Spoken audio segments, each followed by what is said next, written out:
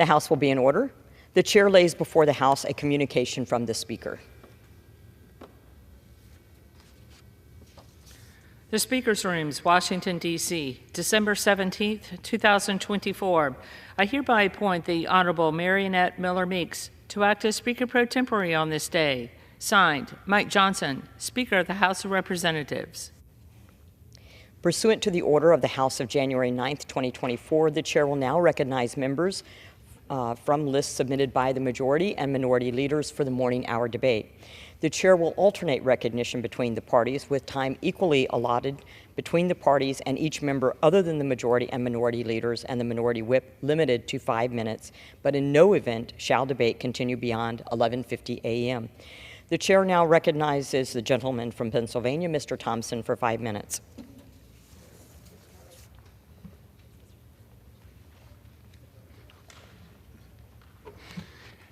Thank you, Madam Speaker. I rise to recognize the dedicated service of several of my colleagues. Throughout my time in Congress, I have had the opportunity to work with many great minds on both sides of the aisle. A life dedicated to public service isn't necessarily easy, but it is essential to ensuring the continued prosperity of our great nation. When I first entered Congress, I became friends with classmate Representative Bill Posey, a gentleman from the great state of Florida.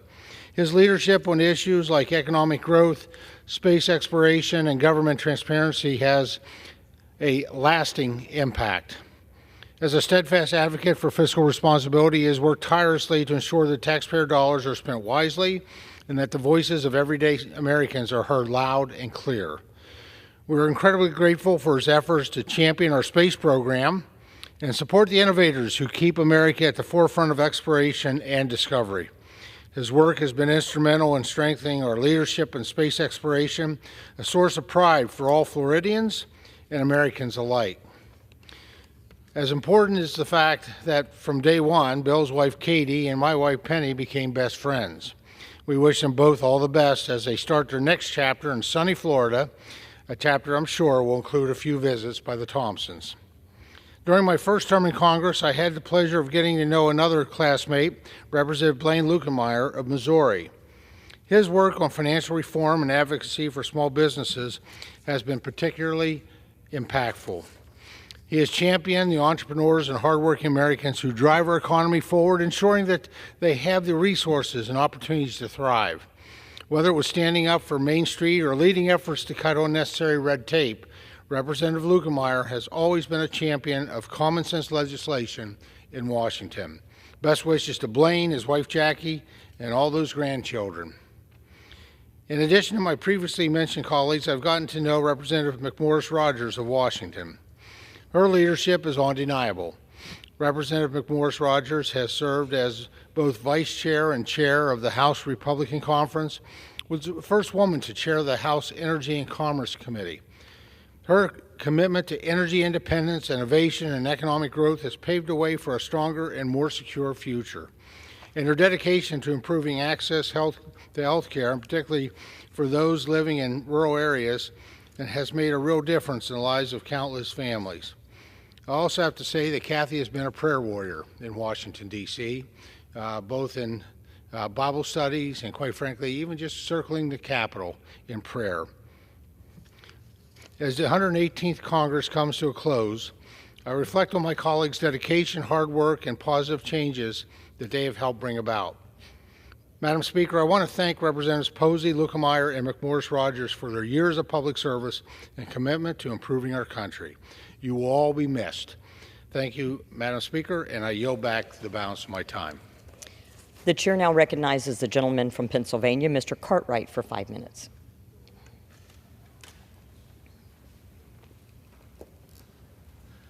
Thank you, Madam Speaker.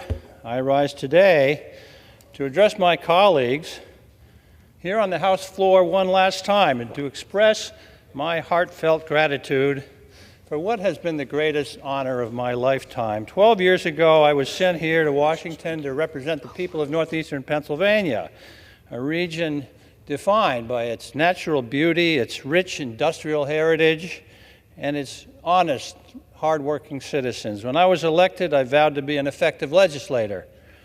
Somebody would put aside politics for party and work across the aisle to pass meaningful legislation to the lives not just of my constituents back home, but of all Americans. And I did that. In my 12 years here, I've had fully 16 bills, pieces of substantive legislation passed into law by the past 3 presidents, laws that are actively protecting our nation's veterans, laws that are preserving our environment, laws that are reducing government waste and helping government work more efficiently. I've also worked to restore passenger rail between Scranton, Pennsylvania and New York City. After more than 12 years of hard work, we're finally on the cusp of seeing that come true, thanks in large part to the passage of the bipartisan infrastructure law we passed last Congress.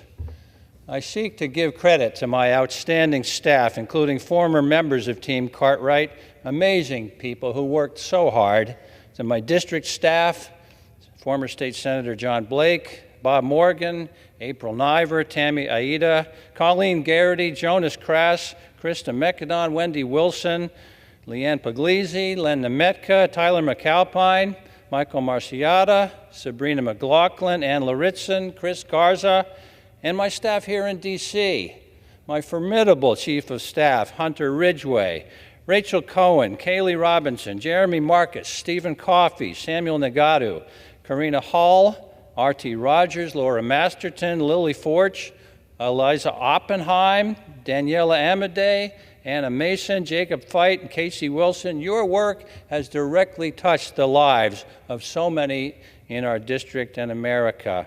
And a thank you is also in order for the outstanding staff on the Appropriations Committee that worked for me. Clerk Bob Bonner and staff members Shannon McCulley, Faye Cobb, Nora Fay, and Jamie Wise have been so valuable to me in my time as chair and ranking member of the Commerce, Justice, and Science Appropriations Subcommittee. None of my work or success would have been possible without the unending support of my family, my sons Jack and Maddie, and their partners, Dr. Tim DeVita and Dr. Celeste Pallone. Wonderful support from the whole family, and my rock, my North Star, my wonderful wife, attorney Marion Munley Cartwright. Thank you for letting me go on this 12-year junket. It's been a real party. Folks, this is the United States Congress. When you make it here, you have made it to the major leagues of world politics. And I've seen it all here in 12 years. I've seen stupendous skullduggery and treachery. I've observed Olympic caliber levels of obsequiousness. But I've also served with the best people I've ever met in my life, people that you look up to, people that you admire, men and women that you would do anything for, and your only regret is that you didn't know them your entire lives. It's been my honor to serve alongside them. You know, in the darkling pre-dawn light of a spring day in May of 1775, when Ethan Allen attacked the British garrison at Fort Ticonderoga at the beginning of the American Revolution, he demanded that the British surrender the fort in the name of the great God Jehovah and the Continental Congress. Well, I'm here to say I have gotten to know the latter. It's been my honor to serve in the latter and to get to know the latter, and now I'm off in search of the former. I yield back, Madam Speaker. Gentleman yields back. The chair recognizes the gentlewoman from Iowa, Mrs. Miller Meeks, for 5 minutes.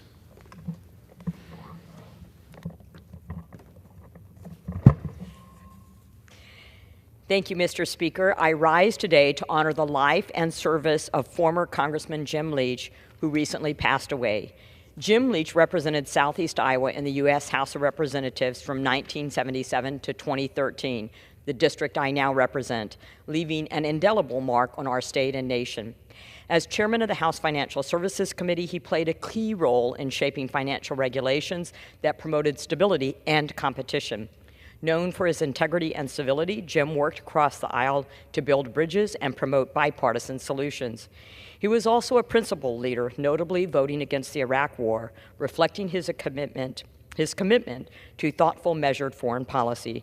Jim's legacy of public service, grounded in his deep love for Iowa and his country, continues to inspire. Our thoughts and prayers are with his family and all who had the privilege of working alongside him. Mr. Speaker, I rise today to recognize the Pleasant Valley Spartan girls volleyball team for their 2024 state volleyball championship. This valiant effort, spurred on by Coach Amber Hall and the team captain Isabel Kramer, led to the Spartans winning their second state title in 4 years. They finished the season with an astonishing 35-2 record. This culture of excellence established in Pleasant Valley will serve as a springboard for these young women, compelling them to strive for that same excellence in their professional lives. The leadership imbued in them will shine through in all aspects of life. The Pleasant Valley all-in mentality, which pushes students and teachers to give 100% effort in athletics and academics, was established in 2016 and has been a cornerstone of accomplishment ever since. The goal of this rallying cry is to instill a growth mindset that encourages everyone to learn together and push each other to always give their best. Congratulations to these Pleasant Valley volleyball girls team. You have made us all proud.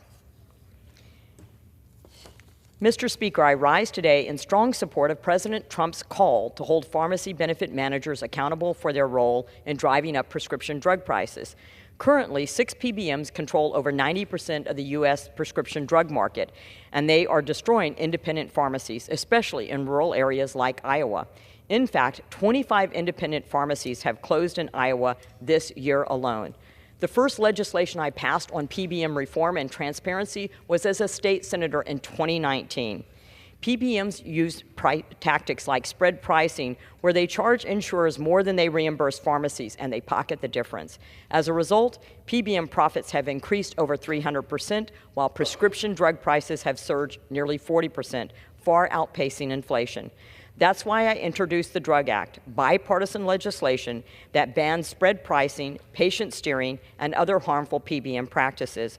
It's time for transparency and fairness in our healthcare system. Let's get on President Trump's agenda and pass PBM reform now. Mr. Speaker, as Christmas approaches, I want to take a moment to wish the people of Iowa a very Merry Christmas. This is a time of year to reflect on the blessing we've received, to show gratitude for our loved ones, and to embrace the spirit of giving. For me, Christmas is especially meaningful because it's a time to slow down and spend time with my family and my friends, and to deliver my well-known cinnamon rolls. In our busy lives, these moments together are precious, and I'm so grateful for the opportunity to share them with those I love most. Iowa is a place where community and family are at the heart of everything we do. As we celebrate this season, I encourage everyone to share those connections and spread kindness to those around you. To my fellow Iowans, may your homes be filled with love, joy, and peace this Christmas. I'm truly grateful for each of you. Merry Christmas and Happy New Year. Mr. Speaker, as Hanukkah begins, I want to wish the Jewish community in Iowa and across the country a happy and meaningful holiday. Hanukkah is a time to celebrate light, tradition, and the strength of family and faith. This season, as families gather to light the menorah and share their meals, I hope you find moments of peace, joy, and reflection. Hanukkah reminds us that even in challenging times, we can always find hope and light. To all those who are celebrating, I send my warmest wishes for a wonderful Hanukkah filled with love and happiness. May your homes be filled with warmth, and may this season bring you closer to those you cherish most. Happy Hanukkah. Mr. Speaker, I want to wish my good friend, who I served with in the state Senate, Senator Chris Cournoyer, of being named the Lieutenant General under Governor Reynolds. Once again, Iowa is trailblazing with this Lieutenant General or Lieutenant Governor selection. Congratulations, Senator Cournoyer. With that, I yield back. Gentlelady yields back. Okay. The chair recognizes a gentlewoman from Delaware, Miss Blunt Rochester, for 5 minutes. Mr. Speaker, today I rise to address this body for my final time as the sole representative from the great and first state of Delaware.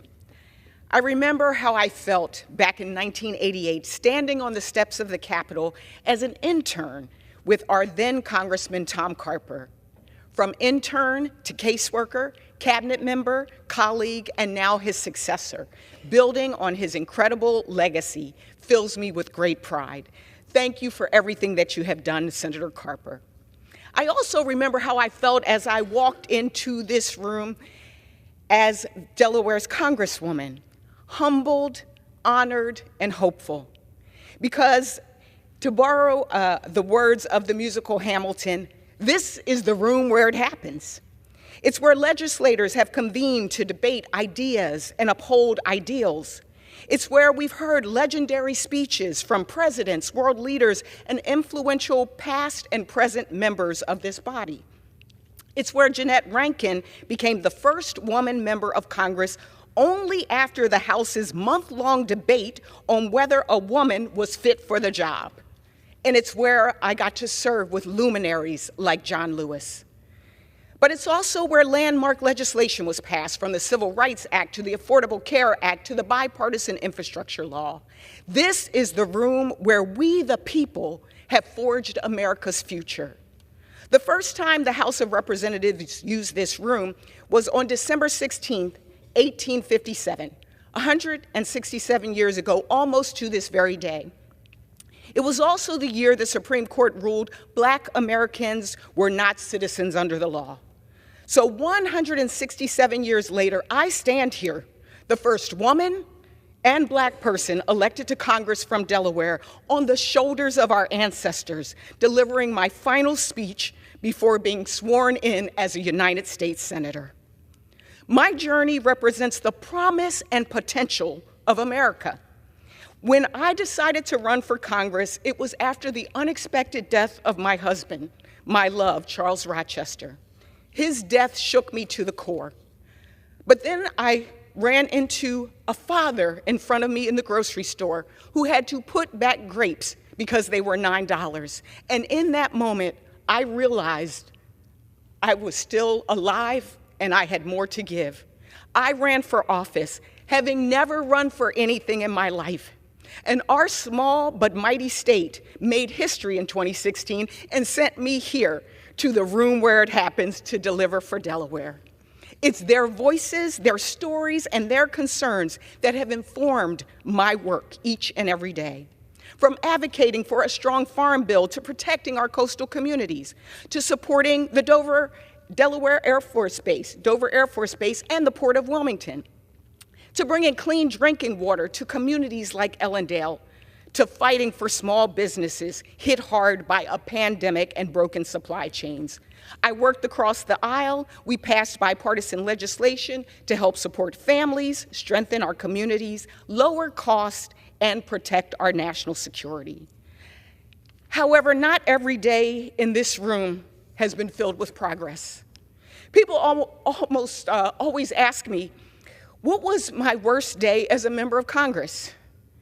Indelibly etched in my mind is that spot in the gallery where I was trapped on January 6th, a day when insurrectionists attacked this temple of democracy, and I prayed for love over hate and hope over fear. And as terrible as that day was, it was also one of my proudest moments, because we came back into this chamber and we fulfilled our constitutional duty and carried out the will of the people. And at that moment, I recommitted to this work, to our democracy, and a hope for a brighter future. But let me be clear, the race to liberty and justice is not over. And in running it, we must remember the saying that the race is not given to the swift nor to the strong, but to the one that endures. And if we are to build a democracy, a planet, and a future that endures, it will take each and every one of us doing our part. So in closing, to all of my colleagues and friends, to the incredible staff in this room and in the cloakroom and in the building, thank you so much for your friendship and support. To my dedicated staff members who have been on this journey with me every step of the way, I could not have done it without you. To my family, thank you for your unyielding love and support through it all. And to my late father, Ted Blunt, thank you for showing me the true meaning of service. Dad once said, "You become what you see unless you see what you want to become." Dad, in you, I still see what I want to become. And finally, to the countless Delawareans who have entrusted me with the responsibilities of this office and the next, I'm honored, grateful, and ready to serve. In the words of Hamilton, there's a million things I haven't done, but just you wait. Thank you, and I yield back. The chair now recognizes the gentleman from Kansas, Mr. LaTurner, for 5 minutes. Thank you, Madam Speaker. I rise today to address this body for the last time. I have always felt immense gratitude for God's blessings in my life, but since deciding not to seek re-election last spring, that gratitude has only deepened. As a son of Kansas, I am guided by our state motto, ad astra per aspera, to the stars through difficulties. It's a truth I have seen lived out in my own family generation after generation. My grandmother dropped out of school in the 9th grade because she had only one dress and could no longer endure the ridicule of her classmates. Yet, after raising 6 children, she returned to school, earned her GED, and became a nurse, a testament to her resilience. My grandfather, the eldest of 6 siblings, faced his own struggles. After losing his father at 18, he became the first in our family to graduate high school. He served his country in Korea, where he lost sight in one eye. Unable to pass a physical, he worked odd jobs until he found his calling in public service, becoming a lay judge in our county. My father continued this legacy of determination. As a single parent, he worked long hours managing the local Sonic while putting himself through college. He became the first in our family to earn a degree, going on to serve as an educator and later as the mayor of our hometown, Galena, Kansas. I share these stories, Madam Speaker, because they remind me every day that I did not get here on my own. To put a finer point on it, my grandfather's father was killed in the mines at the age of 41, leaving behind a widow and 6 hungry children. They endured hardships most of us cannot fathom. And yet, 3 short generations later, his great-grandson was called the gentleman from Kansas on the floor of the United States House of Representatives. What a country this is. But it's not just my story. It's the American story. It's the story of what's possible in this extraordinary country when opportunity is paired with sacrifice, when freedom is protected, and when institutions like this one work to preserve that dream for those yet to come. This chamber, at its best, exists to ensure that the ladder my family climbed remains sturdy and strong for future generations. I am confident that in the 119th Congress, we'll take up that charge, improving our economy, securing our border, making our streets safer, and showing true American leadership on the world stage. I want to humbly offer 2 parting suggestions. When I first arrived here, I visited then Dean of the House, Don Young. He told me that when he arrived in 1973, it was customary for freshman members to wait 6 months before speaking on the House floor. To his surprise, I adopted this tradition. I did so partly out of deference to the dean, but mostly because it showed respect for this institution, an institution and a system of government that our founders painstakingly designed to safeguard against human nature. It is all our responsibility to protect and preserve it. My second suggestion concerns our role on the world stage. We must be thrifty, strategic, and we must never outsource our sovereignty, but we still have a critical role. One small but impactful example is preventing children from dying of starvation. Ready-to-use therapeutic food, or RUTF, is an American-made nutrient-dense paste that has saved millions of lives across the globe. The State and Foreign Operations Subcommittee increased funding by $300 million while reducing overall spending by over 10%, and this body passed it. That increase should be realized. It is the right thing to do. I want to thank Tim Schallenberger, Mark Dugan, Sam Brownback, Lynn Jenkins, Jake Kennard, and Braden Dreiling, my chief, and all of my staff, past and present, for serving both our district and this institution so ably. I want to thank the people of Kansas from the bottom of my heart for trusting me to represent them in the state Senate, as state treasurer, and in Congress. Most importantly, I want to thank my friends, both home and my colleagues here, my supporters who helped me get here, and my family. I especially want to thank my grandparents who helped raise me, my dad, my brother, my sister, my wife Suzanne, and our 4 children, Ava, Joe, Maggie, and Gus, here with me today, for joining me on this journey and for their incredible sacrifices. To my kids, the best title I've ever had is Dad, and that title is about to get my full attention. Above all, I thank God for His blessings on my life, my family, and this nation. Madam Speaker, the future is bright, and for the last time, I yield back. The chair now recognizes the gentleman from California, Mr. Cardenas, for 5 minutes.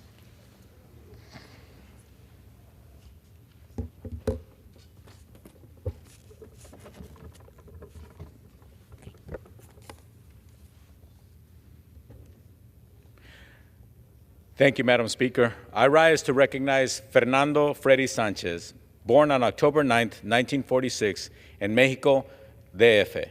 Freddy was raised in Mexico's border state of Baja California, spending most of his early years in the cities of Mexicali, Ensenada, and Tijuana before he made his way to the United States.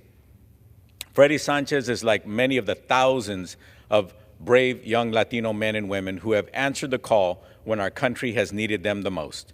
Freddy Sanchez's military service spanned from 1968 to 1970. He spent 5 months training in the old U.S. Army post at Fort Ord, California. Freddy saw military action in Vietnam, spending a year in the Army's Long Binh post near Saigon. He served the remaining 7 months in Fort Carson, Colorado. Freddy Sanchez was designated Military Operational Specialty 88. He was part of the transportation specialists. Freddy drove 10-ton Army trucks and had the honor of driving the company commander. As Freddy often reminds us, that nothing good comes easy, but thanks to the Army, he was well-trained and was able to succeed. Following his military service, Freddy worked 50 years for Lockheed Martin, first as a mechanic, machinist, and then as a foreman. Freddy enjoyed going to work every day. He felt his job was more like a hobby. One of the impressive things he got to accomplish was working on the Pathfinder, where his name, along with his colleagues, is recorded forever on a tiny disc. His career at Lockheed allowed him to buy a home in Panama City, California. In 1972, Freddy married his soulmate, Lerina, and are celebrating 52 years of marriage. Freddy and Lerina are blessed with 3 children, Fernando Jr., Nancy, and Sergio.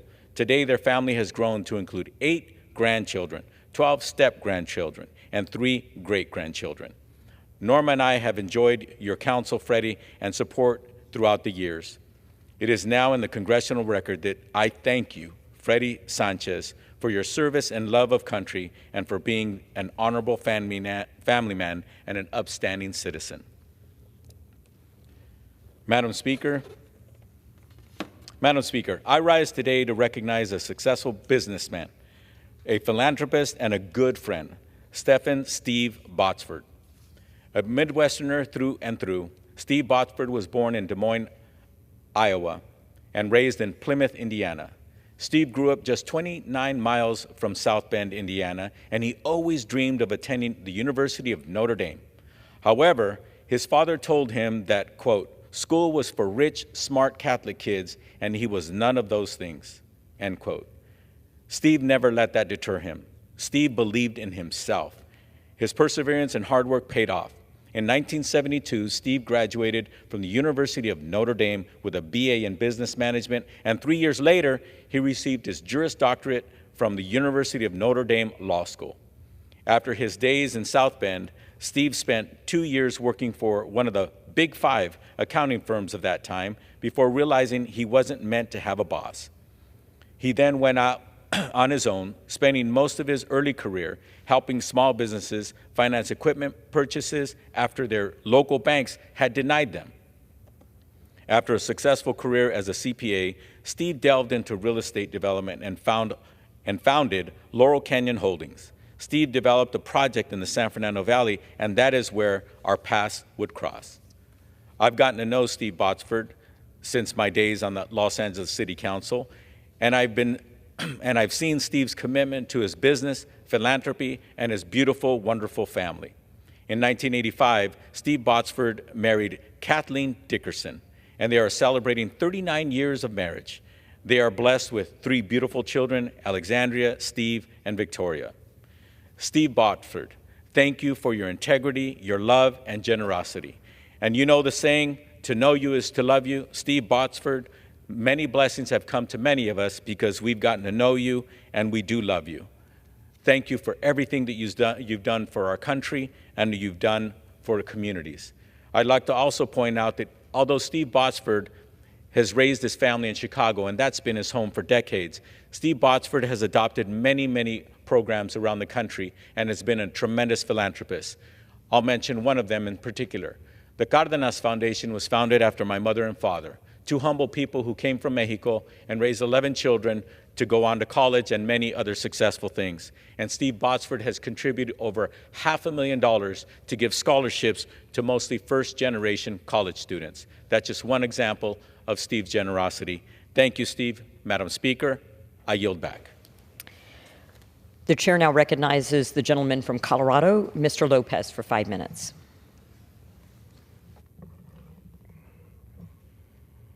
Thank you, Madam Speaker. I rise today to champion the heartbeat of America's economy, our small businesses. These are not just storefronts or individuals that are looking to open a business before their own satisfaction.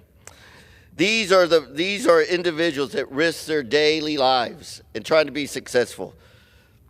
You know, when you look at a small business owner, I would urge you to realize that they are in the front lines of our economy. You know, there are men and women in uniform, and we should always salute them because they are in harm's way in order for us to live the American dream. But I'm here to tell you that there's a second army, and that is the small business community. Because every day they get up, they wake up, not knowing whether they're going to have a successful day, not knowing whether they're going to be able to achieve those dreams. But they have families and friends and employees that they must provide. I'm here to urge you to remember that small business is big business. Small business is the heart and soul of our nation. Without small business, there would be no communities. There would be no quality of life. Every single day, every American, when you walk around in your daily lives, you will touch anywhere from 7 to 8 small business owners. You will touch them and you will help them because that is the fabric of America. Every major corporation started small. No one begins a large company. And so I'm here to remind you that you must always recognize that when small business is suffering, our communities are suffering. I used to be the mayor in Colorado, and I used to be the former director of the United States Small Business in Colorado. And I would remind people that when corporate America sneezes, small business catches pneumonia because they are the ones that are struggling the most. I'm here to also tell you that our farmers and our ranchers, they are small business owners. A lot of people forget that most of our farms are family-owned farmers. I have 21 counties in Colorado that I represent, and it's rural Colorado. So I have hundreds of families that are farmers and ranchers, and these are small businesses, and we must protect them. You know, we're going to be talking about the continued resolution and how we're going to fund government for the rest of the year going into the year of 2025.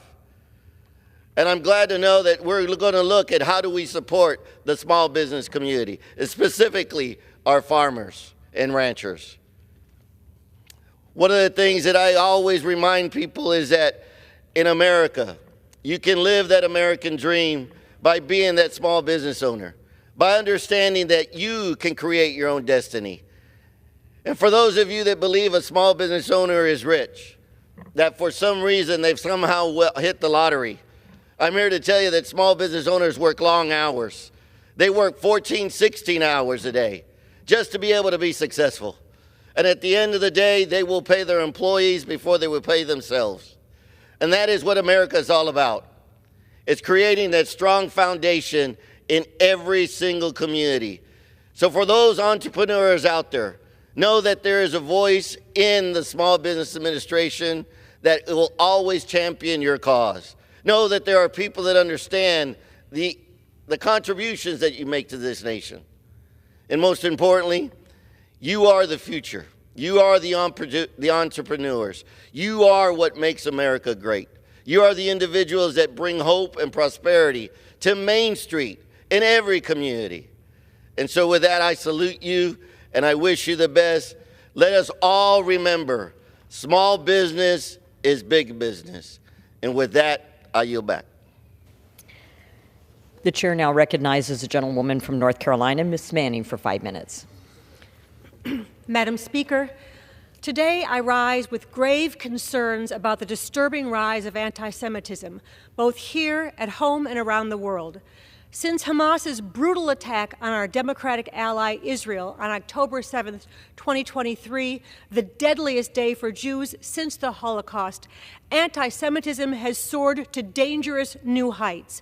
We've witnessed it online, in our schools, at hospitals, at professional associations, at art exhibits, and in communities across the country where Jewish individuals and institutions have been targeted with hate and violence. This recent surge, while shocking, should not blind us to the fact that anti-Semitic sentiments have been festering and intensifying for years.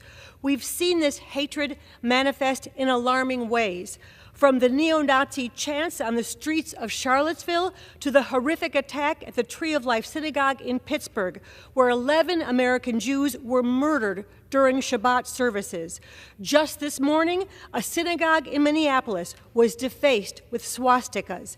These incidents are a stark reminder that the Jewish community is facing a relentless wave of anti-Semitic vitriol. We know anti-Semitism is not new. It is an ancient, shape-shifting conspiracy theory that has endured throughout history, adapting and taking on new forms across the centuries, and blaming the Jews for whatever ills a society experiences.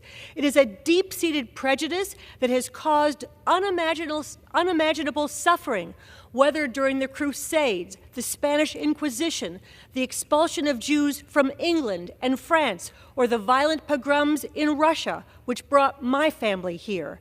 And of course, there is the Holocaust, a tragic and incomprehensible period in which 6 million Jews, including over 1 million children, were systematically murdered. Despite the unspeakable horrors committed during the Holocaust, this hatred has not disappeared. It has adapted, it has spread, and it continues to poison societies to this very day. History has shown us a painful truth.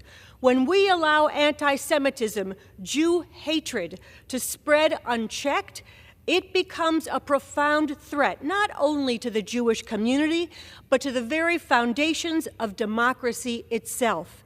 Anti-Semitism is a poison that corrodes societies from within. It is not merely a threat to the Jewish people. It is a threat to all minority groups, to the vulnerable, to the values of tolerance, equality, and justice that underpin our democratic institutions. However, unlike in the past when governments themselves promoted, sponsored, and weaponized anti-Semitism to fuel discrimination and violence against the Jews, that is not the case today. Today, our government is engaged in the fight against anti-Semitism. Indeed, in the United States, we understand that we have the power, the responsibility, and the moral obligation to take a stand against anti-Semitism. That is why, in response to this rising tide of hatred, I have introduced the Countering Anti-Semitism Act, the most comprehensive anti-Semitism legislation in the history of our country. This bipartisan, bicameral legislation, with more than 60 co-sponsors, would codify portions of President Biden's national strategy to counter anti-Semitism. It would establish the first ever national coordinator to counter anti-Semitism. It would also require law enforcement to ensure robust threat assessment reporting, enhance education about the history of anti-Semitism, and appoint a senior official within the Department of Education to counter anti-Semitism on college campuses and in K-12 schools. Come January, we will have a new administration and a new Congress, yet this issue is not going away. That's why I'm calling on my colleagues to join me in taking a firm stand against rising anti-Semitism. Each of us in this body has a responsibility to ensure that the horrors of the past are never repeated. This Congress must send a powerful message that there is no room in this country for anti-Semitism or any kind of hatred. And I ask my colleagues to continue this work after my time in Congress comes to an end. While we may never eradicate anti-Semitism, we must make it clear that anti-Semitism and all forms of discrimination are unacceptable and can never be normalized in this great country, the United States of America. Thank you. The chair will receive a message. Madam Speaker, messages from the Senate. Madam Speaker, Madam Secretary. I have been directed by the Senate to inform the House that the Senate has passed S-465, an act to require federal law enforcement agencies to report on cases of missing or murdered Indians and for other purposes in which concurrence of the House is requested. The chair now recognizes the gentleman from California, Mr. LaMalfa, for 5 minutes.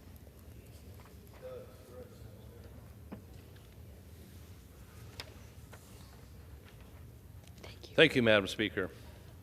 I'd like to talk for a moment about how Washington's obsession with overregulation is making life unnecessarily difficult for everyday Americans. Under the Biden administration, their energy efficiency standards have become weapons of control, driving up costs, limiting choices for households, and strangling economic growth. Under Biden's anti-energy agenda, American families are feeling the pinch every time they turn on a light, heat their home, power their appliances, or fuel up their vehicle. These so-called efficiency standards don't lower costs, they shift the burden onto people's wallets and purses. In my home state of California, we've seen the impact firsthand. Between skyrocketing energy bills and the blackouts caused by these misguided policies, families are paying more for less reliability. Indeed, the blackouts we see in California for two chief reasons. One, on a hot day in July or August or September, you can see the grid actually having to shut down manufacturing, shut down businesses so the rest of the grid doesn't collapse when people are trying to air condition their homes or other businesses. And secondly, we have what are called public safety power shutoffs, which when the wind blows in California, we actually have to shut off the power lines in some cases. Because the fear is that tree branches and trees, whatever, might fall upon the power lines and cause the blackout and the failure of the equipment, but also a wildfire. Indeed, in my own district, we've suffered with enough wildfires to last eons. A million-acre fire known as the Dixie Fire just this last year, this current year, the Park Fire, hundreds of thousands of acres, many homes damaged. The Camp Fire a few years ago, where 85 people lost their lives. So it's all sorts of mismanagement by government in that we're not managing our forests, and we don't have the electrical grid to have 24-hour sustainability even in the tough time of year. There's remedies for that. We could be building more nuclear power plants. We could be building more natural gas plants and not regulating them out of business and not stopping the pipelines that we should be building to get natural gas, which is extremely efficient and extremely low cost. And we could not be doing dumb things like tearing out hydroelectric dams like is being foisted upon in my district in Northern California, where 4 hydroelectric dams have been removed. And what do you get with a hydroelectric dam? You get water storage, you get flood control, you get water for agriculture, you get the hydroelectric power, you get recreation. So that's been taken away. And when you're talking hydroelectric power, a lot of people are worried about CO2 and carbon dioxide. Hydropower is a zero CO2 emitter, as is nuclear power. But we seem to want to regulate these things out of business, regulate them to not be part of our grid. Instead, the idealism of a few solar panels and windmills, which have a very limited life and are very inefficient. But this is the future the Democrats want for the rest of America. Like in California, where energy is neither affordable nor dependable. Soon gone will be the days when you can buy the appliance that best works for you. Bureaucrats now want to dictate what kind of washing machine you can have, what stovetop you can use, and even how long your dishwasher should run. Even the light bulbs you can use. So if you're, and a new mandate in California is talking about how state buildings, schools, things like that, have to just start changing the light bulbs out by an arbitrary deadline. It doesn't matter if the bulbs have burned out or been used up or the ballasts have been used up yet. They just want to change them out. And this is going to cost schools, for example, hundreds of millions of dollars through the whole state to have to just arbitrarily change these out instead of letting them attrition over time. I'm doing that on my own farm, my own ranch, where when a ballast goes out or a set of bulbs goes out, let's change it over to that LED now, at this time, and then you're saving the costs. They don't care about that. They just have this mandate. So we're limiting options, and government is telling you, well, that's good enough for you, for your home. Californians know this all too well. We've been forced to live with these policies that now Washington, D.C. tries to emulate. This just continues to strangle our economy. Manufacturers forced to spend millions complying with ever-changing rules. To small businesses, even struggling under higher energy costs, these regulations hurt all of them, large and small, as well as families. The more we hamstring energy production and force businesses to conform to out-of-touch mandates, the less room we have for growth and prosperity. And there's a couple key drivers that are making things less affordable with inflation, high cost of energy being one of them. The other is government overspending, as we're going to find out here pretty soon this week. These policies are rooted in the same far-left ideology that has driven inflation. They've weakened our energy independence and left America less competitive on the global stage. We need to do better. I yield back. The chair now recognizes the gentleman from Massachusetts, Mr. McGovern, for 5 minutes.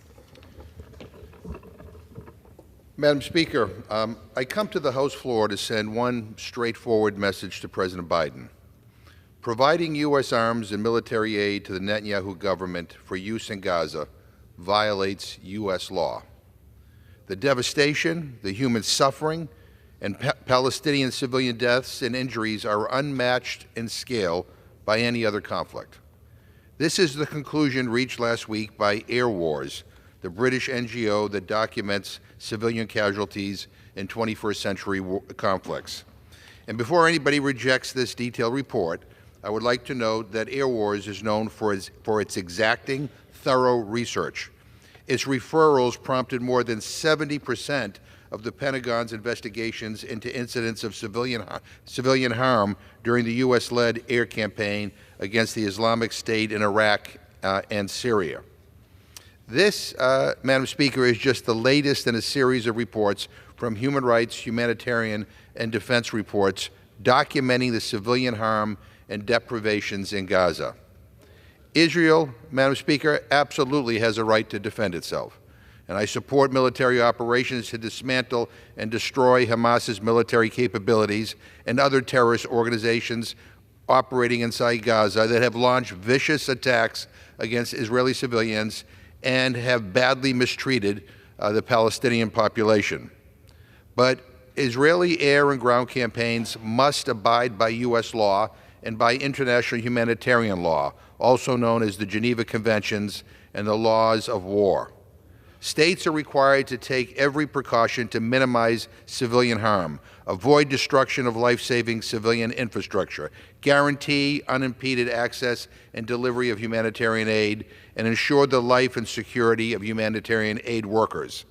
Specifically, I'm talking about Section 620I of the Foreign Assistance Act, also known as the Humanitarian Corridor Act, which states, and I quote, "No assistance shall be furnished under this Act or the Arms Export Control Act to any country when it is made known to the President that the government of such country prohibits or otherwise restricts directly or indirectly the transport or delivery of United States humanitarian assistance," end quote. We all know that the Netanyahu government has frustrated the delivery of such aid to the people in Gaza. The Netanyahu government has also violated its assurance under President Biden's own National Security Memorandum 20, which requires U.S. military assistance, arms sales, and arms transfers to not be used contrary to U.S. law and international humanitarian law.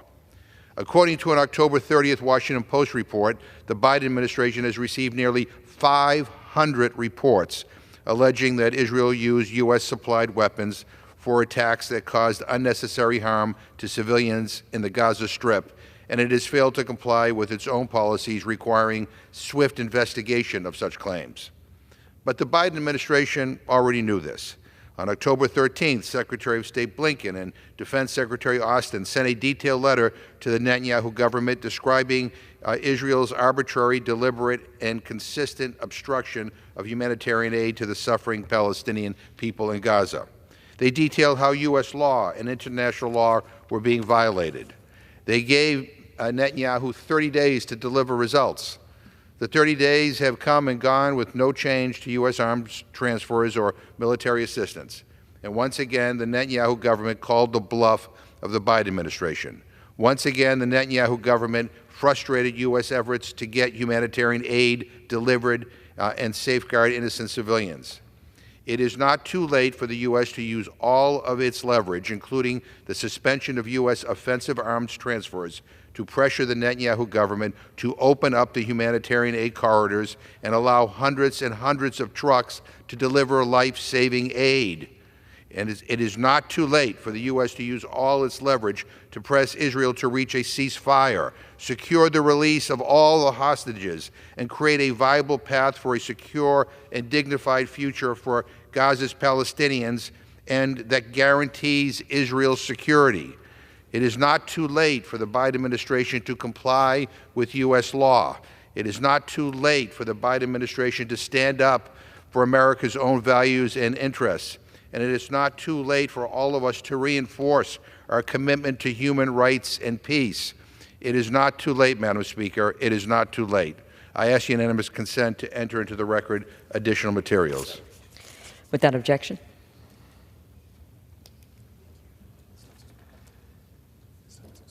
Your time has expired.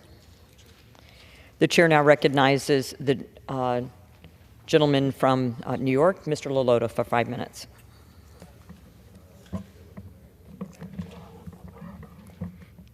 Madam Speaker, for far too long, my constituents who live in Flanders, Riverside, and Northampton have faced unnecessary challenges caused by shared zip codes.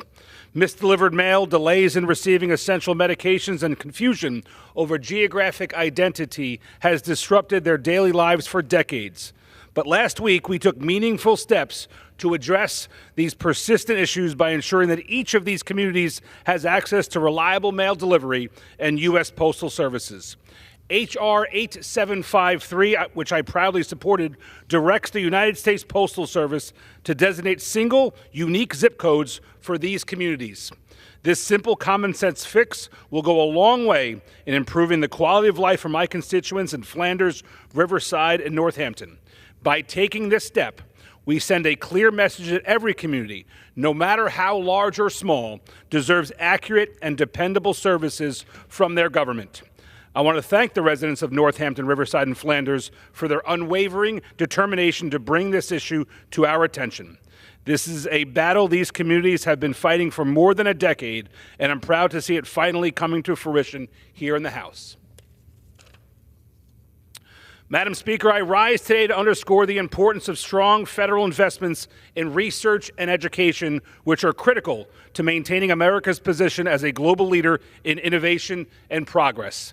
Stony Brook University, located in my district, is a prime example of the extraordinary advancements that come from such support. As one of the nation's leading public research institutions, Stony Brook excels in quantum physics, artificial intelligence, and healthcare. Their groundbreaking work drives economic growth on Long Island, throughout New York State, and across the nation, while pushing the boundaries of scientific discovery. Stony Brook's role as a quantum internet testbed and its status as a hub of transformative research demonstrates the immense potential of continued federal investment in higher education. Institutions like Stony Brook don't just shape our present, they are laying the groundwork to become the next premier research institution, setting the standard for excellence in education, research, and innovation. I'm committed to ensuring that institutions like Stony Brook have the resources needed to thrive, securing our nation's leadership in education, research, and innovation. Let's go. Madam Speaker, Governor Hochul's so-called congestion pricing is just a commuter tax that unfairly targets hardworking Long Islanders. With families already struggling under New York's crushing tax burden, this plan adds insult to injury, forcing suburban communities to subsidize the wasteful and mismanaged MTA. The MTA loses nearly $700 million annually to fare evasion, over $300 million on buses alone, and doles out six-figure overtimes to hundreds of employees. Instead of addressing these failures, Hochul and her New York City allies want suburban New Yorkers like my constituents to fill a $15 billion budget funding gap without any reforms or accountability. Hochul suspended this ill-conceived commuter tax before the election, but shamelessly brought it back afterward, breaking the trust of so many New Yorkers. Long Island deserves better, real accountability, fairness, and policies that reflect our priorities, not another slap in the face from Albany's one-party anti-suburban agenda.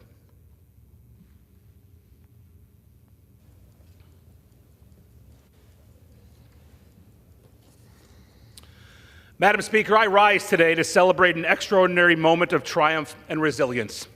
After 8 long years of wrongful detention in China, my constituent and Huntington resident Kai Lee is finally back on American soil and has been reunited with his family.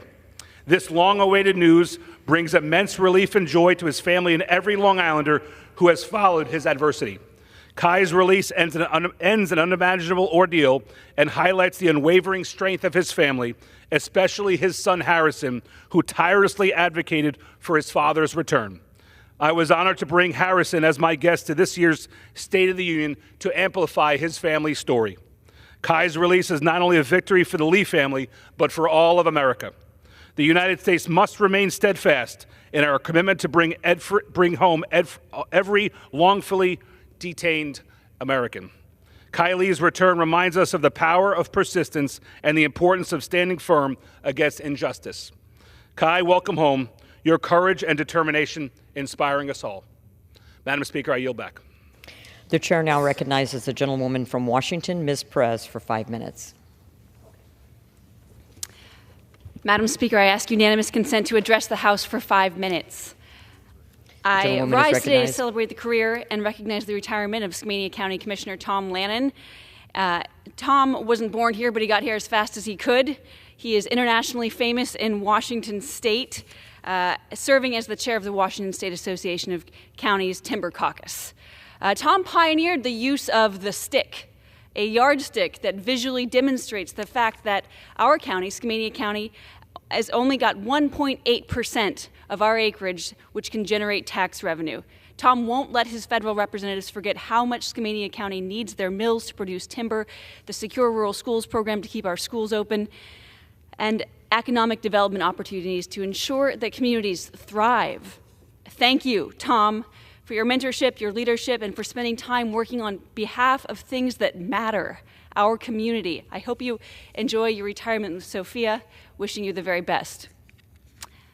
Madam Speaker, I rise today to discuss the fire that was set to a ballot box in my district on October 28th.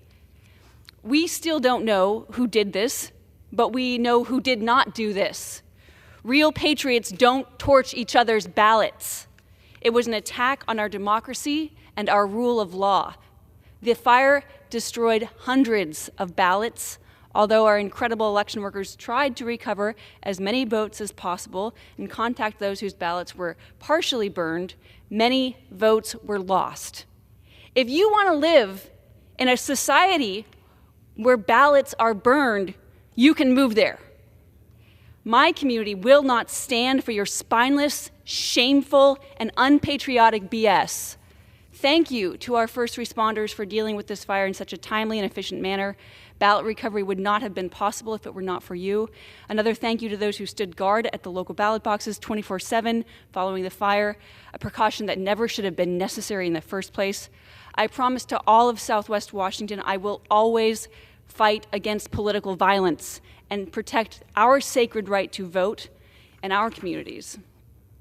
Madam Speaker, I rise today to congratulate Dennis Weber on his upcoming retirement from the Cowlitz County Board of Commissioners. After serving as commissioner for 12 years and in the public sector for 40 years, Dennis has spent his career being a pillar for our community. He has spent many years as a social studies teacher before transitioning to roles in public office. He has been an excellent advocate with the Spirit Lake Toutle Cowlitz River Collaborative to help protect downstream communities, project collaboration, and good accessible data. I've been privileged to work with Dennis over the years. When I helped reintroduce the National Landslide Preparedness Act, Dennis helped to provide testimony from Cowlitz County.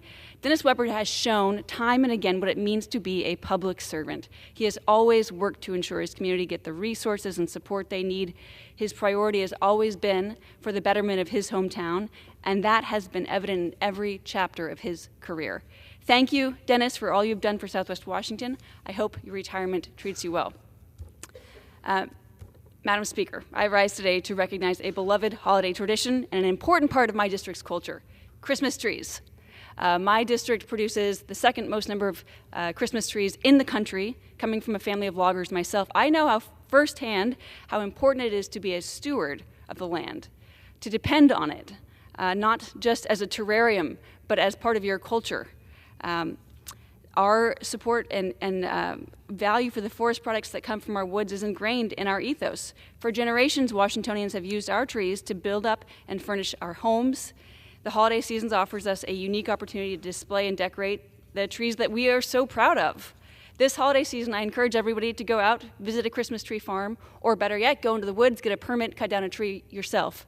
This is not the time to be supporting petroleum-based Christmas trees, but our own homegrown trees that support our economy and our culture. Madam Speaker, I rise today to congratulate Sharon Passett on her retirement as Executive Director at Partners in Careers, also known as PICS. PIC is a nonprofit organization that connects job seekers with workforce training and opportunities with local businesses and community members. PIC aims to assist low-income parents, domestic violence survivors, homeless veterans, and others get a second chance at a career. PIC has been a huge asset to our local Ukrainian community, helping refugees and immigrants secure job opportunities. Sharon has led PIC for 13 years, where she has helped to expand youth and veteran programs throughout her community. Recently, Sharon, along with her partners at PIC, were honored as the Community Partner of the Year at the Washington Workforce Association Conference. Thank you, Sharon, for all of the work you've done for our community. I wish you all the very best in your retirement. Thank you, Madam Speaker. I yield back. The chair now recognizes a gentleman from South Carolina, Mr. Norman, for 5 minutes.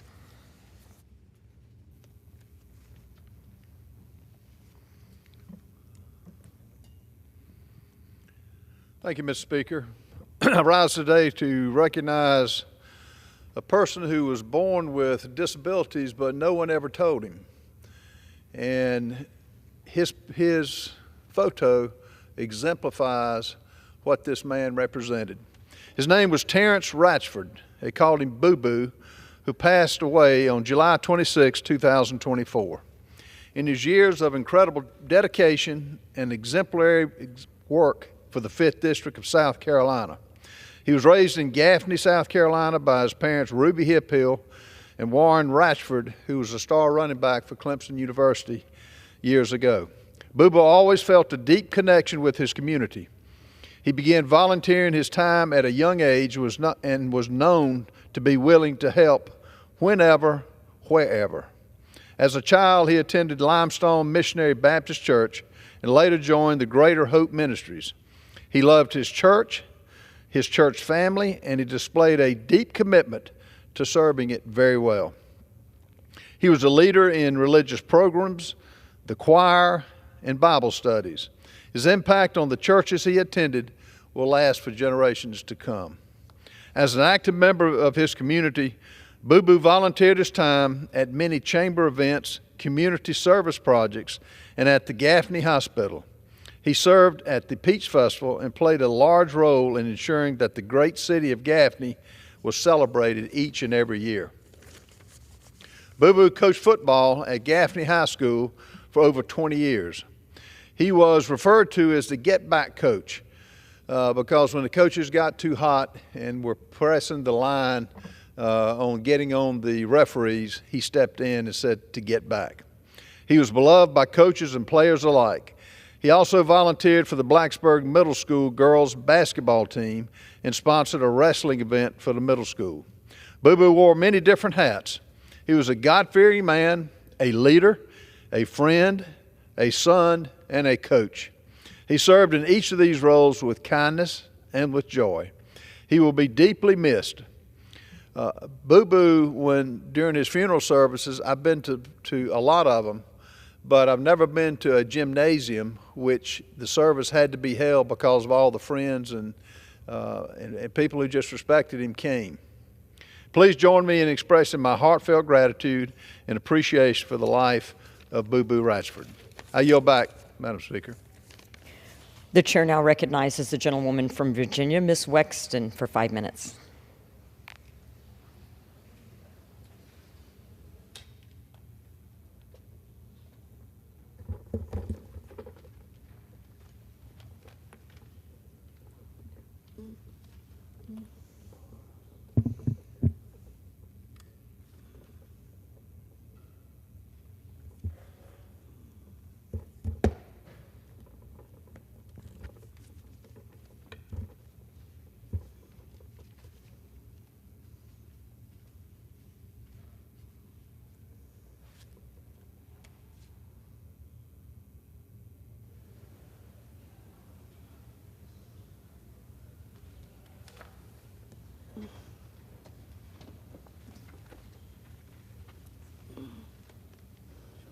Madam Speaker, I rise today to share my gratitude for this remarkable opportunity to serve my community. As I prepare to retire from Congress, I've been reflecting on what brought me here. Despite growing up just outside of D.C., I was very much not one of those people who envisioned themselves in elected office since grade school. But I did want to help people. That's why I chose to be a lawyer. And I was very fulfilled doing that work, especially the opportunities to serve as a prosecutor and later a guardian ad litem for abused and neglected children and substitute judge. Then, one day in late 2008, I went just around the corner from my law office to Ida Lee Park in Leesburg to hear a skinny guy with a funny name talk about his message of hope and change and yes, we can. Hearing then Senator Obama speak was the first time that I stopped thinking, that can't be me, and started thinking, yes, I can. I believed him when he said that we could come together around what unites us as Americans and do the hard work of making life better for our neighbors. And so my political career began. In 2014, I won a state Senate special election and went to Richmond as a bright-eyed new legislator at a time when the legislature still didn't have a whole lot of people like me there. I was one of just a few women with school-age kids and served in the minority. I learned quickly that my best ideas for policy come from my constituents. I heard a woman's tragic story of losing her brother to an overdose and took action to make Narcan more accessible. I worked with a mom to help pass a law that gave greater benefits to single parents of kids with disabilities. Another constituent came to me about her horrific sexual assault story, so I wrote a law empowering victims of revenge porn to file lawsuits and recover damages from their perpetrators. But then in 2016, another unlikely candidate for president led me to make a career change I never could have imagined. Once again, though, it was the hope that I could help people that led me to run for Congress. I wanted to stand up for the communities who did not feel represented. I stood with our Muslim neighbors at Dulles Airport to protest the Muslim ban. I became the first member of Congress to hang a transgender rights flag outside of my office. And as the child of two parents who had worked for the federal government, I became a vocal advocate for the integrity of our civil service. But most of all, I ran for Congress because of my kids. I went to Washington with the goal of making sure the stories of Virginia's families were heard and that their representative was fighting for their needs. And I'm proud of what I was able to do. Like working on legislation to invest in childhood cancer research in honor of a young constituent, Gabriella Miller, and her courageous battle and advocacy, supporting survivors of domestic violence and abuse, expanding mental health resources for Capitol Police in the wake of January 6th, and standing up for human rights of Uyghurs in China. It has been quite the, quote-unquote, unprecedented 6 years in Congress. Facing the longest government shutdown in history, not one but two impeachments, a pandemic, an insurrection. And in the midst of it all, I began facing the greatest challenge of them all, my battle with PSP. One of the first questions I asked my doctor after my diagnosis was if I could still run for re-election. His response, "Why would you want to?" It was a very serious and sobering moment, but in truth, I had plenty of answers for him. Above all, I did and still very much do believe in the possibility to bring hope and make change in the lives of those we serve here. As I battled this disease which robbed me of my ability to move and speak, I wanted to make the most of my platform to bring some good out of this terrible situation. As I mentioned, my best ideas for legislation often come from personal stories constituents share with me. Now, it was my own struggle that I hope to help turn into meaningful change in policy. One of my proudest moments in Congress has been successfully helping lead the bipartisan national plan to end Parkinson's Act to become law, the most consequential legislation ever passed to tackle Parkinson's and related conditions like my PSP. It will go a long way toward improving and saving lives. This has been a journey which has been so challenging, yet one which I am proud to have stood strong in and done my part to give hope and comfort to others facing similar battles. Our disabilities and our health struggles do not define who we are, and I feel more strongly than ever that it is so important to share that truth with the world. This journey could not have been possible without so many people who share my belief that I could make positive change and conviction that there is real good to be done through public service. To my family, Team Wexton, and all the people of Virginia 10, thank you. I hope I've made you proud. As I head into my final days in Congress, I'm choosing, once again, to have hope. People didn't lose hope in me after my diagnosis. I have real hope that one day we'll find a cure for PSP. I see reasons for hope every day, especially in young people, women and girls, and others who don't traditionally have a seat at the tables of power, who are discovering and believing in the power of public service, just like I did all those years ago at Ida Lee Park. I hope that the most impactful legacy I can leave is in the power of perseverance and persistence, and in the belief that change is possible through public service, and that change is coming if we are willing to work for it. Thank you. Madam Speaker, I yield back. The chair now recognizes the gentleman from Arizona, Mr. Ciscomani, for 5 minutes.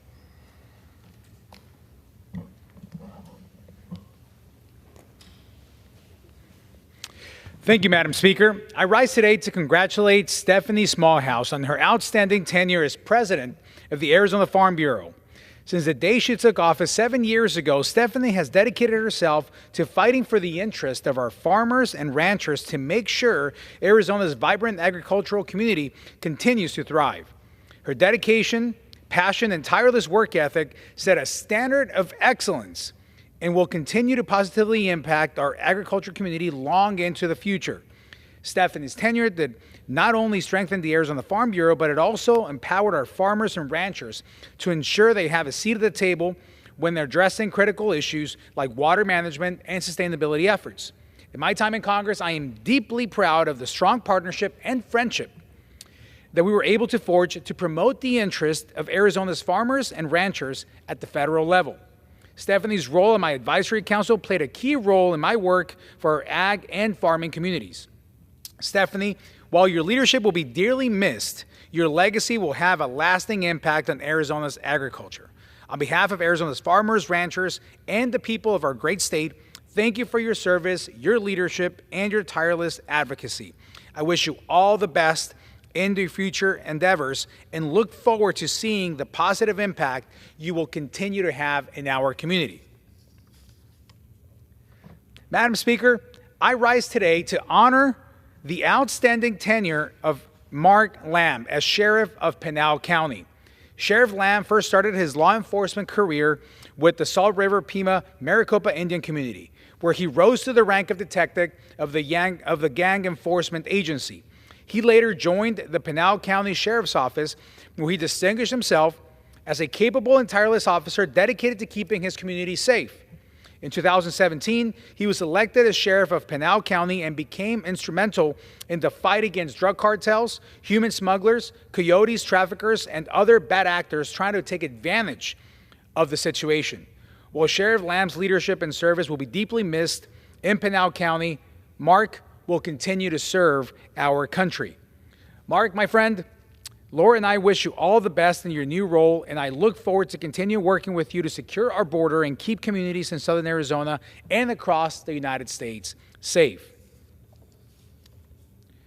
Madam Speaker, I rise today to congratulate my good friend, Art Del Cueto, for an outstanding career as a Border Patrol agent.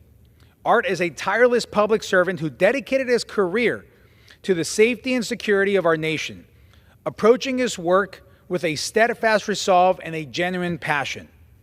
In the last 4 years, as the Border Patrol encountered its most chaotic period, Art exemplified integrity and commitment, earning the respect and admiration of his colleagues, lawmakers, and Americans across our great country.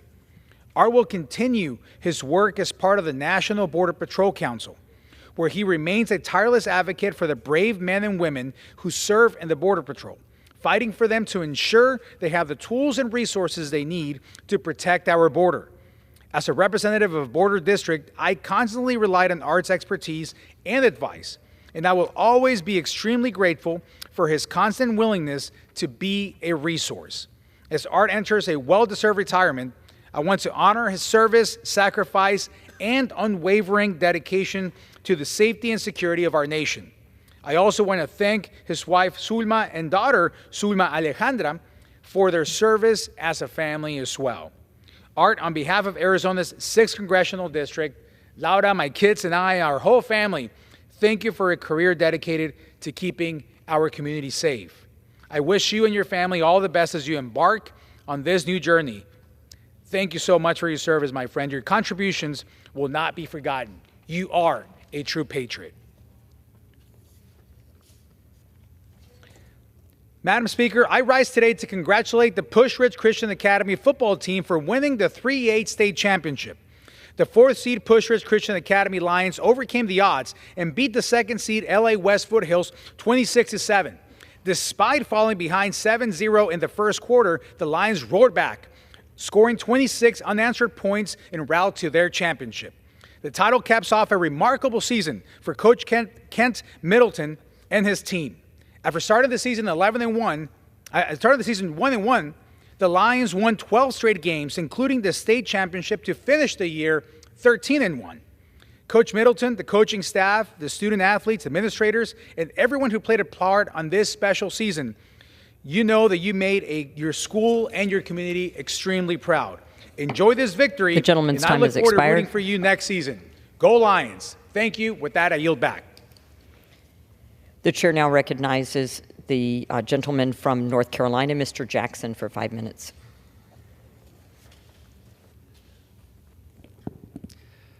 Thank you, Madam Speaker. I rise today to give my last speech as a member of the House of Representatives. What an incredible honor. It has never been lost on me that the privilege of serving here was granted by the people I represent, people who trusted me to listen to them, speak for them, and conduct myself with integrity. Every time I've stepped onto this floor, I have felt the weight of our nation's history and the hope of millions of people that we will conduct ourselves and do work that serves them well. And one of the joys of serving in Congress has been the surprise of learning how much good work you can do if you are here to do work. I want to thank my staff, an incredible group of young people who woke up every morning asking themselves, how much good can I do today? A big part of the reason serving here was such a joy and such an honor was because I got to do the work with them. And I won't go down the big list of everything that we got done, but we were able to do a lot. Improve water systems for small towns, expand parental leave for members of the National Guard, parents who had earned it, and improve weather radar detection for the people of North Carolina's 14th District who have needed that for decades. When people come up to me now that I'm leaving and say, boy, Jeff, I bet you're glad to be getting out of that place, I say, no. That hasn't been my experience here at all. Part of the reason is because of the two committees I had an opportunity to serve on, Armed Services and Science. Relatively serious, bipartisan, really about the work, not a lot of shouting going on in the Science Committee. And the Armed Services Committee, for someone who enlisted as a private 22 years ago, to be a part of classified briefings with our nation's top military leaders, what an amazing experience, what an incredible education. To anyone who's considering running to serve, I could not encourage you more strongly. However, that said, a word of caution to everyone back home, as well as anyone who may be listening. I know that when you look at Congress, you see a lot of anger. And what I need you to know is that most of the ones who are angry here are faking. They know that eliciting your outrage is a surefire way to gain your attention. And some of them want your attention more than they want to do a good job. I've seen this over and over again. That when the cameras turn off, so does the anger. There are moments of genuine frustration felt by everyone, felt by me. That's normal in a legislative body, to be expected. But the ones who are always trying to make you angry, they are faking. It is theater. And a ton of you keep falling for it. And you owe it to yourselves not to be fooled by the outrage farmers in Congress. My request to all of you and to everyone back home, don't reward the theater, reward the work. If you do that, you'll get more work and less theater. Thank you to my colleagues who do their job in that manner. Thank you to my staff who genuinely was a constant source of energy and inspiration. Thank you to my family who allowed me to be away from home to do this work. And thank you to the people of North Carolina's 14th District for trusting me to be your voice. It has been the greatest honor of my life. And I yield back.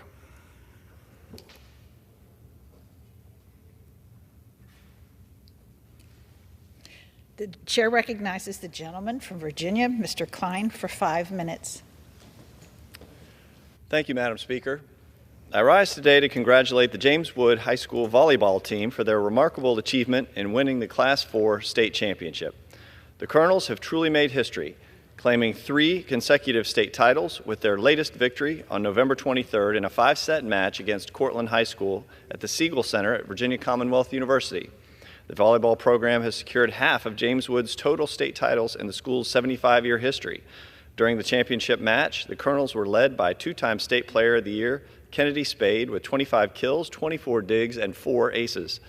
Alongside her 3-time first-team All-State player, Brenna Corbin, had 21 kills, 23 digs, and 3 blocks, while first-year varsity setter Kylie Plum had 50 assists, along with 15 digs and 12 service points.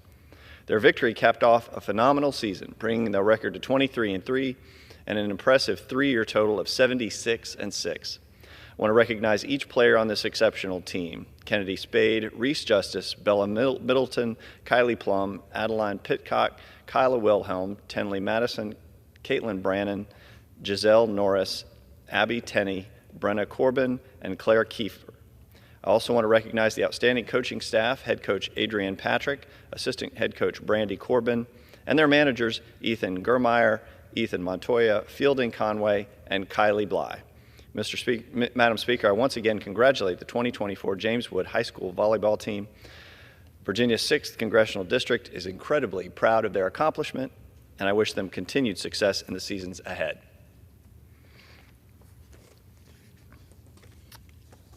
Madam Speaker, I rise today to recognize the Loudon Street Mall, also known as the Old Town Walking Mall in the city of Winchester. Over 50 years ago, a group of visionary store owners recognized a shift in shopping habits and the growing demand for convenient shopping spaces. In response, downtown businesses came together to close off 2 blocks of one of Winchester's busiest streets, giving rise to the Loudon Street Mall. This bold decision led to the formation of the Downtown Development Committee, composed of Old Town business owners, including Betsy Helm, Irvin Schendow, Julius Armel, William Duncan, Louis Ebert, Larry Goodyear, Ray Jennings, Frank Lloyd, Jimmy Wilkins, John Lewis, and David Jurgens, who collaborated with City Hall in the early 1970s to bring this vision to life. While the mall initially thrived, it faced challenges in the 1980s and struggled for decades. However, in 2013, a revitalization began, bringing new amenities and life back to the area. Today, the mall is a true treasure of the Winchester region and a hub for the community and tourism. From the first business owners like Irvin Schendow of Bell's Fine Clothing, who served as chairman of the Downtown Development Committee, to then State Senator William Trubon, who enabled legislation, to the current city and business leaders, the Loudon Street Mall has become a top destination for residents and visitors alike. I'm proud to represent the citizens of the city of Winchester, the Loudon Street Mall in the 6th District of Virginia, and I'm confident it will continue to thrive for many years to come.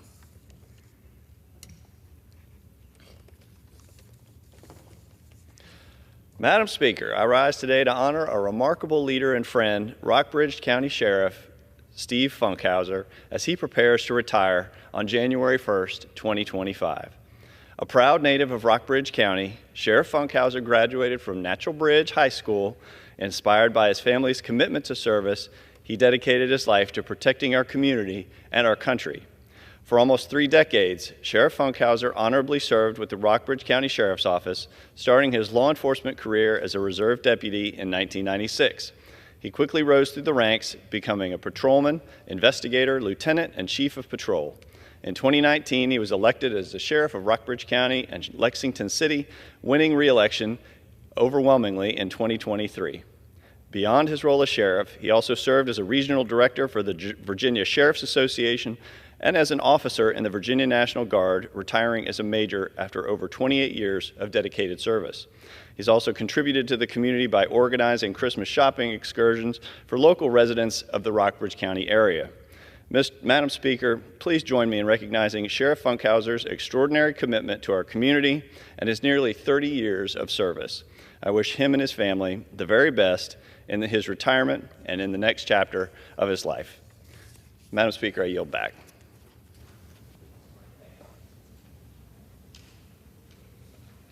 The chair recognizes the gentlewoman from Illinois, Mrs. Miller, for 5 minutes. Thank you, Madam Speaker. I rise today to honor the life and service of my constituent, George William Hawthorne. George is a 102-year-old World War II veteran living in Sydney, Illinois, whose life has been a testament of service to God, country, and family. George grew up in Granville and Ottawa, Illinois, where his family were faithful attendees of the Congregational Church. George's family has a proud tradition of service to the country. His family enlisted in World War I, and George was active in the Ottawa Cadet Corps. After high school, George worked several jobs to support the war effort following the attack on Pearl Harbor. He was eager to do more to defend his country, so he enlisted in the United States Army Air Force on October 2, 1942. Due to the attrition rates among bomber crews, there was an urgent demand for pilots. George courageously rose to the challenge.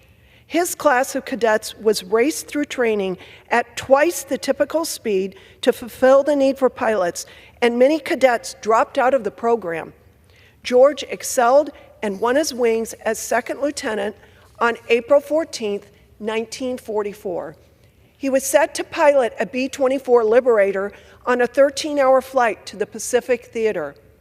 As he awaited departure, George became ill and was hospitalized with a serious infection. While in the hospital, his crew left for the Pacific. Tragically, the plane went down in the Philippine Sea after an onboard explosion that claimed the lives of several crewmates. George still wanted to do his part to serve his country. He trained another crew and prepared for the invasion into Japan. He flew to Hawaii and was stationed there when President Truman made the decision to use atomic bombs. George finished out his time in the service flying a rescue squadron and was honorably discharged on October 29, 1946. He entered the Air Force Reserve and served there until July 31, 1960, attaining the rank of captain. After leaving the military, George continued his legacy of service by investing in his church community. He attended church regularly and served on multiple boards, committees, and volunteer projects. He also raised 3 wonderful children with his wife of 64 years, Louise. Through all his years, George has remained passionate about his country and the freedom that makes it great. Like his father before him, George understands the value and the responsibility of serving in our nation's military and defending our freedom. He instilled these values in his children and grandchildren, and many of his family members have continued George's legacy of military service. He remains passionate about defending liberty, his family, and his right to practice his faith in Jesus Christ. At 102, George is still excited about the future and has plans for things he still wants to accomplish. He is thankful to God for all he has been given, and he loves to talk about his experiences and the lessons he's learned on his journey through life. On behalf of the Illinois 15th Congressional District, it is my honor to recognize Captain George Hawthorne for his courage and selfless service to our nation. Thank you, and I yield back. The chair recognizes the gentleman from Pennsylvania, Mr. Joyce, for 5 minutes. Madam Speaker, I rise to address the House and ask unanimous consent to revise and extend my remarks. Without objection.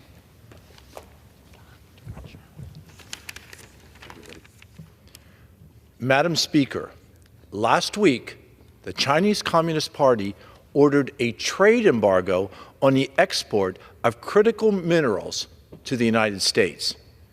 Minerals like gallium that is used in semiconductor manufacturing and is also used in the development of medical and dental devices. This embargo by the CCP is yet another warning and a wake-up call. We need to produce these critical materials right here in the U.S. It's time to increase our domestic supply chains and safeguard our productions against foreign interference. These critical materials are also used in the creation of everything from cell phones to the guidance systems used by our military. We cannot and should not allow the Chinese Communist Party to manipulate what products we are able to build here in America. This is a time to act. Government, red tape should not continue to hold up this necessary manufacturing.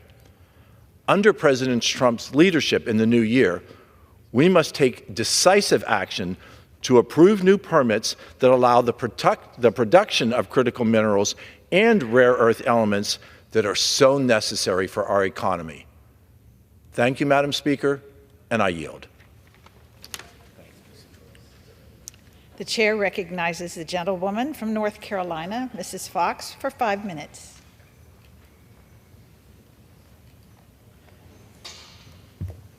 Thank you, Madam Speaker.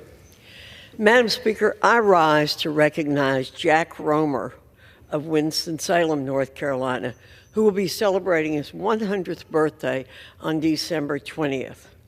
There are so many positive things to say about Jack. He is one of the most kind-hearted, salt-of-the-earth, intelligent, and witty people I have ever met. He had a long and successful career at R.J. Reynolds Tobacco Company, where he served as general counsel, vice president, and as a member of the board of directors.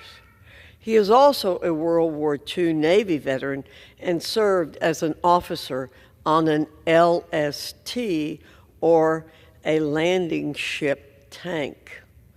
The world would be a much better place if there were more Jack Romers in it. Jack, may you treasure this monumental milestone as you celebrate with family and friends. Happy 100th birthday. May God continue to bless you and give you many more years on earth. Madam Speaker, I want to say how much I admire Jennifer Wexton and the role model she has been as she has struggled with her disease. We saw her here on the floor a few minutes ago, and I commend her for her willingness to speak openly about the challenges that she is facing and to show the world that one can deal with such a debilitating disease and continue to work for her constituents. I commend her for what she has done. I yield back. Pursuant to Clause 12 of Rule 1, the Chair declares the House in recess until noon today.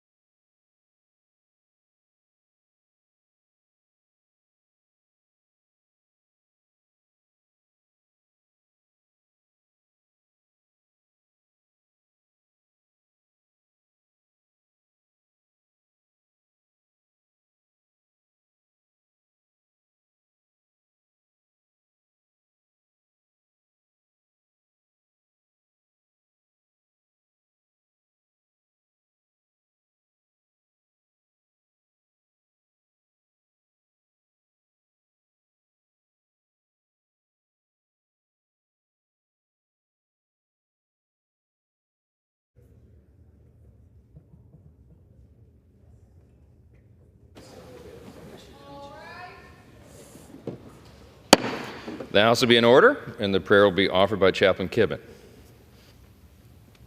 Would you pray with me? O eternal God, you are the same yesterday, today, and forever.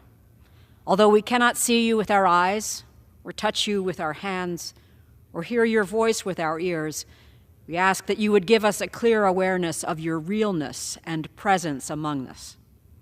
Reveal to us the hidden power you wield in our lives and in this world. Do not let us consider this time and place as our only reality, that the only thing that matters is our own perspective. But give us sight to see that there is so much more than meets our eyes. Do not let us grasp jealously the things that we own or which we, by our own efforts, have accomplished.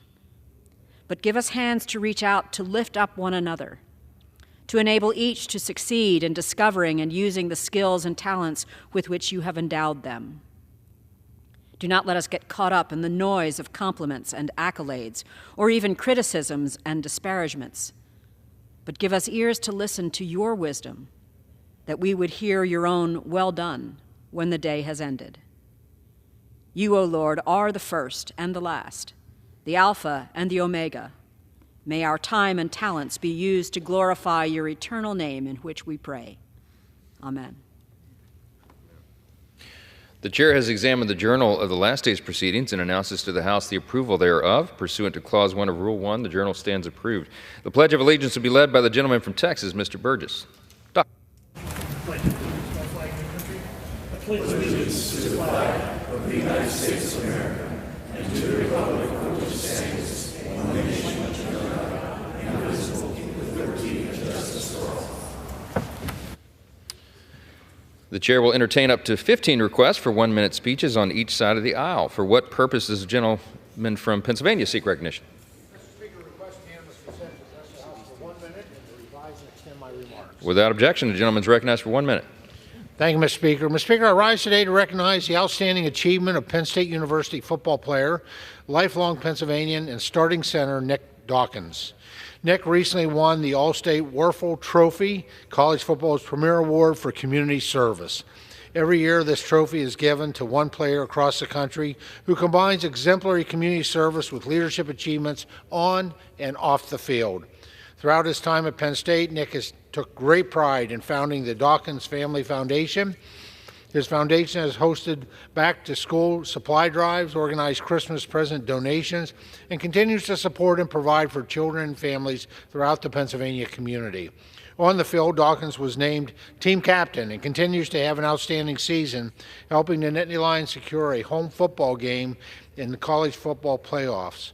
He is a vocal leader who picks up and supports those around him, both teammates and coaches.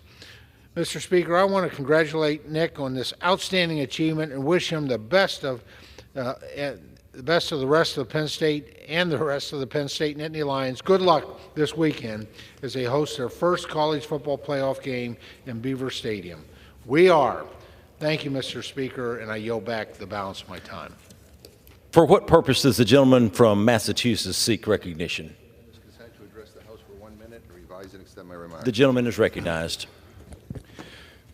Mr. Speaker, imagine dumping over 30% of the food in your refrigerator into the garbage every week. That's what we as a country have been doing for decades with the nearly 80 million tons of food that goes to waste every year. That's enough food for nearly 149 billion meals. Food waste costs families, businesses, and municipalities money. It produces greenhouse gases that drive climate change, and it means fewer people have access to nutritious food. I'm proud to be from Massachusetts, a state who is taking this problem seriously. A study recently published in the Journal of Science called my home state a benchmark for success in reducing food waste through our successful commercial food waste ban, extensive infrastructure network, and robust inspection program. And last month, Boston Mayor Wu's Office of Food Justice issued a report to bolster food recovery efforts and improve food security. I urge my colleagues from across the country to learn more about our efforts in Massachusetts to reduce food waste and end hunger now. I yield back my time. For what purpose does the gentleman from Nebraska seek recognition? The gentleman is recognized. Thank you, Mr. Speaker. I rise today to recognize Phyllis Coolidge and the thousands of Nebraskans among America's 6 million Rosie the Riveters who, earlier this year, were awarded the Congressional Gold Medal for their role in achieving victory in the Second World War as members of our nation's wartime workforce. At 19 years old, Phyllis Coolidge began working at the Cornhusker Army Ammunition Plant near Grand Island, Nebraska, which employed some 15,000 workers between 1942 and 1945. Reflecting on her experience, Phyllis said, quote, "I just went to work. It was something we were doing for the war effort," end quote. Even her 59-year-old mother worked alongside her, a testament to the extraordinary willingness of Nebraskans to do their patriotic duty. A resident of McCook, Nebraska, Phyllis is now 102 years of age, and her irrepressible can-do attitude is a prime example of the unity and resolve of the American people during one of the most challenging times in our nation's history. Recently, in one of the most meaningful moments of my time here in Congress, I had the privilege of presenting a gold medal to her, thanking her, and a gold coin to her, thanking her, and introducing her to my own family. From the vital impact of our Rosie the Riveters to the monumental volunteerism of the North Platte Canteen, doing our part was at the heart of Nebraskans' rich history of home front contributions to the war effort. Nebraskans understood, as Americans, we are all in this together, and so many volunteers answered the call. Thank you, Mr. Speaker. I yield back. For what purpose does the gentlewoman from Illinois seek recognition? I ask consent to address the House for 1 minute and to revise and extend my comment. The gentlewoman is recognized. Mr. Speaker, I rise today to express my disapproval of Joe Biden's decision to issue a blanket pardon for his son, Hunter Biden. During the time covered by the pardon, Hunter was working for entities controlled by foreign governments without registering as a foreign agent.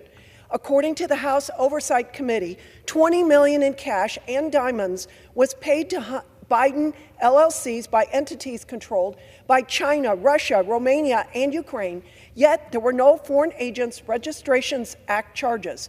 Now, Biden issued his son a blanket pardon covering a decade of illicit activity. Hunter's crimes were published in the Marco Polo Report. This report can be found at bidenreport.com. The American people deserve to know the truth.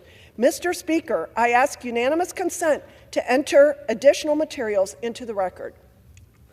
Without objection. Thank you, and I yield back. For what purpose does the gentleman from South Carolina seek recognition? Mr. Speaker, I ask unanimous consent to address the House for 1 minute revise and extend my remarks. The gentleman is recognized. Thank you, Mr. Speaker.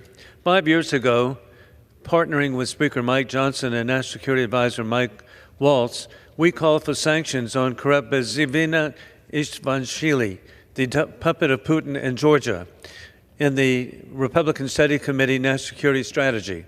It is time to impose these sanctions as war criminal Putin tries to destroy Georgian democracy. War criminal Putin continues to threaten global stability, but he can be defeated, as evidenced by the fall of the Assad dictatorship in Syria, with the expelling of Putin military from Syrian bases, as well as the rebuke of Russian intervention this week in Romania, with defeat last month in Moldova, as Putin still occupies territory in Georgia. Ukrainian President Vladimir Zelensky has courageously offered wheat to Syria after war criminal Putin announced he would cease all grain import. Turkey is appreciated for its leadership as NATO ally for leading in Syria with its call for democratic elections and protection of Christians and minorities. I agree with President Donald Trump yesterday, who said, quote, "I think Turkey is very smart and that Turkey is key to what happens next in Syria," end of quote. In conclusion, God bless our troops as the global war on terrorism continues. Open borders for dictators puts all Americans at risk of more. 9/11 attacks is imminent, as warned by the FBI. Trump will be reinstating laws to protect American families for peace through strength. For what purpose does the gentleman from Indiana seek recognition? The gentleman is recognized for 1 minute. Mr. Speaker, I rise today one final time in this chamber after 8 years of serving Northeast Indiana in the House of Representatives. I want to thank my supporters, my friends, my family, who have allowed me the great honor of serving in Congress. I will always be grateful to them. Most of all, I want to thank my wife Amanda, our 3 daughters, Lillian, Elizabeth, and Joanne. I'm only able to do this job because of the sacrifices that they make. I want to thank my incredible staff over the last 8 years for their hard work on behalf of my constituents as well. I'm proud of where I come from, and it's been an honor to represent the best place in the world and the best people in the world in the U.S. House of Representatives. This is the greatest country in the history of the world, and we have a duty to keep it that way. And I'm thankful on behalf of my great state of Indiana that I will have an opportunity to continue to serve my country and my state in January, beginning in the United States Senate. Thank you. It's been an incredible honor. I yield back. For what purpose does the gentleman from Tennessee seek recognition? Mr. Speaker, I ask unanimous consent to address the House for 1 minute and to revise and extend my remarks. Without objection, the gentleman is recognized for 1 minute. Thank you, Mr. Speaker. Mr. Speaker, I rise today to recognize Vance Coleman, who recently retired as the mayor of Medina, Tennessee, after 20 years. In 2004, 20 years ago, Vance was approached to run for mayor by citizens who thought his involvement with the school system and his deep affection for Medina made him a great candidate. Well, Vance Coleman was elected mayor of Medina in 2004, and the population of Medina has grown by 4 times since he became mayor. Mayor Coleman was instrumental in constructing the new municipal building, updating the city's infrastructure, and prioritizing public safety by expanding the police and fire departments. Under his leadership, the Medina Sports Complex opened to better serve the needs of athletes and children. Vance Coleman made Medina a great place to live and to raise a family. Vance's integrity and his commitment to family has been the foundation of his service. He and his wife, Kay, have been married for over 40 years. And after 2 decades of dedicated service, Medina is a better place to live, work, and raise a family because of Mayor Coleman. Vance, congratulations on a job well done. Roberta and I wish you the best in your next chapter. Mr. Speaker, with that, I yield back. For what purpose does the gentlewoman from Texas seek recognition? Mr. Speaker, I ask unanimous consent to address the House for 1 minute and revise and extend my remarks. Without objection, the gentlewoman is recognized for 1 minute. Thank you, Mr. Speaker. Today I rise to shine light on various injustices that Black women and many people face in our nation, our workplaces, and our healthcare system. I just left observing a committee, the Crime Subcommittee of the Judiciary, where we discussed the 2023 hate crime report, which reported increases in hate crimes reported based on race, religion, and gender. And in my community, we specifically have more hate crimes against Black transgender women. And I'm also standing here in honor of the women that even in their workplace, they have their hair labeled as unprofessional, and they are 2.5 times more likely to do so. 20% of Black women aged 25 to 34 have been sent home from work because of their hair. And it isn't about style, it's about systemic bias that policies polices our identities. I'm so glad that Ms. Presley has reintroduced the Crown Act, and that my mother, Congresswoman Sheila Jackson Lee, supported, and that I helped get passed in Harris County. We were the first county in Texas to pass a local version of the Crown Act. And while our state government of Texas did pass it statewide, the Crown Act, they have yet to properly enforce it. And students have been sent home, denied their education, and treated unfairly just because of the crown on their head. Mr. Speaker, I yield back. For what purpose does the gentleman from Arizona seek recognition? Unanimous consent to address the House for 1 minute and revise and extend my remarks. Without objection, the gentleman is recognized for 1 minute.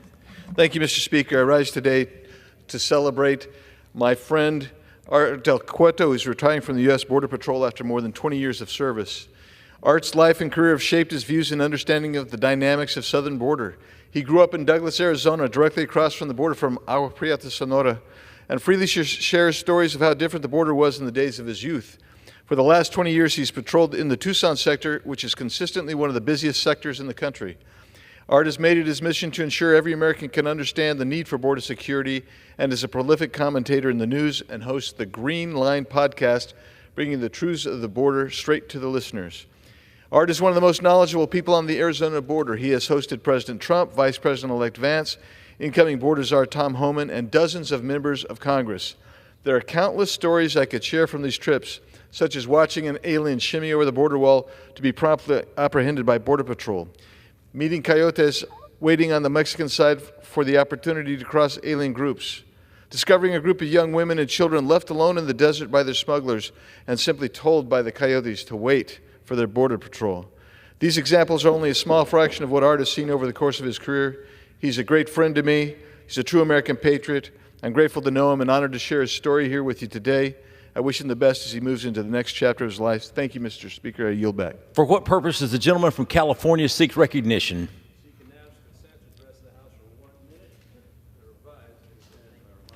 Without objection, the gentleman from California is recognized for 1 minute. Thanks, Mr. Speaker. Well, I'm not sure that when you go to get a permit to rebuild your roof or go open a new bank account that you think, you know, could I do even more paperwork? Well, that's going to be applied to cars now and other vehicles. Through the FTC, the Federal Trade Commission, they finalized a new rule to do just that, to small businesses, dealerships, the so-called CARS rule. An estimate of this rule by the Center for Automotive Research claims will add at least 1 more hour to purchasing a vehicle and over $24 billion in new regulatory costs across the 40 million transactions expected for consumer vehicles and hundreds of millions of consumer inquiries expected each year. Even though this rule is supposed to only affect consumer sales, the FTC recently stated it would now apply to heavy-duty trucks, tractor trailers, and school buses as well, which are almost exclusively bought by businesses and governments, not consumers. Not even once did the FTC mention the words heavy-duty trucks or commercial transactions in the original proposal, or the cost-benefit analysis that they are required to carry out to do such. A business buying a new cement truck and a family buying a minivan are two quite different things. It only makes sense in the mind of a Washington bureaucrat that they somehow should be regulated the same way. Next Congress, we need to fix or nix this sort of thing. The gentleman's time has expired. The chair lays before the House the following enrolled bills.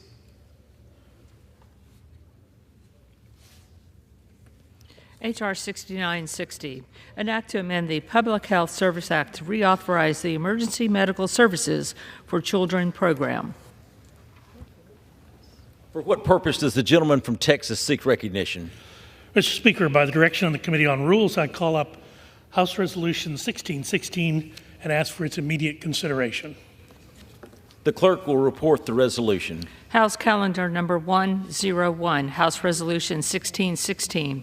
Resolved that upon adoption of this resolution, it shall be in order to consider in the House the bill H.R. 115 to amend Chapter 8 of Title 5 United States Code to provide for en bloc consideration and resolutions of disapproval for midnight rules and for other purposes. All points of order against consideration of the bill are waived. The amendment in the nature of a substitute recommended by the Committee on the Judiciary, now printed in the bill, shall be considered as adopted. The bill as amended shall be considered as read. All points of order against provisions in the bill as amended are waived.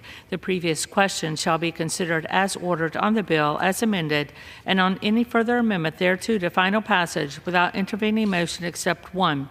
1 hour of debate equally divided and controlled by the chair and ranking minority member of the Committee on the Judiciary or their respective designees, and 2, 1 motion to recommit.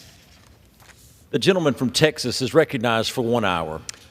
And Mr. Speaker, for the purpose of debate only, I yield the customary 30 minutes to the gentleman from Massachusetts, Mr. McGovern, pending which I yield myself such time as I may consume.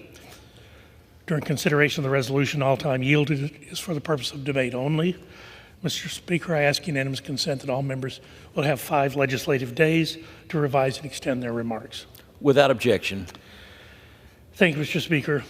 Last night, the House Committee on Rules met to report a rule providing for consideration of H.R. 115, the Midnight Rules Relief Act under a closed rule. The rule provides for 1 hour of general debate equally divided between the chair and ranking minority member of the Committee on the Judiciary or their respective designees. It also provides 1 motion to recommit.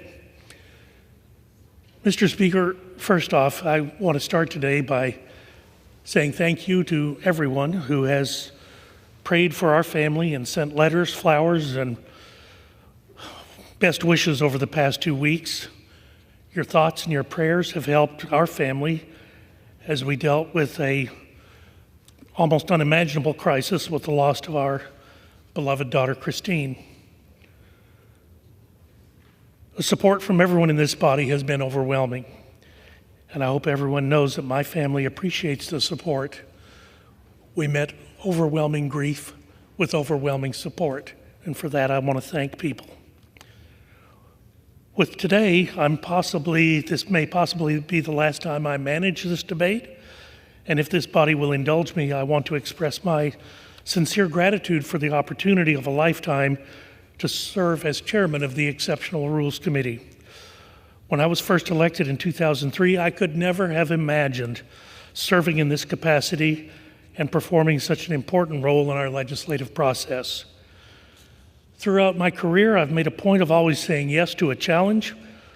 When Speaker Johnson called me, I knew I had no choice but to accept. Serving on this committee, let alone assuming the role of chairman, has not been an easy ride. And the legislative process is not as smooth as what we learned in Schoolhouse Rock. But it has only allowed me and my appreciation for the House of Representatives to grow further, and I'm forever grateful to have given this opportunity to serve as its chairman. It's given me a front row seat to history, and whether I agreed with the decisions being made or not, this committee continues to be a model for how members conduct themselves in the House of Representatives, respectful but ever passionate, and I hope you all continue with that strong and honorable tradition in the next year, because the American people have high expectations, but frankly, they deserve the best from us. I also want to take a moment and thank the Rules Committee itself, my personal staff, the Rules Committee staff, who've worked so hard to ensure that I'm prepared every day, that this body can conduct its work efficiently. For the past 22 years, I've been blessed to be surrounded by an amazing, smart, and talented staff. Without each of them, I would not have gotten to where I am today. I want to thank my Republican colleagues for your continued commitment to prioritizing legislation that is always in the best interest of Americans. You all have a tall order next year, but having gotten to know each of you over my time here, I have every bit of confidence that this House is up to the task. And I appreciate Mr. Speaker's indulgence, and then we'll get on to the business at hand. Yesterday, the Rules Committee met to report on a rule for providing for consideration of legislation that is as timely as it is fundamental to our constitutional checks and balances. The Congressional Review Act, the CRA, provides the primary legislative check on regulatory overreach by allowing Congress to reverse a rule by resolution. However, that is a single rule, and Congress's ability to keep up with these new regulations is constrained by its ability to write and pass new bills as fast as an administration can send them out with trillions of dollars of taxpayer dollars and resources at their disposal. Administrations of both political parties tend to overwhelm Congress at the end of their term with hundreds of new rules. These are known as midnight rules, representing billions of dollars of new regulatory burden in the span of just a few short weeks. And Congress has historically struggled to keep pace. The executive branch has exploited the inefficiency of the Congressional Review Act because bureaucrats know that Congress simply does not have the time or the resources to consider hundreds of rules, draft a bill for each one, and get each one signed into law by the time that rule would take effect. The result is our constituents bear the burden of this new bureaucratic cost without any accountability to eliminate it. H.R. 115 makes a small change to existing law to allow Congress to catch up to this expected onslaught of new regulations as the Biden-Harris administration leaves office. The bill will streamline the process Congress already employs with respect to executive rulemaking. It does not change the look-back time frame, congressional prerogatives to block similar rules, or does it eliminate or constrain the executive rulemaking authority in any way. These things are already in existing law. All it does is simply allow Congress to do what it can in one bill instead of hundreds. Doing so will allow Congress to keep up with the rapid pace of midnight rules reigning in the federal bureaucracy at a time when historically it is its most aggressive. So with that, I urge my colleagues to support the rule in the underlying bill, and I will reserve the balance of my time. The gentleman from Texas reserves. The gentleman from Massachusetts is recognized. Well, thank you, Mr. Speaker. And before I begin, I want to take a moment to recognize my colleague, Chairman Michael Burgess. And first, I want to let him know that he and his family will remain in our prayers during the difficult time that he is now dealing with, and we all will keep your daughter in our prayers as well. And as he also mentioned in his opening remarks, that this is the last time that he will be managing a rule on the House floor before his retirement. And while it's no secret that Congressman Burgess and I have rarely agreed on issues before us, we probably can't even agree on what to have for lunch, but I have always respected his dedication. I have always respected his diligence and his service to this institution, and I know how much he loves this country. And I know I speak for all of us when I say that we appreciate his years of hard work, and we wish him all the very, very best, and we look forward to working with him in other capacities. He has placed his official portrait right in front of me in the Rules Committee, so I will constantly think of him. But in any event, and now for the matter at hand, while we're all on the floor today. Mr. Speaker, I wish I could stand here today under different circumstances, and I wish I didn't have to open my remarks with the news of another senseless tragedy. But here we are again, yet another school shooting, this time at Abundant Life Christian School in Madison, Wisconsin. Innocent people killed, innocent people injured, just days before Christmas. Think about that for a moment. Innocent people killed and injured while the Republican leadership in this Congress does absolutely nothing about the epidemic of gun violence in this country. Nothing at all. It is shameful. How many times are we going to let this happen? How many more shootings before we decide enough is enough? This House should be moving heaven and earth to pass legislation to save lives. Instead, Republicans are wasting more time on yet another bill that does nothing and will go absolutely nowhere. This so-called Midnight Rules Relief Act that we're considering is not about helping the American people. It's not about protecting kids from gun violence. It's not about making our communities safer. This bill is about one thing only: giving handouts to corporate special interests. Republicans are gutting critical protections, protections that keep our air clean, our water safe, and our economy fair, because they want to give corporate special interests free rein to pollute, cheat, and exploit the system. This is about helping billionaires and big donors at the expense of everyone else.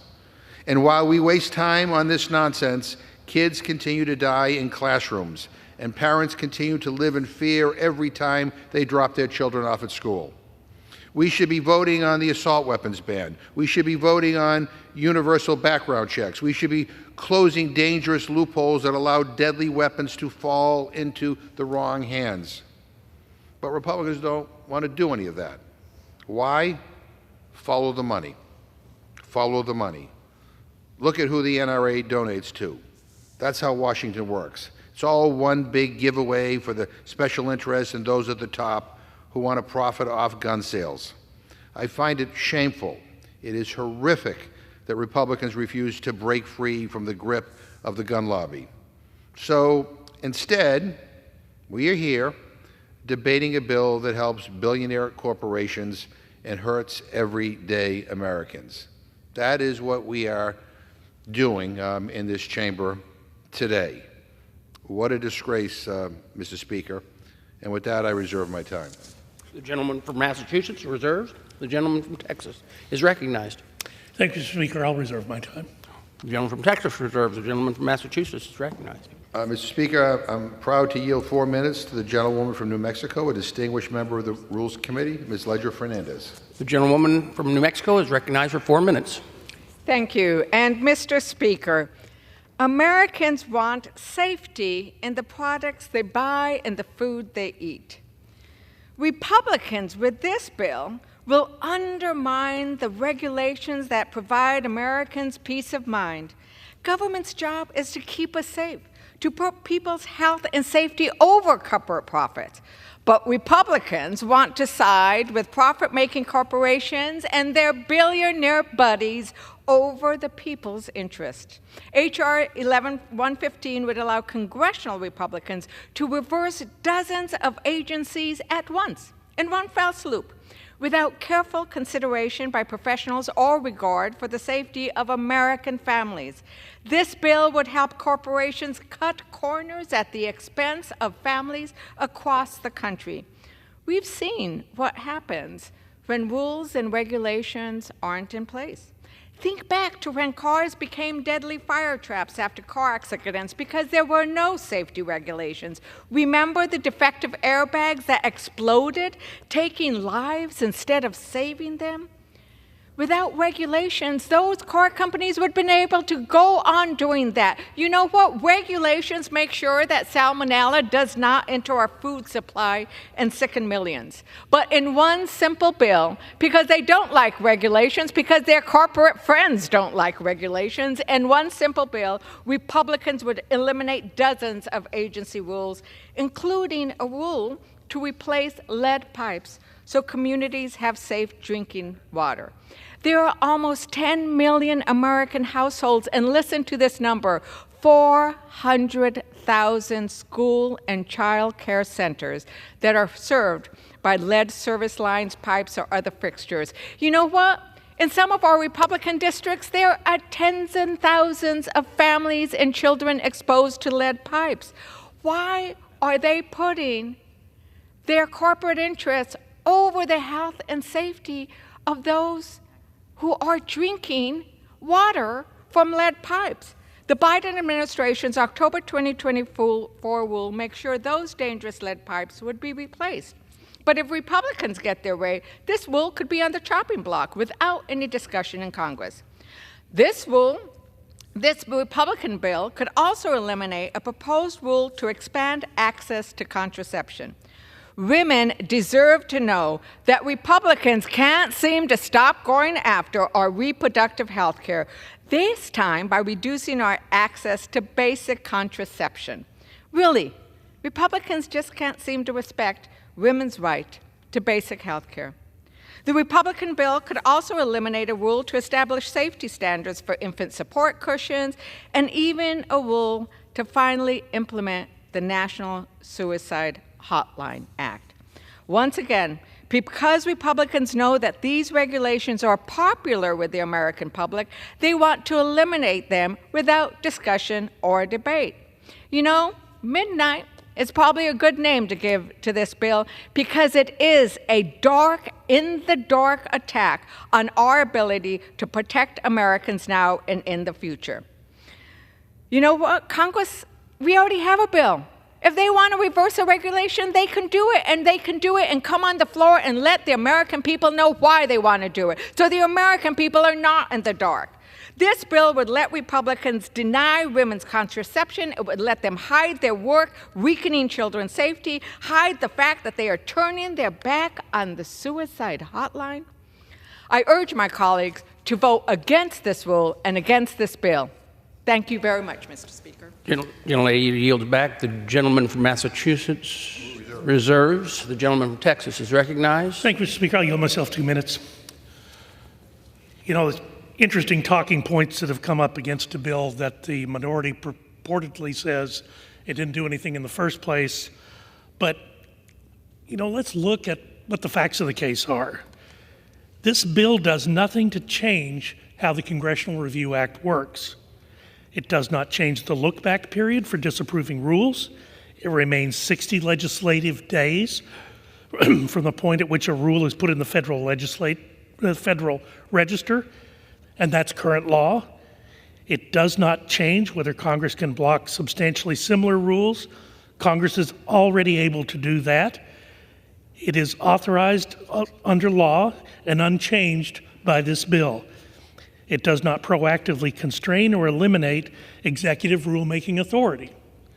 All this bill does is allow Congress to do what it already can do in a single bill rather than having to file multiple bills. And I'll reserve the balance of my time. The gentleman from Texas reserves. The gentleman from Massachusetts recognized.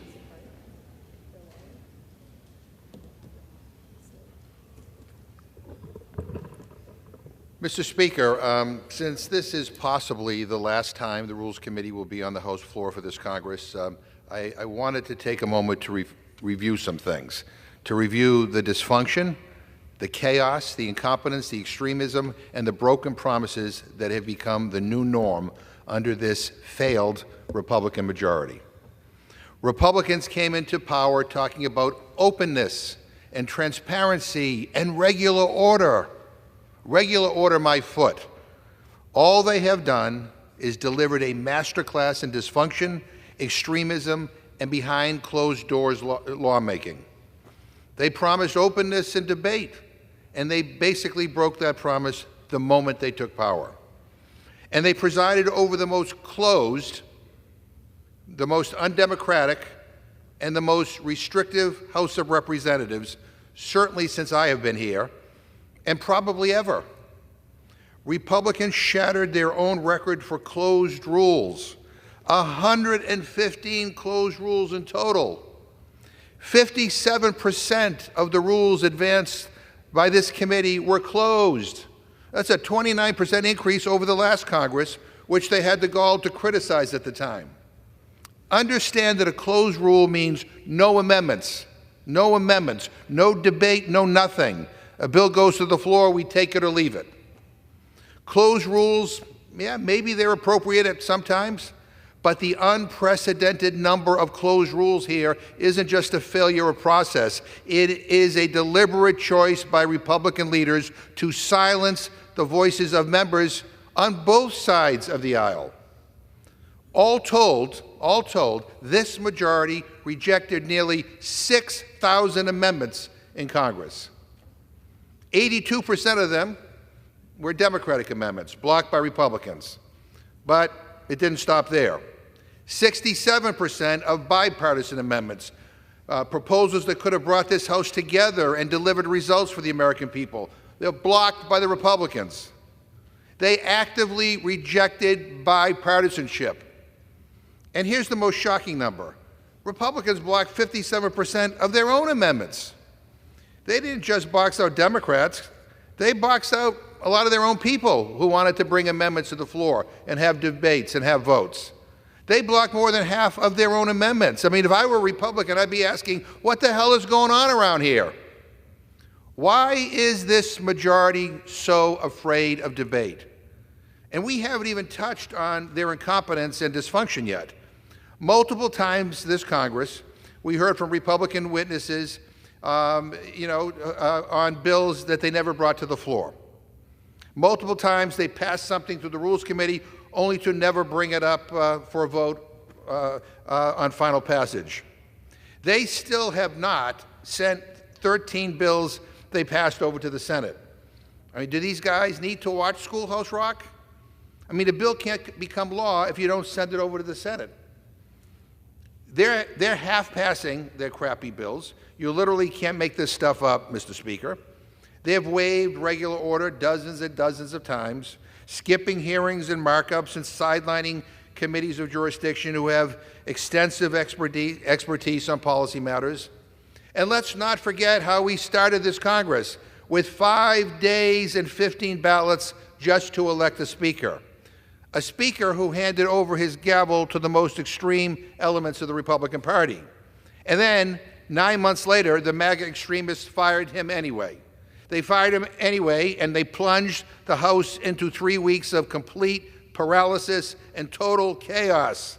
3 weeks where Congress couldn't move, couldn't legislate, couldn't do anything, all because of Republican incompetence. 3 weeks where Republicans sat around and argued with themselves and did nothing at all about the urgent crisis facing this country. That is beyond dysfunction, Mr. Speaker. It's more than a waste of time. It's pathetic. If this were the private sector, they would all be fired. Republicans sat around and did nothing for weeks on end, while Democrats pleaded with them to do something, anything. And they did nothing. And then somehow things got worse, because Speaker Johnson didn't end the dysfunction, he doubled down. Under his leadership, Republicans issued 56 closed rules in his first 9 months. 56 closed rules. Things went from bad to worse. Rule votes failed time and again, a stunning humiliation for this Republican leadership. For context, Mr. Speaker, before this Congress, the last time a rule failed on the House floor was over 20 years ago in 2002. Now it's becoming routine because Republicans can't even pass their own bills. Now, they said they would complete all 12 appropriation bills before the August 2023 recess. Another broken promise. And they said this year that they would finally get their act together. Another broken promise, because here they are, the week before Christmas, trying to pass another stopgap funding bill that nobody has even seen the text for. Where is it? Where is it? Is it hiding behind a desk somewhere in the chamber? Is it under the Christmas tree? You know, with Republicans in charge of this place, maybe the Grinch stole it. Maybe we'll see the text before we get to vote on it. Who knows with this majority? It's just astounding, astounding incompetence and chaos. It's honestly pathetic. Republicans have run this place like a dictatorship, Mr. Speaker. And they don't even have anything to show for it. This has been the most ineffective Congress in American history. The fewest laws passed in the first year of any Congress since the Great Depression. And maybe, just maybe, it's because Republicans prioritize extremism and handouts for corporations and billionaires over solutions for everyday people. Even when they did work to address real challenges, like avoiding a catastrophic debt default or keeping the government open or delivering, essential foreign aid, it was Democrats who stepped up every time and got those bills over the finish line. They needed our votes every time. So, Mr. Speaker, it's fitting that Republicans end this Congress the way they began it, shutting out voices, shutting down ideas, and shutting off debate. But the American people deserve better.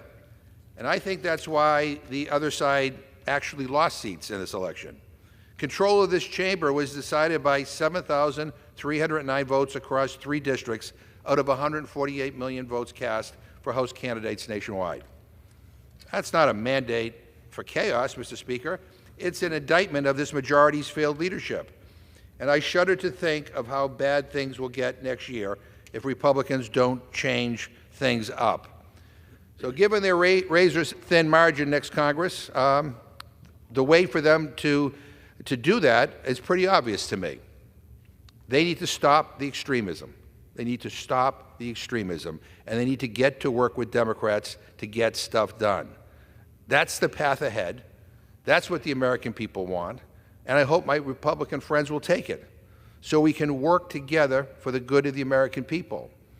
All of us in this chamber should be disappointed in the record of this Congress. And my Republican friends in particular should be disappointed with their failed leadership. And that has to change. People have to come first. We have to solve the problems that are facing average people in this country. And we have an opportunity to do that. And it is to turn away from the practices of this past Congress. And with that, I reserve. The gentleman from Massachusetts reserves. The gentleman from Texas is recognized. Thank you, Mr. Speaker. I'll yield myself 2 minutes. The gentleman is recognized. Mr. Speaker, can I just point out for the record that the number of rules produced by this Rules Committee under this Republican majority is more than the number of rules that were produced in the previous Congress under a Democrat majority. That's just a fact of life. Now look, I recognize this time of year does get tense, and the ranking member knows well that the committee has to remain flexible to be able to give the Speaker the tools he needs to get whatever needs to be done to get the government funded for the end of the year.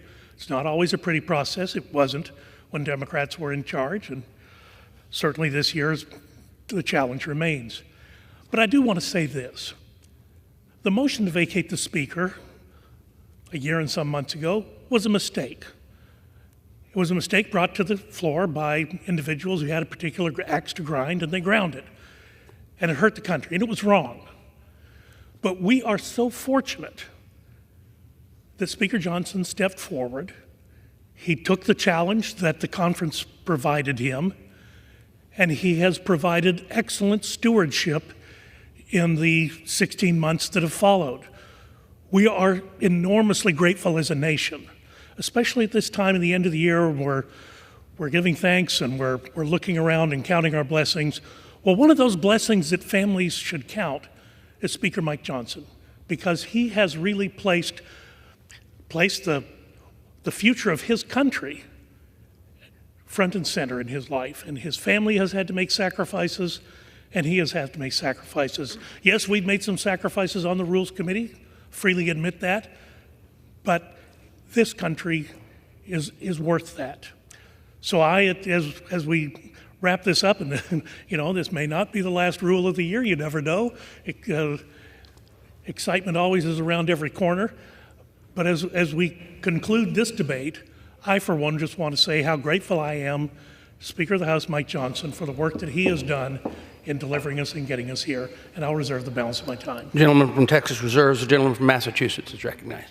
Yeah, no, Mr. Speaker, I thank the gentleman for his response, but maybe one of the reasons why you had the number of rules you did is because you had to keep on redoing them because they either failed on the House floor or they couldn't pass the House floor. And when the gentleman says that it was a mistake to vacate the Speaker's chair, a mistake, it wasn't a mistake. It was something that the gentleman and the Republicans deliberately did by changing the rules to make it easier for any single member to vacate the chair, to get rid of the Speaker.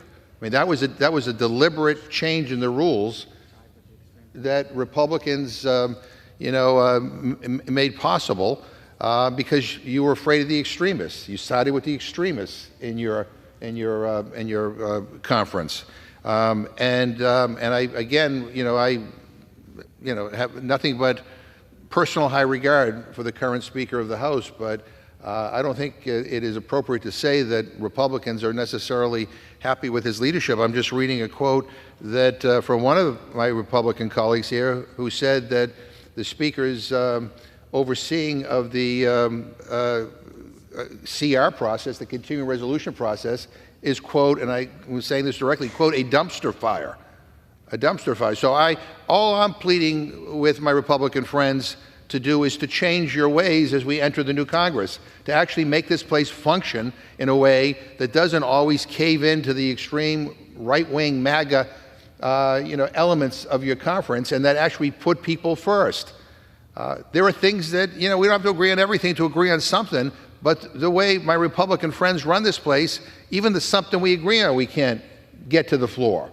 And maybe if we open the process up a little bit more, and we don't try to break this Congress's record for having the most closed rules, maybe we'll have a deliberative process and we can get some stuff done. And the American people might have some confidence in this institution. But right now, this place is not functioning. This is the least productive Congress that I can ever recall, perhaps even in history. And I don't think that that's kind of the title that anybody should want to aspire to. And with that, I reserve my time. The gentleman from Massachusetts reserves. The gentleman from Texas is Give myself a minute. I would just point out that in the last election that the gentleman keeps referring to, Republicans did prevail. They prevailed up and down, the presidency, the Senate, and the House.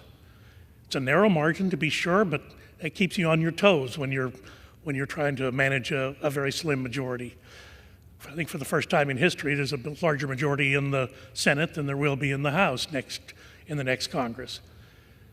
But the American people heard a vision articulated by our presidential candidate, President Trump, and they responded to it.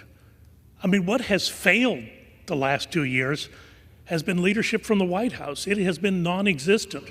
So we are entering a day where there will be a bold vision for America articulated by soon-to-be 47th President Donald J. Trump, and I, for one, am grateful and looking forward to his leadership on that, and I reserve. The gentleman from Texas reserves. The gentleman from Massachusetts is recognized. Yeah, I would, again, just respond to the gentleman that I don't know, I think that when you look at the numbers, the election was pretty close. Yeah, unfortunately, for people who think like me, Donald Trump became president. I think that's a terrible thing for the country, but that's what ended up happening. But at the same time, the American people voted to lower your margin here in the House. So maybe that's because the American people are paying more attention to what's happening in this chamber and not liking what they're seeing or what they're hearing. I think the message of the last election, given how close everything is the American people want us to work together. Because if not, we're not going to get very much done. And I think there's a lot of things that we need to do. I began my opening today referring to the terrible tragedy in Madison, Wisconsin. I think the American people would like us to do something to prevent gun violence in this country. I think they want us to do more to lower prices. I think they want us to do more to make to increase wages, to make housing more affordable and accessible for people. I think they want us to take on the pharmaceutical industry, which we have tried to do under the previous Democratic, the last two Democratic presidents, but my Republican friends seem to always be critical of those efforts to lower prescription drug prices. But they want to have health care costs lower. They want us to take on, everyday problems. I don't think you can do that if all you bring to the floor are extremist measures, are measures that, quite frankly, play well with a small group of hard right-wing conservatives in this country, but have no appeal to anybody else. With that, let me ask the gentleman, I don't know how many more speakers he has. Okay. And let me just close again, Mr. Speaker, by saying that we are here in the aftermath of yet another senseless gun massacre, another preventable loss of life, and yet this majority would rather do the bidding of special interests than address an actual crisis facing our nation. The bill we're talking about here today on regulations, again, is big corporations, dream come true. It's a way to eliminate regulation designed to protect the well-being and the safety of the American people without having a lot of debate and just doing it all at once and with a bunch of repeals all bunched together and just giving big corporations what they want. I think that's a terrible idea. Big corporations don't speak for the people I represent in Worcester. Big corporations, quite frankly, are working overtime to try to deny my constituents, the fair shake that they all want, so that they can make more profits. My colleagues on the other side need to take a hard look in the mirror. They need to ask themselves, again, on the issue of gun violence, how many more shootings until they find the courage to stand up to the gun lobby and actually do something?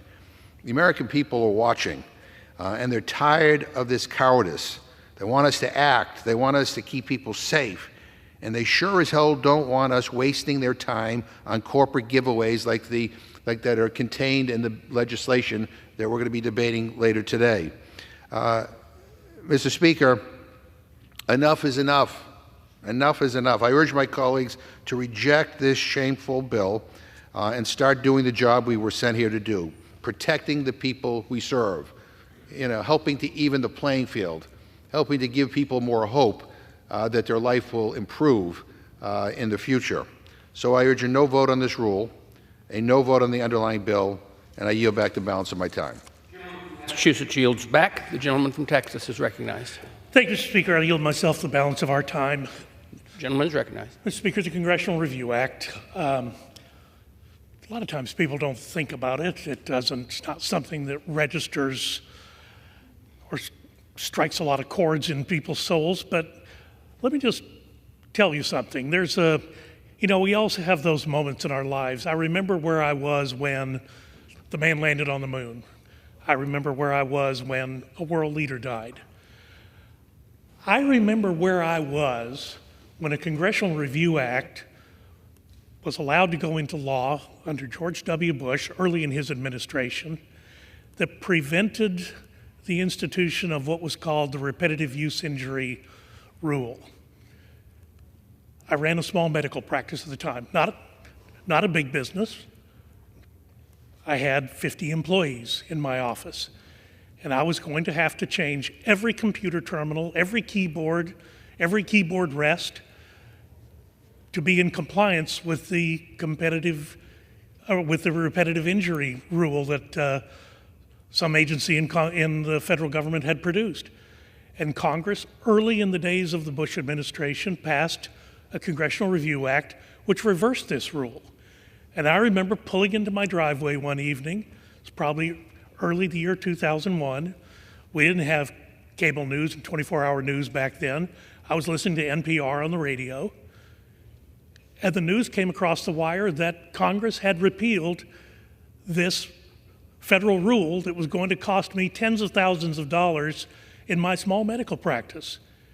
And although that was a small step for man, a giant leap for mankind, it was that moment in my mind where the importance of my representative looking at the rules that are produced by a federal agency. I didn't need more paperwork to make my life safe at that point. So, look, clearly I urge this body to support the rule and the underlying legislation. The bill allows Congress to more efficiently review rules issued during the midnight hours of the president's term by reviewing more than one rule at a time. This change would let Congress properly oversee agency rulemaking in the period when a disproportionate amount of rulemaking historically occurs. For perhaps the last time, I'm going to ask, as I yield back the balance of my time, to move the previous question on the resolution. The question is on ordering the previous question on the resolution. Those in favor say aye. Those opposed, no. In the opinion of the chair, the ayes have it. Mr. Speaker, I ask for the yeas and nays. The yeas and nays are requested. Those favoring a vote for the yeas and nays will rise. A sufficient number having risen, the yeas and nays are ordered pursuant to Clause 8 of Rule 20. Further proceedings on this question will be postponed.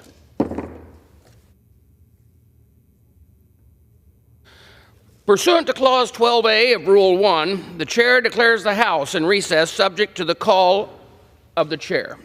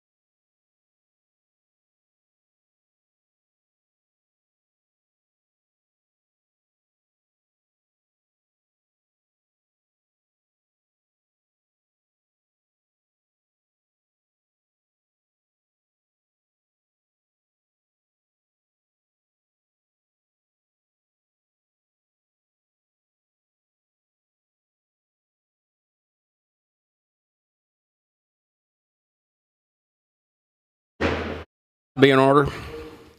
Proceedings will resume on questions previously postponed. Votes will be taken in the following order. Ordering the previous question on the House Resolution 1616 and adoption of the Resolution 1616 if ordered. The first electronic vote will be conducted as a 15-minute vote. Pursuant to Clause 9 of Rule 20, remaining electronic votes will be conducted as 5-minute votes. Pursuant to Clause 8 of Rule 20, the unfinished business is to vote on the ordering of the previous question on the amendment to on the House Resolution 1616 and on the resolution on which the yeas and nays are ordered. The clerk will report the title of the resolution. House Calendar Number 101, House Resolution 1616, resolution providing for consideration of the bill H.R. 115 to amend Chapter 8 of Title 5 United States Code to provide for en bloc consideration and resolutions of disapproval for midnight rules and for other purposes. The question is on ordering the previous question. Members will record their votes by electronic device. This is a 15-minute vote.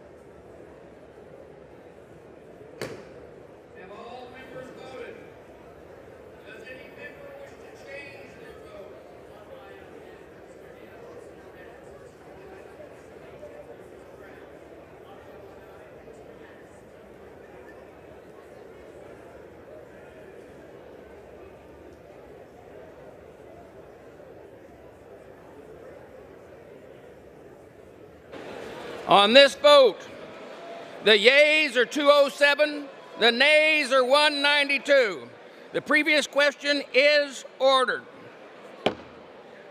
The question is on the adoption of the resolution.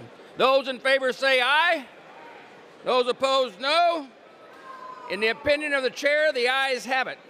Speaker, For what purpose does the gentleman from Massachusetts seek I recognition? ask for a recorded vote, please. A recorded vote is requested. Those favoring a recorded vote will rise.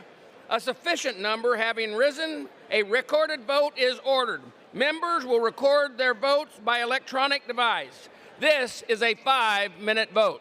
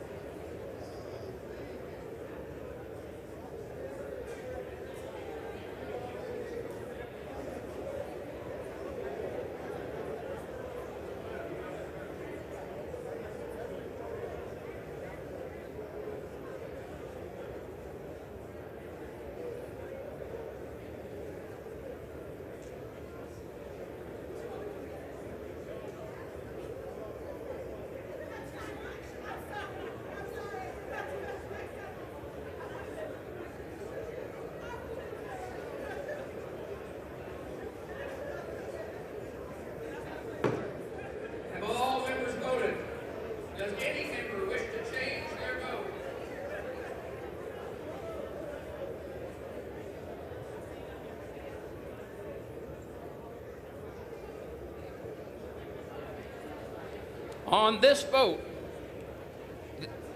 the yeas are 212, the nays are 197. The resolution is adopted and without objection. The motion to reconsider is laid on the table.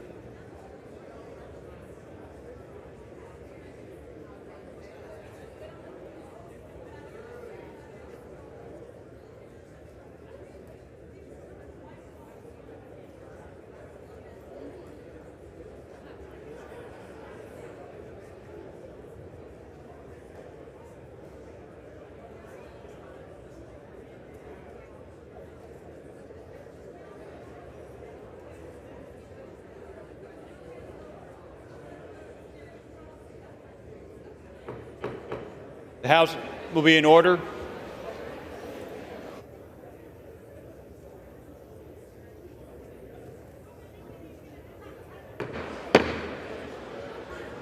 The House will be in order.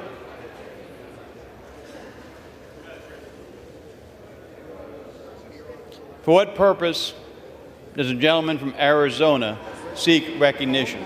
Mr. Speaker, pursuant to House Resolution 1660.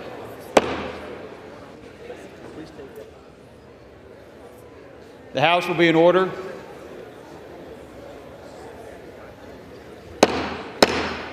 The House will be in order. For what purpose does the gentleman from Arizona seek recognition? Mr. Speaker, pursuant to House Resolution 1616, I call up the bill H.R. 115 and ask for its immediate consideration in the House. The clerk will report the title of the bill. Union Calendar Number 701, H.R. 115, a bill to amend Chapter 8 of Title 5 United States Code to provide for en bloc consideration and resolutions of disapproval for midnight rules and for other purposes. Pursuant to House Resolution 1616, the amendment in the nature of a substitute recommended by the Committee on the Judiciary, printed in the bill, is adopted, and the bill as amended is considered read. The bill as amended shall be... The House will be in order.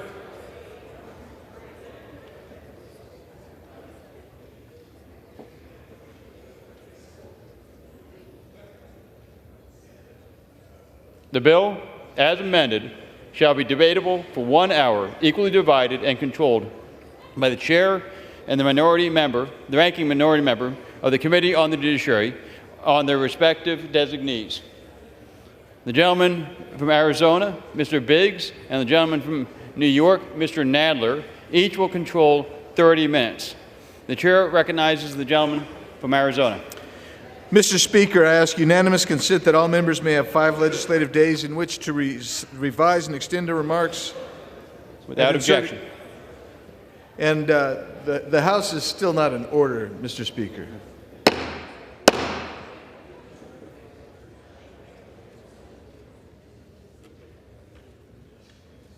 Gentleman from Arizona. I yield myself such time as I may consume. Thank Gentleman you. is recognized. Thank you, Mr. Speaker. Today I rise in support of H.R. 115, the Midnight Rules Relief Act. This is an important piece of legislation that will allow Congress to more effectively and efficiently oversee federal agency rulemaking. Under the Congressional Review Act, known as the CRA, executive agencies must report all promulgated rules to both chambers of Congress. This reporting requirement allows Congress to properly consider federal regulations before they take effect. The CRA gives Congress the ability to pass a joint resolution to prevent an agency's rule from taking effect. The CRA's disapproval mechanism gives Congress a critical check on federal administrative overreach. Currently, however, the CRA forces Congress to introduce a single, separate joint resolution for each agency rule it seeks to render unenforceable. And this one-by-one limit to joint resolutions under the CRA slows Congress's oversight of agency rulemaking.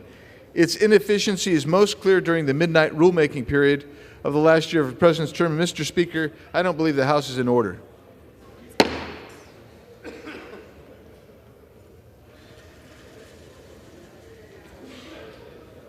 Thank you, Mr. Speaker. When executive agencies historically issue substantially more regulations than that last year of a president's term, 115 would make Congress's oversight more efficient during this midnight rulemaking period by allowing Congress to introduce joint resolutions covering multiple agency rules during the final year of our president's term.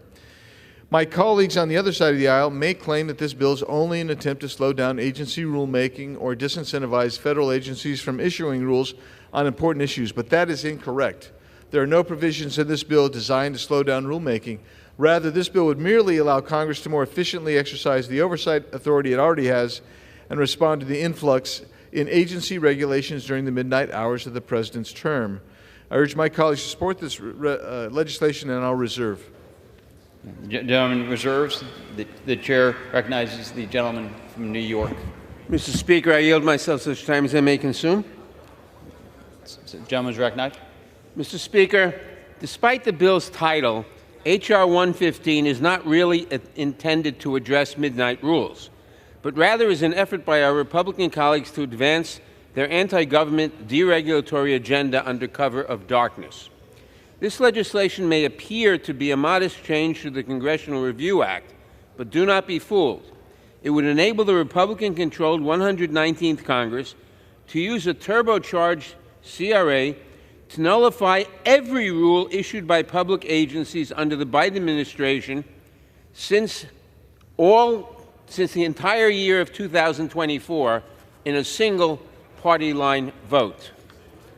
Under the CRA, if a rule is overturned, agencies are forever prohibited from considering, without new congressional authorization, a substantially similar, in quotes, rule, an unreviewable, vague, and harmful standard that would undermine agencies' statutory missions. Doing away with dozens of rules at once, as the Republicans intend with this bill, would substantially weaken agencies' ability to protect the public long into the future. While historically the CRA has been used sparingly, after Donald Trump's first inauguration in 2017, the Republican-controlled Congress used the CRA to repeal 16 rules issued by the Obama administration, an all-time high. Critical rules on teacher training, internet privacy protection, and the prevention of water pollution from coal mines, among many others, were all repealed over a few short weeks. But it seems that Republicans have even bigger ambitions for their next deregulatory spree as they pursue their unabashedly anti-government agenda. Rather than consider agency rules on their individual merits, they want to package as many rules as possible into a single resolution to eliminate them all at once with little debate or deliberation over the merits of each individual rule.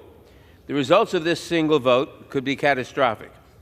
Right now, there are dozens of regulations at risk of summary execution, including rules that ensure the safety of bath seats for infants, implement the National Suicide Hotline Act, create dust, lead, and lead pipe safety standards, update chemicals listed under the Toxic Substances Control Act, update heavy vehicle automatic emergency braking standards, and ensure all cell phones are hearing aid compatible, among others. Why do Republicans feel they even need this power? Maybe it's because they realize that many of the agency rules that they constantly rail against are actually popular with the American people. Taking a series of votes, making it easier for corporations to pollute the environment or to take advantage of the most vulnerable would likely not be well received. Better to overturn as many rules as possible in a single vote, reducing transparency and obscuring the consequences. But make no mistake, whether those votes are held individually or en bloc, the American people will be the ones to bear the consequences. With Republicans in charge of the House, Senate, and White House, it is likely that every rule the Biden administration has issued in the last year will be on the chopping block, along with the protections those rules provide to our constituents' health, safety, and economic well-being. In addition, striking down a bundle of rules at once means not only that each rule will not be considered on its own merits, but also that months and years of agency time and taxpayer dollars, along with the expert analysis and public comments from industry, nonprofit groups, and individual Americans, all will have vanished. All will have been wasted. Members on both sides of the aisle have recognized that midnight rulemaking, if left completely unchecked, can lead to abuses by the executive branch. But true midnight rules are rarely issued, and there is already a look-back period under the CRA to address rules promulgated at the end of any congressional term. If we are truly concerned about so-called midnight rules, we have other options to check them. For example, at the end of President George W. Bush's administration, I authored a bill that would delay implementation of rules issued near the end of a president's term, giving his or her successor the chance to review such rules and to determine if they should go forward. I believe there are ways we could work together in a bipartisan manner to address this issue.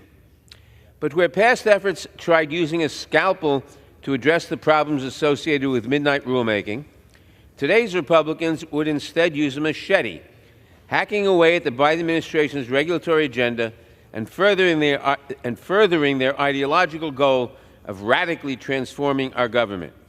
None of this should be a surprise. H.R. 115 is a key plank of Project 2025, the blueprint for the incoming Trump administration. Project 2025 calls for, quote, dismantling the administrative state and argues that doing so, quote, must be a top priority for the next conservative president. That is because, according to the document, quote, the only real solution is for the national government to do less. And to be clear, the less that they want to do refers to the important and expert work undertaken by the country's federal agencies, protecting consumers, workers, and the public from corporations and people that break the law. We should reject any backdoor effort that would eviscerate vital regulations, would open rules and protections to even more political interference, and could prevent agencies from ever working on similar issues again, all with just the most cursory examination by Congress. I urge all members to oppose the Midnight Rules Relief Act, and I reserve the balance of my time. Gentleman reserves. The gentleman from Arizona is recognized. Thank you, Mr. Speaker. I yield such time as he may consume to the gentleman from Virginia, Mr. Klein. The gentleman is recognized. Thank you, Mr. Speaker, and I thank the gentleman from Arizona for introducing this important bill. You know, it's no surprise that House Democrats are once again standing against the wishes of the American people. The voters voted on November 5th. They voted for Donald Trump to be president. You know, they're seeking to stop Donald Trump's administration from doing anything even before it starts. Last week it was judges. They didn't want the incoming administration to look forward and appoint judges to fill vacancies. Now, they don't want the incoming administration to be able to look backwards and stop the flurry of last-minute regulations that are coming out of this Biden White House. Midnight rules issued in the final days of a president's term. You know, the Democrats should listen to the voters, and that's their failure to listen to the voters is why, for the next 2 years, they're going to have a timeout. Their tantrums are not going to be listened to anymore because the voters have given them a timeout. These rules, these midnight rules, are rushed through without sufficient review, public input, or thorough consideration of their economic impact, and they're politically motivated policies that may not reflect the will of the American people or the incoming administration. This bill addresses the problem by extending the window for congressional review of regulations after an administration's final year. It's vital because it would allow Congress to undo the onerous rulemaking of the Biden administration here in the last days. Rules related to the Green New Deal, environmental regulations that heavily rely on renewable energy transitions and increase the cost of everyday products for Americans, or rules promulgated by the ATF that significantly curtail the Second Amendment rights of law-abiding citizens. It's about ensuring transparency and accountability in our regulatory process. It's about giving the American people a voice through their elected representatives. Note, they're elected representatives, preventing regulatory overreach by the vast bureaucracy and protecting our economy from last-minute policies that could have lasting impact on tax-paying Americans. I support this important legislation and encourage my colleagues to as well, and I yield back. Reserve. Gentleman reserves. The gentleman from New York is recognized. Thank you, Mr. Speaker. I now yield 3 minutes to the distinguished gentlelady from Illinois, Representative Ramirez. The gentleman from Illinois is recognized. Thank you. Thank you, Mr. Speaker, and thank you, Ranking Member Nadler. Folks, we're in the people's house, and we often say that democracy is built on checks and balances. But my Republican colleagues seem to have no respect for the fundamental separation of powers. H.R. 115 is a bold-faced attempt to expand the power of Congress in order to abuse the power of Congress. Let me say that again. H.R. 115 attempts to expand the power of Congress so that it can then abuse the power of Congress. While a process to address specific agency rules may have been finalized in the late hours of an outgoing administration, there's already systems in place to address it. Republicans want to have the power to go back 60 legislative days. Just think about that. That can take us as far as May, and bundle dozens or even hundreds of agency rules into one single resolution. And then they want to go as far as forbidding the agency from issuing any rules that are substantially the same in the future.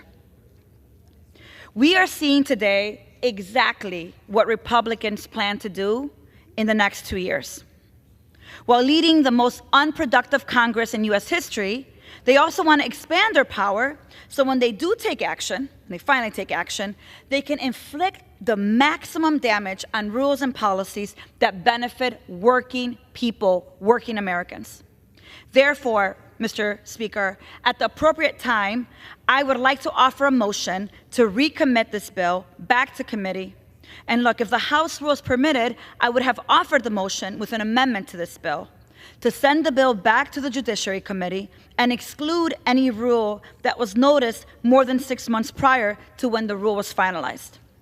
I do ask unanimous consent to insert into the record the text of this amendment, and I hope my colleagues will join me in voting for the motion to recommit. I yield back. Without objection, gentleman is recognized from Arizona. Yes, thank you. I yield to myself such times I may consume. So the total, let's just address the previous speaker, first of all. You already have a 60-day legislative look back in the law. We're not changing that. And that's apparently an objection that my colleague had. You already have in the law that you cannot introduce a substantially similar rule. If the Congress says no, go on it. And apparently that's what my colleague's beef is. That's already the law. What we're allowing now is for Congress to actually look at more than just a piece by piece, one here, one there. Maybe you get a dozen to 18. You really don't ever get much more than that in a congressional look back in the CRA. But let's review what the Biden administration has done. The rules that they have promulgated in the last year alone have an economic impact of $1.4 trillion on the economy. $1.4 trillion. There are individual bills that in this packet here. This is just for the last little bit. This is the look-back period. 68, and that's with 30 days to go. There's 68 of them in here that I'm holding up. And one of my favorites is the $45 billion boondoggle that they've got here. It's a rule made, $45 billion is the impact on that one. See if I can read it. It's the National Primary Drinking Water Regulations for lead. But here's the deal. It doesn't get looked at under the Democrats' concerns, but it does under ours. And why do you need to look at it? It just seems common sense that if you're going to have a $45 billion rule, maybe we ought to get to look at that. And what you do is we're going to come together. We're going to actually be able to effectively, efficiently put together these rules in a package. They're going to be marked up. They're going to be heard. And if you think that it's justified, you get a chance to vote on it. You can make your amendments to it. You can do everything else that you can have in the process.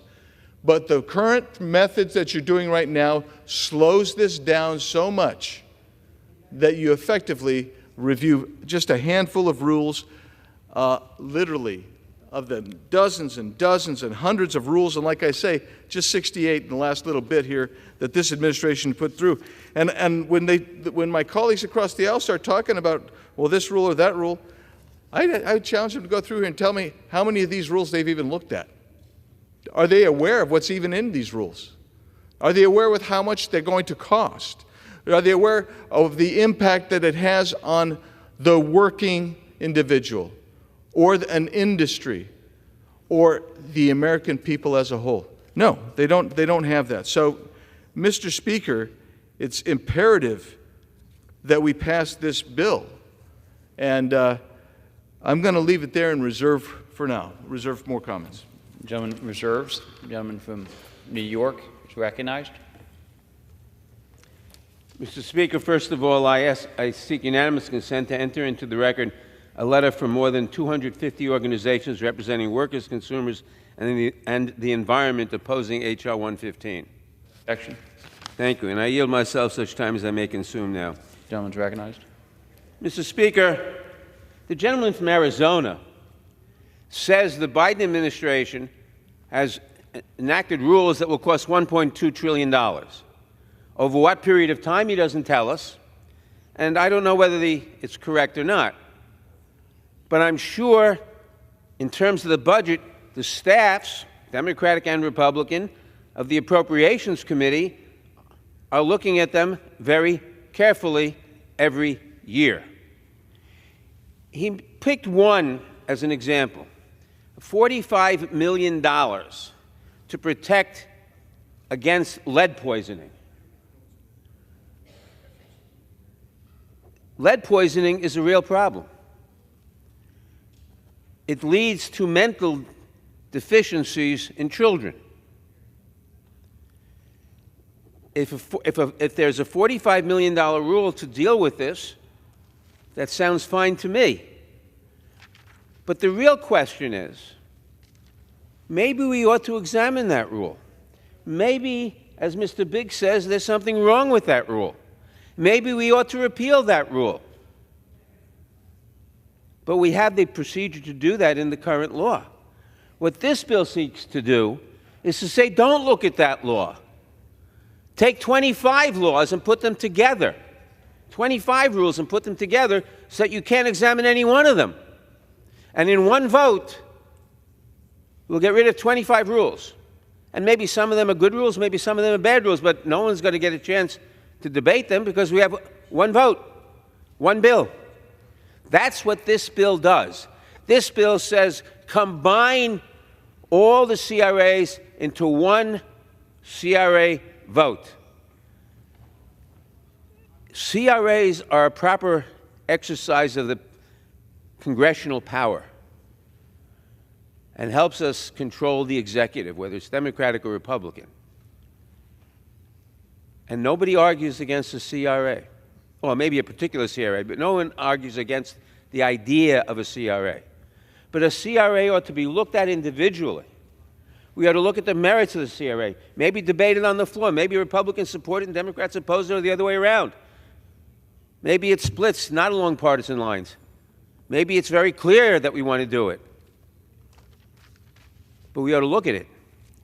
This bill says take 25 CRAs and have one vote so that we can't look at the merits of the individual CRAs. And with one vote, we may be doing immense damage to the health and safety and welfare of the American people, or not. We have no way of knowing because we can't study the CRAs individually. This bill is pernicious because it combines everything into one vote and denies us the ability to look at the merits of each, and therefore ought to be defeated. And I reserve the balance of my time. The gentleman reserves. The gentleman is recognized. Thank you, Mr. Speaker. You know, when I first got to Congress, I was sitting in Senator Mike Lee's office of Utah, and I said, hey, I don't understand this. You've got a stack on your desk table here of about 4 inches, and yet you got about a 13-foot tall stack of documents right next to it. What does that symbolize? He said, well, the 4 inches are the total number of laws passed by Congress in the last year. The 13 feet is the total number of rules and regulations promulgated by administrative agencies. That is what we are facing. And when my colleague says, oh, hey, we could look at 25, do you know what the high recently has been? 17 in a year, 17 individual ones. And guess what? My bill doesn't say you can't look at these. In fact, it does the opposite. It encourages us to look at the rules. And if they're good, they'll stand. If they're not good, they'll fail. And that's what Congress is supposed to do. Another colleague was saying we're trying to expand Congress's power. No. The founders were clear in the Constitutional Convention. It isn't 3 separate co-equal branches. It's 3 separate but unequal branches. The legislative branch is supposed to be the most powerful. That's why it got funding. That's why the House is supposed to do the funding, because we're the people's house. We're ostensibly closest to the people of the federal government. And they don't want you to look at the rules promulgated by unelected bureaucrats. They want you to just blithely go ahead with it. That's the problem. That's the problem. And so when my colleague stands up and says, well, I don't know the cost, you know, maybe that cost is $45 billion. Maybe Biggs is right, maybe he's wrong. I don't know what's in the regulation, but maybe it's good and maybe it's not. But the essence of that argument is that we really shouldn't look at it, really. Don't look at the law. That's not what we're saying. We're saying, indeed, look at the regulation. And let's get as many regulations as we possibly can and look at them. That's what we're trying to do. Let me give you one right now. This is another one here. So if you happen to be fortunate enough to buy a piece of property, no matter how large or how small, and you can pay cash for it. And oddly enough, I was able to buy a couple of acres of property not long ago. Well, it's actually a long time, about 25 years ago now. Back before property really blew up in cost in my area. Well, if I were to pay for cash now, that transaction is going to be heavily regulated. And it's going to cost the economy and cost taxpayers $2.2 billion. And by the way, these aren't Biggs's numbers. These are the Biden administration's numbers. So when the Biden administration number says we have imposed $1.37 trillion on our regulations, that's not me talking. That's the Biden administration admitting that their regulatory impact is $1.4 trillion. Maybe we should look at that. And let me just add this notion that gee, we need to look at these one at a time, and just if you only get through 16 or 17 is really odd, because it's ironic, actually, because tomorrow probably, or the next day, you're going to see a short-term omnibus come to the floor. They're calling it a CR, but it's really a short-term omnibus. And in that bill, loads and loads of spending, loads and loads of policy, and guess what? They're all going to vote for it. They just don't want you to look back at the rules that this administration has put in place. I'll reserve. Gentleman reserves. Gentleman from New yield York myself is to the Secretary recognized. to make it assume. Without objection. Mr. Speaker, another rule on the chopping block is to update heavy machinery emergency brakes. Does my colleague also want to roll back this rule, a rule that will save lives?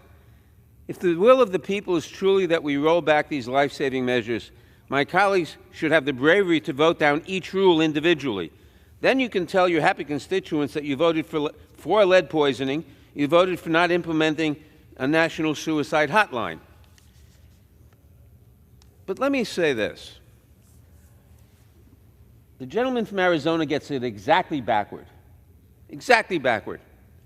First of all, he says the cost of all the regulations is $1.2 trillion. But what are the benefits? Maybe far greater than that. We ought to know. And if you find a rule that you think is wrong, if you think the costs of this rule outweigh the benefits, fine, bring a CRA to the floor. But that's not what this bill does. This bill says, don't bring a CRA to the floor. Bring a combination of 25 or 30 CRAs to the floor so that you can't examine them individually. Maybe some of them make sense. Maybe in some cases the regulation outweighs the benefits, or the cost outweighs the benefits. Maybe in other cases, a different regulation, the benefits outweigh the costs. Look at it at an individual CRA. That's why the CRA process was designed. What this bill does is to upend that process by saying we're not going to look at the individual regulation, we're not going to look at the individual CRA, we're going to put 25 or 30 or 40 or 50 or 100 CRAs together in one vote with presumably an hour of debate on the floor. It's saying you can't look at the merits. That makes no sense. I reserve. Gentleman reserves. Gentleman from Arizona is recognized. Thank you, Mr. Speaker.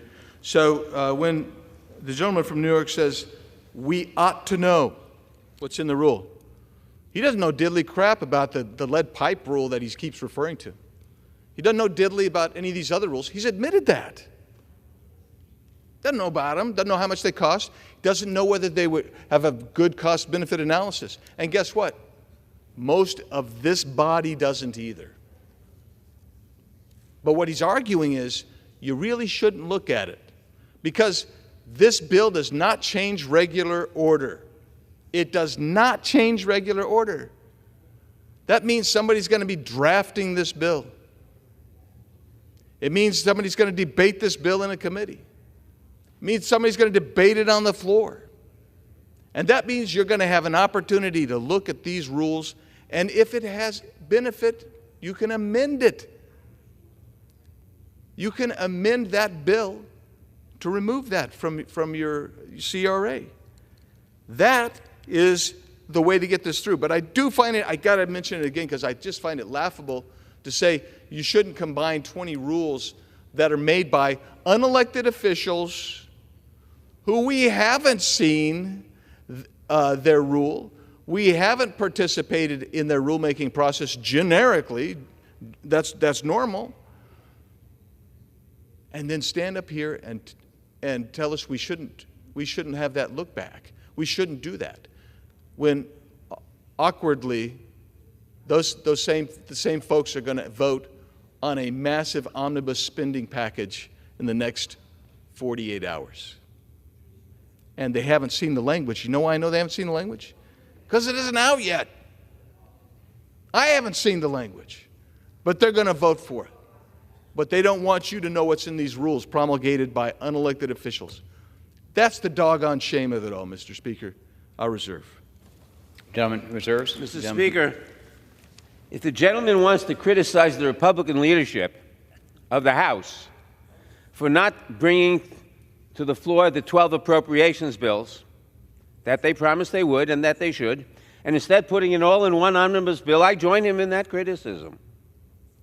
It's not the way to run the ship of state. But I join him in that criticism of the Republican leadership of the House. But let's go back to the lead paint. It cost $45 million, we're told. How much does it save in children not getting lead paint poisoning? In hospital costs? A lot more, presumably. We have agencies that Congress has established over the last more than a century, since World War I, since the Wilson administration, to make determinations that Congress can't. How many parts per million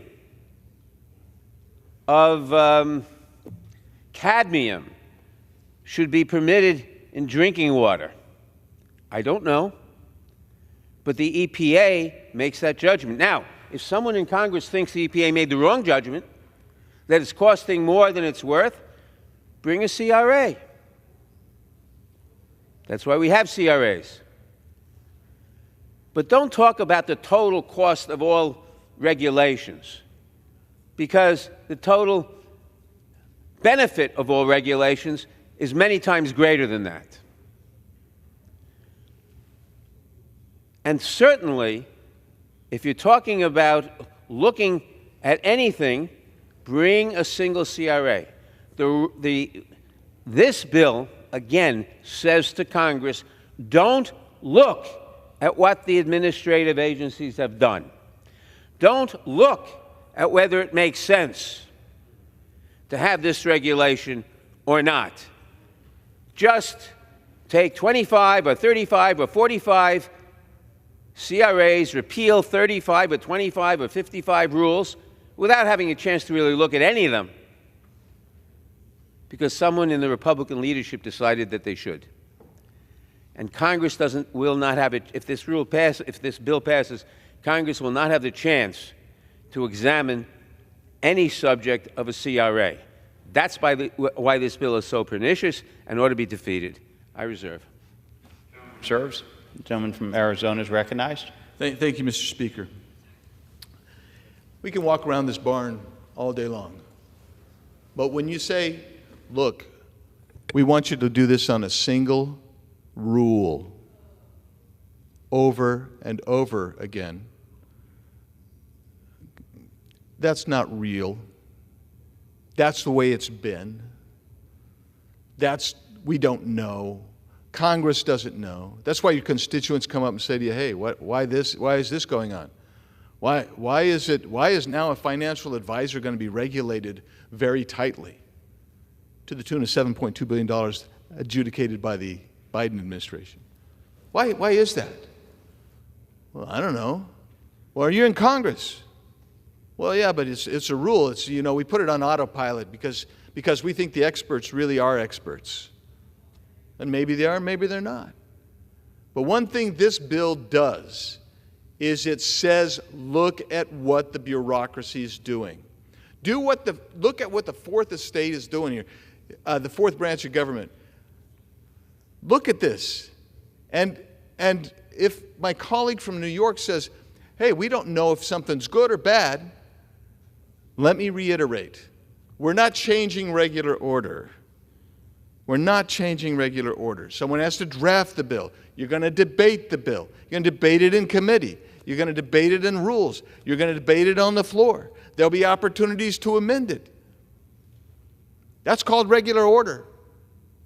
And his criticism of our leadership for not bringing 12 bills, I'm always there. I'm always critical of it. This is probably the only thing that we've agreed on today so far. Well, his party was the same just a couple of years ago, too. So it goes back and forth. There's a problem with that on both sides.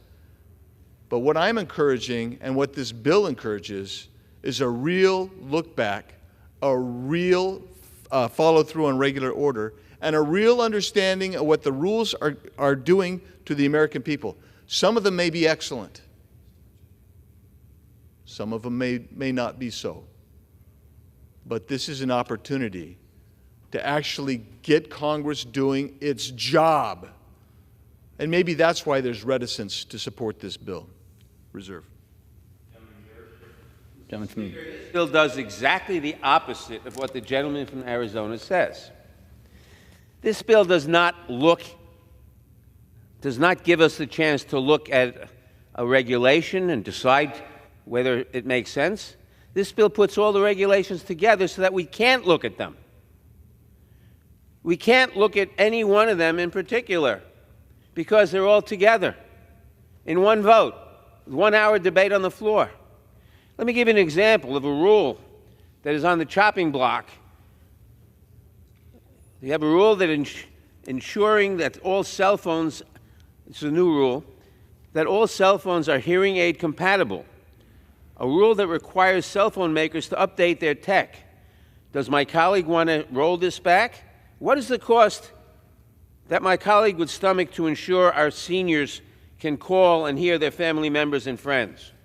That's just one regulation. Now, maybe you think it costs too much money for the tech companies to satisfy Grandma and Grandpa, that they shouldn't be able to talk to their grandkids or their family members by phone because it costs the phone companies too much, or the tech companies too much money. All right, make that case on the floor with a CRA. I'll debate it because I think the opposite. But make that case on the floor with a CRA. But this bill says don't make that case on the floor with the CRA. Put all the CRAs together so that you can't debate the merits of any one of them. I reserve. Gentleman reserves. Gentleman from Arizona is recognized. Yeah, here we go. Thanks, Mr. Speaker. We're going to walk around the barn one more time. Let's go around that barn just one more time, say the same thing again. My colleague and I are obviously diametrically opposed. He thinks that if this bill passes, you won't look back. You won't specifically look at any iterated rule. I'm telling you, nothing seems to me further than the truth than that. Because here's the deal. Somebody's going to have to draft that bill. They're going to have looked at some of these regulations.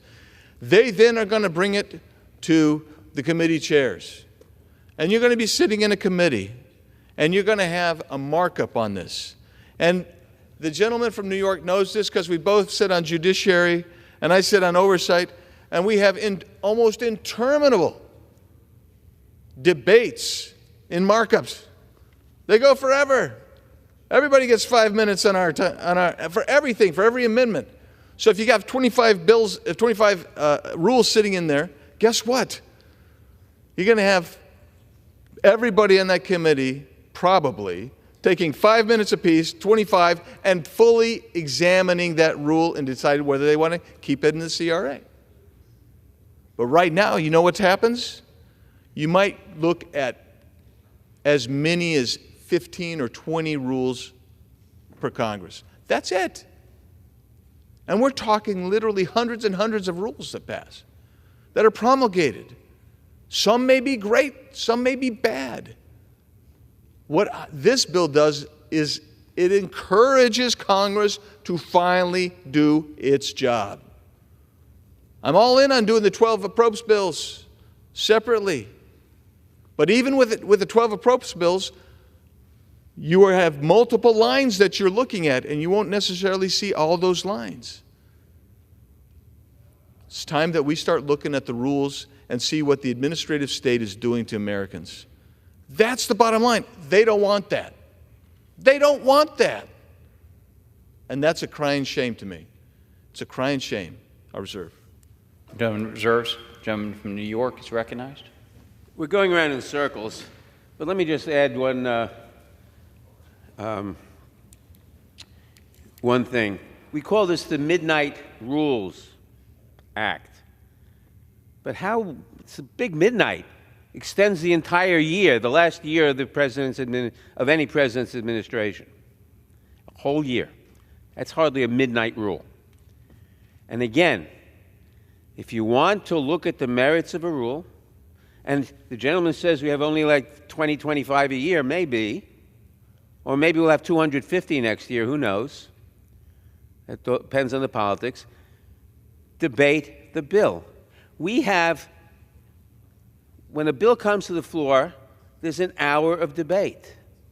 We're supposed to debate 25 CRAs in an hour, and some of them may be good and some of them may be bad. Each CRA deserves its own consideration by those who support it, by those who oppose it. This bill says no, all together in one bill, so you can't really oppose or support any particular one of them. Take it or leave it on all of them, and no time for debate. I reserve. Gentleman reserves. Gentleman is recognized from Arizona. Mr. Speaker, I'm glad we've agreed finally on the second thing, and that is we're going around in the circle. But I want to make a couple of quick points as I round the barn one more time. The most CRAs done in a year was in the 115th, right? 17. Only 17.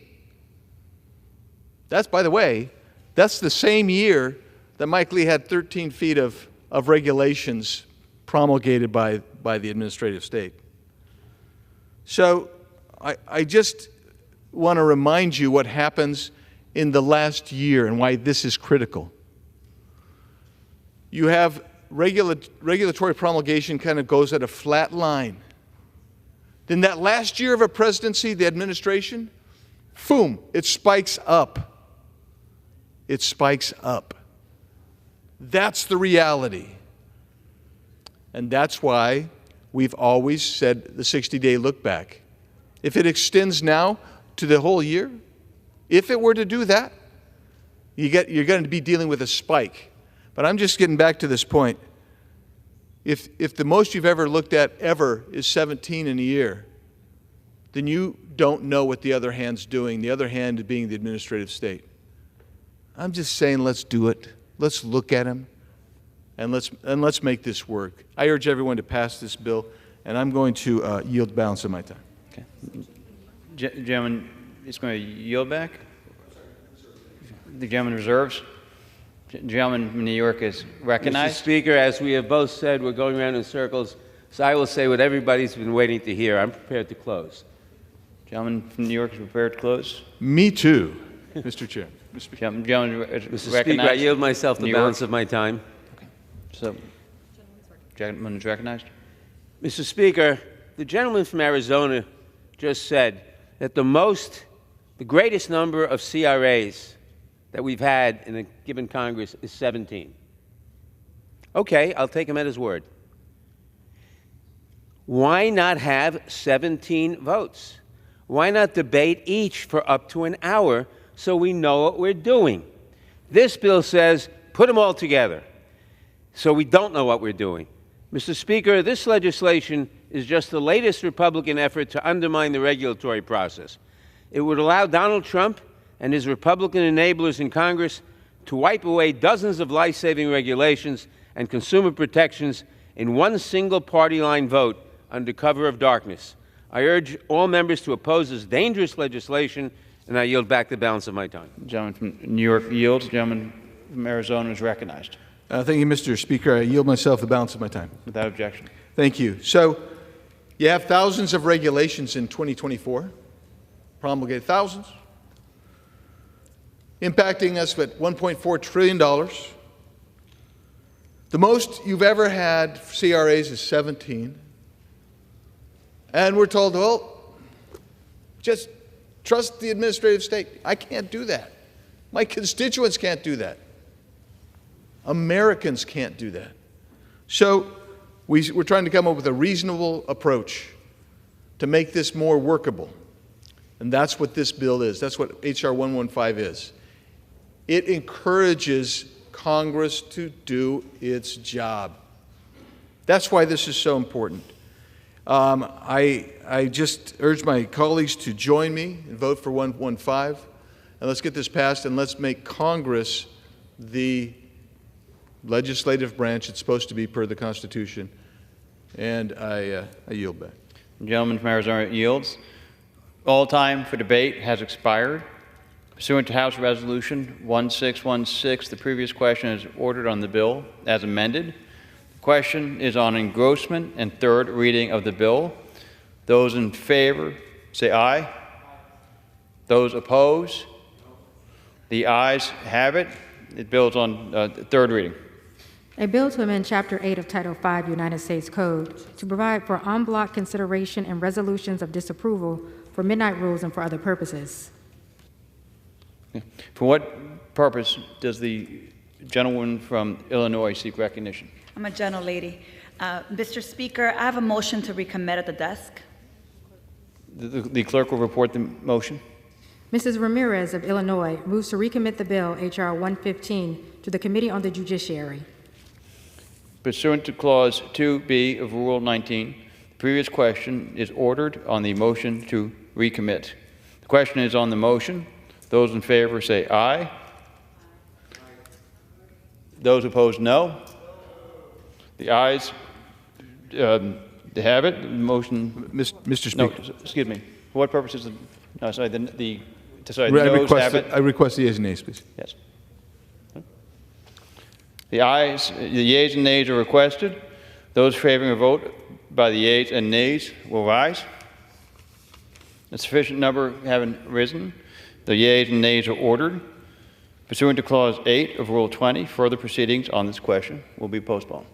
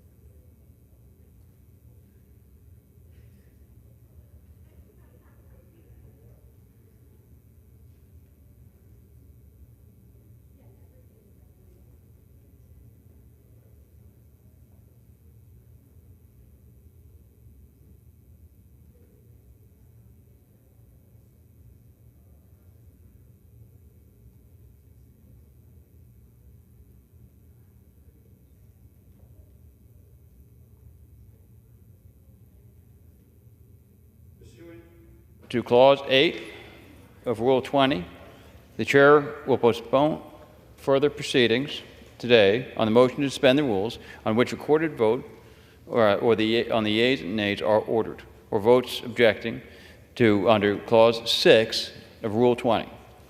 The House will resume proceedings on postponed questions at a later time. For what purpose does the gentlewoman from North Carolina seek recognition? Mr. Speaker, I move that the House suspend the rules and agree to the bill S3448 as amended. The clerk will report the title. Does the gentlewoman call up the Senate Bill 3438? 3448. Okay, thank you. The clerk will report the title of the bill. Senate 3448, an act to reauthorize the Director of United States Holocaust Memorial Museum to support Holocaust education programs and for other purposes. Pursuant to the rule, the gentlewoman from North Carolina, Ms. Fox, and the gentleman from Virginia, Mr. Scott, will each control 20 minutes. The chair recognizes the gentlewoman from North Carolina. Thank you, Mr. Speaker. I ask unanimous consent that all members may have 5 legislative days in which to revise and extend their remarks and to insert extraneous material on S3448. Without objection. Thank you, Mr. Speaker. I yield myself such time as I may consume. The gentlewoman is recognized. Thank you, Mr. Speaker. I rise in support of S3448, the Never Again Education Reauthorization Act of 2023. October 7 was the worst day in Jewish history since the Holocaust. S3448 will ensure that the lessons of history are not forgotten in these troubling times. The bipartisan bill promotes tolerance by extending the United States Holocaust Museum's mission to disseminate Holocaust education resources through fiscal year 2030. In May 2020, Congress passed with overwhelming bipartisan support, and President Trump signed into law the Never Again Education Act. This law authorizes $2 million for the Holocaust Museum to create and disseminate educational resources on how and why the Holocaust happened. This year, the world celebrated the Allied victory of Normandy 80 years ago. We were reminded of what our heroes fought for and against. Unfortunately, we've seen an increase in anti-Semitic and other bias-based offenses on college campuses, demonstrating that the hate and bigotry that motivated the Nazis is still present in our society. Expanding the presence of Holocaust education programs in schools will increase the knowledge of basic facts related to the Holocaust, and that's important. But more importantly, it will give schools optional resources to help provide students a greater understanding of the ancient scourge of anti-Semitism and provide them intellectual and moral tools to fight against it and to prevent genocide, hate, and bigotry against any group of people. Mr. Speaker, I thank Representative Buddy Carter for authoring this bill in the House, and I urge my colleagues to support this bill. I reserve the balance of my time. The gentlewoman reserves. Gentleman from Virginia, Mr. Scott, is recognized. Thank you, Mr. Speaker. I yield myself such time as I may consume. Without objection, the gentleman is recognized. Mr. Speaker, I rise in support of S. 3448, the Never Again Education Reauthorization Act of 2023.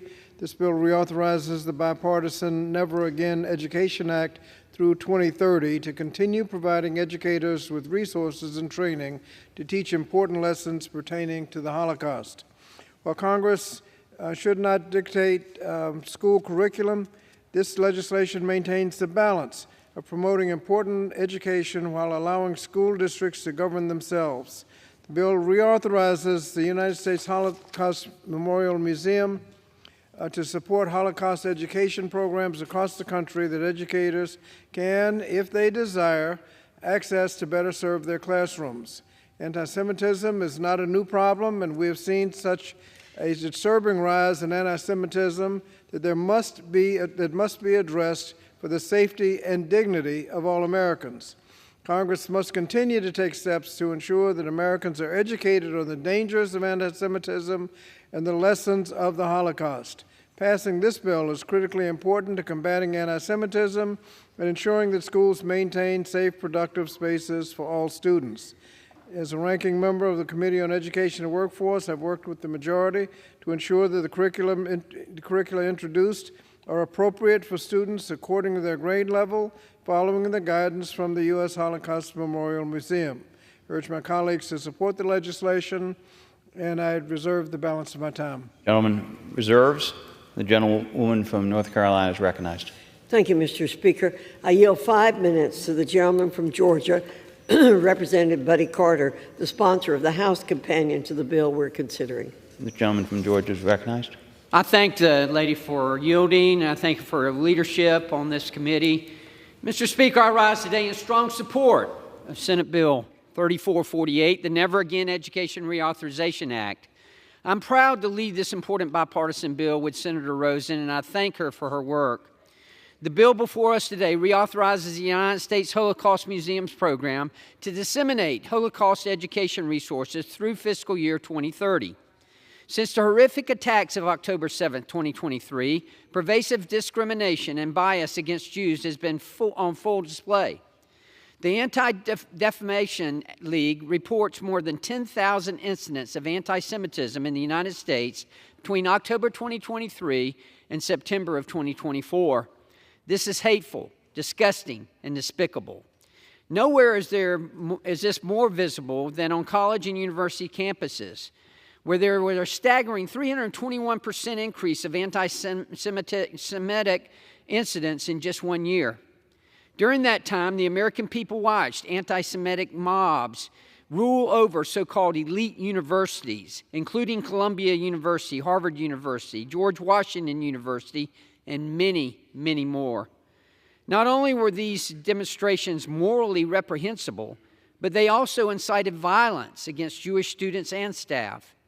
Yet, as these mobs raged on campuses, the American people witnessed 3 Ivy League presidents refuse to unequivocally state that calling for the genocide of Jews would violate their institution's codes of conduct. Think about the example that set for today's college students. 3 adults in a position of power believed calling for the genocide of Jews would be in line with their school policies. Jewish students deserve better. We must speak out against hate and educate our students on the history of anti-Semitism to ensure that the horrors of the Holocaust are never repeated. You've heard the saying, those who don't know their history are bound to repeat it. We must set a better example than that for our children. And the recent pro-Hamas demonstrations happening at colleges and high schools across the nation are proof of that. No one should be discriminated against because of their faith, or their culture, or their heritage. When we say never again, we mean it. Let me be clear. October 7th was the worst day in Jewish history since the Holocaust. And this bill will ensure that we learn from history instead of hiding from it. That is why I applaud Senator Rosen for working with me on this bipartisan bill, and I urge my colleagues to support it. Thank you, Mr. Speaker, and I yield back. The gentlewoman reserves.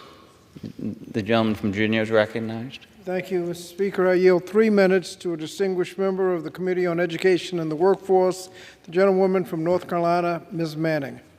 The gentlewoman from North Carolina is recognized. Thank you, Mr. Speaker, and thank you to my ranking member, Mr. Scott. Today, I rise in support of the Never Again Education Reauthorization Act, bipartisan legislation authored by my colleague, Senator Jackie Rosen of Nevada. As the co-lead of the House version of this bill with my colleague, Congressman Buddy Carter, I am proud to support this legislation to continue vital resources for Holocaust education nationwide. We have witnessed an alarming rise in anti-Semitism across our country in recent years, but since Hamas's brutal attack on Israel on October 7th of 2023, this hatred has skyrocketed. According to the Anti-Defamation League, anti-Semitic incidents have increased by more than 200% following Hamas's attack. We have seen the impact of the rise in anti-Semitism in our K-12 schools and on college campuses across the country. Unfortunately, too many young people know too little about the Holocaust and the long history of anti-Jewish hatred, dating back millennia. According to a 2020 Claims Conference survey, among millennial and Gen Z Americans, 63% do not know that 6 million Jews were murdered during the Holocaust, and 12% have never heard about or do not think they have ever heard the word Holocaust before. Additionally, in its very first report to Congress under the Never Again Education Act, the U.S. Holocaust Memorial Museum highlighted a striking and troubling finding: a significant lack of student knowledge about the Holocaust. In the educator-centered surveys, both experienced and inexperienced secondary teachers reported that close to 40% of their students had no familiarity with the Holocaust. In the fight against bigotry, ignorance, and intolerance, education is one of the most powerful tools we have. Education about the Holocaust and the long history of anti-Semitism is vital because it can help teach students about how to be moral citizens. It allows them to learn valuable lessons about bearing witness, fostering tolerance and civic values, safeguarding democracy, and embracing the responsibility to confront hate wherever it appears, to speak out rather than remain silent bystanders. That is why Congress passed the Never Again Education Act in 2020 and why we must work together on a bipartisan basis to ensure this critical work continues. This bill will extend support for Holocaust education across the nation. It will continue the U.S. Holocaust Memorial Museum's strong track record of providing resources, and I support and ask my colleagues to support this legislation. Thank you. The gentleman reserves. The gentlewoman from North Carolina is recognized. Thank you, Mr. Speaker. I yield 2 minutes to the gentleman from California, Representative Kiley, a member of the Committee on Education and the Workforce. The gentleman from California is recognized. Mr. Speaker, today I'm supporting the Never Again Education Reauthorization Act of 2023, a bill of which I am a co-sponsor. For years now, at college campuses, we have seen an alarming rise in anti-Semitism that in far too many cases was allowed by university faculty, administration, sometimes even encouraged. And even though this trend has been years in the making, nothing could have prepared us for the horrifying scenes that we have seen over the last year and a few months, ever since the attack of October 7th, where these tendencies, this rise in anti-Semitism came out into the open, and we saw scenes unlike anything we ever thought we'd see in this country, where you had students setting up checkpoints on campuses and saying if you're a Jewish student, you're not allowed to pass, where you had encampments set up for the specific purpose of harassing Jewish students and extracting anti-Semitic concessions from faculty that in some cases were in fact agreed to. This committee, our committee, the Education and the Workforce Committee, began an investigation into these incidents. We brought in university presidents, some who are now former university presidents.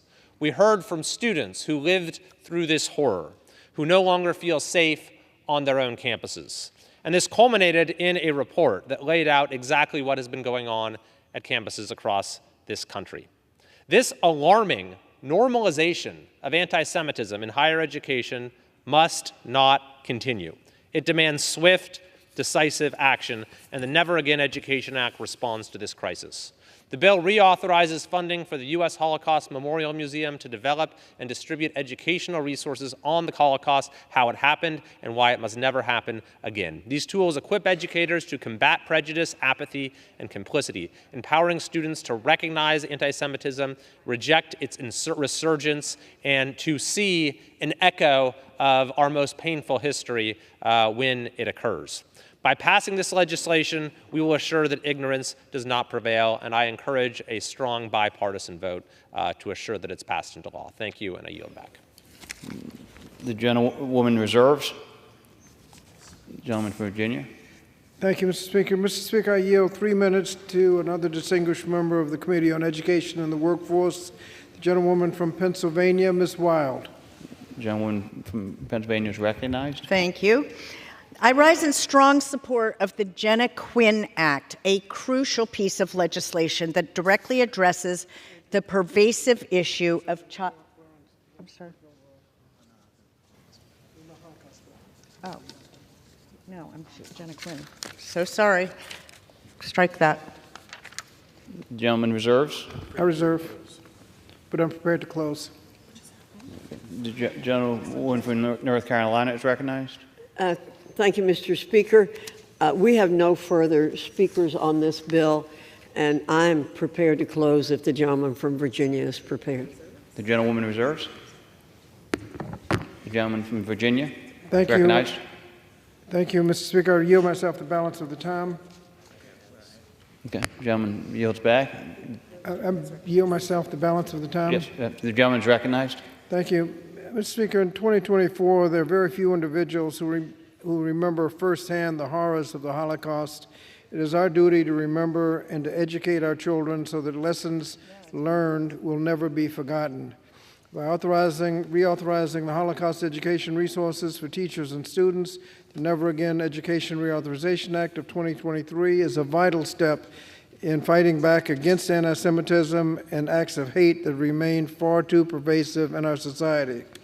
By prioritizing, we can invest in a younger generation of critical thinkers who can learn from history and use it to benefit the world around them with empathy and insight. I urge my colleagues to support the bill and yield back the balance of my time. The gentleman yields. The gentlewoman from North Carolina is recognized. Thank you, Mr. Speaker. I yield myself the balance of my time. The gentlewoman is recognized. Mr. Speaker, anti-Semitism exploded on college campuses across the country following October 7, 2023, increasing 700% over the same period in the prior year. Swastikas spread across campus as graffiti. Jewish students were segregated in classrooms by their professors. Jewish students at New York City's Cooper Union were forced to lock themselves in the college library and later escorted out a back door. I recognize that anti-Semitism is not a new problem. It has taken on various forms throughout history. The most noted prior to October 7th were the horrors of the Nazi Holocaust. Both will forever remain a stain in the annals of human history. The modern form of anti-Semitism is often disguised by progressive political ideologies. Evidence shows that campus DEI bureaucracies play a major role in propagating the spread of anti-Semitism. DEI divides the world into oppressors and the oppressed, ascribing collective guilt to the oppressors and collective innocence to the oppressed. What does this mean for Jewish students? The DEI hierarchy places the Jewish people at the bottom of the oppression spectrum. DEI programs are ideologically anti-Semitic because they ascribe collective guilt to the entire state of Israel for its mere existence. The core principles of the Marxist ideologue are not diversity, equity, or inclusion.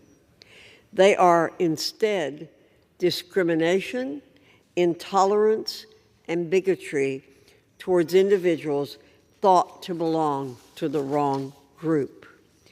This modern manifestation of one of history's greatest evils, anti-Semitism, is repugnant.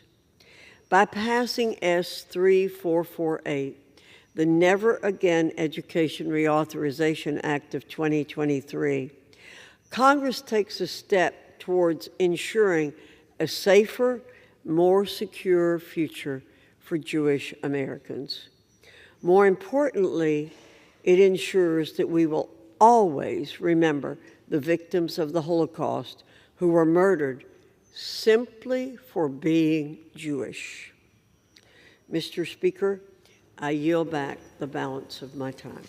The gentlewoman yields, and the question is, will the House suspend the rules and pass Senate Bill 3448?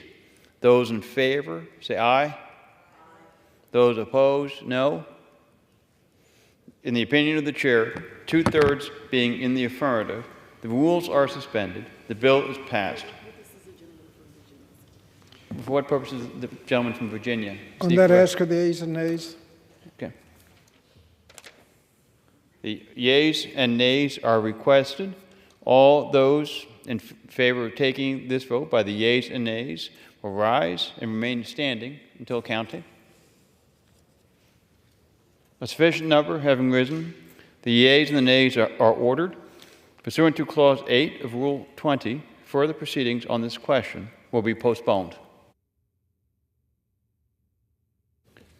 For what purpose does the gentlewoman from North Carolina seek recognition?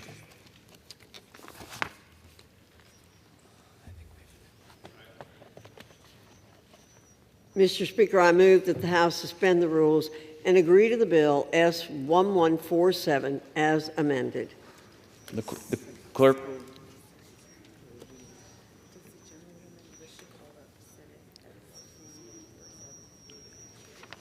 Does the gentleman wish to call it S1147? Correct. Not as amended?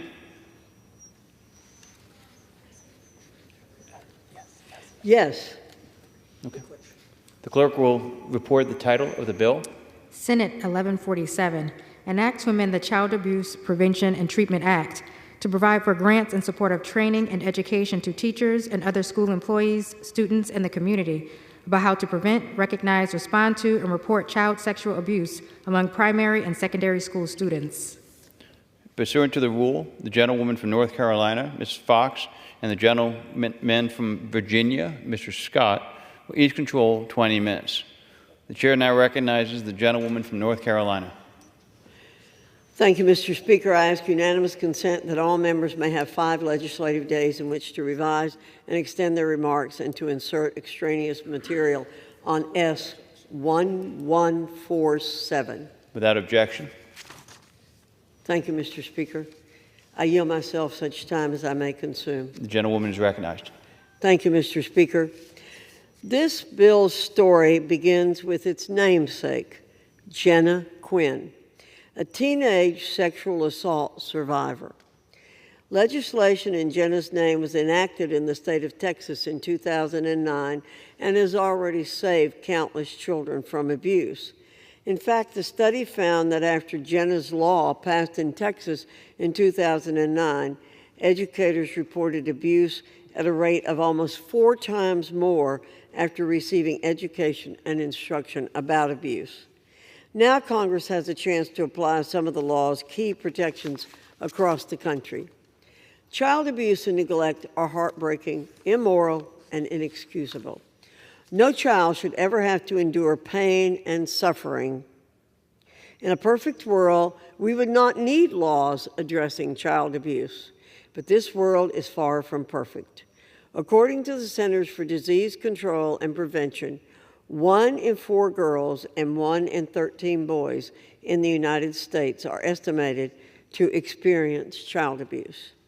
The National Children's Alliance states, quote, an estimated 558,899 children, unique incidents, were victims of abuse and neglect in 2022, the most recent year for which there is national data, end quote.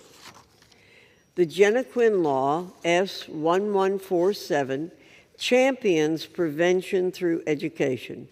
This bill aims to prevent child sexual abuse by allowing schools to utilize existing grants to educate teachers, staff, parents, and students to recognize and respond to abuse. In addition to protecting children, the bill respects taxpayer money.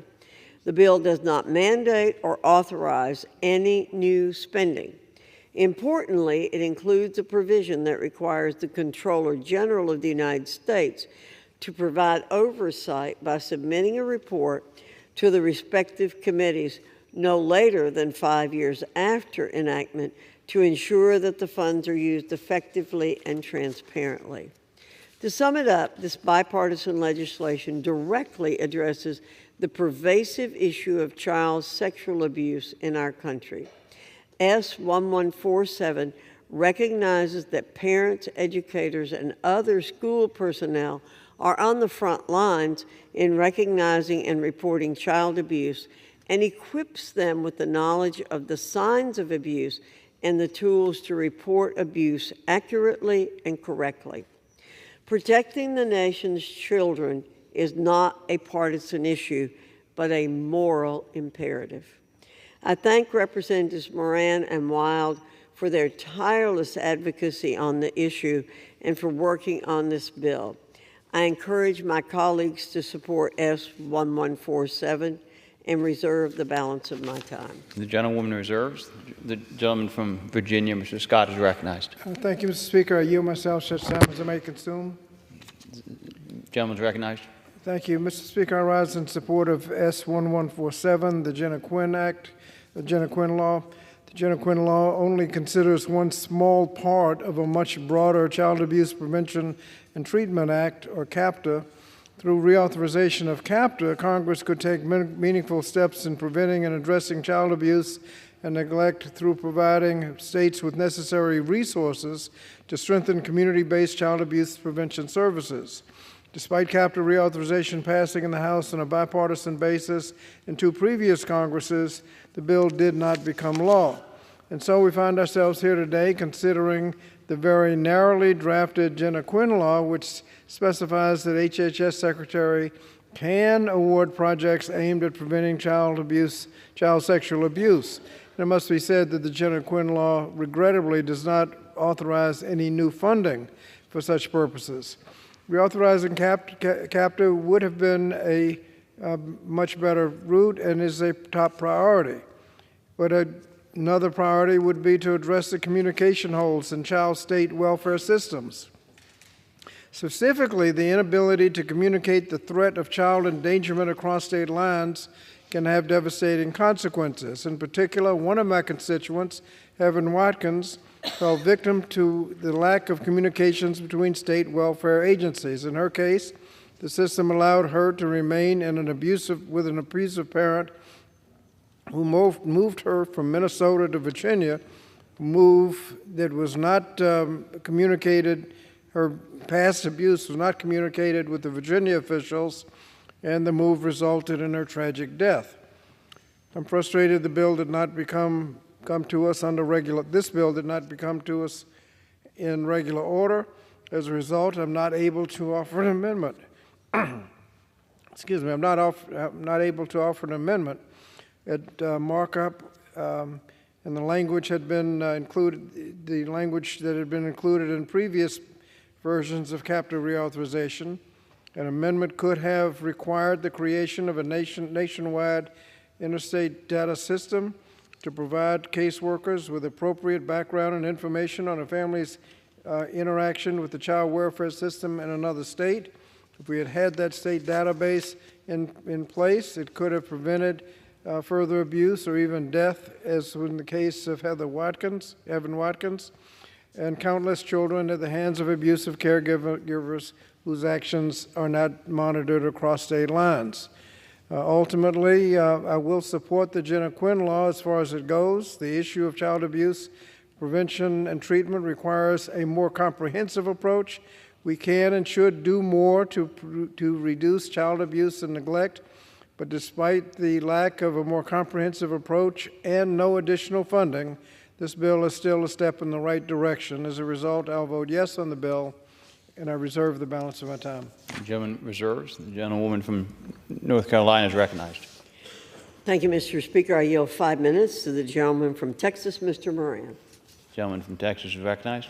Thank you, Mr. Speaker. I rise before you today to speak in support of S1147, the Jenna Quinn law. As the proud sponsor of the House companion legislation, I know how critical and vital this legislation is for so many. I want to thank at the outset Senator Cornyn for his hard work on the Senate side on this bill and for his years of leadership protecting children. S1147 will authorize the Department of Health and Human Services to allow existing federal funds to be used by eligible entities for evidence-based, informed training on sexual abuse prevention, education, and reporting. These courses would focus on teachers, school employees, students, caregivers, and other adults who work with children. Furthermore, the bill would ensure that grant recipients coordinate with local educational agencies to train students, professionals, and volunteers who work with children on abuse prevention, recognition, and reporting. These are important matters. This bill, however, does not add to overall spending. We do have a spending problem here in the United States. Rather, it makes existing funding available for these important programs. Over the past year, I've had the privilege of meeting and getting to know the namesake of this bill, Texan Jenna Quinn. You just heard her story. Jenna is a symbol of hope and of bravery. She has an inspiring story of overcoming sexual abuse herself, and her unwavering commitment to helping so many like her who have been or are presently victims of abuse is just remarkable. As it stands, our nation's children face a tragic and silent epidemic, child sexual abuse. As I speak before you now, every 9 minutes, new evidence for a claim of sexual abuse is substantiated. Of all victims under the age of 18, 2 out of 3 are between the ages of 12 and 17. Tragically, child sexual abuse is one of the most underreported crimes in our country. 1 in 4 girls and 1 in 13 boys is subject to this heartbreaking reality. Even more alarming, 90% of these children who are victims of sexual abuse know and trust their abuser. The same was true for Jenna Quinn. While child sexual abuse is a criminal epidemic, one part of the solution to this tragedy lies in preventative education. Education combined with a comprehensive set of preventative policies is a powerful tool to combat this crisis. School personnel report 52% of all identified child abuse cases classified as causing harm to children, more than any other professional organization, including CPS and law enforcement. For that, we are profoundly grateful to our educational partners. Each life is precious and each life deserves protection at all stages. I am confident that the Jenna Quinn bill will strengthen our efforts to prevent the evils of child sexual abuse and help identify children who have experienced this or are currently experiencing it and get it stopped. Most importantly, it will help them in finding pathways to healing. Today, I'm grateful that both Republicans and Democrats have come together to pass or will pass this bipartisan, bicameral, and common sense legislation. I want to thank Representative Susan Wild on the Democratic side for her hard work in this effort, and I want to say again to Chairwoman Foxx, thanks to her and her staff for their dedication and hard work on bringing this legislation to the floor. I know that there are children whose lives will forever be impacted for the better because of the Jenna Quinn bill. Today, I urge my colleagues to support this bill and get it to the President's desk so it can be signed into law. Thank you, Mr. Speaker. I yield back. The gentlewoman reserves her time. The gentleman from Virginia is recognized. Thank you, Mr. Speaker. Mr. Speaker, I yield 3 minutes to a distinguished member of the Committee on Education and the Workforce, the gentlewoman from Pennsylvania, Ms. Wild. The gentleman from Pennsylvania is recognized. Thank you, and thank you to the chairwoman, the ranking member, and my colleague, Mr. Moran, for bringing the Jenna Quinn Act forward. It's so important. I rise in strong support of the Jenna Quinn Act, a crucial piece of legislation that directly addresses the pervasive issue of child sexual abuse in our country. Unfortunately, child sexual abuse is a silent epidemic. The CDC estimates that 1 in 4 girls and 1 in 13 boys will experience sexual abuse before the age of 18. In my home state of Pennsylvania, child abuse laws reflect the sobering reality of this crisis. Between 2019 and 2023, a period of 4 years, there were more than 32,000 individuals charged in child abuse cases, and of those charged, a striking 56% were between the ages of 19 and 35. And 23% of these defendants were charged with endangering the welfare of children, according to the Unified Judicial System of Pennsylvania. These numbers highlight the widespread and deeply rooted problem in our communities. They also reinforce the need for proactive measures to prevent child abuse before it occurs, which is exactly what the Jenna Quinn Act seeks to accomplish. This bill empowers educators and school personnel who are often on the front lines when it comes to identifying and stopping child sexual abuse with the tools they need to recognize, report, and prevent the abuse from happening. By providing schools with trauma-informed training and helping staff to recognize, report, and ultimately prevent child sexual abuse, the Jenna Quinn Act will create a safer environment for children across the country. This training is not about turning teachers into investigators. It's about making sure that every teacher knows what to do if a child evidences or discloses abuse, or if the teacher notices warning signs. It's about giving those children the chance to be heard and to be helped. The bill emphasizes flexibility, allowing states to develop the right programs for their schools while ensuring that federal support is there to back them up. Let me be clear. This bill is a bipartisan solution to a problem that knows no political boundaries. Protecting our children is not a partisan issue. It is a moral imperative. Our educators deserve the training and resources that they need to effectively intervene in situations of abuse, and our children deserve to feel safe in their classrooms. I urge my colleagues to join me and vote yes on the Jenna Quinn Act. Thank you, Mr. Speaker. I yield back the balance of my time. Gentlewoman yields. The gentleman from Virginia reserves. The gentlelady from North Carolina is recognized. Thank you, Mr. Speaker. I'm prepared to close and reserve the balance of my time. Gentlelady reserves. Gentleman is recognized. Thank you, Mr. Speaker. I yield myself the balance of the time. Gentleman is recognized. Mr. Speaker, while this legislation would be a step to improve prevention, awareness, and reporting of child sexual abuse in schools, it woefully falls short of a comprehensive reauthorization of the Child Abuse Prevention and Treatment Act, or CAPTA. CAPTA was last reauthorized over a decade ago in 2010, and a timely reauthorization is an appropriate solution to prevent child abuse and neglect from happening in the first place and provide better evidence-based treatments to address child maltreatment. In both the 116th and the 117th Congresses, when I was chairman of the committee, the House passed a bipartisan CAPTA reauthorization bill called Stronger CAPTA.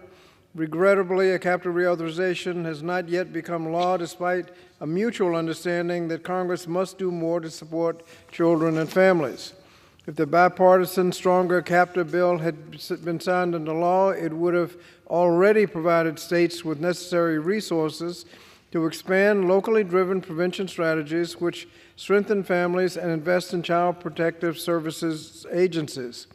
Unfortunately, the bill we're considering today does not provide any additional funding to implement its proposed grant program on child sexual abuse prevention and awareness.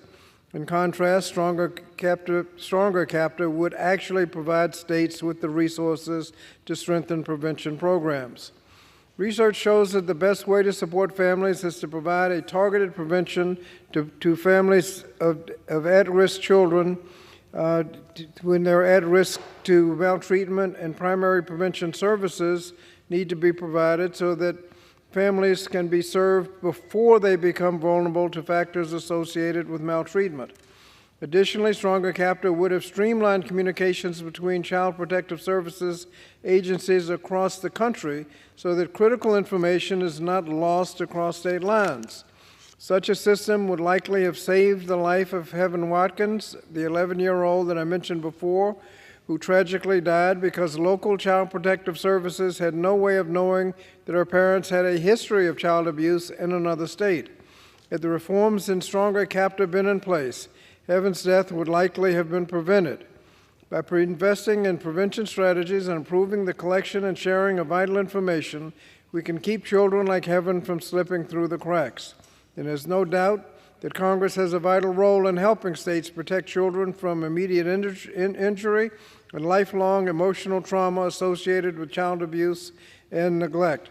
So I look forward to working on a bipartisan manner in the next Congress to reauthorize CAPTA, but in the meanwhile, I urge my colleagues to support this bill. Thank you, Mr. Speaker, and I yield back. Gentleman yields. Gentlewoman from North Carolina is recognized. Thank you, Mr. Speaker. I yield myself the balance of my time. Gentlelady is recognized. Thank you, Mr. Speaker. Children are the nation's future, but sadly the life and bright future of hundreds of thousands of children are threatened each year by abuse and neglect. Mr. Speaker, S. 1147 allows for grants for child sexual abuse prevention programs in schools, equipping educators to recognize and report signs of abuse early. Jenna Quinn's story reminds us of the urgency to act, and this bill ensures that we continue to safeguard vulnerable children from preventable cases of sexual assault. I believe this legislation, in the face of evil, will help prevent child sexual abuse and help identify children who are experiencing these horrible acts to be put on a path towards healing. By passing S. 1147, Congress is taking meaningful steps to prevent additional child abuse and neglect by providing states with the tools necessary to strengthen child abuse prevention services. I yield back the balance of my time. The gentlelady yields. The question is, will the House suspend the rules and pass Senate 1147? Those in favor say aye. Those opposed, no. In the opinion of the chair, 2/3 being the affirmative, the rules are suspended, the bill is passed, and without objection, the motion to reconsider is laid on the table.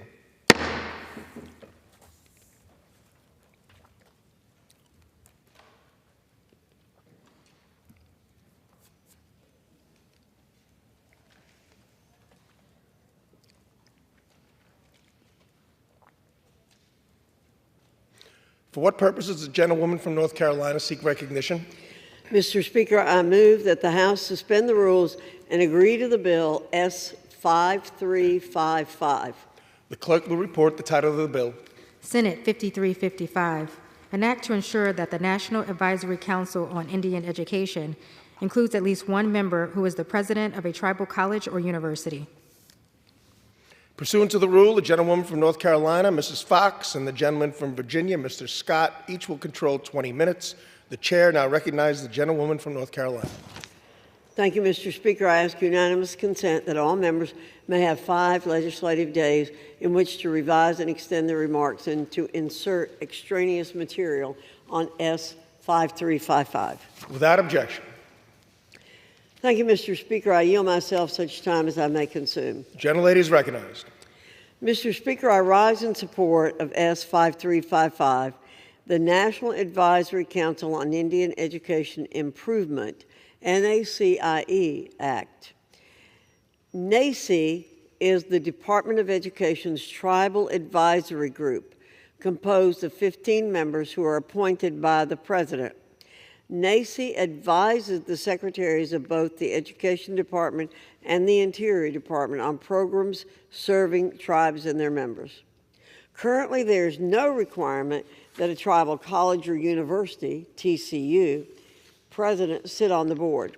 As a result, the Education Department's tribal consultation sessions often do not provide the opportunity for TCU leaders, who are the prominent leaders in tribal post-secondary education, to provide direct input.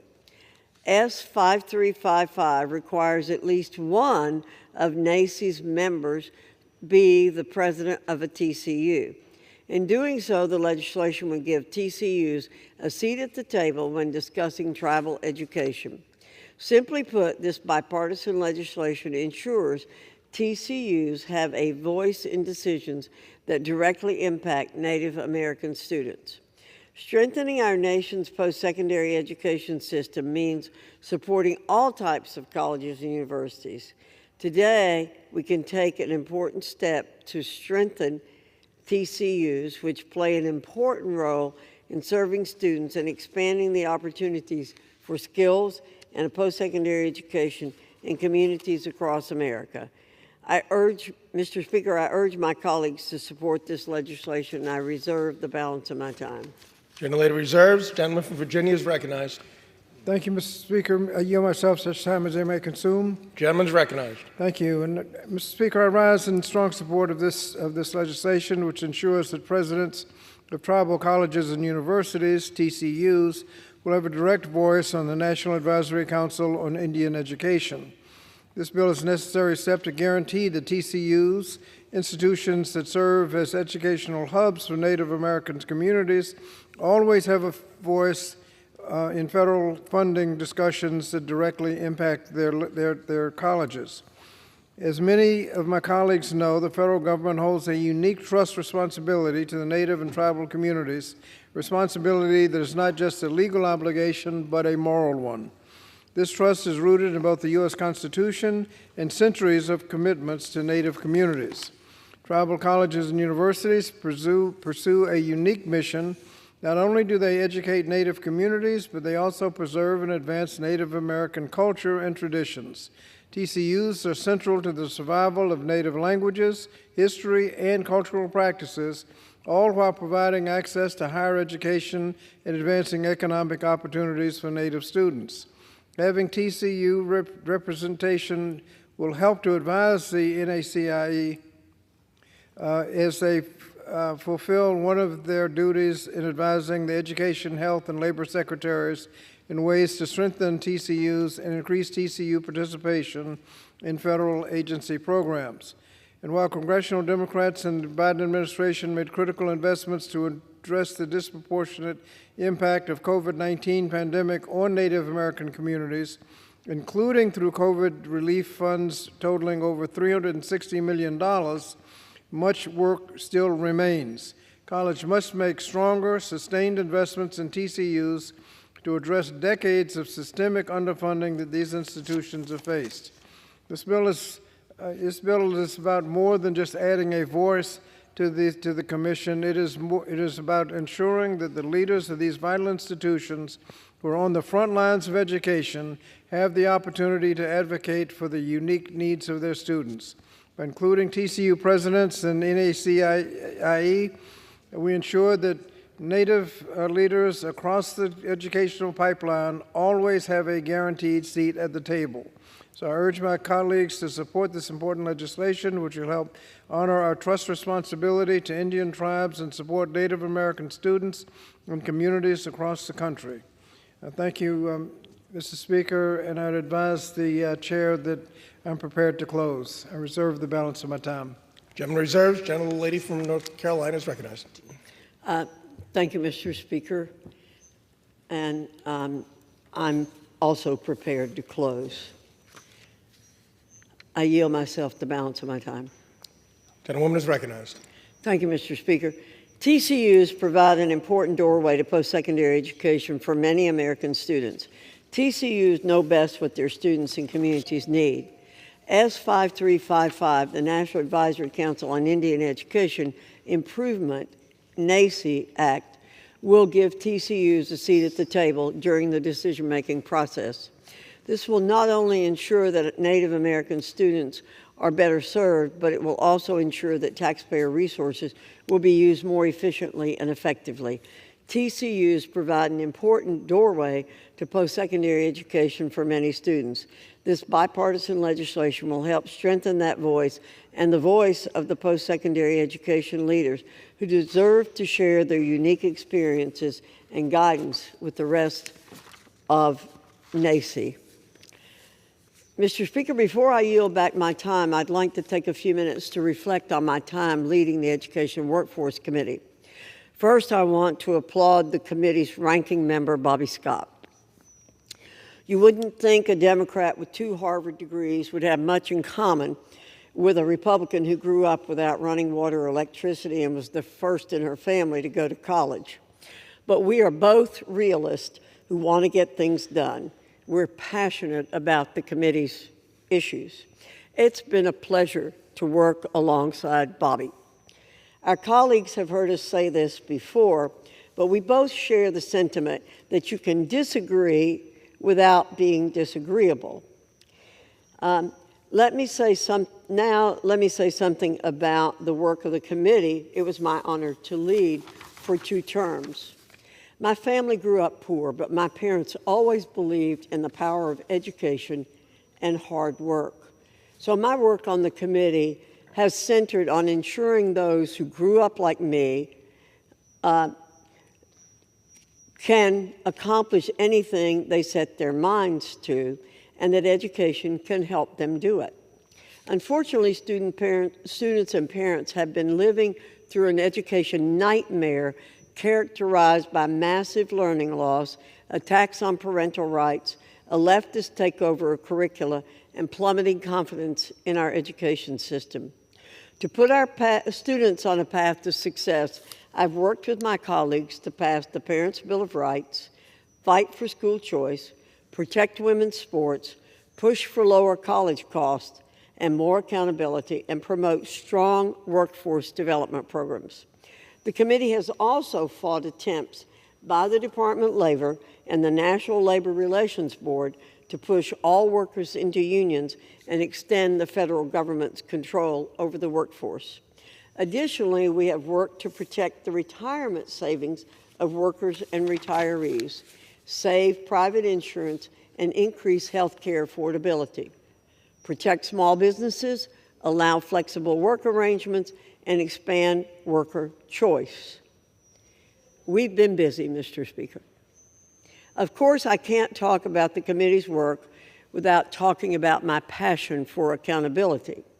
As elected representatives, it's our duty to hold the federal government to the highest standard of accountability so that hard-working taxpayers' dollars are used effectively and efficiently.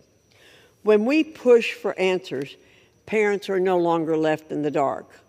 Lawmakers are better informed when it comes time to consider legislation, and American taxpayers see where their hard-earned money is going. None of the work accomplished by the committee was done by me alone. I was bolstered at every turn by the support and efforts of my colleagues. More importantly, I had the incredible talent of a dedicated staff. Mr. Speaker, when I first came to Congress, I heard members on the floor saying all these fabulous things about their staff. And it was hard for me to envision at the beginning how important the staff could be. But I have certainly come to understand that as the chair of the committee. To all of the staff, I say thank you, and I reserve the balance of my time. Gentlelady reserves. Gentleman is recognized. Thank you, Mr. Speaker. I yield myself the balance of the time. Gentleman is recognized. Mr. Speaker, on the legislation, I want to emphasize the fact that this bill is more than just adding a voice of on the National Advisory Council on Indian Education. It's about honoring our nation's commitment to Native American communities and ensuring that tribal colleges and universities are properly represented to discuss the effective legislation and executive action on their future and the students they serve.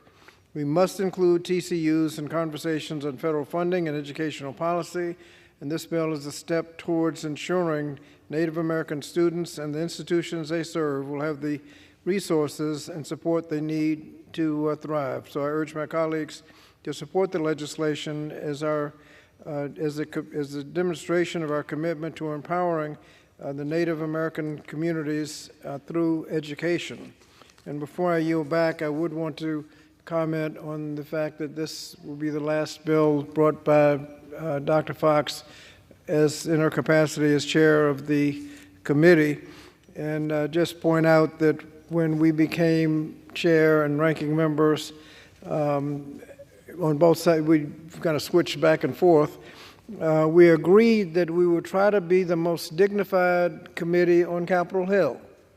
Now, regrettably, that's a mighty low bar around here, but I think we did, and she, as she's indicated, I think we demonstrated how you can disagree without being disagreeable.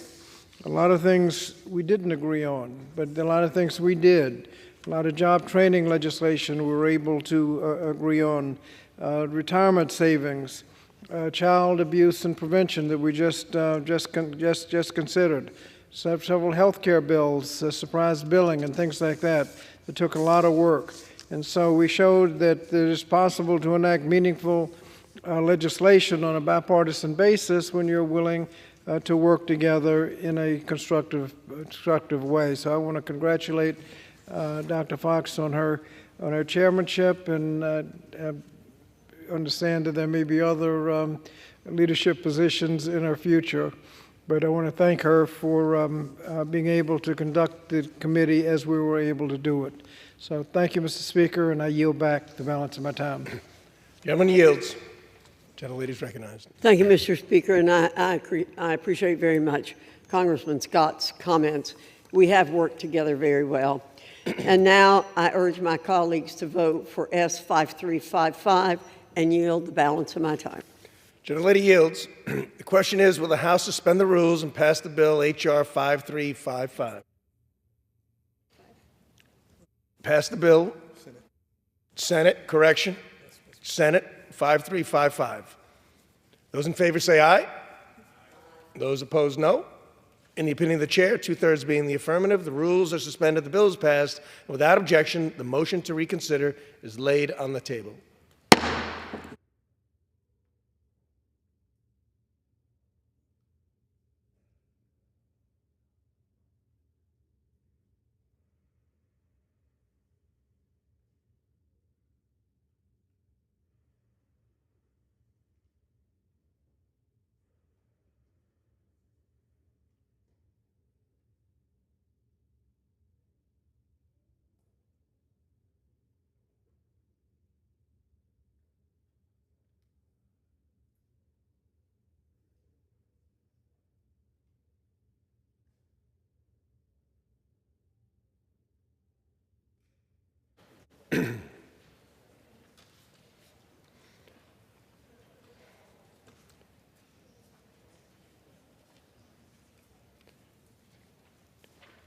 For what purpose does the gentleman from Arkansas seek recognition?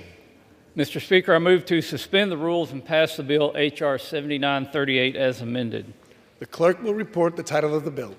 H.R. 7938, a bill to amend the Klamath Basin Water Supply Enhancement Act of 2000 to provide the Secretary of the Interior with certain authorities with respect to projects affecting the Klamath Basin watershed and for other purposes. Pursuant to the rule, the gentleman from Arkansas, Mr. Westerman, and the gentlewoman from California, Ms. Kamaliger Dove, each will control 20 minutes. The chair recognizes the gentleman from Arkansas. Mr. Speaker, I ask unanimous consent that all members have 5 legislative days to revise and extend their remarks and to include extraneous material on H.R. 7938, the bill now under consideration. Without objection. I yield myself such time as I may consume. The gentleman is recognized. Mr. Speaker, I rise in support of H.R. 7938, the Klamath Basin Water Agreement Support Act of 2024. This legislation, sponsored by Congressman Cliff Bentz, would uphold the commitments made by the federal government in the agreements concerning dam removal and species restoration, which are aimed at ensuring farmers are shielded from the adverse effects of these actions. The Klamath River Basin in southern Oregon and northern California encompasses more than 12,000 square miles with some of the most productive irrigated agriculture in the country.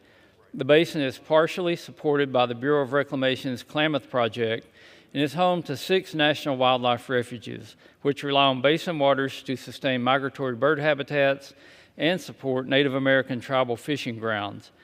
However, this basin has been plagued by decades of disagreement and conflicting agency options on how to best conserve the ESA-listed species. While H.R. 7938 provides the Department of the Interior the authorization to operate and improve infrastructure, it makes clear that Klamath Project irrigators are not responsible for those costs. The bill also enables Reclamation to implement conservation measures for ESA-listed species through fish screens and other restoration projects. This would protect tribal resources in the basin and avoid additional regulatory burdens on other stakeholders.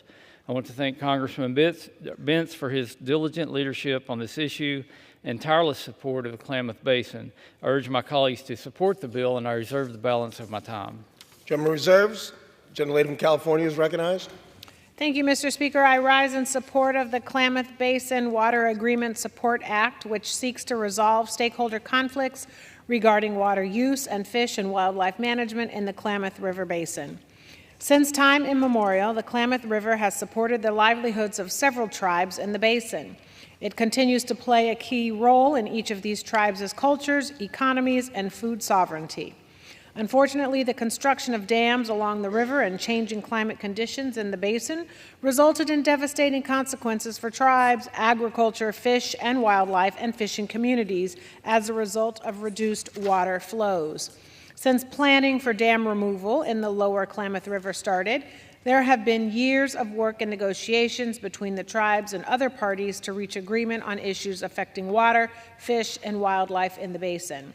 And now, after the removal of the 4 lower Klamath dams, salmon have already begun migrating into previously inaccessible historic salmon spawning habitat. Good for them. The legislation before us today would build on this historic restoration project by further supporting the communities made under the Klamath Basin agreements. I would like to thank the majority for working with us to ensure that tribal concerns with the introduced language were addressed prior to moving the bill out of committee. I ask my colleagues to support the bill, and I reserve the balance of my time. Reserves. Gentleman is recognized.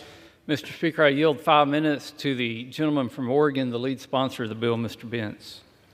Gentleman is recognized. Thank you, Chair Westerman. Mr. Speaker, I rise in support of H.R. 7938 as amended. This long overdue legislation is necessary if the federal government is to honor critical commitments it's made to farmers and ranchers in my district in Oregon and Mr. LaMalfa's district in Northern California. For generations, farmers and ranchers receiving water delivered from the Klamath River and Klamath Lake have assumed the risks of weather, skyrocketing costs of production, wildly fluctuating markets, while playing by the rules, conserving more and more water, and continuing to do their best to provide high-quality food for our nation. However, over the past 25 years, they've done so under the additional burden of federally mandated drastic reductions in the amount of water they have state-certified rights to use. These reductions, dictated federally, coupled with increasing drought, threaten farmers and ranchers' livelihoods, the communities that rely upon them, and ultimately our nation's food supply. The reason this legislation is needed now is because earlier this year, the 4 hydroelectric dams on the Klamath River in Oregon and California were dismantled and removed. This leaves operation of in-stream structures located upriver from the now removed 4 hydroelectric dams at legal risk through no fault or action or by the farmers. As context, Mr. Speaker, for over 100 years there were 4 hydroelectric facilities on the Klamath River. These facilities were located downstream from the Klamath Irrigation Project's Klamath River diversion structures. The 4 hydroelectric dams generated low-cost, clean, renewable energy for over a century. Although they were built by a local company, they were eventually acquired by PacifiCorp, a nationally operating, investor-owned electrical utility. In recent years, state and federal regulators decided they wanted the 4 lower dams on the Klamath River removed. Regulations and litigation drove the cost of relicensing these dams through the roof, leading their owner, PacifiCorp, to the not too surprising conclusion that disposing of rather than relicensing the dams was the best path forward. And based on this, PacifiCorp agreed the dams could be removed, but only if someone else assumed all legal responsibility and paid for all of the work. In addition, as a condition of allowing the 4 hydro dams to be removed, PacifiCorp demanded that the U.S. Bureau of Reclamation assume ownership of all remaining water infrastructure previously owned by PacifiCorp, including the Link River and Keno dams, regardless of their condition, shifting all and whatever liabilities, known and unknown, might burden them to the Bureau of Reclamation. In the 15 years before removal of these hydroelectric dams, farmers and ranchers on the Klamath Project were promised that they would not have to bear the cost of retrofitting and updating this in-stream infrastructure. This legislation finally will deliver on those promises. Mr. Speaker, I ask unanimous consent to enter into the congressional record this copy of the 2016 Klamath Power and Facilities Agreement, which reflects some of these promises. Without objection. In addition, Mr. Speaker, H.R. 7938 partially addresses other consequences of the destruction of these dams. The major reason for their removal was to allow salmon, steelhead, and other fish to migrate up rivers and streams to new areas. However, accompanying these returning fish are regulations and regulators, anxious to make sure that the fish have appropriate means of passage. But the Klamath Project's irrigation infrastructure was not built or designed to deal with the needs of these species. Over the past 15 years, irrigators in the Klamath Project have been repeatedly assured that there would not be any significant new regulatory burden or cost imposed upon them associated with removal of the 4 dams and the resultant arrival of fish. And yet, here we are. Fortunately, this legislation will give the Bureau of Reclamation some of the authority and tools needed for keeping that promise. I want to thank my colleagues, Mr. LaMalfa and Ranking Member Huffman, and the Natural Resources Committee for supporting and working with me on this important bill. I want to thank Chair Westerman.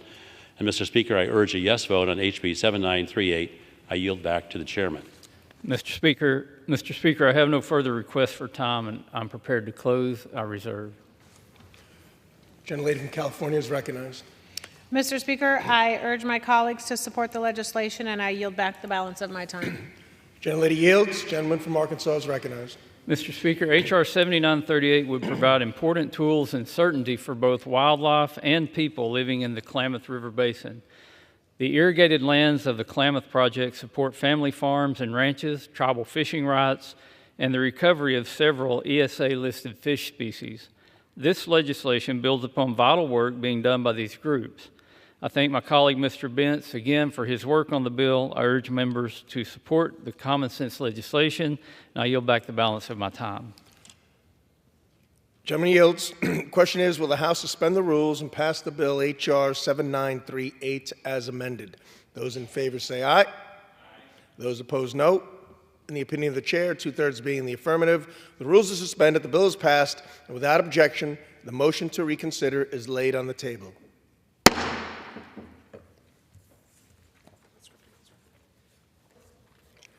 For what purposes does the gentleman from Arkansas seek recognition? Mr. Speaker, I move to suspend the rules and pass the bill H.R. 6127 as amended. The clerk will report the title of the bill. H.R. 6127, a bill to provide for the standardization, consolidation, and publication of data relating to public outdoor recreational use of federal waterways among federal land and water management agencies and for other purposes. Pursuant to the rule, the gentleman from Arkansas, Mr. Westerman, and the gentlewoman from California, Ms. Kalama Gerdove, each will control 20 minutes. The chair recognizes the gentleman from Arkansas.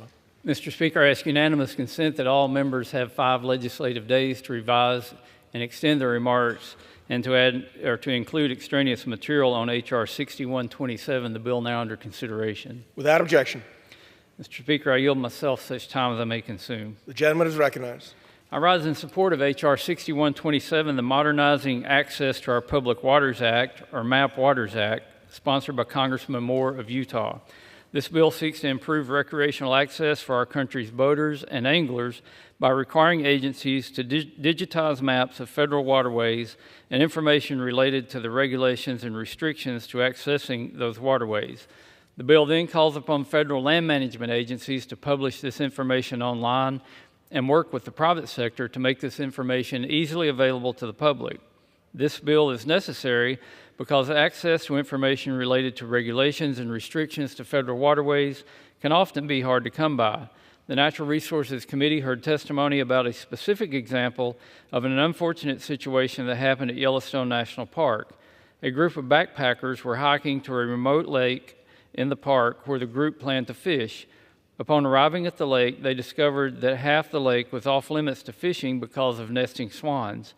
It just so happens that the half of the lake that was close to fishing was the part of the lake that were permitted to fish. This is unacceptable. Passing the bill would prevent incidents like this by ensuring this information is easily available to the public. I urge my colleagues to support the bill, and I reserve the balance of my time. Gentleman reserves. The gentlewoman from California is recognized. Thank you, Mr. Speaker. The MAP Waters Act would improve the standardization and public access to information about federal waterway restrictions, federal waterway access and navigation, and federal fishing restrictions. By standardizing and digitizing this information, this bill would give Americans the information and confidence to engage in recreation without searching for and deciphering information across numerous agency websites. I ask my colleagues to support the bill, and I reserve the balance of my time. Gentlelady reserves. Gentleman from Arkansas is recognized. Mr. Speaker, I yield 2 minutes to the gentleman from Utah, the lead sponsor of the bill, Mr. Moore. Gentleman is recognized. Thank you, Chairman Westerman. Mr. Speaker, I rise today in support of my bill, the Modernizing Access to Public Waters, or MAP Waters Act, which passed in the Natural Resources Committee unanimously last month. The legislation builds upon the success of my MAPLand Act, enacted in 2022, and MAP Army Corps language included in this year's Water Resources Development Act to ensure Americans can quickly see the public resources around them and spend more time recreating on the water that they love. The MAP Waters Act will improve the standardization, consolidation, and availability of information on the recreational opportunities for federal waterways, allowing recreationalists in Utah and around the country with the most up-to-date information on what is available to them. In addition to providing chances for families to experience the outdoors and instill a love of nature in new generations, recreational boating and fishing are major drivers of Utah's economy, contributing over $563 million in 2023. As our love for the outdoors continues to grow, accessing these public treasures should be as easy as possible. I thank my friends Mr. Panetta from California, Mr. Fulcher from Idaho, and Mrs. Dingell from Michigan, as well as our Senate companions, Senators Barrasso and King, for partnering with me on this effort. I urge my colleagues to support H.R. 6127 and yield back the remainder of my time.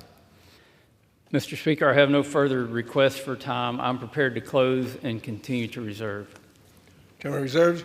Gentlelady from California is recognized. Mr. Speaker, I urge my colleagues to support the legislation, and I yield back the balance of my time. Gentleman yields. Gentleman from Arkansas is recognized. Mr. Speaker, I again want to thank Representative Moore from Utah for his work on this bill and his work as a member of this body to increase recreational access to our public lands. I urge my colleagues to support the bill, and I yield back the balance of my time. Gentleman yields. The question is, will the House suspend the rules and pass the bill H.R. 6127 as amended? Those in favor say aye. Those opposed, no. In the opinion of the chair, 2/3 being the affirmative, the rules are suspended, the bill is passed, and without objection, the motion to reconsider is laid on the table. For what purpose does the gentleman from Arkansas seek recognition? Mr. Speaker, I move to suspend the rules and pass the bill H.R. 1101 as amended. Clerk will report the title of the bill. H.R. 1101, a bill to amend the Lumbee Act of 1956. Pursuant to the rule, the gentleman from Arkansas, Mr. Westerman, and the gentlewoman from California, Ms. Kamaliger Dove, each will control 20 minutes. The chair recognizes the gentleman from Arkansas. Mr. Speaker, I ask unanimous consent that all members have 5 legislative days to revise and extend their remarks and to include extraneous material on H.R. 1101, the bill now under consideration. Without objection. I yield myself such time as I may consume. The gentleman is recognized.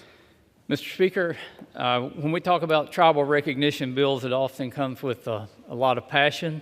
There are people who support the bills, there are people who oppose the bills, and it's hard to get consensus on these tribal recognition bills. But as we consider this bill today, I just want to lay out the facts of what's at stake here in this particular tribal recognition bill. H.R. 1101 would extend federal recognition to the Lumbee tribe of North Carolina and remove a statutory bar that has impacted the tribe since 1956. According to the tribe, this statutory bar has prevented them from being federally recognized through any administrative procedure. Under the legislation, the Lumbee tribe would be eligible for services, benefits, and immunities available to other federally recognized Indian tribes.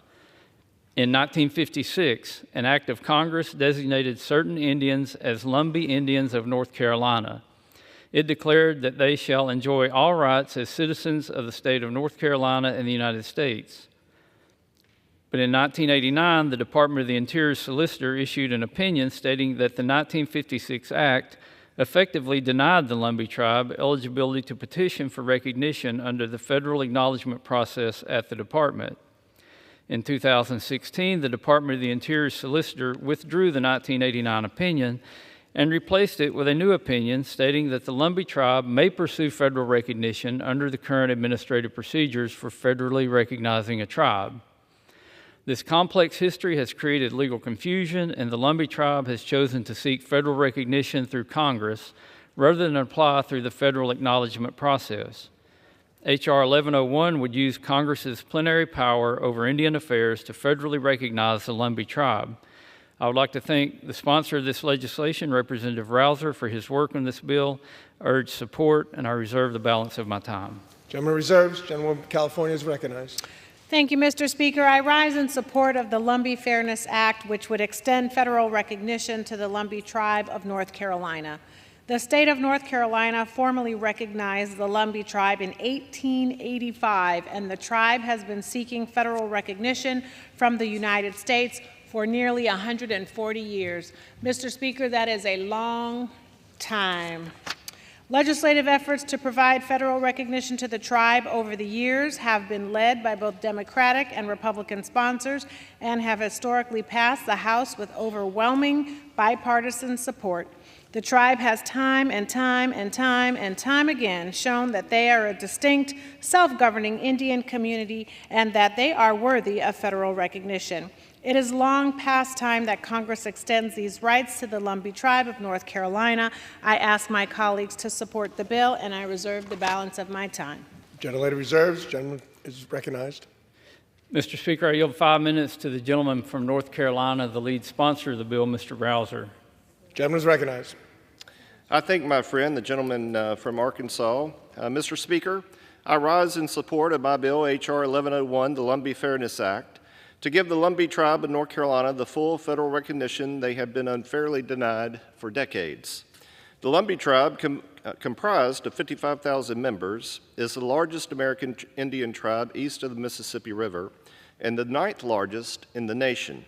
Throughout the recorded history, the Lumbee have called southeastern North Carolina home, spanning Robeson, Scotland, Hoke, and Cumberland counties. Now, despite their long history and cohesive culture, the Lumbee tribe has never had access to the same resources exercised by every other federally recognized tribe. During the termination era, when Congress ended the federal relationship with 60 tribes, the Lumbee Act of 1956 recognized the tribe's existence, yet denied them the federal rights and protections afforded to other federally recognized tribes. This includes access to benefits from the Indian Health Service and support from the Bureau of Indian Affairs. And sometimes it's quite helpful to go back and see what the statute actually says. Public Law 571 specifically reads that nothing in this act shall make such Indians eligible for any services performed by the United States for Indians because of their status as Indians, and none of the statutes of the United States which affect Indians because of their status as Indians shall be applicable to the Lumbee Indians. A bit wordy, but very clear and very to the point. Beginning in 1978, the federal government began rectifying the damage done during the termination era, establishing processes in which tribes could regain federal recognition and privileges.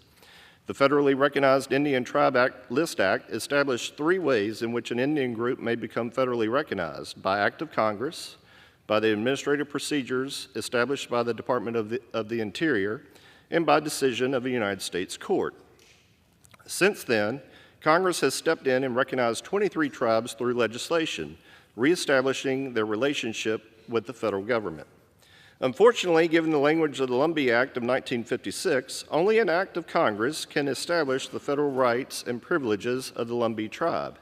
Some point to the administrative process as a path forward for the Lumbee tribe, but the language of the 1956 Act, which I just read, has acted as a law of the land, barring the tribe from gaining their due privileges. The fundamental point is this: Congress wrote a law that terminated the federal relationship with the tribe, and Congress is the only entity that can restore that recognition. The administration process has quite honestly proved to be a dead-end street, and simply because of that statute. The Lumbee's leadership and members work tirelessly every year to mobilize support to move the legislation that is before us today. The bill has been introduced in Congress more than 30 times with broad bipartisan support in the House and Senate. Through more than a dozen congressional hearings, documentation has consistently affirmed the Lumbee tribe as a distinct, self-governing Indian community. In each of the last 11 Congresses, legislation has been introduced to grant the Lumbee tribe the full recognition they deserve. In the last 2 Congresses, the House passed this legislation under suspension. And beyond Congress, the Lumbee Fairness Act has the support of 236 tribes across the country who have repeatedly cited the unfair treatment of the tribe under the 1956 Lumbee Act. So all this is to say, Mr. Speaker, this needs to be done. I want to thank the House leadership, particularly Speaker Johnson, Majority Leader Steve Scalise, for bringing this bill forward for consideration today. I thank Chairman Westerman and his committee for their diligent work on all issues, particularly this one. Their efforts have not gone unnoticed. Today, the House can take a great step forward to right the wrong of the unfair and unjust treatment of the Lumbee tribe once and for all. I urge my colleagues to support this legislation. I yield back. I reserve. Gentleman reserves. Gentlewoman from California is recognized. Mr. Speaker, I have no further requests for time. We are prepared to close. I reserve. Gentlelady reserves. Gentleman is recognized. Mr. Speaker, I yield 1 minute to the gentleman from North Carolina, Mr. Hudson. Gentleman is recognized. Thank you, Mr. Speaker. I rise in support of H.R. 1101, the Lumbee Fairness Act, which rights an historic wrong and provides long overdue federal recognition for the Lumbee tribe. My family goes back 7 generations in Robeson County, which is the home of the Lumbee people, and I represent many Lumbees in Hoke and Cumberland counties. The Lumbees have deep cultural roots and traditions in our state that have made significant contributions since North Carolina fully recognized the tribe in 1885. Though Congress recognized the Lumbee tribe in 1956, they were discriminated against like no other tribe and tragically denied the same protections and resources enjoyed by every other federal tribe. Since I came to Congress, I've proudly championed federal recognition, yet despite broad bipartisan support, Congress has failed to send this legislation to the President. This is unacceptable, and it's past time we right this wrong once and for all. I'd like to thank my friend, Representative David Rouser, for leading this must-pass legislation to give the Lumbee people the long overdue federal recognition they rightfully deserve. I'd also like to thank Chairman Bruce Westerman and his incredible hard-working staff. I urge my colleagues to join us in support of this legislation. Thank you, Mr. Speaker. I yield back. Gentleman yields. Mr. Speaker, I yield 2 minutes to the gentleman from North Carolina, Mr. Bishop. Gentleman is recognized. I thank the gentleman, and Mr. Speaker, this is my final week in Congress, and many come to the floor and ruminate over their service. As for me, I can't think of a better way to spend my final words on the floor than in support of recognition for the Lumbee tribe. The Lumbee have been pursuing justice since the mid-1800s. As I've previously stated on the floor some of the specifics of the Lumbee's Native American heritage, their struggle as a people against racial discrimination, and their deep and abiding community orientation around the life-changing power of education, especially represented by UNC Pembroke.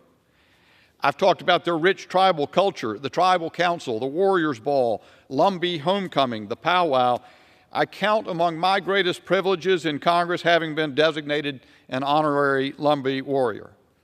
I've explained the abomination of the recognition legislation of 1956, which acknowledged the Lumbees' nationhood while explicitly denying them the incidents and benefits of the status extended to other American Indian tribes, the epitome of arbitrary and capricious governmental action. And although Robeson County, the historic home place of the Lumbee, passed into Mr. Rouser's district in 2022, Lumbee recognition remains the unfinished business that is closest to my heart. I've been pleased to help introduce President Trump to the Lumbee and am proud to count him a vocal supporter of this legislation. I'm certain that progress toward righting this historic injustice has occurred over my 5 years in the House, and I'm pleased to say that victory is in sight. So let my final words here be thank you to the Lumbee for the honor of representing you here and for your friendship. And to my colleagues, let's pass Lumbee Fairness Act now. Vote for the bill. I yield back. Mr. Speaker, I yield 5 minutes to the gentleman from Oklahoma, my friend, Mr. Burkeen. The gentleman is recognized. Thank you, Mr. Speaker. I rise today in opposition to the Lumbee Fairness Act because of the $750 million it's unpaid for in cost and how it undermines tribal designation based on merit, a 100-year history where merit drives and not politics. While I respect the hard work of my colleagues from North Carolina, and I have no doubt about their intentions with this legislation, the Lumbee Fairness Act would represent a lack of fairness for all historically recognized Native Americans and a lack of fairness for the merit-based process for federal tribal recognition. I am a card-carrying member of the Choctaw Nation. My family can trace its lineage to the time of the Indian Removal Act and the Choctaw Trail of Tears. Oklahoma is a Choctaw word. I'm one of only 4 current Native American members in the entire House of Representatives. I harbor no ill will towards any people who seek federal recognition for themselves and appreciate the hardship of going through the federal recognition process. However, we must also acknowledge that tribal-federal relations have a near 250-year history rooted in our Constitution. It's found in Articles 1 and in Article 6 of that Constitution. There are 2 centuries of tradition showing how the founding generations and those following after dealt with the issue of federal treaties and with tribes. The recognition process is robust. It is designed to ensure only people who can prove themselves as historically tribal are designated as such. The Lumbee people have attempted to gain recognition via this process for 130 years, and each time rebuffed by the Bureau of Indian Affairs. Proponents of this bill argue the Lumbee are not eligible for the merit-based tribal recognition process. However, the latest ruling on this from the Department of Interior, latest 2016, says that the Lumbee are eligible to go through the merit-based recognition process. We should let that merit-based process go forward instead of replacing that time-honored process with a vote on this floor and what's popular. Congressional passage of this bill sends a subliminal message to historically recognized tribes all over the country that politics trumps what we should be looking at within this situation, which is merit. That is why 141 tribes alongside the Choctaw, Chickasaw, Cherokee, Muskogee, Seminole nations, etc., have opposed this effort going back many years. With that in mind, Mr. Speaker, I request unanimous consent to enter in the record a resolution from the 5 civilized tribes opposing the goal of this bill and news article detailing the opposition of 141 tribes, recognized tribes, to the same effect. Without objection. If a tribe cannot prove the necessary documentation or receive federal recognition, they should not receive it by Congress's action. If the Lumbee have a historical record of being a formal tribe, if they have evidence of lineage to any particular tribe, if they had a formal claim to the land that they now occupy, why would the BIA repeatedly refuse to formally recognize them as a tribe? Whatever tribe may have occupied the land near the Lumbee River has long since dissipated. In fact, the 1956 bill that acknowledged the Lumbee as a people stated that the tribe around the Lumbee River had fully assimilated into the surrounding European communities during the colonial era, before the Constitution was written. The Lumbee agreed to the language in that bill in 1956 as a compromise. In return, federal government referring to them as a distinct people, they promised they would not seek formal federal recognition. I ask unanimous consent to submit to the record a copy of the 1956 hearing on the Lumbee bill, where a representative of the Lumbee stated they'd, quote, rather leave the county, end of quote, than accept a federal recognition status. That's a strong statement of promise. This bill undermines that verbal promise. Constitutionally sound agreements with the federal government must be adhered to. I think we should all agree to that. Nations fall apart where people walk back commitments to one another. The entire foundation of tribal federal relations today is premised on both sides upholding commitments, agreements, treaties made 2 centuries ago by our ancestors and our founding fathers. Why do we uphold agreements? Why do we uphold treaties? It's about trust. The cornerstone of tribal law is adherence to promises made hundreds of years ago. The Lumbee must be held to that standard, that commitment from 70 years ago. Granting the Lumbee tribal recognition sets a dangerous precedent.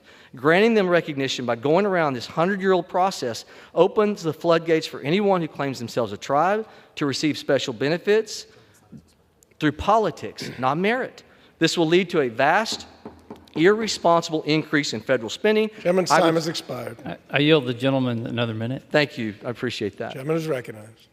And ending with this, this will lead to a vast and irresponsible increase in federal spending. I'd like to respectfully refute a claim that this does not increase spending. With the CBO report from the 117th Congress scoring the exact same bill at a cost of $726 million over 10 years, for which, Mr. Speaker, I ask unanimous consent to submit that, along with the text of the resolution for the 117th Congress. Just because CBO this time around didn't score it doesn't mean it doesn't have a cost. It just means they didn't score it. The score from it 2 years ago, $750 million. And with that, I thank the gentleman and I yield. Gentleman yields. Gentleman, Arkansas is recognized. Mr. Speaker, I yield 2 minutes to the gentleman from North Carolina, Mr. Edwards. Gentleman is recognized. Thank you. Mr. Speaker, I rise in strong opposition to H.R. 1101, the so-called Lumbee Fairness Act. I'm proud to represent North Carolina's 11th District, which is home of the Eastern Band of Cherokee Indians, a tribal nation rich in culture, language, and sovereignty that is a true treasure to the state of North Carolina and to the United States. In stark contrast, it must be noted that the Lumbee community has no standing treaties with the federal government, no reservation land, and no common language. The Office of Federal Acknowledgement under the U.S. Department of Interior, or OFA, was established to provide a rigorous process that groups seeking federal recognition must go through, including genealogical and historical research. This legislation wholly bypasses the OFA process, and I believe that if the Lumbee community truly had a legitimate claim for federal recognition, they would go through that process like other prospective tribes have done. Let us not circumvent our rules to bring this bill to the House floor with the purpose of circumventing the rules for an alleged tribal nation. In my view, this legislation should have gone through the committee markup process before being put on the floor as a suspension bill, as has been done for numerous other bills this Congress, before giving consideration to the full House. If the administration or Congress allows the Lumbee to bypass the OFA, it sends a clear message that other groups with dubious claims for tribal recognition can also avoid the deliberation and scrutiny that the OFA petition process is designed to provide. I urge my colleagues to vote no on this legislation. Mr. Speaker, I yield back. Gentleman yields. Gentleman is recognized. Mr. Speaker, I have no further requests for time. I'm prepared to close, and I reserve the balance of my time. Gentleman reserves. The gentleman is recognized. Mr. Speaker, as someone who represents tribal communities in Los Angeles County who also seek recognition, it is tough stuff when tribal nations are fighting with one another. I hope that we can find a both and rather than an either or to many of these discussions. I rarely find folks are trying to fake it and pretend that they are Native when they're not. I urge my colleagues to support the legislation, and I yield back the balance of my time. Gentlewoman yields. The gentleman from Arkansas is recognized. Mr. Speaker, H.R. 1101 would extend federal recognition to the Lumbee Tribe of North Carolina, ensuring its members are eligible for the services and benefits provided to members of all federally recognized tribes. Again, I thank the sponsor for his work in this legislation, and I yield back the balance of my time. Gentleman yields. The question is, will the House suspend the rules and pass the bill H.R. 1101 as amended? Those in favor say aye. Those opposed say no. In the opinion of the chair, two-thirds being the affirmative. Request the yeas and the nays. The yeas and nays are requested. All those in favor of taking this vote by the yeas and nays will rise and remain standing until counted. A sufficient number having risen, the yeas and nays are ordered. Pursuant to Clause 8 of Rule 20, further proceedings on this question will be postponed.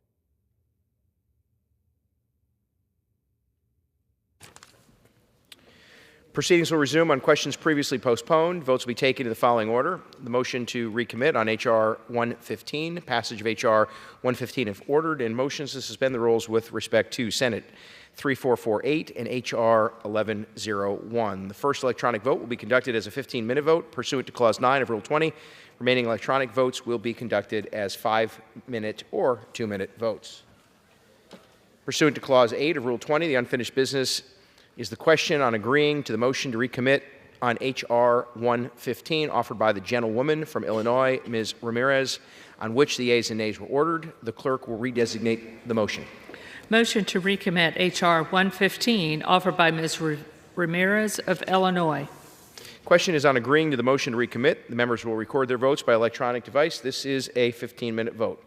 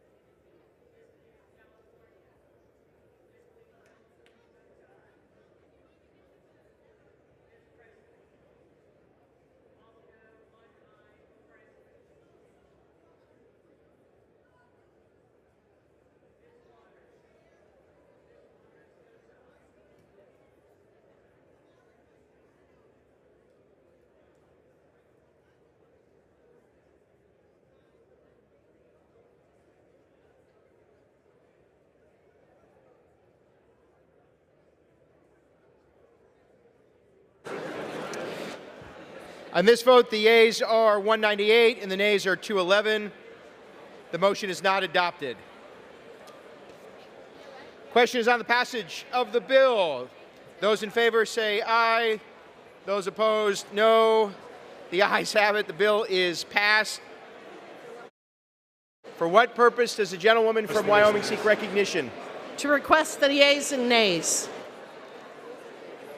The yeas and nays are requested. Those favoring a vote by the yeas and nays will rise. A sufficient number having risen, the yeas and nays are ordered. Members will record their votes by electronic device.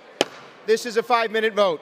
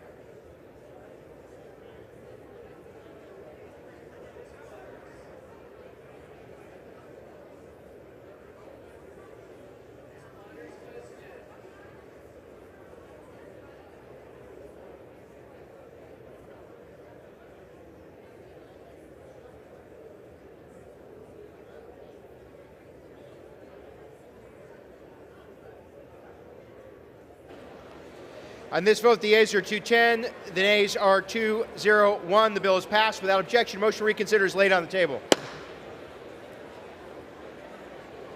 Pursuant to Clause 8 of Rule 20, the unfinished business is the vote on the motion of the gentlewoman from North Carolina, Ms. Fox, to suspend the rules and pass Senate 3448, on which the yeas and nays are ordered. The clerk will report the title of the bill.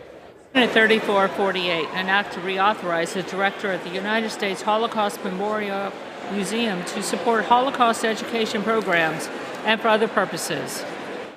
Question is, will the House suspend the rules and pass the bill? Members will record their votes by electronic device. This is a 2-minute vote.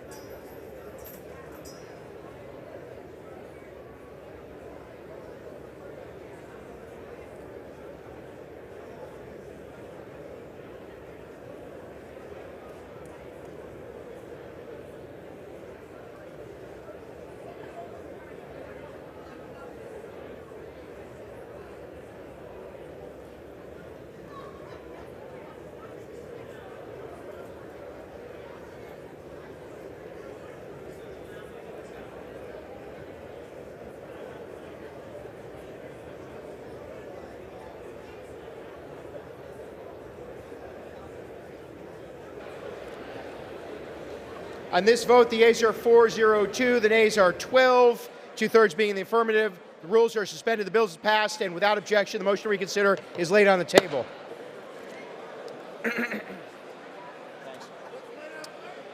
Pursuant to Clause 8 of Rule 20, the unfinished business is the vote on the motion of the gentleman from Arkansas, Mr. Westerman, to suspend the rules and pass H.R. 1101 as amended, on which the yeas and nays are ordered. The clerk will report the title of the bill. H.R. 1101, a bill to amend the Lumbee Act of 1956. Question is, will the House suspend the rules and pass the bill as amended? Members will record their votes by electronic device. This is a 2-minute vote.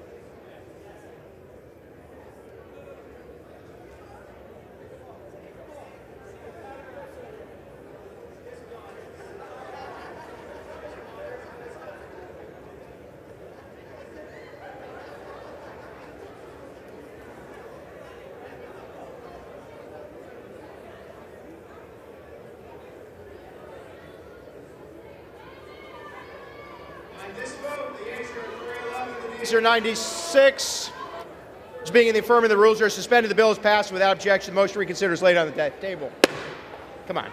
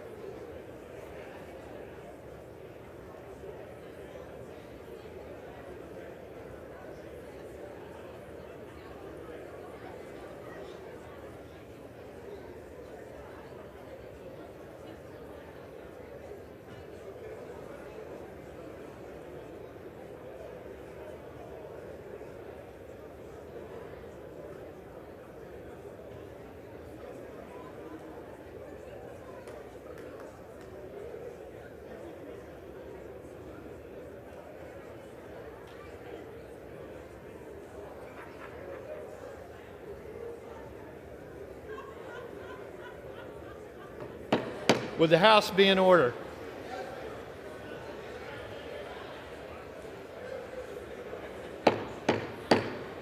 Would the House be in order? Please take your conversations off the floor.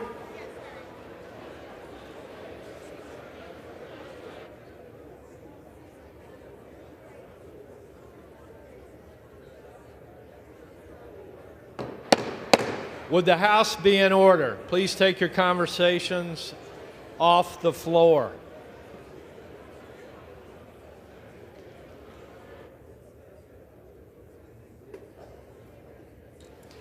For what purpose does the gentleman from Wisconsin seek recognition?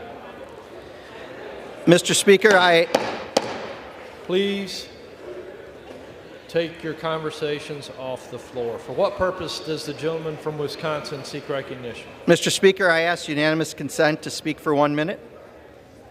Without objection. Thank you, Mr. Speaker. Yesterday, Gentleman will suspend. Please take your conversations off the floor. Gentleman's recognized. Thank you, Mr. Speaker. Yesterday, my community of Madison, Wisconsin was devastated by a senseless shooting at the Abundant Life Christian School that tragically claimed the lives of 1 student and 1 teacher, the shooter, and left 6 others injured, with 2 students still in critical condition. These were innocent lives, innocent victims of senseless violence, and we mourn their loss with their families and loved ones and the entire Abundant Life community. We also give our sincere thanks for the bravery and quick response of our law enforcement, first responders, and local healthcare workers who have worked tirelessly to respond to this tragic event and save the lives of those injured.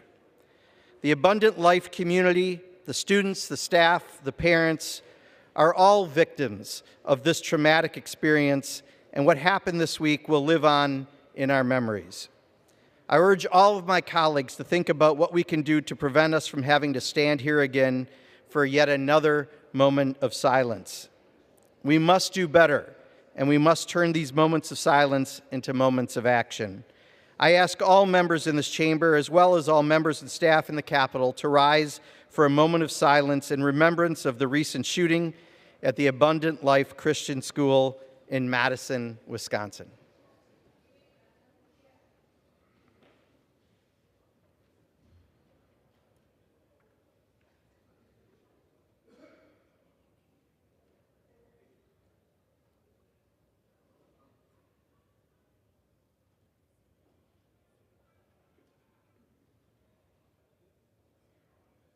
I yield back. Yields back.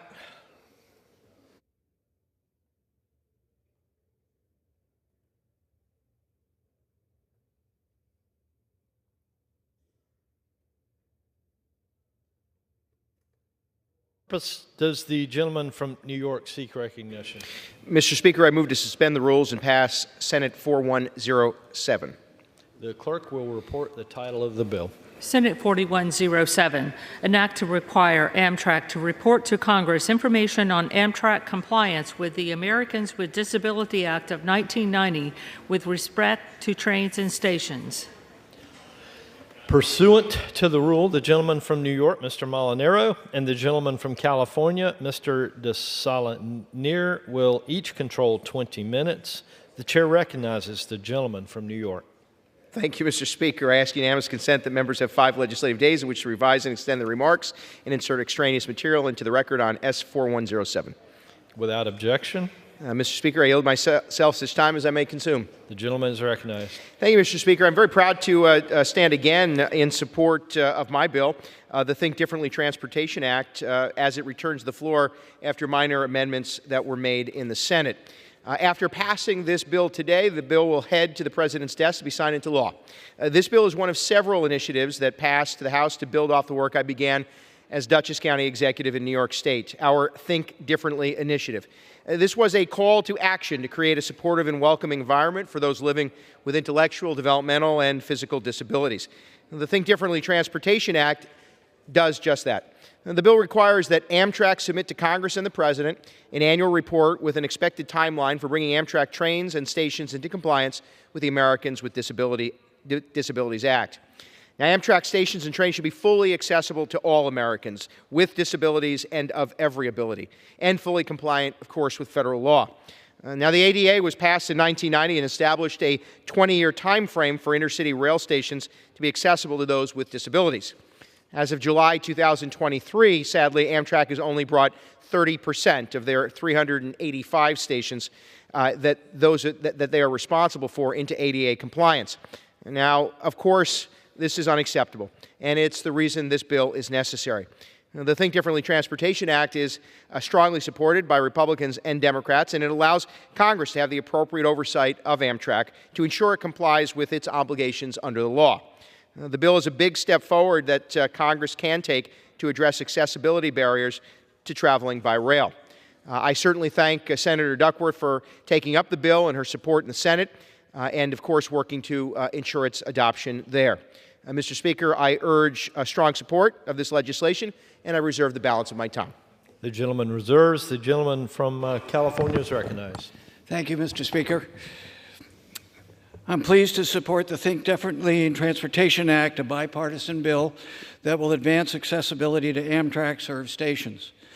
Amtrak received $22 billion in the Bipartisan Infrastructure Law, or BIL, to buy new equipment, invest in station accessibility, and reduce the backlog of capital projects and operating needs. In the BIL, Congress directed Amtrak to make all the stations Amtrak serves accessible. The Think Differently in Transportation Act is led by Senator Tammy Duckworth and passed by the Senate will require Amtrak to report annually to Congress on the accessibility status for all of the more than 500 stations Amtrak serves, and not just the ones where it has the responsibility under the Americans with Disability Act. Thanks to the BIL, Amtrak is investing in new equipment and upgrading stations. We need assurances that these investments are taking into account people with disabilities as required under the ADA. This bill helps to do just that. This bill differs slightly from the House companion version of the Think Differently Transportation Act, sponsored by Representative Molinaro, and which I am proud to co-sponsor that the House has previously passed. This version included a requirement that Amtrak report on accessibility of its rail cars in addition to stations.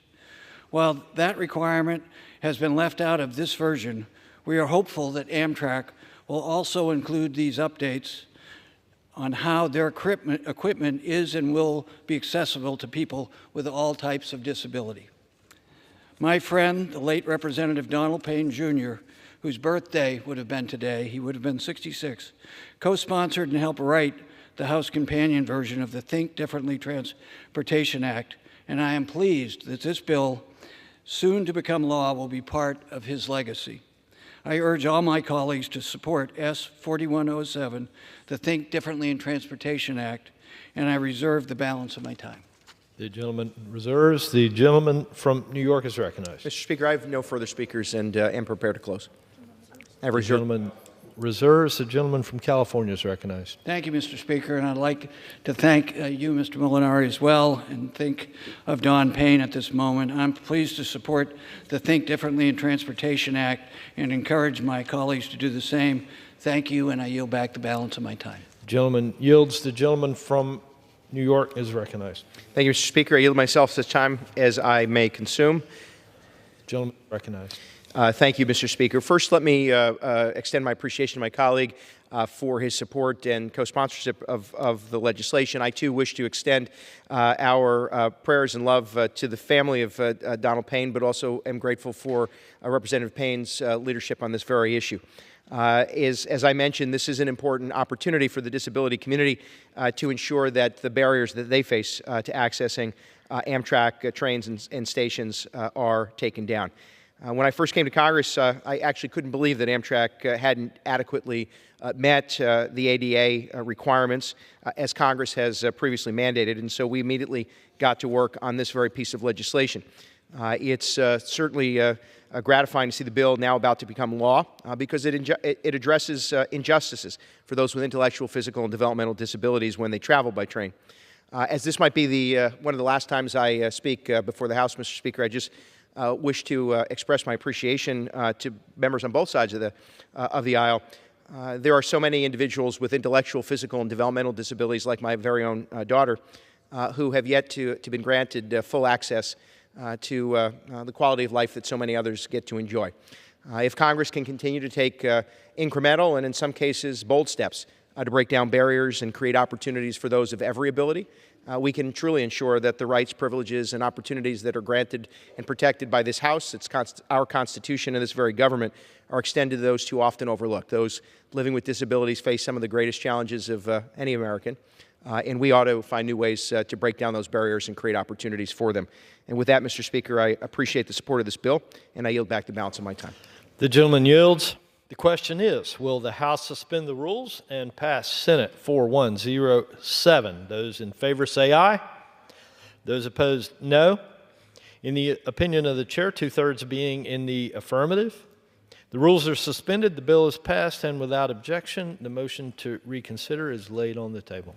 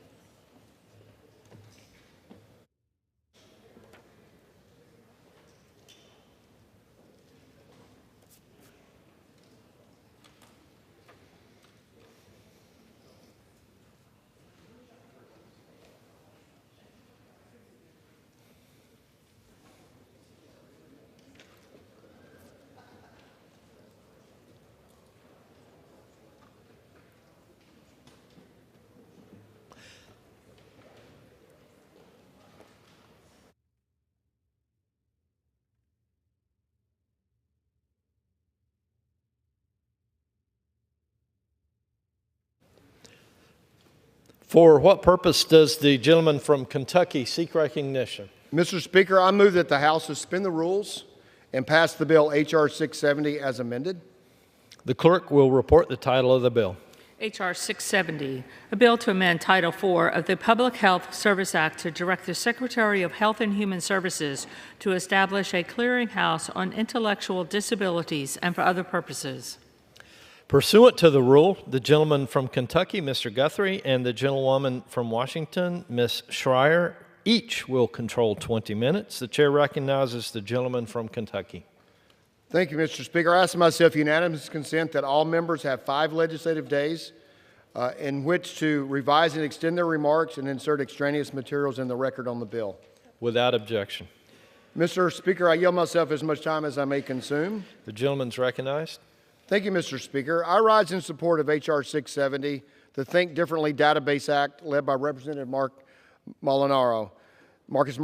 This legislation will make it easier for individuals with disabilities to understand what Medicaid-covered services are available to them.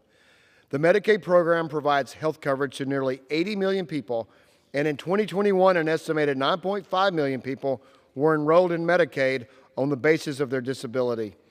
As a jointly funded federal-state program, Medicaid program eligibility and coverage can differ significantly from state to state. One caregiver report found that online information about caregiving services can be hard to find, confusing, inconsistent, and not consumer-oriented. This bipartisan bill would direct HHS to establish a website that is designed to help people with disabilities determine their Medicaid eligibility, making it easier for them to get to the care they need. I thank Congressman Molinaro for his tireless work as a champion for people with disabilities. I encourage my colleagues to support this bill, and I reserve the balance of my time. The gentleman reserves. The gentlewoman from Washington is recognized. Mr. Speaker, I yield myself such time as I may consume. Mr. Speaker, recognized. Thank you. Mr. Speaker, I rise today in support of H.R. 670, the Think Differently Database Act. This legislation would require the Department of Health and Human Services to establish a website to provide people with disabilities information about the different ways that they could be eligible for Medicaid, as well as the services and supports that they can access through each state's Medicaid program, and whether there's a wait list to access the home and community-based services that they often need. Medicaid is really a lifeline for people with disabilities who are less likely to have access to other sources of coverage. And even when they do have employer-sponsored coverage or Medicare, that coverage typically does not cover the services they need, including home and community-based services. Unfortunately, it's often difficult for people with disabilities and their families and caretakers to access the information they need about whether they're eligible for Medicaid in the state in which they live, whether there are wait lists for the services they need, and how to apply for Medicaid. This bill seeks to overcome some of those barriers by making information available to people with disabilities and their families and caretakers in a single national resource. I thank Representatives Sherrill and Molinaro for their leadership on this legislation and encourage my colleagues to vote yes on H.R. 670. I reserve the balance of my time. The gentlewoman reserves. The gentleman from Kentucky is recognized. Thank you, Mr. Speaker. I yield 5 minutes to my good friend, the gentleman from New York, Mr. Molinaro. The gentleman's recognized for 5 minutes. Thank you, Mr. Speaker, and I thank my friend, Mr. Guthrie, for his leadership on the Energy and Commerce Committee in support of this legislation. Certainly look forward to his leadership in the 119th Congress. This is the first bill I introduced when I came to the House of Representatives. As noted, I'm the parent of 4 children, one of whom lives with a disability. My wife and I have navigated the Medicaid-supported system like every other American, and it's confusing. It is burdensome, it is bureaucratic, and many times it is just too difficult to find your way to Medicaid-supported services. Let me assure you there is always a waiting list. And most families around America with individuals that they care for with intellectual, physical, and developmental disabilities don't have the time to find their way to local service providers and certainly don't always know the ins and outs of accessing those services. It becomes a full-time job. That's why, by the way, most families that are caring for those with individuals with disabilities, most parents don't have two parents. No, most families don't have 2 parents working, and many rely on Medicaid for much broader support, SNAP benefits, and other subsidies and social services because they just can't find their way to services and support. It's actually one of the last, in some ways, great prejudices in America, the bias of low expectation, the feeling that certain people can't achieve certain things because we perceive they can't based on their abilities, and sadly, accessing even the robust services supported by federal and state governments through Medicaid is just insufficient. This bill builds on the initiative I began in local government in Dutchess County, New York. Our Think Differently initiative was a call to action. It was meant to break down barriers and create opportunities for all those of every ability. In fact, if you go to thinkdifferently.net, you'll see the county-level version of what this bill seeks to create. This bill requires HHS to create a database of all resources available to individuals of every ability and their caregivers in a searchable format. The bill will now expand the county-level program that we created to a federal level for Americans of every ability. Again, I want to thank incoming Chairman Mr. Guthrie, but also Chairwoman McMorris Rogers and her staff at ENC for working with me and my staff over the past year to make this bill a reality and hopefully find its way to law. I'm proud to ask my colleagues to support the bill. I'm grateful to Representative Sherrill and, of course, my colleagues on both sides of the aisle for embracing this much-needed next step. It is a minor step, but it is one that is necessary, and I can't, for me, think of any better way to close my service in the 118th Congress than passing what had become and is my top priority, this piece of legislation, which sets forth to break down barriers and create opportunities for everyone of every ability. And with that, Mr. Speaker, I extend my appreciation and yield back the balance of my time. Gentleman yields. Thank you, Mr. Speaker. I appreciate my good friend's leadership, and he said everybody in their ability. He's here and he served everybody in the 118th Congress. He's going to be missed, and your leadership's going to be missed, and we appreciate you very much. And I will reserve. The gentleman reserves. The gentlewoman is recognized. Thank you, Mr. Speaker. I don't have any further speakers on my side, but I just want to express my appreciation to my colleague, Representative Molinaro, for sharing that personal account of how this matters for his family, and that just expands to so many other families in this country who really deserve to be able to access all of the services they need. And that's why I would reiterate that I very much support the Think Differently Database Act and encourage my colleagues to vote for it. I reserve the balance of my time. The gentlewoman reserves. The gentleman from Kentucky. I have no further speakers prepared to close. The gentleman reserves. The gentlewoman is recognized. I also have no further speakers, and once again, just encourage my colleagues to vote for this very important bill that will help so many families with people with disabilities across this country, and I yield back. Gentlewoman yields. The gentleman from Kentucky is recognized. Thank you, Mr. Speaker. I again want to thank my good friend from the Hudson Valley, where I went to college, my rock-bound Highland home, who unfortunately didn't beat Navy this weekend. But he's from a great area of our country, a beautiful place, and has well represented the Hudson Valley. And I look forward to working together again at some point in some place. So I encourage, it's a great bill. I encourage a yes vote, and I will yield back the balance of my time. The gentleman yields. The question is, will the House suspend the rules and pass the bill H.R. 670 as amended? Those in favor say aye. Those opposed, no. In the opinion of the chair, 2/3 being in the affirmative, the rules are suspended, the bill is passed, and without objection, the motion to reconsider is laid on the table. And without objection, the title is amended.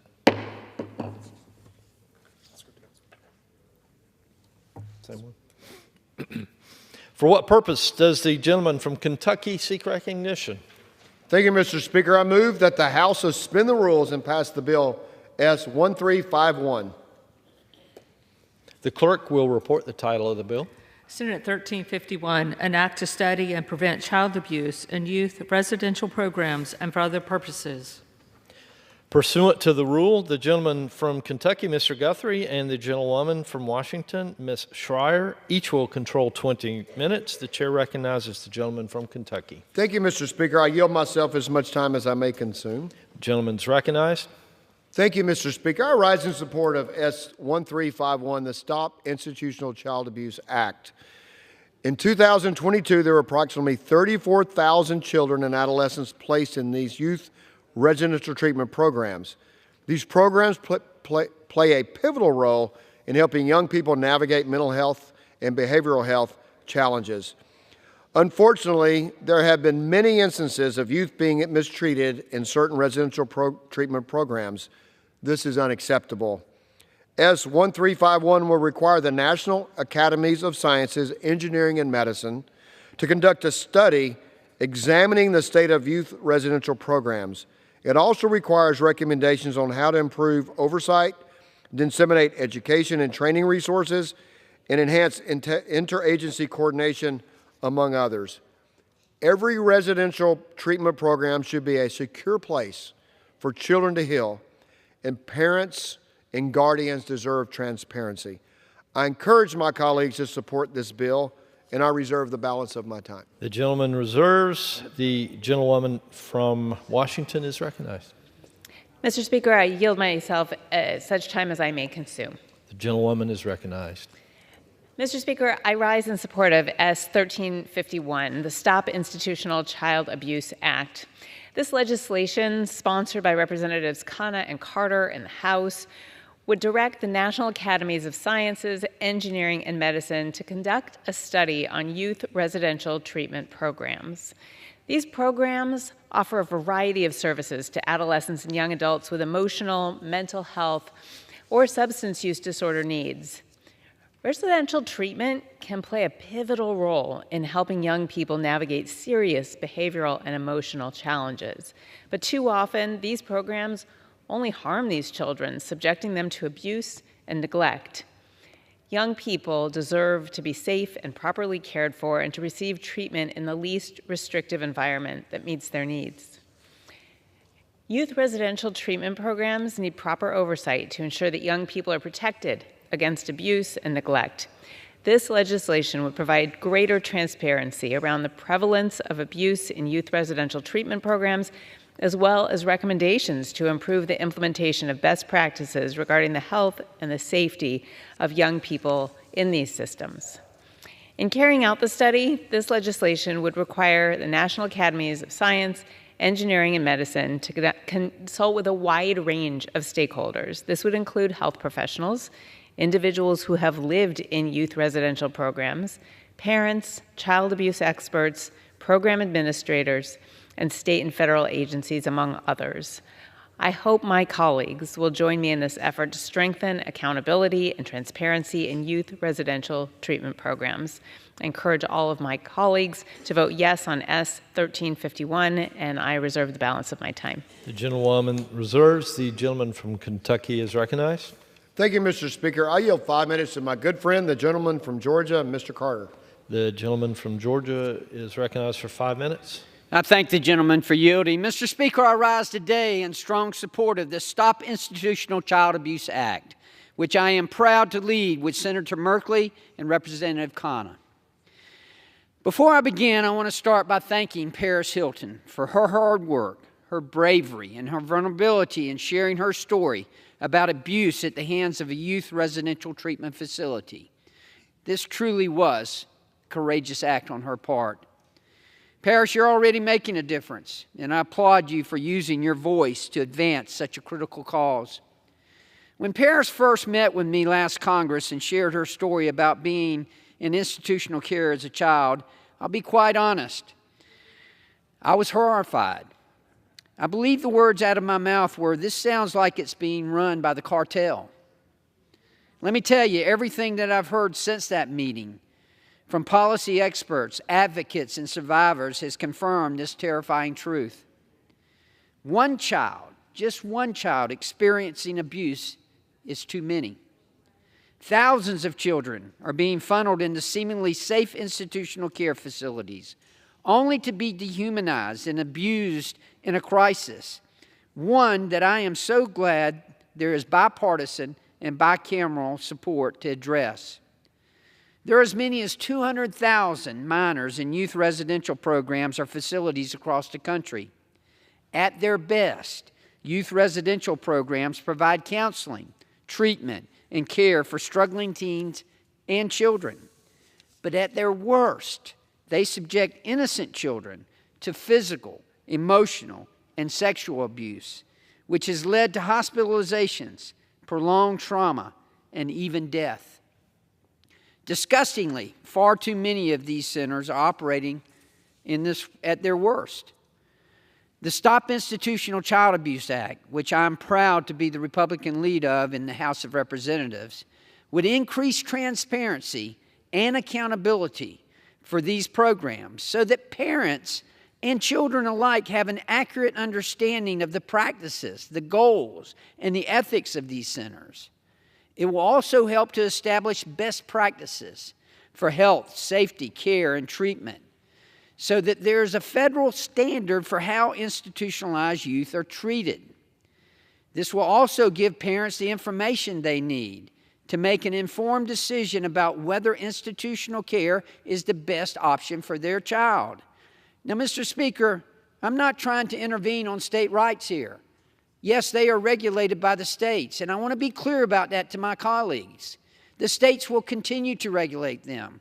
This simply calls for more transparency, for responsibility, accountability.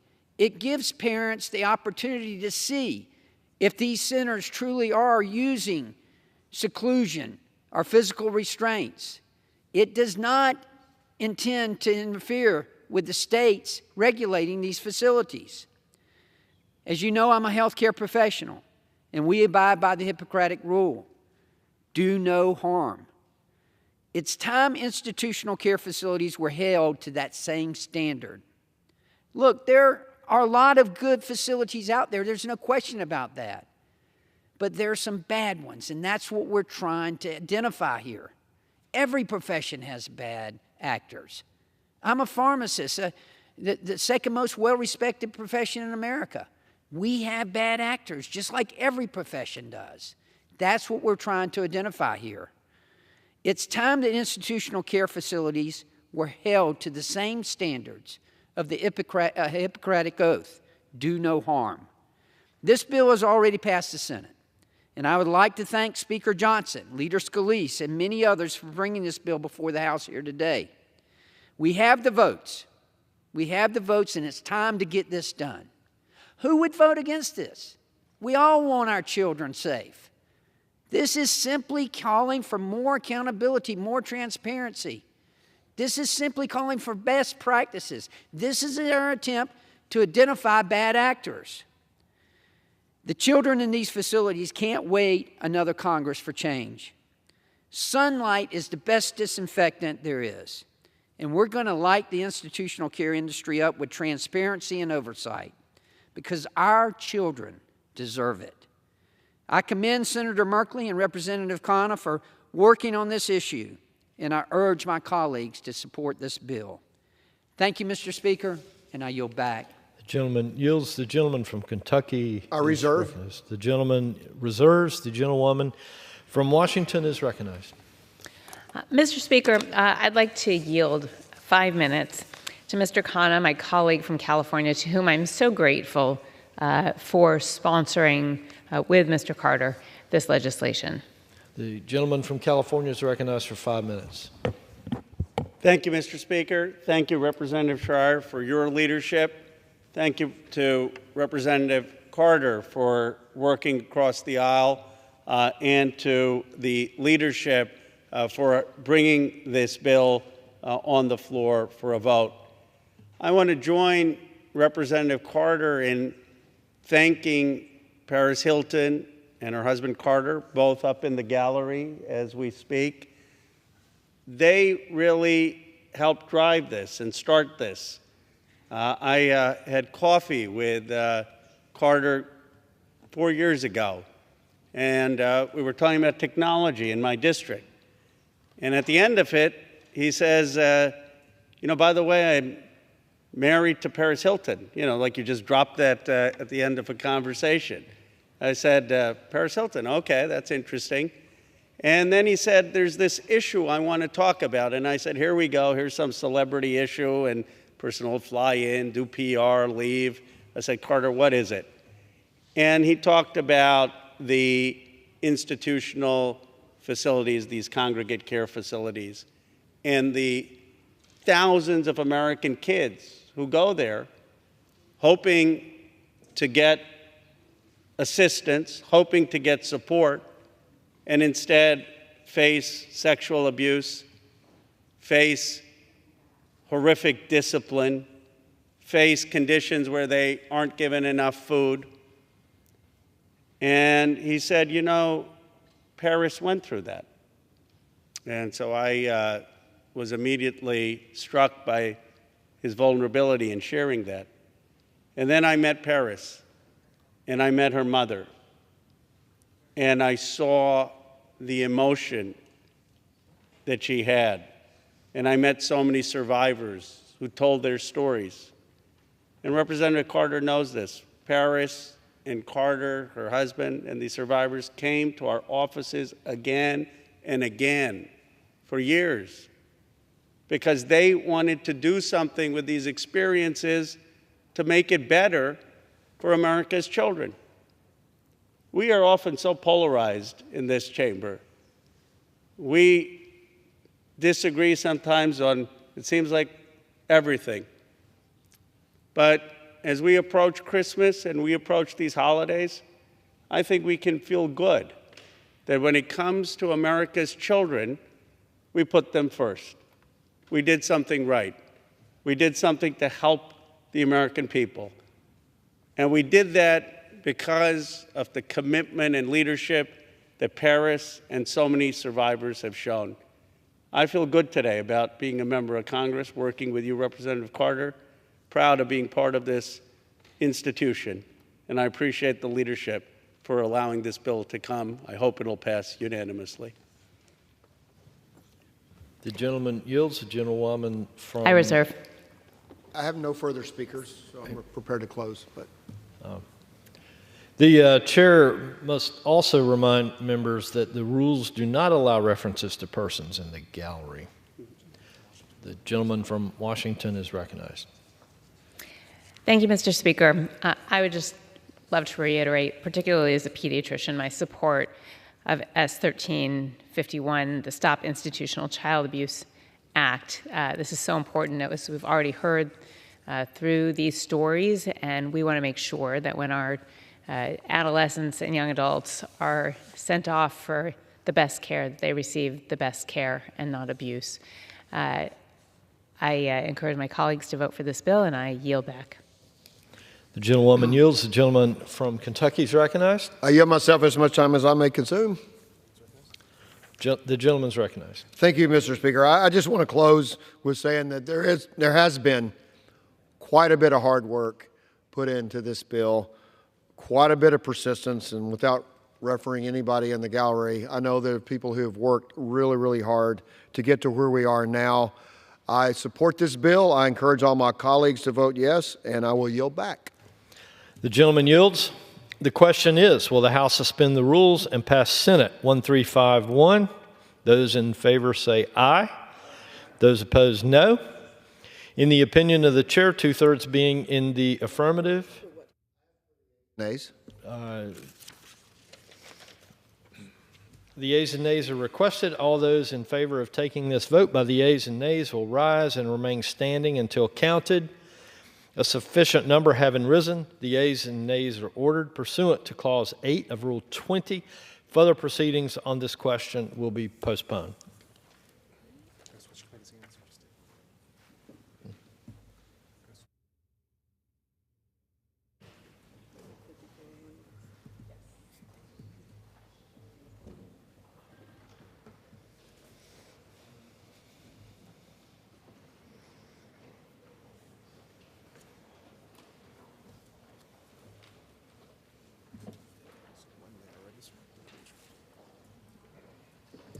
For what purpose does the gentleman from Arkansas seek recognition? Mr. Speaker, I move to suspend the rules and pass the bill H.R. 5401 as amended. Right, the clerk will report the title of the bill. Union Calendar Number 686, H.R. 5401, a bill to provide a one-time grant for the operation, security, and maintenance of the National September 11 Memorial and Museum at the World Trade Center to commemorate the events and honor the victims of the terrorist attacks of September 11, 2001, and for other purposes. Pursuant to the rule, the gentleman from Arkansas, Mr. Westerman, and the gentleman from California, Mr. Huffman, each will control 20 minutes. The chair recognizes the gentleman from Arkansas. Mr. Speaker, I ask unanimous consent that all members have 5 legislative days to revise and extend their remarks and to include extraneous material on H.R. 5401, the bill now under consideration. Without objection. I yield myself such time as I may consume. The gentleman is recognized. Mr. Speaker, I rise in strong support of Representative D'Esposito's bipartisan bill, the 9/11 Memorial and Museum Act. This legislation provides a one-time grant to assist with the security costs for the 9/11 Memorial and Museum. The National September 11th Memorial and Museum occupies the site of the former World Trade Center in Lower Manhattan. This unique facility serves as a principal tribute of remembrance and honor to nearly 3,000 people killed in the terrorist attacks at the World Trade Center on September 11, 2001, and February 26, 1993. One of the focal points of the museum is an art installation with the quote, "No day shall erase you from the memory of time," end quote. But this is not merely a quote. It's a promise from each and every American that we will never forget the tragic events of 9/11. More than 23 years after these horrific attacks, we still remember the innocent men, women, and children who perished on that day. Representative D'Esposito's legislation will help ensure that the memories of those we lost on 9/11 remain eternal by providing a one-time grant ranging from $5 million to $10 million to assist with security costs for the memorial and museum. As the location of one of the most high-profile terrorist attacks in American history, the museum shoulders more than $1 million in security costs per month. This important grant, coming from the Department of Homeland Security's existing appropriations, would help defray those significant security costs. I want to thank Representative D'Esposito for his efforts to advance this legislation. Yet again, he has proven himself to be a tireless advocate for his constituents and the people of New York. His important bill would help the 9/11 Memorial and Museum continue operations, increase safety measures, and provide free admission for military veterans, first responders, and victims' families. I strongly support this bill and reserve the balance of my time. The gentleman reserves. The gentleman from California is recognized. Thank you, Mr. Speaker. I rise in support of the 9/11 Memorial and Museum Act. This bill would require the Secretary of Defense of Homeland Security to provide a one-time grant to the National September 11th Memorial and Museum in New York City, as the chairman just mentioned. If future legislation authorizes such activity, and if future legislation appropriates such funds. This museum and memorial is the principal tribute and remembrance and honor for nearly 3,000 people killed on 9/11. Over the years, Congress has provided significant financial support for the site and recognized it as the National 9/11 Memorial and Museum. And though I rise today in support, I would like to highlight that the 9/11 Museum has faced criticism since its opening related to some terminologies used in some of the exhibits. Organizations such as the Muslim Community Network and a coalition of prominent academics have raised concerns that the terminology used for Islamic extremism and terrorism is sometimes generalized, improperly defined, and excludes necessary context. In response, these groups have requested that an interfaith advisory council be established for the Memorial Museum to increase inclusive representation, content review, and educational initiatives. I acknowledge and deeply understand the significance and importance of the 9/11 Memorial and Museum. It is a site for remembrance and mourning. Members of the House Natural Resources Committee will continue to support the ongoing management needs of the museum, but we encourage the museum's management to engage with stakeholders, to develop an interfaith advisory council to ensure that the site is welcoming and representative for all. And I reserve the balance of my time. For what? Oh, excuse me, the gentleman from Arkansas is recognized. Mr. Speaker, I yield 5 minutes to the gentleman from New York, the lead sponsor of this bill, Mr. D'Esposito.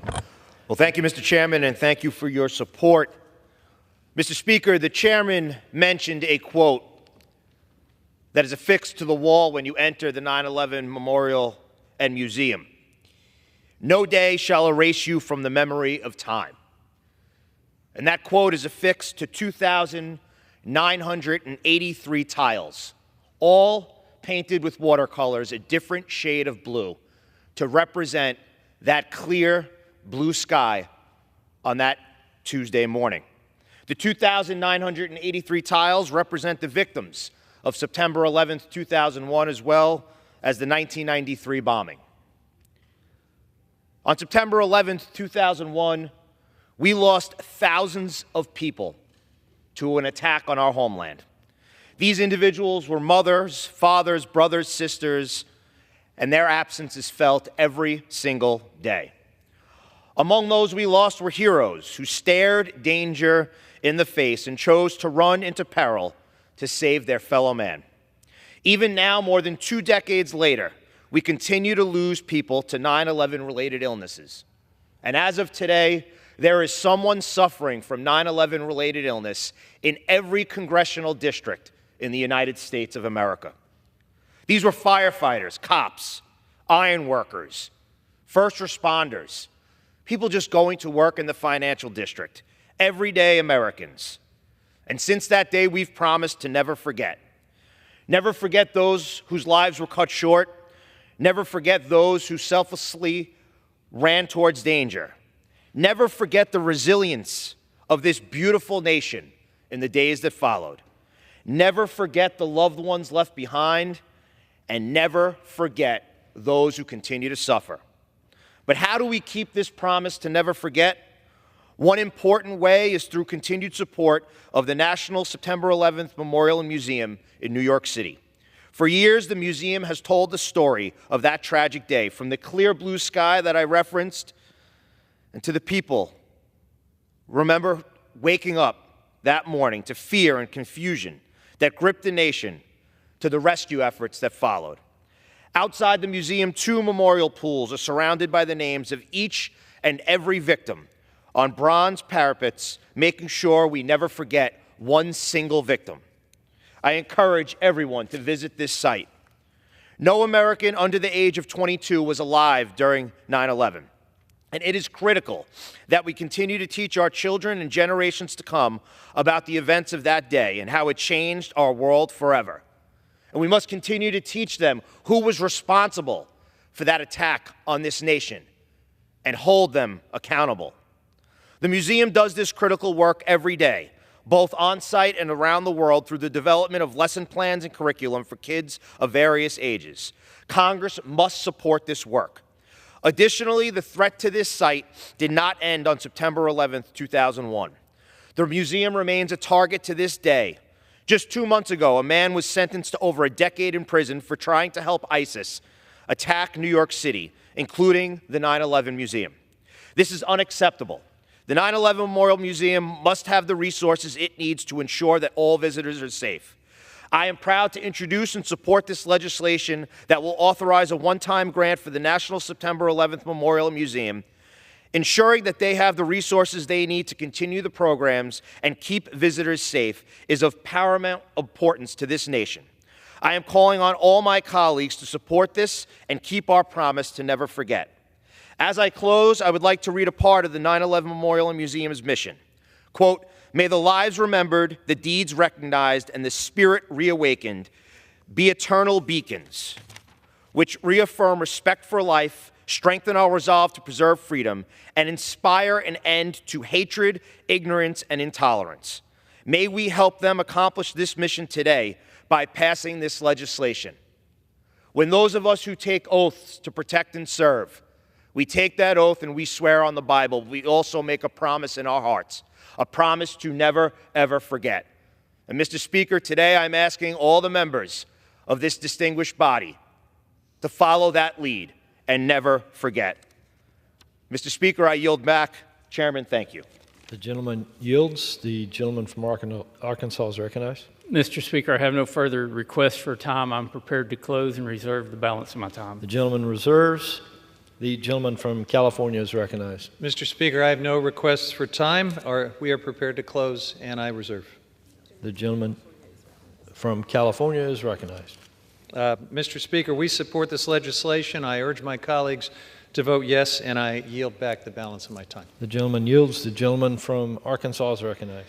Mr. Speaker, this is an important bill with strong bipartisan support. It offers a one-time grant to help the 9/11 Memorial and Museum in New York City fulfill its crucial educational mission and ensure no American forgets the tragic events of 9/11. I urge the adoption of this bill, and I yield back the balance of my time. The gentleman yields. The question is, will the House suspend the rules and pass the bill H.R. 5401 as amended? Those in favor say aye. Those opposed, no. In the opinion of the chair, 2/3 being in the affirmative, the rules are suspended, the bill is passed, and without objection, the motion to reconsider is laid on the table.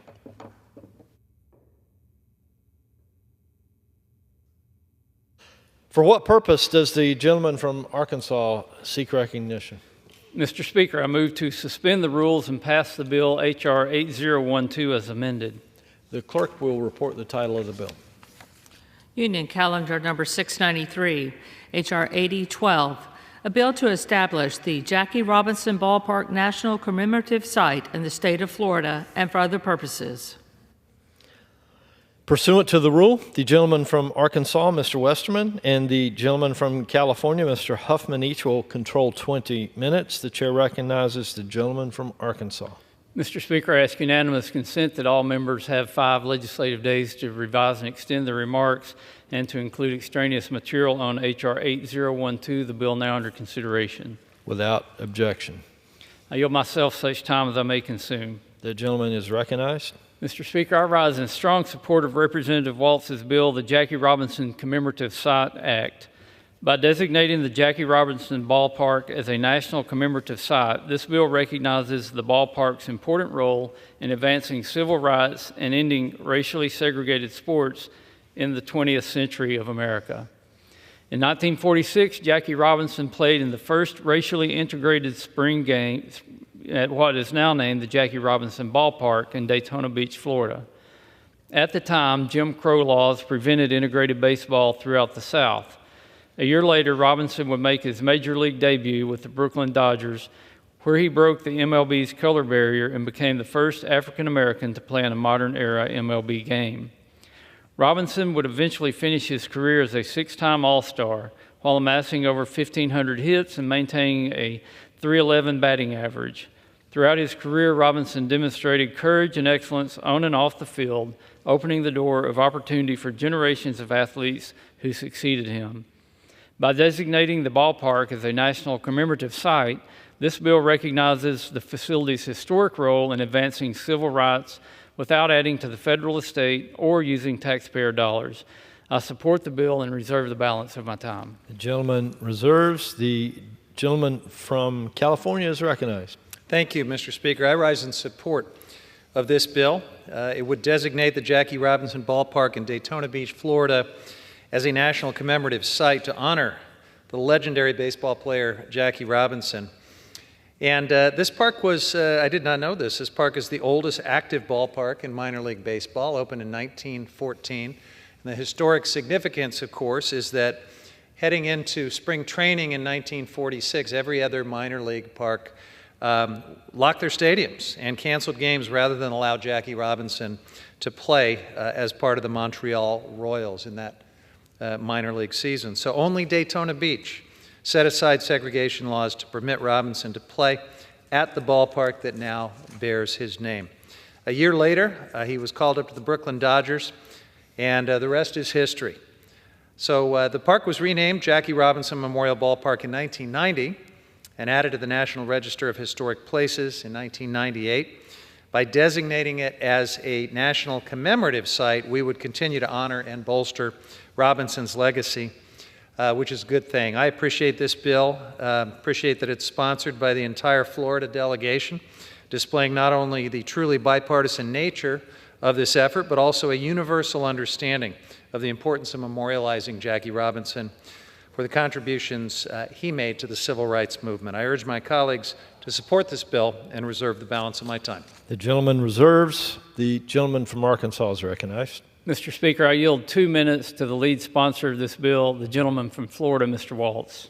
The gentleman from Florida is recognized for 2 minutes.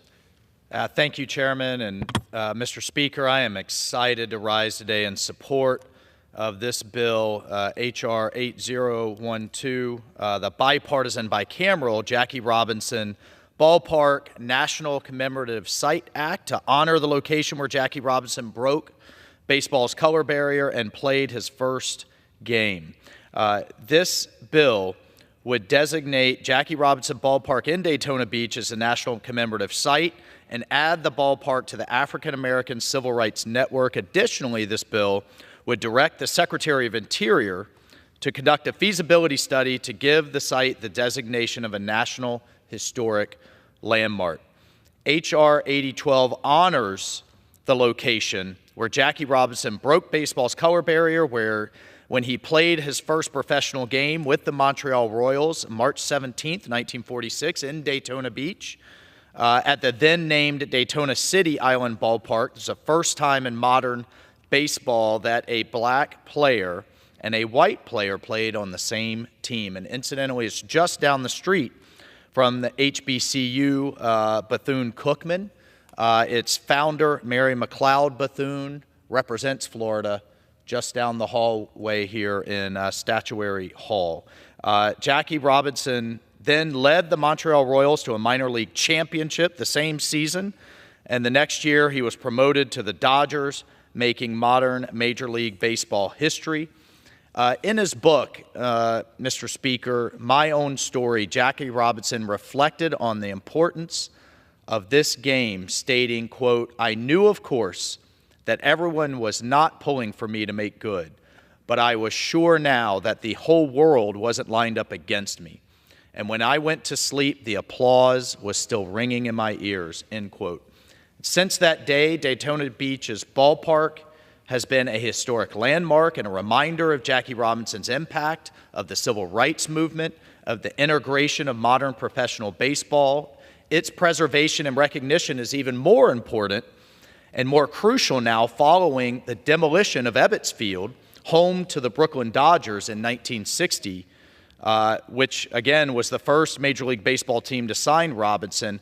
But now that that stadium is destroyed, we must preserve and honor Jackie Robinson's legacy. I want to thank Chairman Westerman for his leadership in bringing this bill to the floor so that we can pass it into law and protect and commemorate Jackie Robinson Ballpark in Daytona for all future Americans. Time has expired. I yield back.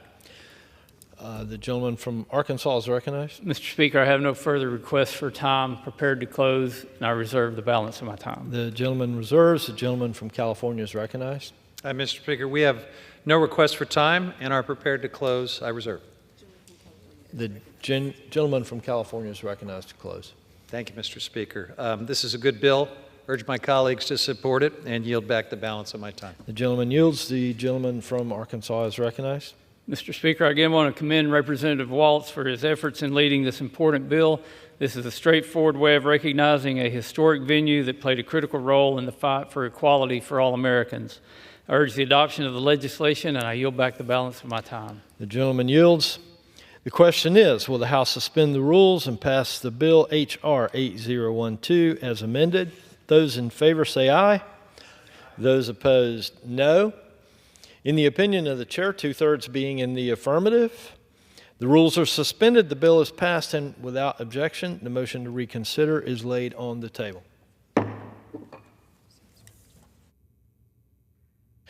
For what purpose does the gentleman from Arkansas seek recognition? Mr. Speaker, I move to suspend the rules and pass the bill S. 3857. The clerk will report the title of the bill. Senate 3857, an act to take certain land in the state of California into trust for the benefit of the Jamal Indian Village of California and for other purposes. Pursuant to the rule, the gentleman from Arkansas, Mr. Westerman, and the gentleman from California, Mr. Huffman, each will control 20 minutes. The chair recognizes the gentleman from Arkansas. Mr. Speaker, I ask unanimous consent that all members be given 5 legislative days to revise and extend their remarks and to include extraneous material on S. 3857, the bill now under consideration. Without objection.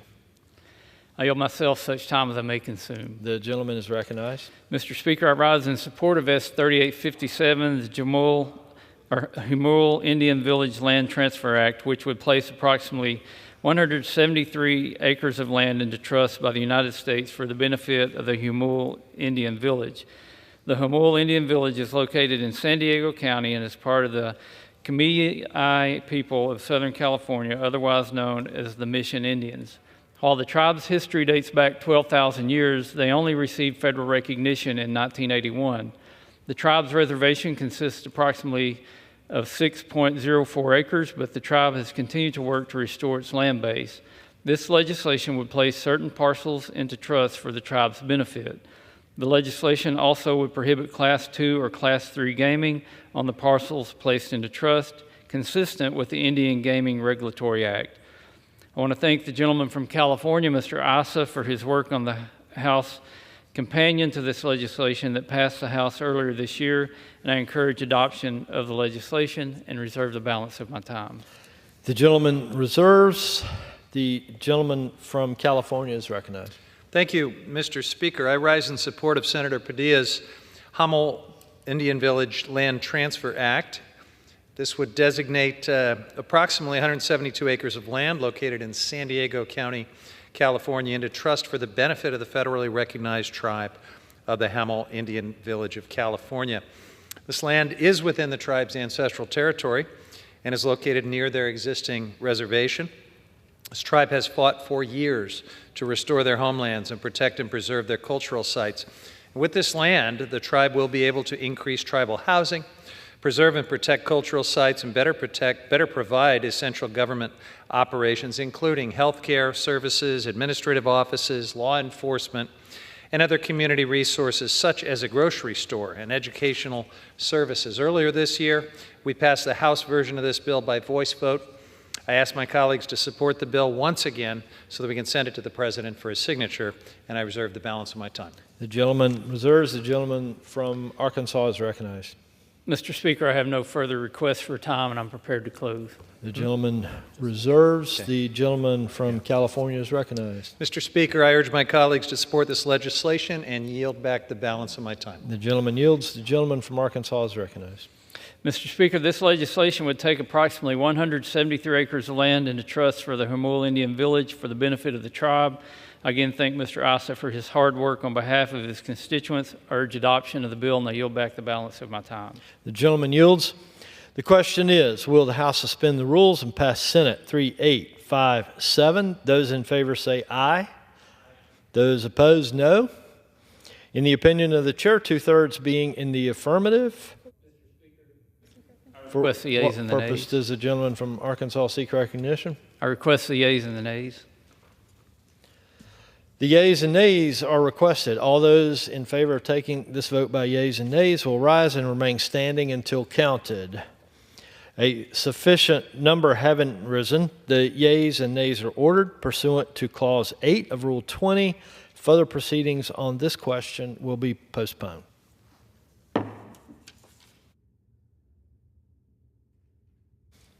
For what purpose does the gentleman from Arkansas seek recognition?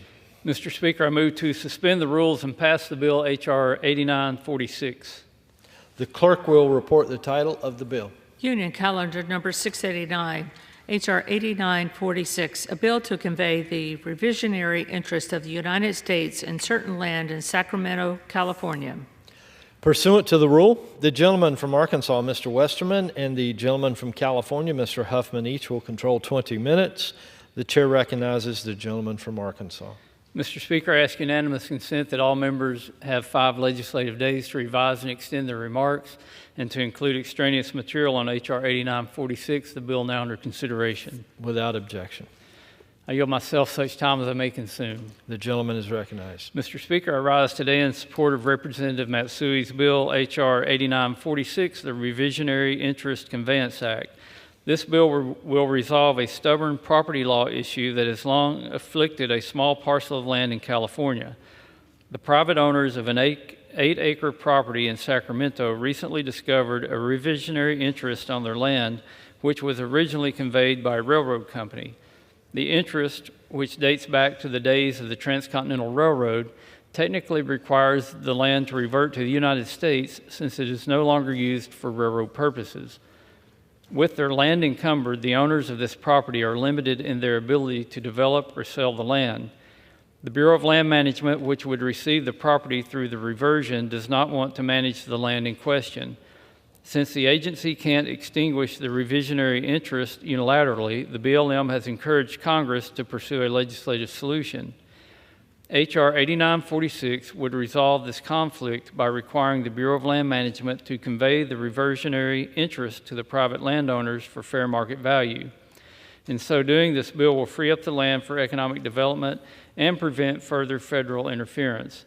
This is a good governance bill that supports the local community, encourages economic development, and reduces the burden on the federal government. I applaud Representative Matsui for advancing the solution on behalf of her constituents. I support the bill and I reserve the balance of my time. The gentleman reserves. The gentleman from California is recognized. Thank you, Mr. Speaker. I rise in support of Representative Matsui's Reversionary Interest Conveyance Act, introduced by my colleague from the Sacramento area in California. Her bill would allow for the conveyance of certain federal government claims associated with approximately 8.43 acres of land administered by the Bureau of Land Management in Sacramento. It's currently encumbered by what's known as a reversionary interest, in this case dating back to the 19th century. The original conveyance of the land from the federal government stipulated that it must be used for specific stated purposes or ownership would revert back to the United States. Lands with reversionary interests like these have what is called a clouded title, which limits allowable uses and development. In this case, the reversionary interests originate from the initial conveyance that provided public land for railroad purposes in the 19th century. But the land changed hands over the years, eventually without knowledge of this requirement. And the bill aims to clear up the land ownership issue by resolving the federal government's ownership claims on these parcels. Under the sale authorized by the bill, landowners would be given the opportunity to purchase the reversionary interest from the government so that they can pursue development or future conveyances of the land. Importantly, this bill has standard conveyance language, including a requirement to sell the interests at fair market value, and the authorized conveyance is supported by the Department of Interior. This is a win-win for the government and the community in Sacramento.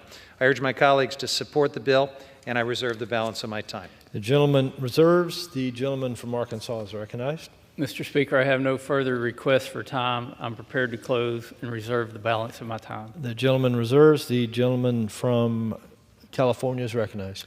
Mr. Speaker, I yield such time as she may consume to the author of this bill, the gentlelady from Sacramento, Representative Matsui. The gentlewoman is recognized. Thank you, Mr. Speaker. I rise today in support of my bill, H.R. 8946, the Reversionary Interest Conveyance Act. This bill provides a technical correction that will help unlock the innovative potential of Sacramento.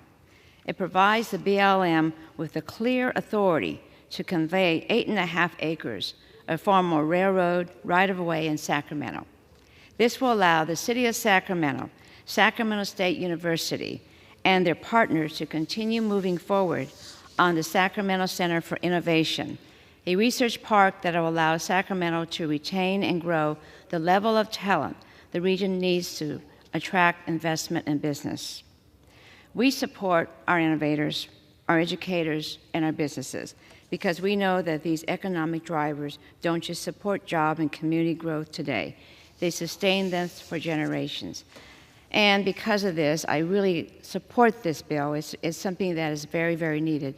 And I want to thank the chair and ranking member for their support of this bill. And I urge my colleagues to support this bill. And I yield back the balance of my time. The gentlewoman yields. The gentleman from California is recognized. I reserve the balance of my time. The gentleman reserves. The gentleman from Arkansas is recognized. I reserve.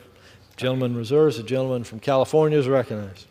Mr. Speaker, this is a great bill. I urge my colleagues to support it and yield to the gentleman from Arkansas. The gentleman yields. The gentleman from Arkansas is recognized. Mr. Speaker, this is straightforward legislation that will extricate private property owners and the federal government from a legal quagmire. I support this bill and note that it passed out of the Committee on Natural Resources by unanimous consent. I urge the adoption of the bill and yield back the balance of my time. The gentleman yields. The question is, will the House suspend the rules and pass the bill, H.R. 8946? Those in favor say aye. Those opposed, no. In the opinion of the chair, 2/3 being in the affirmative, the rules are suspended, the bill is passed, and without objection, the motion to reconsider is laid on the table. For what purpose does the gentleman from Arkansas seek recognition? Mr. Speaker, I move to suspend the rules and pass the bill H.R. 8931. The clerk will report the title of the bill. Union Calendar number 688, H.R. 8931, a bill to redesignate Saratoga National Historical Park as Saratoga National Battlefield Park. Pursuant to the rule, the gentleman from Arkansas, Mr. Westerman, and the gentleman from California, Mr. Huffman, each will control 20 minutes. The chair recognizes the gentleman from Arkansas.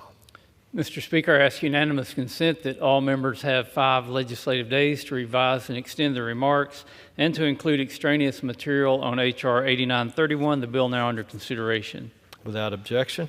I yield myself such time as I may consume. The gentleman is recognized. Mr. Speaker, I rise in support of Representative Stefanik's bill, H.R. 8931, which will redesignate the Saratoga National Historic Park as the Saratoga National Battlefield Park. On September 19, 1777, General Horatio Gates led Continental Army troops against the British Empire in present-day Saratoga County, New York. In the ensuing battles of Saratoga, American colonists would rout a British invasion force and create a turning point in the Revolutionary War. Today, the site of these battles is conserved in the 3,400-acre Saratoga National Historical Park, a unit of the National Park System. There, visitors can explore trails and tour routes to experience the historic battlefield, which includes landmarks, fortifications, and other important structures. The park also hosts artifacts, exhibits, historical reenactments, and guided tours. While the current site was originally named Saratoga Battlefield Park by New York State, the battlefield nomenclature was dropped in 1938 when the area became part of the National Park System. With the battle's upcoming 250th anniversary, however, residents of Saratoga County and New York State have called for renaming the park to clarify its place in the heroic struggle of American independence. Accordingly, Representative Stefanik's legislation would redesignate the site as the Saratoga National Battlefield Park, thus identifying its importance as a historical battlefield and emphasizing the sacrifices of soldiers who fought there. I want to thank Representative Stefanik for her leadership on this issue and for working tirelessly this Congress on behalf of her constituents. We will all miss Representative Stefanik next Congress, but in the meantime, I am pleased to be working with her in advancing this important legislation through the House. I support the bill and reserve the balance of my time. The gentleman reserves. The gentleman from California is recognized. Thank you, Mr. Speaker. I rise in support of H.R. 8931. It's unclear to me why, when this park changed from being a state park to part of the National Park Service, the word battlefield was dropped. But obviously, the battles of Saratoga are a very important part of history. This is where American Revolutionary Forces won a decisive victory in 1777. The change proposed in this legislation is appropriate. We support it, and I reserve the balance of my time. The gentleman reserves. The gentleman from Arkansas is recognized. Mr. Speaker, I yield 2 minutes to the gentlewoman from New York, the lead sponsor of the bill, Ms. Stefanik. The gentlewoman from New York is recognized for 2 minutes. Thank you, Mr. Speaker, and thank you, Mr. Chair and Ranking Member. I rise today in support of my bipartisan legislation, the Strengthening America's Turning Point Act.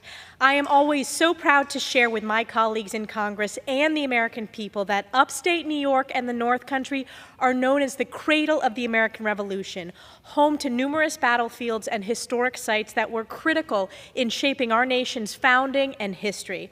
I grew up going to these historic sites like generations of upstaters, and for years I've been proud to lead the charge in their preservation in Congress. Preserving and championing our battlefields and historic areas is one of my greatest privileges as the representative of New York's 21st District and co-chair of the Congressional Battlefield Caucus. The battles of Saratoga were the most significant turning point and one of the most decisive American battles of the American Revolution. The American defeat of British forces at Saratoga marked a changing of the tide in the Revolutionary War, securing foreign support from France and bolstering domestic support for the American patriots and our righteous cause. This bipartisan legislation would rename Saratoga National Historical Park to Saratoga National Battlefield Park to more accurately reflect the historical significance of the site and emphasize the crucial military engagements that took place there. The historic site was originally named the Saratoga Battlefield Park, but when it became a national park in 1938, the word battlefield was left out of its name. Unanimously supported by the Saratoga County Board of Supervisors, this significant fix will help increase public understanding of the deep significance the site holds in our military history and honor the site where so many gave their last full measure of devotion, especially important as we are celebrating our nation's semi-quincentennial. I want to express my immense gratitude to my great friend and classmate, Chair Bruce Westerman, and Subcommittee Chair Tom Tiffany for their partnership in ensuring our battlefields and historic sites in upstate New York and across America are preserved and protected for generations to come. I urge my colleagues to vote yes, and I yield back. Thank you. From Arkansas Reserves, Gentleman from California is recognized. Mr. Speaker, we support this bill, and I yield the balance of my time. Gentleman yields back. Gentleman from Arkansas is recognized. Mr. Speaker, this is a simple bipartisan bill that will distinguish an important site for its pivotal role in the American fight for independence ahead of our nation's 250th anniversary.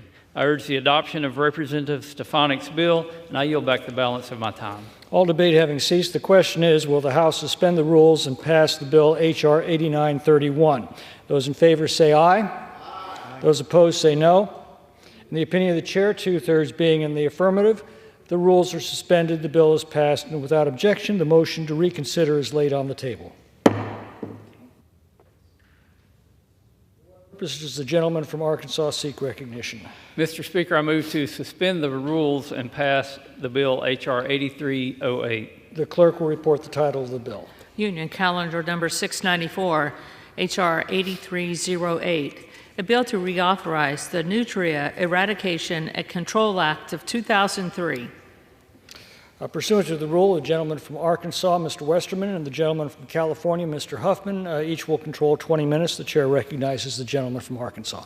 Mr. Speaker, I ask unanimous consent that all members have 5 legislative days to revise and extend their remarks and to include extraneous material on H.R. 8308, the bill now under consideration. Without objection.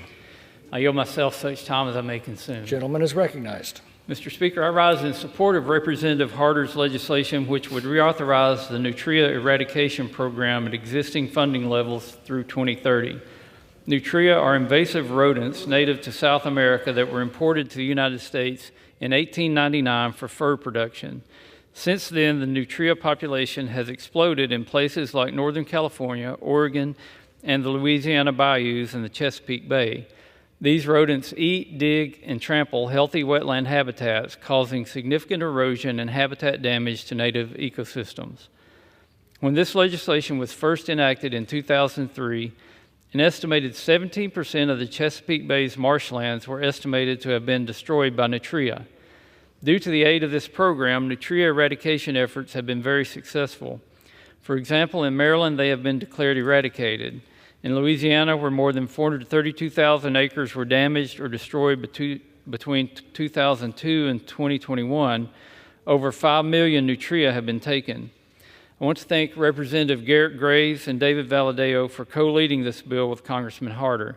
I urge my colleagues to support the bill, and I reserve the balance of my time. Gentleman reserves. The gentleman from California is recognized. Thank you, Mr. Speaker. I rise in support of this legislation by my colleague from Northern California, Representative Josh Harder.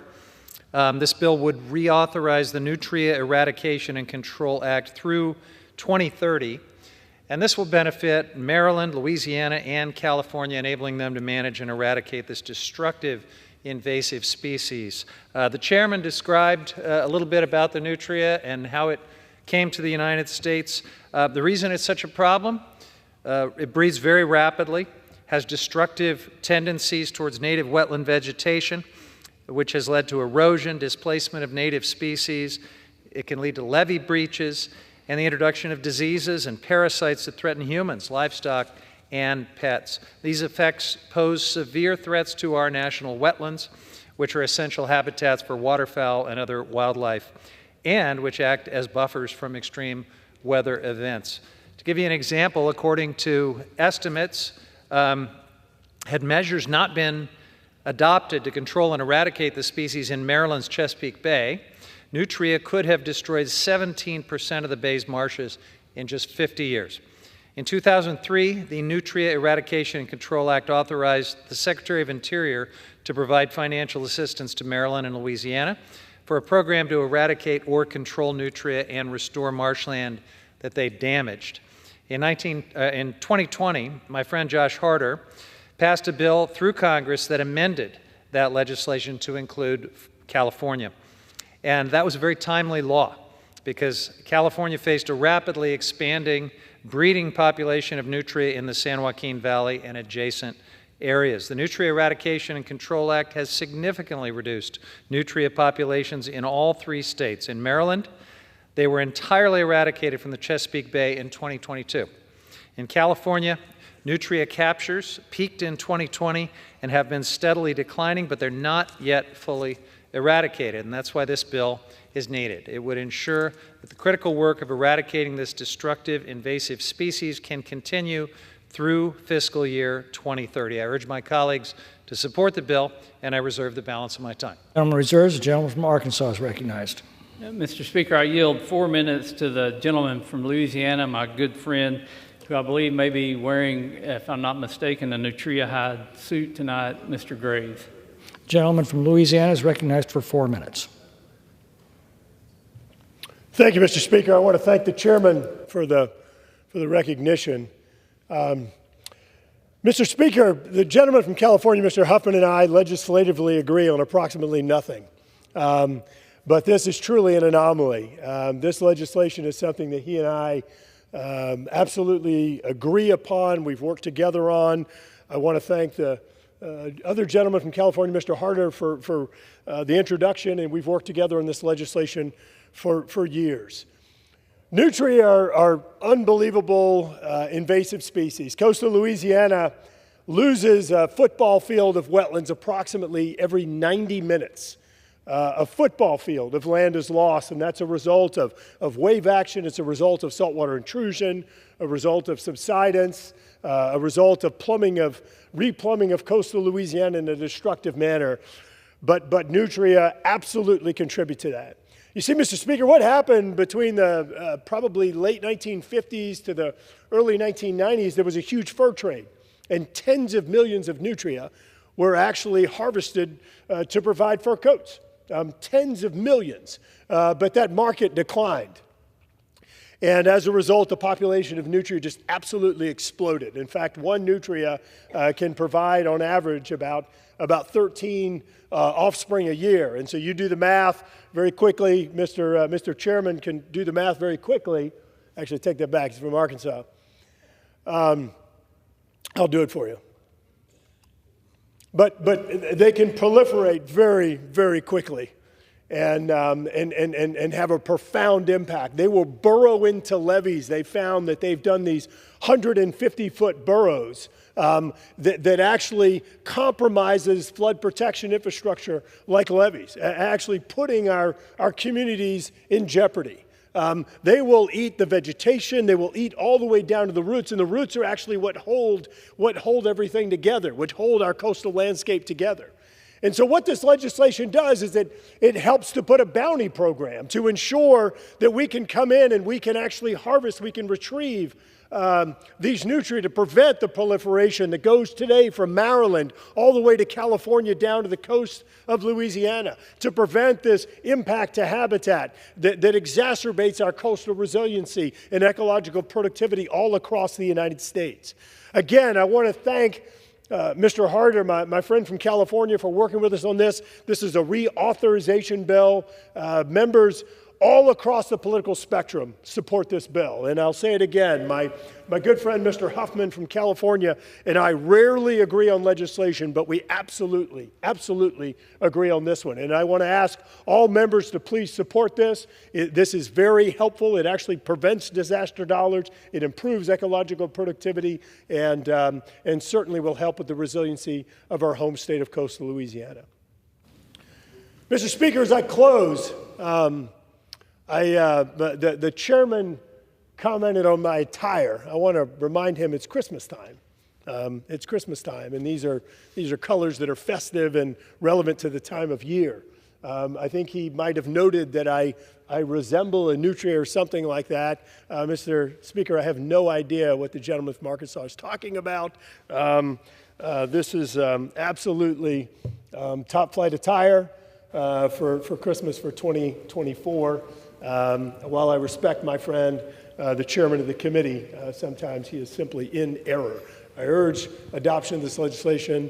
I thank my friends from California, my friend from Arkansas, and yield back. Gentleman yields back. The gentleman from Arkansas reserves. The gentleman from California is recognized. Thank you, Mr. Speaker. When the last nutria in the United States is eradicated, it will not be missed, but the gentleman from Louisiana will be missed. It has been a pleasure serving with him. He is colorful both in his rhetoric and in his fashion, and we appreciate him and wish him well. With that, I will yield such time as he may consume to my colleague, Representative Harder from Northern California. Gentleman from California is recognized. Thank you, Mr. Huffman, and thank you to my friend from Louisiana, Mr. Graves, for his leadership and his sense of style. We are certainly going to miss him and all of the work that he has done to make this critical legislation a reality. This bill is dead simple. All it does is reauthorize funding to advance eradication efforts for this invasive rodent, which is already causing millions of dollars in damage in 18 states, including California, Louisiana, and Florida. These swamp rats threaten our world-class farmland, our critical flood control infrastructure, and our water quality. With their massive nacho cheese-colored orange teeth, nutria can eat 25% of their body weight in vegetation every single day, breaking down our levees and harming our waterways. To make matters worse, these invasive rats weigh upwards of 40 pounds, and one female nutria, to do the math for my friend from Louisiana, can reproduce 200 offspring every single year. This means that if we don't get this bill done, that this nutria will continue to expand, ravage our country unless the strategic wildfire management plans actually reduce their growth. This is our last chance to secure 5 additional years of nutria eradication efforts for affected districts across the nation. And we know that it can work. Our efforts have already shrunk nutria populations across the country. In 2018, after the Chesapeake Bay region successfully eradicated nutria from their communities after almost 2 decades. We're learning from that in California and Louisiana. This shows that we have the wildlife management techniques that can ensure that we can continue to move forward. We are reaching a critical point in nutria control efforts. This year alone, we have experienced a 55% increase in detected nutria cells. And we are on track to unfortunately have a record-breaking year for captive nutria right now. So we must reauthorize these eradication efforts so we can stop the destruction and damage in my district and others like it across the nation. I urge my colleagues to pass this bill to keep our levees, our waterways, our agricultural lands safe from these dangerous invasive swamp rats. Thank you, and I yield back. Gentleman from California reserves. The gentleman from Arkansas is recognized. Mr. Speaker, I have no further requests for time. I'm prepared to close and reserve the balance of my time. Gentleman reserves. The gentleman from California is recognized. Mr. Speaker, I urge my colleagues to vote yes on this very important bill and yield the balance of my time. Gentleman yields back. The gentleman from Arkansas is recognized. Mr. Speaker, again, H.R. 8308 would reauthorize a program that has proven to be very effective in protecting our country's vital wetlands and marshes from a destructive invasive species. While great work has already been accomplished in controlling these invasive pests, continuing to ensure our native species of plants and animals are able to recover and thrive is crucial for future generations. I thank my colleagues again for their diligent work on this bill. I urge all members to support this common sense bipartisan legislation, and I yield back the balance of my time. Gentleman yields back. All debate having ceased, the question is, will the House suspend the rules and pass the bill H.R. 8308? Those in favor say aye. Those opposed, no. In the opinion of the chair, 2/3 being in the affirmative, the rules are suspended. The bill is passed, and without objection, the motion to reconsider is laid on the table. Does the gentleman from Arkansas seek recognition? Mr. Speaker, I move to suspend the rules and pass the bill H.R. 3396 as amended. The clerk will report the title of the bill. H.R. 3396, a bill to require the standardization of reciprocal fire suppression cost share agreements and for other purposes. Pursuant to the rule, the gentleman from Arkansas, Mr. Westerman, and the gentleman from California, Mr. Huffman, will each control 20 minutes. The chair recognizes the gentleman from Arkansas. Mr. Speaker, I ask unanimous consent that all members have 5 legislative days to revise and extend their remarks and to include extraneous material on H.R. 3396, the bill now under consideration. Without objection. I yield myself such time as I may consume. Gentleman is recognized. Mr. Speaker, I rise today in support of H.R. 3396, the Fire Department Repayment Act. This is a bipartisan bill sponsored by Representative Harder alongside Representatives Curtis and LaMalfa. H.R. 3396 would standardize cost share agreements between the federal government and local fire departments to ensure state and local firefighting partners are fairly and quickly compensated for fighting wildfires on federal lands. Because wildfires do not heed administrative boundaries, various state, tribal, local, and private firefighting resources respond jointly to wildfires throughout the nation.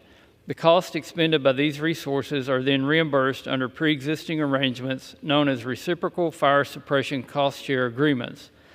These agreements enable firefighting entities to access resources and assistance from neighboring jurisdictions during large fires on federal lands. Unfortunately, the current reimbursement process is flawed.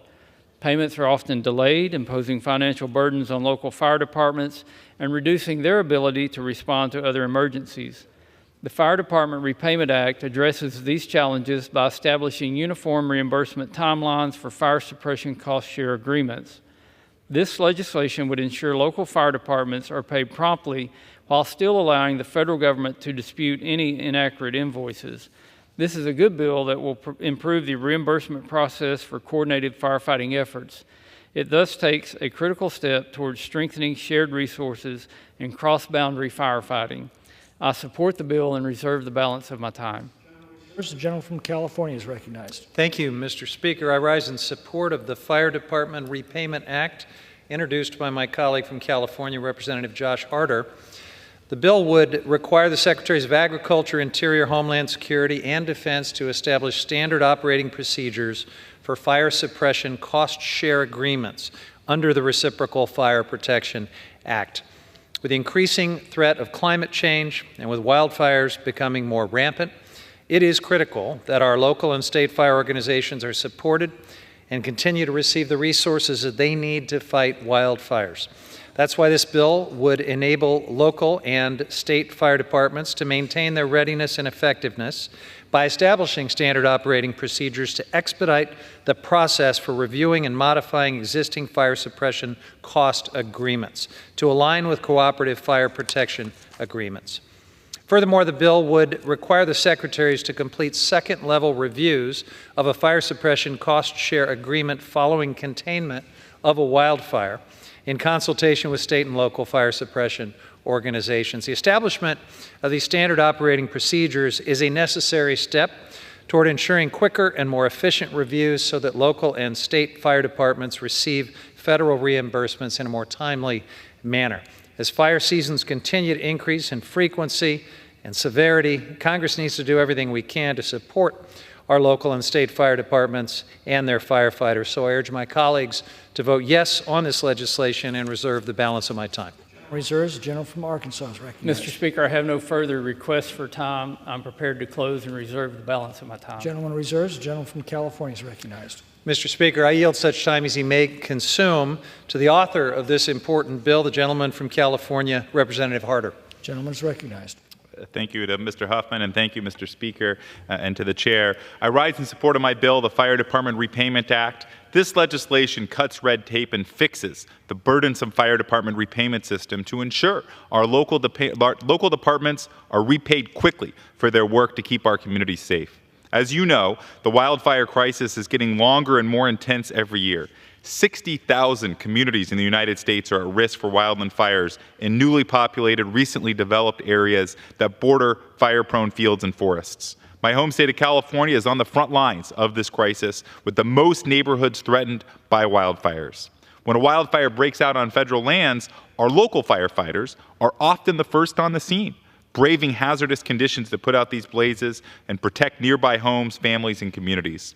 Local fire departments deploy personnel, use fire engines, and spend thousands of dollars worth of time and resources to fight fires on federal lands. Yet, the bureaucratic federal reimbursement process is slow and covered in red tape. It often takes years for small fire departments to be repaid for their assistance on these fires. In my own district, fire departments have waited years and years for repayment from agencies that has drained their budget and restrained their resources to combat the fires that we're fighting just this year. That's unacceptable. Our government must work better for the heroes who put their lives on the line to keep our families safe. I urge my colleagues to pass this bill to ensure our local fire departments are paid back quickly so they have the tools they need to protect our communities from the next fire. I also want to thank my colleagues, Mr. Curtis and Mr. LaMalfa, for their tireless leadership and their support of this important bill.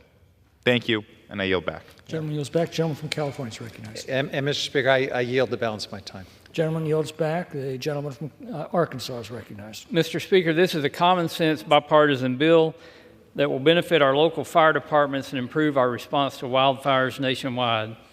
Before I close, I'd like to ask unanimous consent to include in the record an exchange of letters between the Committee on Natural Resources and the Committee on Agriculture, the Committee on Science, Space, and Technology, and the House Armed Services Committee.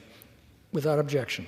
I urge adoption of this bill and yield back the balance of my time. Gentleman yields back. All debate having ceased, the question is, will the House suspend the rules and pass the bill H.R. 3396 as amended? Those in favor say aye. Those opposed, no. In the opinion of the chair, 2/3 being in the affirmative, the rules are suspended. The bill is passed, and without objection, the motion to reconsider is laid on the table. For what purpose does the gentleman from Arkansas seek recognition? Mr. Speaker, I move to suspend the rules and pass the bill H.R. 9516 as amended. The clerk will report the title of the bill. Union Calendar Number 690, H.R. 9516, a bill to amend the Federal Lands Recreation Enhancement Act to provide for lifetime national parks and federal recreational lands passes for family members of the armed forces who lost their lives while serving their country. Pursuant to the rule, the gentleman from Arkansas, Mr. Westerman, and the gentleman from California, Mr. Huffman, will each control 20 minutes. The chair recognizes the gentleman from Arkansas. Mr. Speaker, I ask unanimous consent that all members have 5 legislative days to revise and extend their remarks and to add extraneous material. on H.R. 9516, the bill now under consideration. Without objection. I yield myself such time as I may consume. Gentleman is recognized. Mr. Speaker, I rise today in support of H.R. 9516, the Military Families National Parks Access Enhancement Act. This bill, which is led by Representative Chavez DeRemer, expands access to free lifetime passes to our national parks and public lands to Gold Star, next of kin, and families of veterans who pass away due to a service-related illness or injury. Across the nation, military families play a critical role in protecting our freedoms. They are the strongest base of support for the brave military service members who risk their lives defending America. When these troops make the ultimate sacrifice for our country, the emotional impact on their families is devastating. While nothing can replace the lost loved one, outdoor recreation has a proven track record of providing at least some measure of relief in times of profound tragedy. In 2021, Congress permanently codified free lifetime passes to our national parks and public lands for Gold Star families in the Alexander Lofgren Veterans and Parks Act, a bill I proudly co-sponsored and helped champion through the Natural Resources Committee. Unfortunately, the eligibility for these passes exclude families whose relatives were killed in incidents such as hazardous training accidents or due to a service-related illness. H.R. 9516, however, will expand access to free lifetime America the Beautiful passes to Gold Star next of kin family members and family members of fallen veterans. This legislation is a meaningful way to support additional families whose loved ones were lost in the selfless service to our nation. I want to commend Representative Chavez DeRemer for spearheading this noble effort. Throughout this Congress, Representative Chavez DeRemer has demonstrated exemplary public service by working tirelessly with members on both sides of the aisle to better serve her constituents. She introduced this bill after receiving outreach from a constituent family whose loved one passed away while on active duty but was not eligible for these passes. Her advocacy on behalf of her constituents and our military families is deeply commendable. I reiterate my strong support for this bill, and I reserve the balance of my time. Gentleman reserves. The gentleman from California is recognized. Thank you, Mr. Speaker. I support this bill. The Beautiful National Parks and Federal Recreational Lands Pass covers entrance fees and day use fees at national parks, wildlife refuges, national forests, and other federal recreational lands. Of these, the Military Lifetime Pass, or Gold Star Pass, is a free lifetime pass available to our veterans and to certain Gold Star families who've lost a family member during military service, the ultimate sacrifice, as the chairman mentioned. However, the Gold Star Pass currently includes certain limitations regarding who qualifies. So this bill would expand eligibility for the Lifetime Gold Star Pass to include next of kin family members of fallen service members who are not currently eligible. Specifically, it would expand access to families of service members who died in inactive or active duty training or in travel to or from training or duty stations. Mr. Speaker, this bill would ensure that all those who have lost a family member in connection to their military service have access to our national parks and lands. Those who have sacrificed so much for our nation deserve this access to appreciate the wonders of our parks, historic sites, and natural beauty across the country. It's imperative that we ensure this benefit is not limited based on how a service member died during their service. So I support the passage of this bill, urge my colleagues to do the same, and reserve the balance of my time. Gentleman reserves. The gentleman from Arkansas is recognized. Mr. Speaker, I have no further requests for time. I'm prepared to close and reserve the balance of my time. Gentleman reserves. The gentleman from California is recognized. And Mr. Speaker, I support this bill, urge my colleagues to vote yes, and yield the balance of my time. Gentleman yields back. The gentleman from Arkansas is recognized. Mr. Speaker, once again, I want to thank Representative Chavez DeRemer for her efforts to introduce this meaningful legislation. This bill will help reduce the financial burden on our military families who want to visit our national parks and expand their access to the healing powers of outdoor recreation.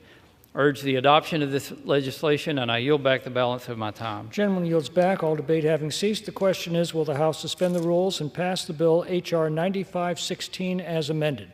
Those in favor say aye. Those opposed, no.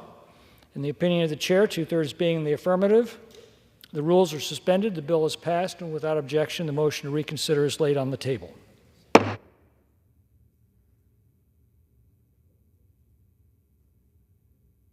The chair will now entertain requests for 1-minute speeches. For what purpose does the gentleman from Kentucky seek recognition? Without objection, the gentleman is recognized for 1 minute.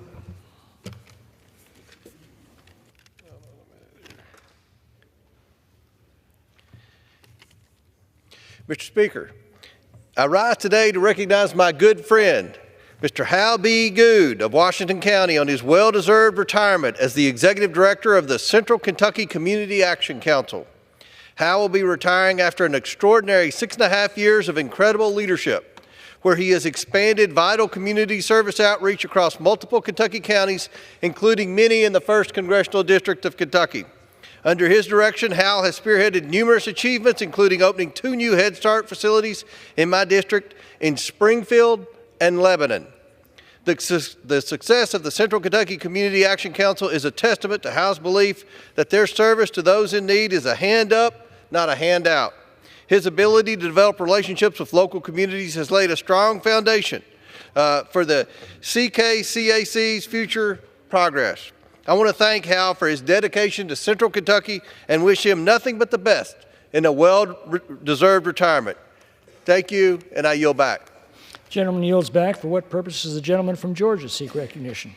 Ask unanimous consent to address the House for 1 minute and to revise and extend my remarks. Without objection, the gentleman is recognized for 1 minute. Mr. Speaker, I rise today to honor Savannah business leader David Pattison, recipient of the 2025 Leadership Award from the Southeast Georgia Leadership Forum. Mr. Pattison serves as the president of Sterling Seacrest Pritchard, the private insurance brokerage and employee benefits consulting firm in the southeastern United States. Not only has David achieved business success during his more than 30-year career, but he has also advocated for community involvement in support of nonprofit organizations. As Savannah native, Mr. Pattison has been a leader on many boards within this community. He has served as the chair of the Savannah Economic Development Authority, Union Mission, and the Armstrong State Foundation, and currently holds numerous other board positions. Along with his wife, I pass my most sincere congratulations to Mr. Pattison for receiving this honorable award and for his outstanding contributions to the Savannah community. Congratulations, my friend. Thank you, Mr. Speaker, and I yield back. Gentleman yields back. For what purpose does the gentleman from Georgia seek recognition?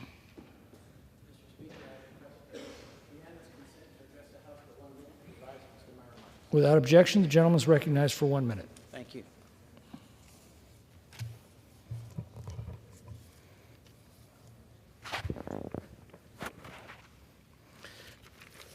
I rise today to celebrate the 75th anniversary of the city of Suwanee in Gwinnett County, Georgia. Folks have called Suwanee home for over 200 years, with Suwanee Old Town dating back as far as 1817. Yet it wasn't until 1949 that Suwanee was officially chartered. At that time, the city was roughly 3.1 square miles, consisting of just a few hundred residents. In the 75 years since, Suwanee has flourished, more than tripling in size and expanding its population to over 22,000 Georgians. The once small agricultural town now boasts a charming downtown community, many prosperous businesses, and beautiful parks, offering an exceptional place for families to live and work. In fact, in Fortune 2024 Top 50 Best Places to Live for Families in the United States, the city of Suwanee ranked 27th in the entire nation. That's incredible. Congratulations to Mayor Jimmy Burnett and the city of Suwanee on this exciting milestone. I'm honored to represent the great folks of Suwanee in Congress, and I look forward to seeing the city thrive for many years to come. Thank you, Mr. Speaker, and I yield back. Gentleman yields back. For what purpose does the gentleman from Wisconsin seek recognition? Without objection, the gentleman is recognized for 1 minute. I had an interesting conversation with someone today who deals with people in the lower economic classes. It was an interesting conversation because it was along the same theme that I often speak behind this podium, and that is the frustration she finds in the poor communities as clergy again and again encourage young people to get married, and they inform the clergy that they can't do it because the United States government has established a bunch of programs that make it financially advantageous to not get married. Indeed, it is not unusual to have $20,000 or $25,000 or $30,000 a year penalties for couples who get married, as opposed to situations in which a man is not in the household. I strongly encourage my colleagues in this chamber to, over the next few months, undo the horrid disincentives towards forming families that were put in by Lyndon Johnson and the Great Society. Thank you. Gentleman's time has expired. Are there any other requests for one-minute speeches? Seeing none, under the Speaker's announced policy of January 9th, 2023, the gentleman from Texas, Mr. Weber, is recognized for 60 minutes as the designee of the Majority Leader.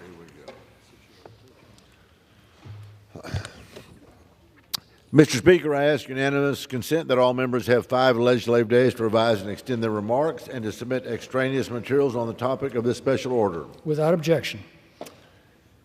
Mr. Speaker, we're here tonight to celebrate the remarkable life and legacy of one of our good friends, a great Texan, a great mentor, a great member of Congress, our friend and our colleague, Dr. Michael Burgess. Sadly, Dr. Burgess is stepping away from these hallowed halls to hang up his boots back home. I'm not quite sure we're going to let him do that, but we're going to give him grief over that. But he is leaving these hallowed halls of Congress to hang up those great boots back home in the great state of Texas. Check this out. After 22 dedicated years of service, not just to this institution, the people of America and the people of Texas. Mr. Speaker, Dr. Michael Burgess has exemplified the very best of what it is not only to be a Texan, but to be a physician, to be a husband, a father, to be a congressman. He's the real deal, Mr. Speaker, with unshakable resolve and a servant's heart. I've watched him up close and personal these last 12 years.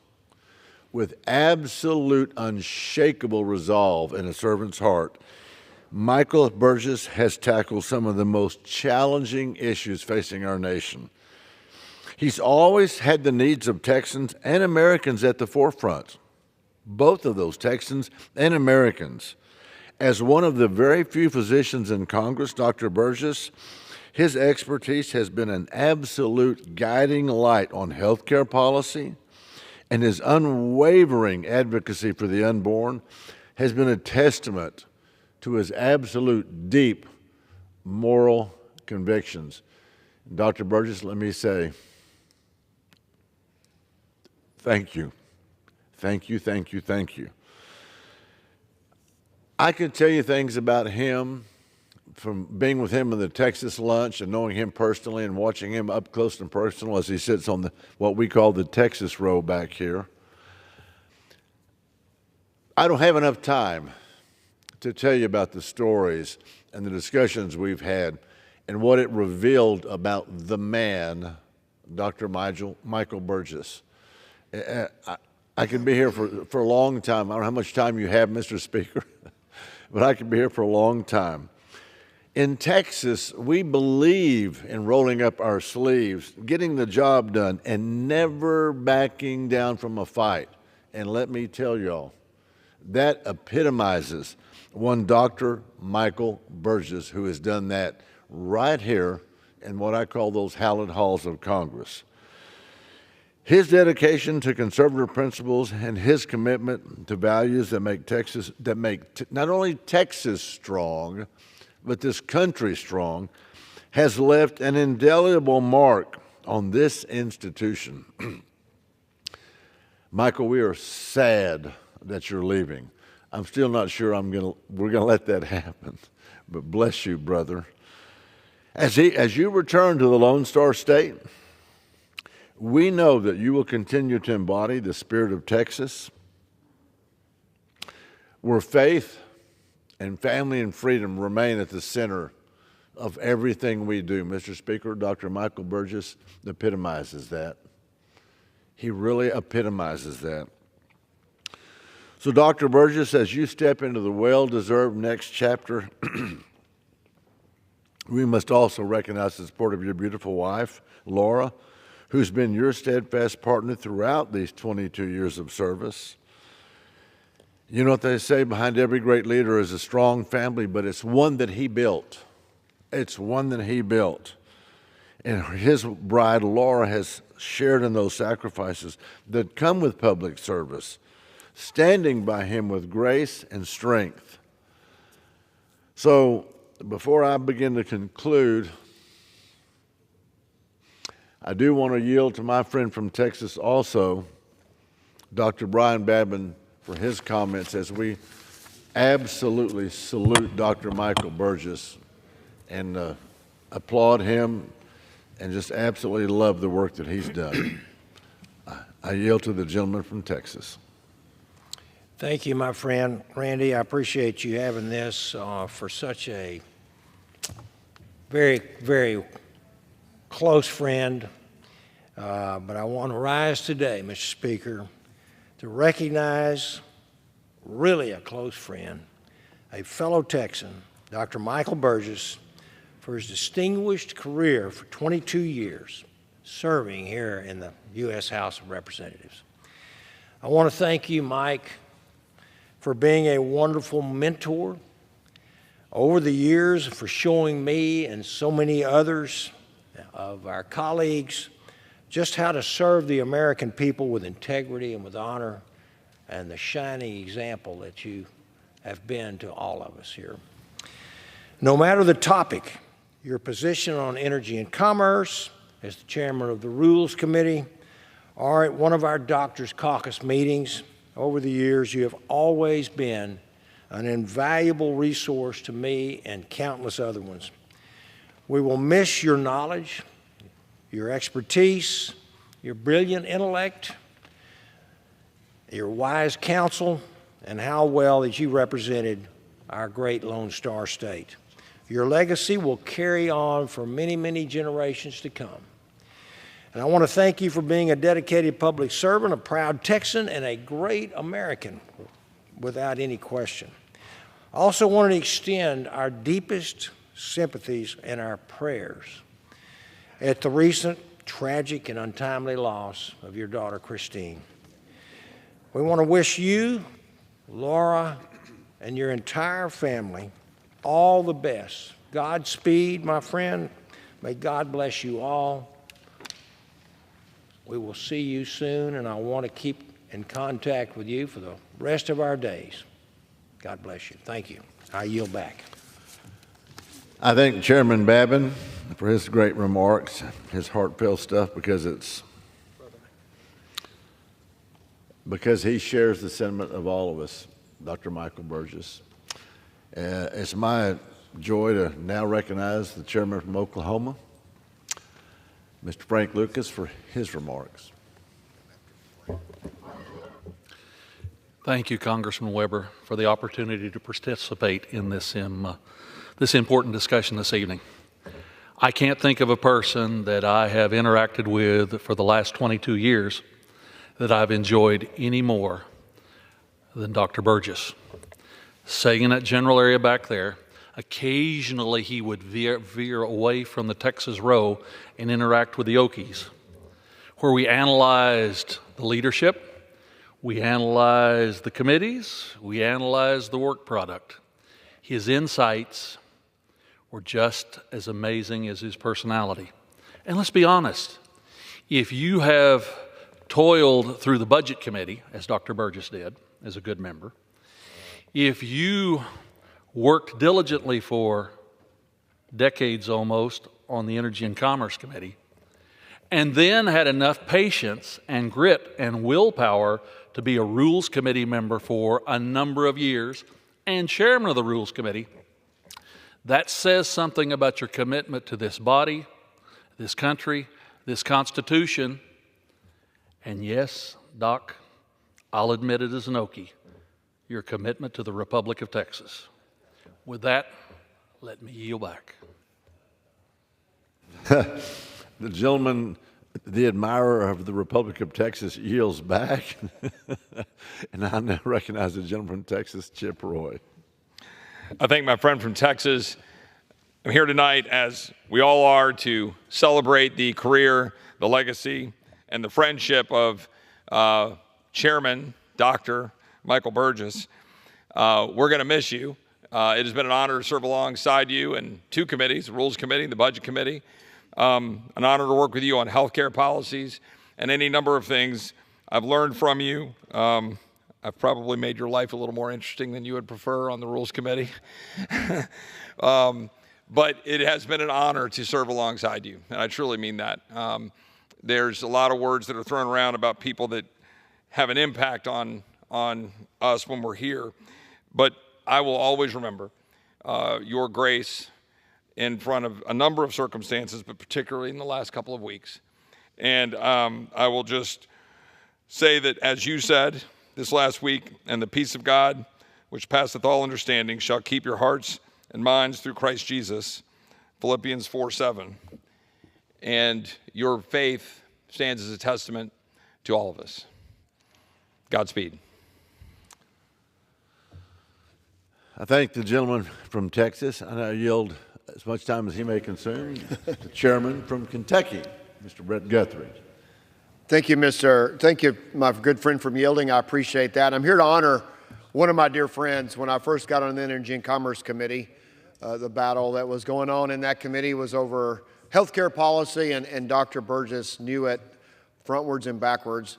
Matter of fact, I always like looking at his copy of the Affordable Care Act, and I think it was tabbed. It was he even diagrammed sentences, I believe, in that to make sure he understood it and could explain it and try to figure out how to fix it. And he was always going that direction. When I was on the committee, when he was chair of the subcommittee, I became his vice chair. And that's when he became more than a friend. He became a mentor, somebody that just admired the way that he studied, he learned, he was an expert. And whatever subcommittee you were on, particularly health care, and so I just he mentored me, and as someone that set a standard that I tried to live by. When I had the chance to become the subcommittee chair and now chairing the Energy and Commerce Committee, it's a privilege. And I just want to say this, Congress truly is a snapshot of America. We come from all walks of life. We bring different perspectives. And Dr. Burgess, Chairman Burgess being OBGYN, I'll never forget the series of hearings we had on maternal health, because America, and if you controlled the studies for all the things you think was causing a problem with maternal health, we still were having issues with maternal health, the life expectancy of the mother. And we had detailed hearings because he brought his experiences, his care, and said, this is a problem that should not exist in this country. And I'll never forget, one of the hearings that I remember most is when we had Parkland Hospital from Dallas and other hospitals from New York and talking about how we take care of the mothers of our children after they give birth. And policies came out of that. And I think it's a legacy you'll have by tying your career and your political drive. But most important of all, the love for this. You love Texas and you love this country, and that is infectious. And I appreciate your chairmanship of the Rules Committee and your mentorship of me, and I will yield back. Well, I thank the gentleman for yielding back. You bring a great perspective to it, Brett. And so, Austin, I'm going to yield to Mr. Scott now for his comments. Well, thank you. And, Mr. Speaker, I rise today to just honor Chairman Burgess. And I want to thank you, Chairman Burgess, for just being just a good, solid, steady voice on a lot of complex issues. I want to thank your family. I'll tell you, unless you've been here, nobody knows the toll it takes on your family. And I was glad to see them here the other day when they unveiled your portrait that will hang in this Capitol for years to come. And I want to thank the people of Texas for sending you here. This place, this country. It's better because you've spent so much time up here in these hallways of Congress, and you're just one of those people who always did right and was always working to find a way to get that good piece of legislation across the finish line. And we need more people like you up here. And I'm sorry to see you go, but just a good, solid American with good common sense, standing up for the Constitution and our American way of life. So thank you, Godspeed, and I look forward to continuing our relationship for many years to come. Well, I thank the gentleman from yielding, and now I yield as much time as she may consume from the chairwoman from North Carolina, Dr. Fox. Thank you so much, my colleague from Texas, and all the people who've come here to praise Dr. Michael Burgess. I join them in recognizing him on his pending retirement. For over 2 decades, he has more than ably represented the people of the 26th District of Texas, as well as all Americans. Alongside his outstanding service on the Energy and Commerce Committee and the Budget Committee, Michael Burgess was selected this year as the chairman of the Rules Committee, where he and I served together in years past.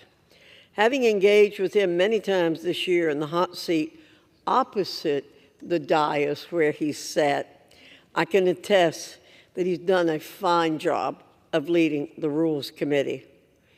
Dr. Burgess is a person of strong intellect and wisdom, along with collegiality and good humor. Dr. Burgess, you will be sorely missed for all your wonderful traits. I also want you to know that you and your family are in my prayers, and I know you're in the prayers of our entire conference, as well as many others. And I want to associate myself with the other kind comments and positive comments and true comments that have been made about you tonight. My hope is that God will continue to bless you and keep you and your family in the palm of his hands. We really will miss you, Mike. Thank you for your great service. I yield back. The gentlelady yields back. I now recognize as much time as she may consume to our friend Barbara Lee from California. Thank you very much. Thank you so much for yielding. First of all, let me just say, Mr. Speaker, that I want to associate myself with the remarks that have been made tonight about my friend, the Honorable Dr. Michael Burgess. A couple of things, and I thought, since I'm retiring also, and we're here on the floor tonight, to take a moment to tell Dr. Burgess how much I appreciate his leadership and his friendship. You know, we both, and so often you don't hear about stories of members of Republicans and Democrats working together. So I decided, you know, let me tell a few stories about Dr. Burgess. First of all, you know, we believe that the taxpayer dollars need to be protected and to be used for what we intend taxpayer dollars to be used for. And we talked and realized that the only agency that had never been audited was the Pentagon. And so Dr. Burgess and I worked for years to finally get the requirement into a bill that the Pentagon be audited, because we know that there are billions of dollars in waste, fraud, and abuse, but we did not know how much, and we were shocked that this was the only agency that hadn't been audited.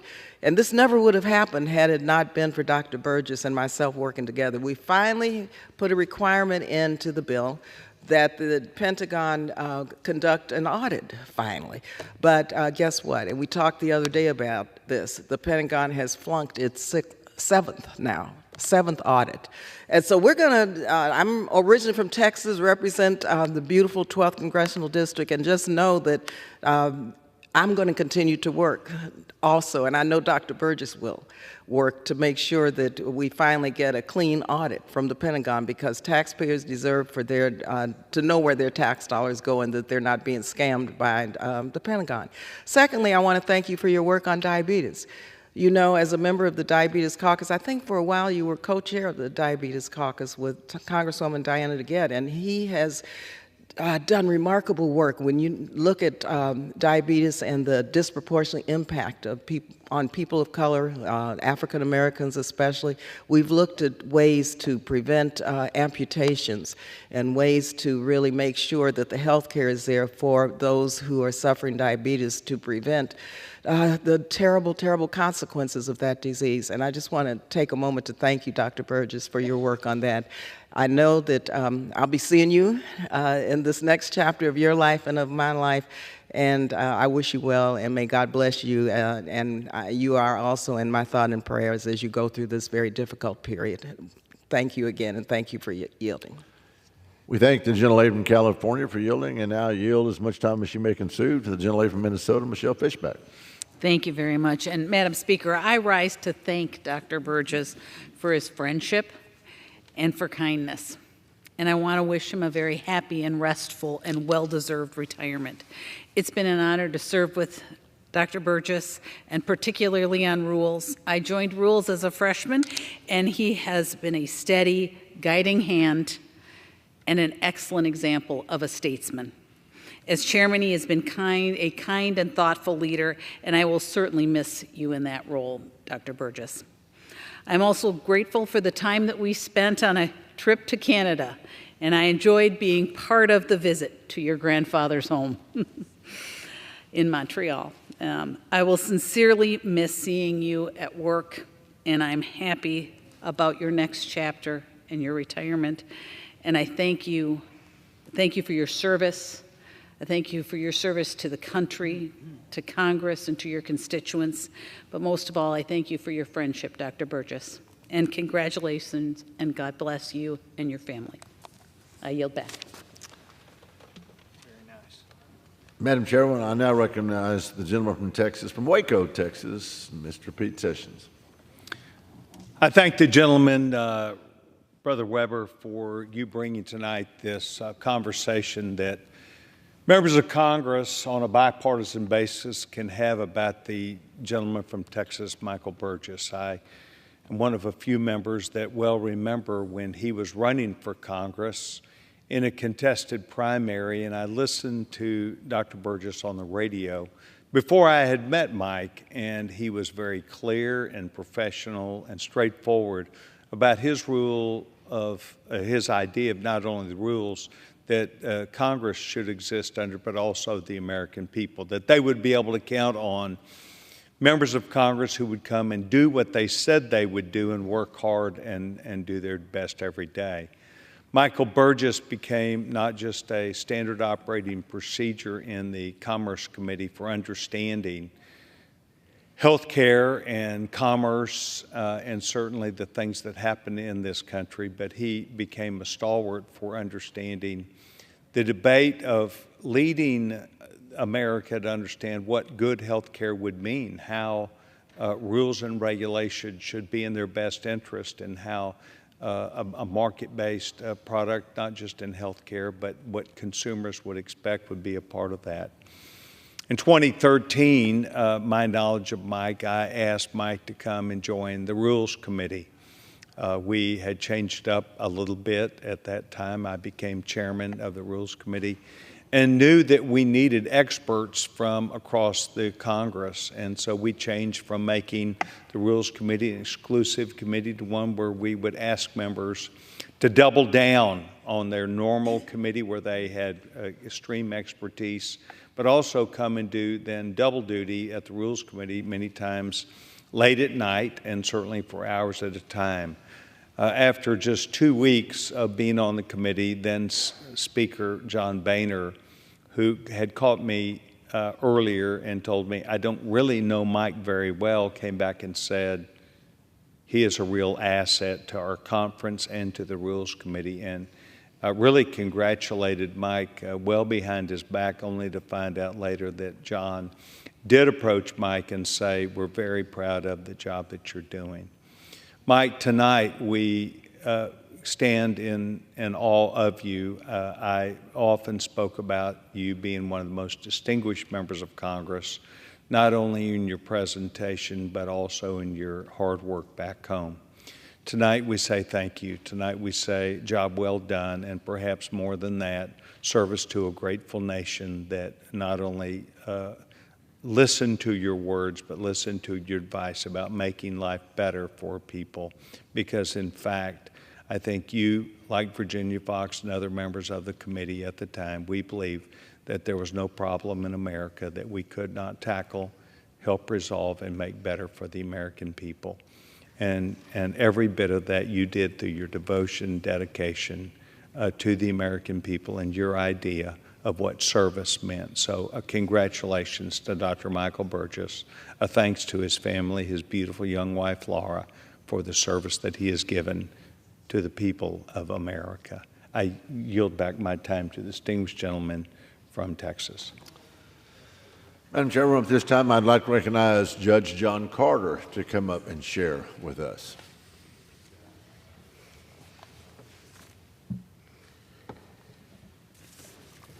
I'm thinking about the fact that I've probably known Michael Burgess longer than anybody here, because we both ran for office the same year.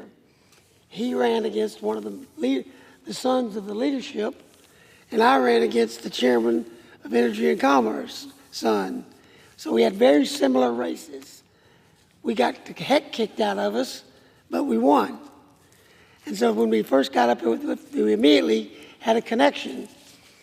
And that connection has kept us close friends ever since. When people came to me and said, with a question about health care, I would say, I'm an old trial judge. You want to talk about justice, you want to talk about the law, I can probably give you a hand. But if you're going to talk about health care, I'm going to yield to Mike Burgess. You go talk to Mike Burgess, and he can talk to me and tell me whatever it is you're doing is the right thing to do or the wrong thing to do.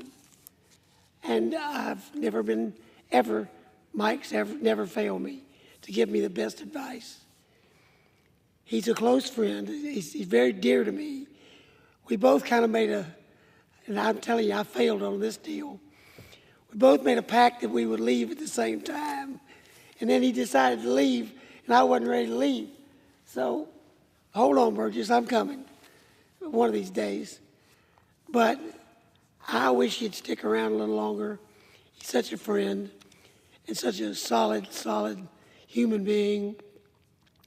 We're blessed to have people like Mike Burgess in here. We can call him Doc, we can call him whatever we want to call him. He's always quietly ready to lend a hand on literally anything you want to do. As we heard about the conversation about looking at the Pentagon. I didn't know that. That was news to me, but a good idea. A dang good idea. So, Burgess, you and I know we're friends. I'm going to miss you, pal. Miss you a lot. And I may call you every once in a while just to make sure you're doing okay. Please give my warmest sympathy to your wife during these trying times. You also have that sympathy. You know that I consider you one of my very closest friends, and I'm sorry to see you leave, but we will keep in touch. I promise. God bless you, buddy. Will the judge yield for a question? Yes, sir. So I'm like you. We didn't want him to leave with that whatever pact y'all made. But do you think his beautiful bride Laura had something to say about that? I think something.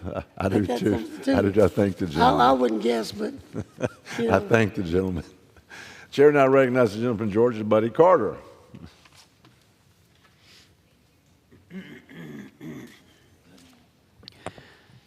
I thank the gentleman for yielding, and I thank him for hosting this here tonight.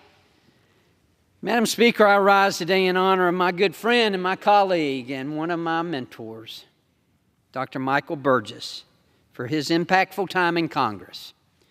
Dr. Burgess has dedicated his congressional career to bettering not only the lives of his constituents in Texas, but also the lives of all Americans. I've had the distinct privilege of serving with Mike Burgess on both the Energy and Commerce Committee, the Budget Committee, and together in the Doctors Caucus. In all of these roles, Dr. Burgess has worked diligently to put America's patients first. He has worked on legislation to improve access to care for patients and to improve the lives of those suffering from sickle cell anemia. Dr. Burgess has also worked hard to increase maternal health outcomes and to enhance the quality of care for mothers. I can confidently say that Dr. Burgess has spent every second of every hour here in Washington, D.C., working towards the betterment of life for all of us. He's been a model member of Congress, and we will certainly miss him. I'm excited for him to get to experience the relaxation of life after Congress. After the many years of service to our country, there are few more deserving of a great retirement. Thank you, my friend. I really do appreciate all of your guidance, all of your work, all of your mentorship. Thank you, Mr. Speaker, and I yield back. The gentleman yields back. The chair now recognizes the gentleman from Texas, Jake Ellzey. Thank you, my friend. Speaker, I rise today with a full heart to honor my good friend, Chairman Michael Burgess. For over 2 decades, he's been a true leader for Texas' 26th district and a steadfast voice for our state here in Washington. But more than that, he's been a friend, a mentor, and someone you can count on no matter what. As a doctor, Michael brought a special kind of care to his work here in Congress. His deep knowledge of health care shaped policies that have improved lives across this country. And let me tell you, if you ever had a conversation with Michael about infrastructure or energy policy, he dives in with the same kind of determination and expertise, and that's the man he is, focused, committed, and always looking out for the folks back home. But as a relatively new member of Congress and of the Texas delegation, let me go off script here and just say, he's a giant. He's guided the Rules Committee for the last year in a way that I doubt very few people could.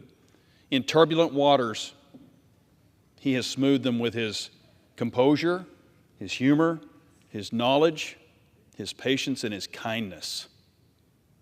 It's missing far too often in this place.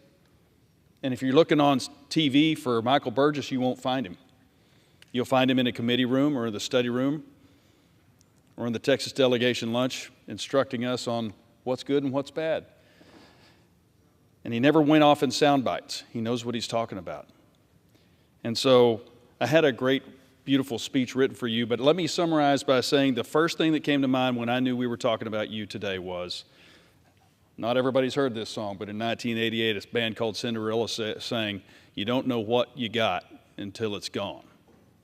When you're gone, we will always be missing you, and our delegation will have empty shoes that cannot be filled.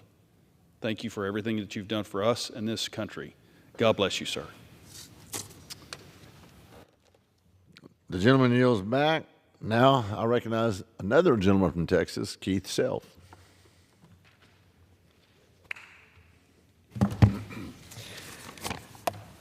Well, thank you to my colleague from Texas. It is a real honor to be here tonight. I thank you for hosting this important special hour. Michael Burgess and I have quite a history. We were primary opponents 22 years ago, and I finished third by 91 votes. Mike went on to win the runoff election and provide exemplary service to our nation, our constituents in CD 26. Shortly after that, I was recalled to active duty for enduring freedom and Iraqi freedom. It was obvious that God had his hand in both of our directions. My sister-in-law also worked for Michael Burgess for 18 years in your district office. You provided her the same leadership that you did your colleagues here in Congress. I am grateful for your friendship and for your tremendous service to our nation.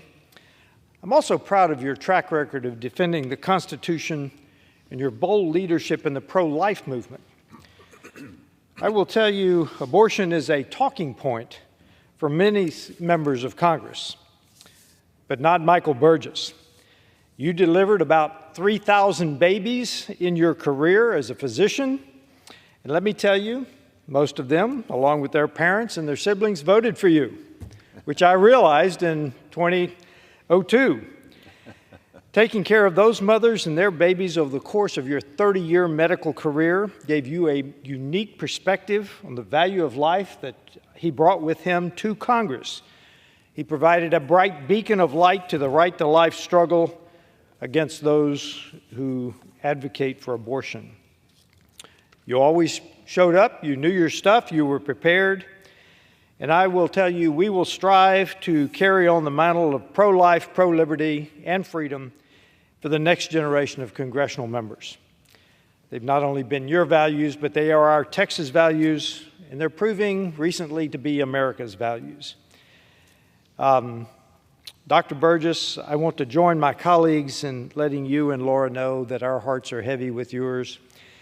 I will quote C.S. Lewis, "Her absence is like the sky spread over everything." We are truly sorry for your loss. May God bless you and Laura. Thank you. I yield back. Now recognize the gentleman from Virginia, Chairman Morgan Griffith. Thank you very much, Mr. Speaker. Thank you for recognizing me to say a few words about my friend, Dr. Michael Burgess.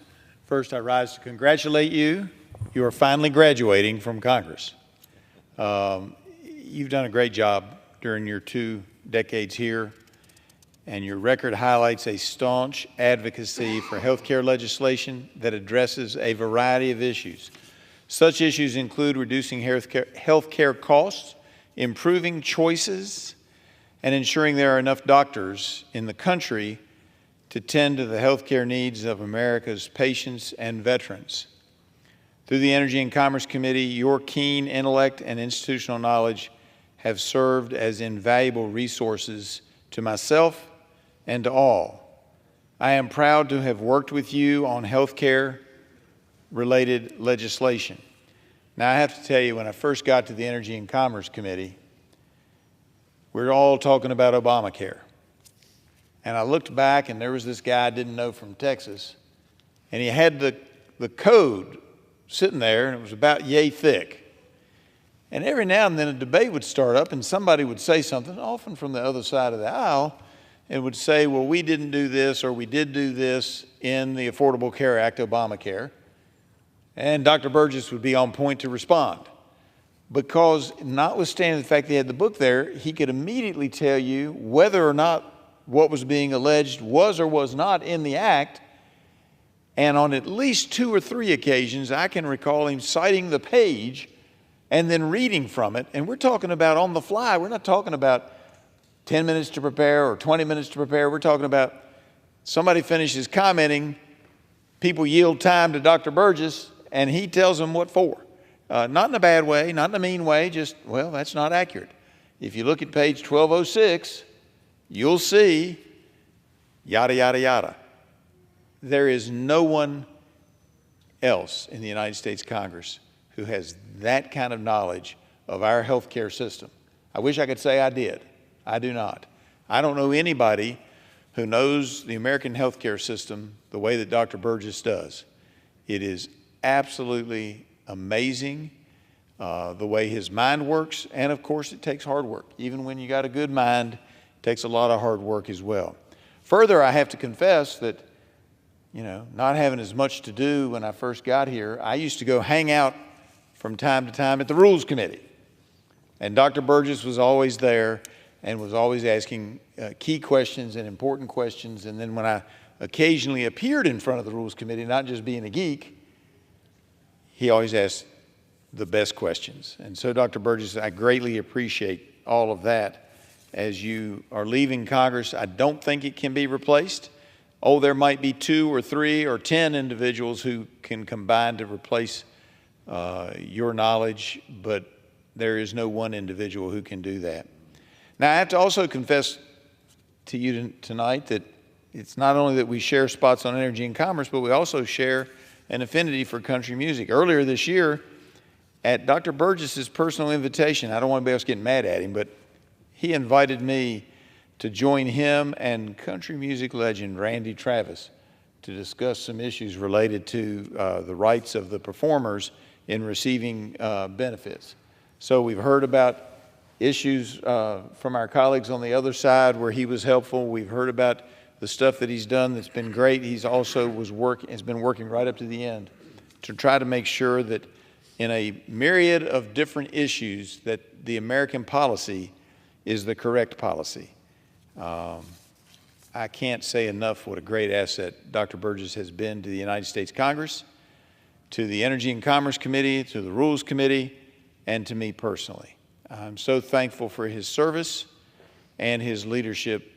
And Dr. Burgess, I wish you peace, and I hope that your time in Texas or wherever you may end up is a good one. And I also hope that you will not be a stranger in the halls of the United States Congress, because I have to confess again, oftentimes I'd receive a phone call. Hey, Morgan, have you thought about doing this? I hope to continue to get those calls, Dr. Burgess. It's always helpful. So thank you very much. God bless you. God bless your family. And with that, Madam Speaker, I yield back. I thank the gentleman. Madam Speaker, I'd like to this time recognize Danny Davis from Illinois for his comments.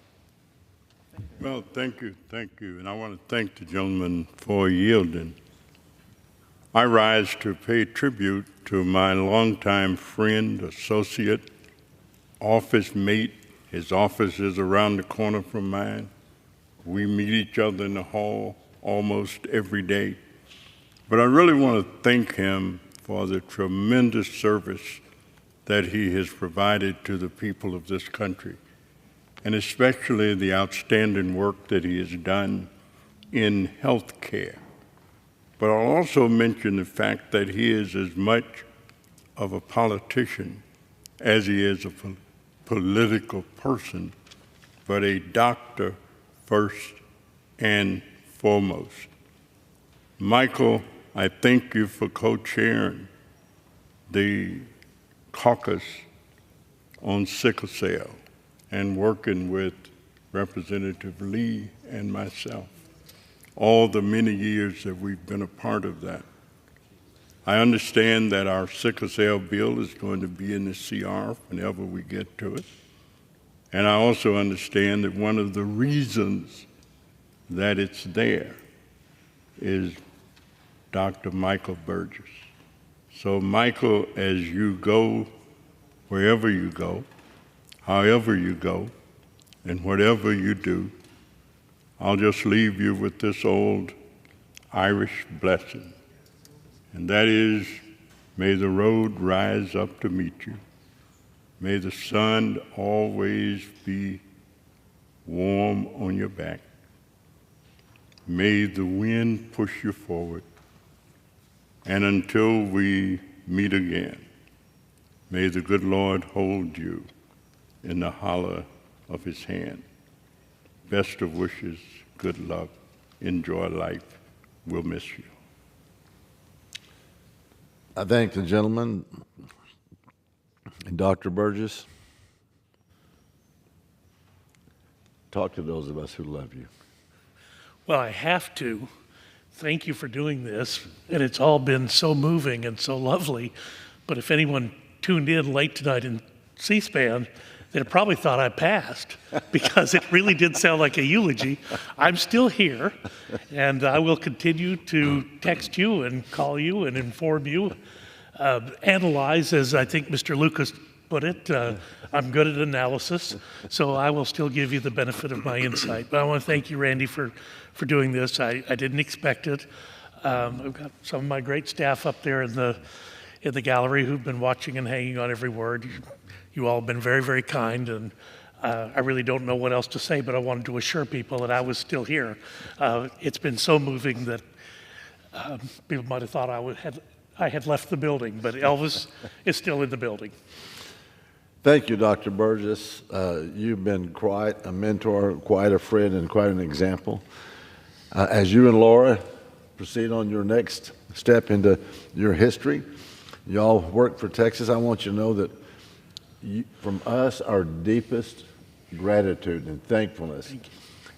It has been an absolute pleasure to serve alongside you and get to know you and to watch you. You probably don't know this, but I have a little bit of a sense of humor. And you do too. And so we really appreciate that. Brenda Gill and I will be praying for you and Laura, for your family, for God's blessings over this new chapter in your life. We hope it's filled with joy, peace, patience, goodness, kindness, gentleness, faithfulness, and self-control, as Galatians 5 lays out, and the fruit of the Spirit. So just know that we love what you've done to serve this nation faithfully, and you are leaving a legacy that will not soon be forgotten. God bless you, Dr. Burgess, and may God continue to bless Texas and the United States because of you. We're grateful for you, my friend. Thank you, Randy. You betcha.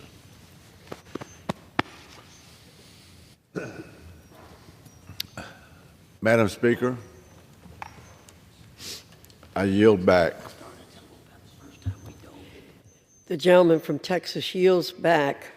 Under the Speaker's announced policy of January 9, 2023, the gentlewoman from California, Ms. Lee, is recognized for 60 minutes as the designee of the minority leader.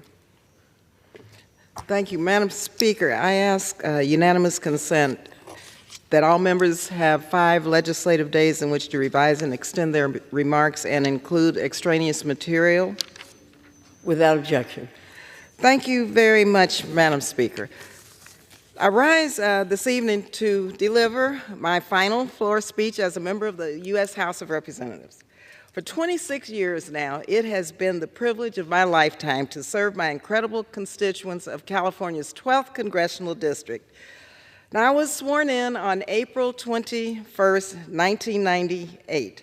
The late, great Ronald V. Dellums retired early. I was his former intern, his former staffer, and he was my former colleague, my mentor and good friend. Ron was actually the first African-American chair of the House Armed Services Committee, and I'll remember that day so well. He sat right here and encouraged me to give that first speech and to actually turn around and to sign a petition then calling for campaign finance reform. And I was the 218th vote to sign the discharge petition on my swearing-in day, which I was very proud of. And let me just first and foremost thank my staff and all of the members of Team Lee that have worked tirelessly to serve our district 24/7 and to help us achieve so much. These are truly dedicated public servants, and their commitment has undoubtedly left an indelible mark not only on myself, but on our district and our country. And as we say, I say constantly, once a member of Team Lee, always a member of Team Lee. Also, let me take a minute to thank my family who have stood beside me through all of the triumphs and challenges of the last 26 years. I could not have done it without them.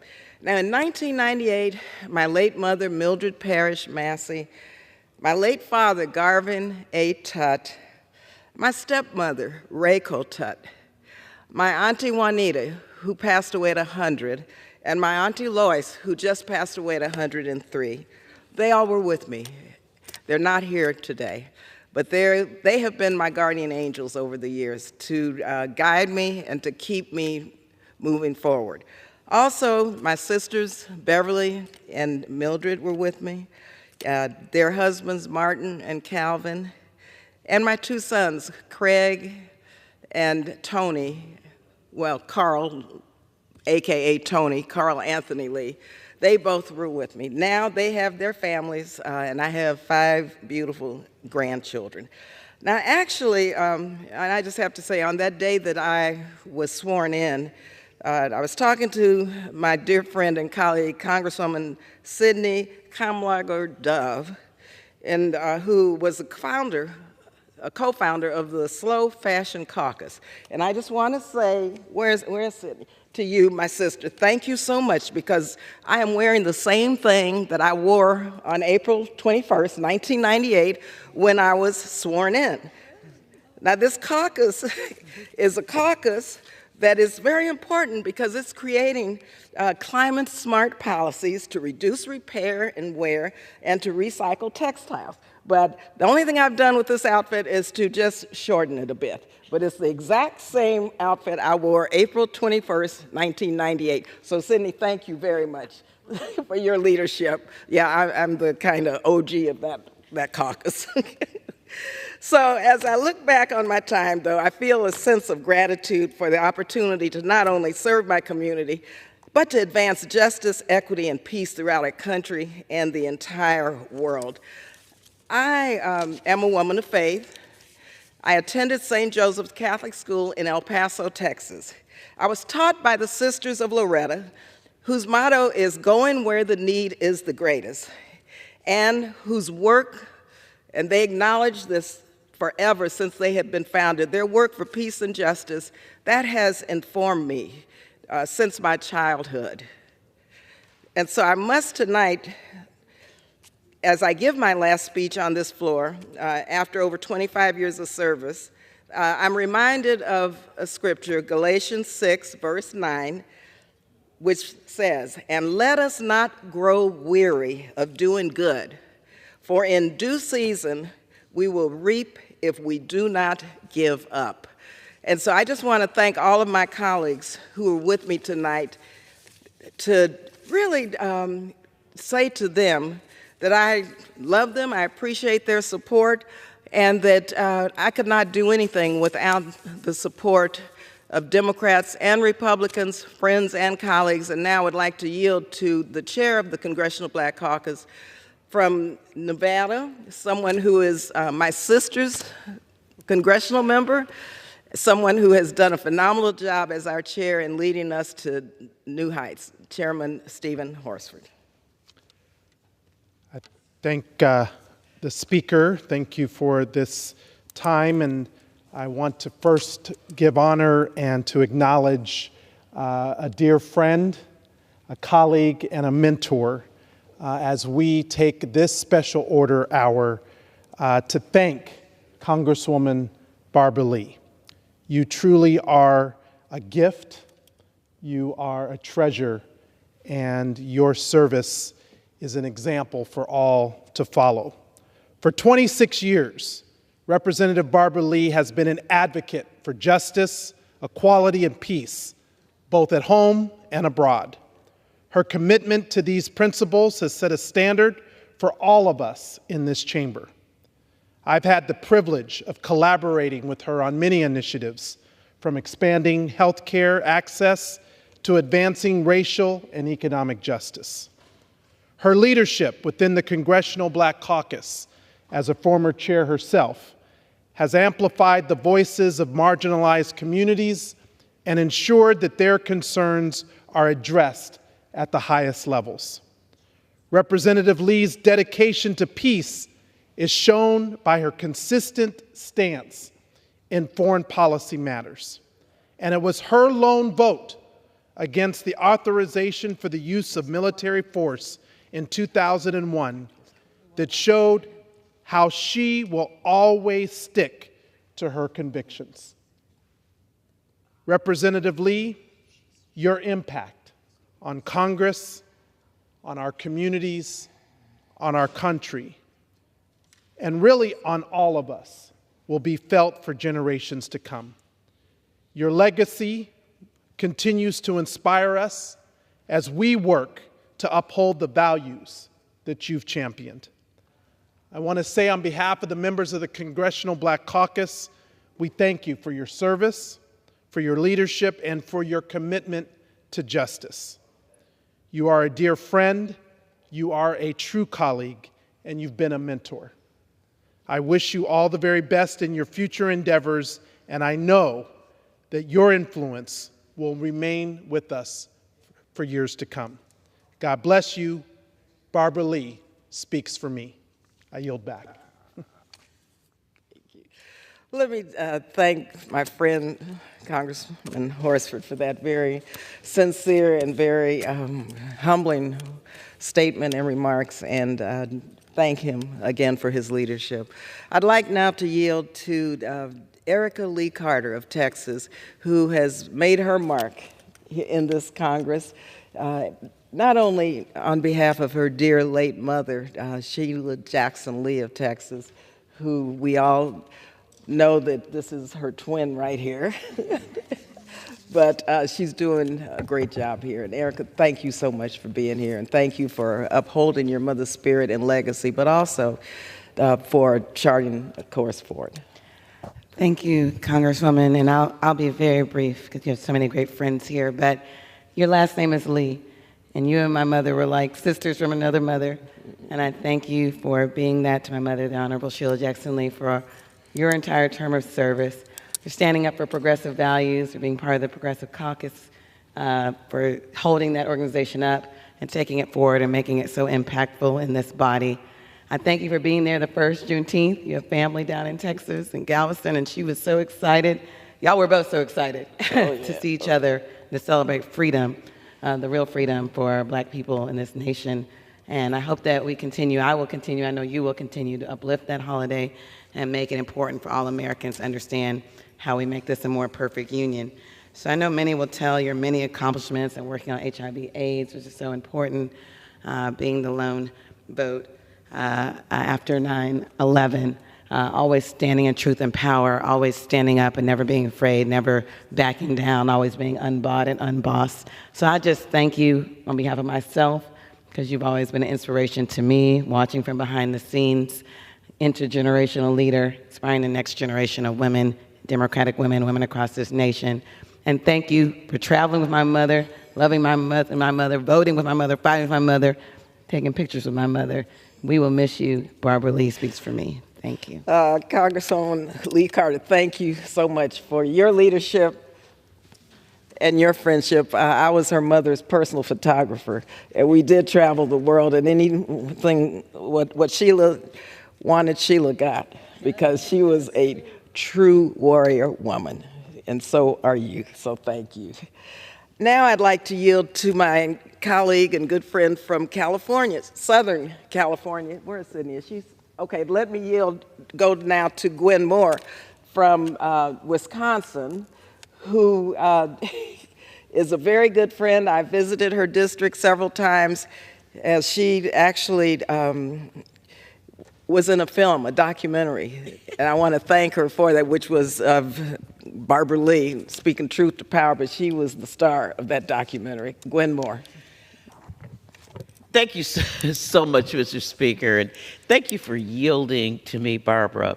This is a very emotional moment for me to see you leaving this body, and you'll never leave my presence. It'll always be part of my life. I'm going to follow you wherever you go, Barbara Lee. But I just want to say that Barbara Lee has always been kind of a broker-dealer to me. She is someone, as her sisters of her Catholic training encouraged her to do, to go where the need is the greatest. And I remember one of my earliest memories of Barbara Lee was 20 years ago, when I went to the first Democratic caucus and got almost into a fist fight with Steny Hoyer, as the consultants were urging us to not use the word poor. Don't talk about poverty.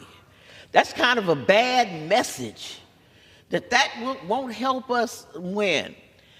And let me just tell you, I was ready to fight and argue. I mean, I had decided to kind of reinvent myself coming from the Wisconsin State Legislature and to be a kinder, gentle lady from Wisconsin. But already I was stepping into big doo-doo with Steny Hoyer, the caucus,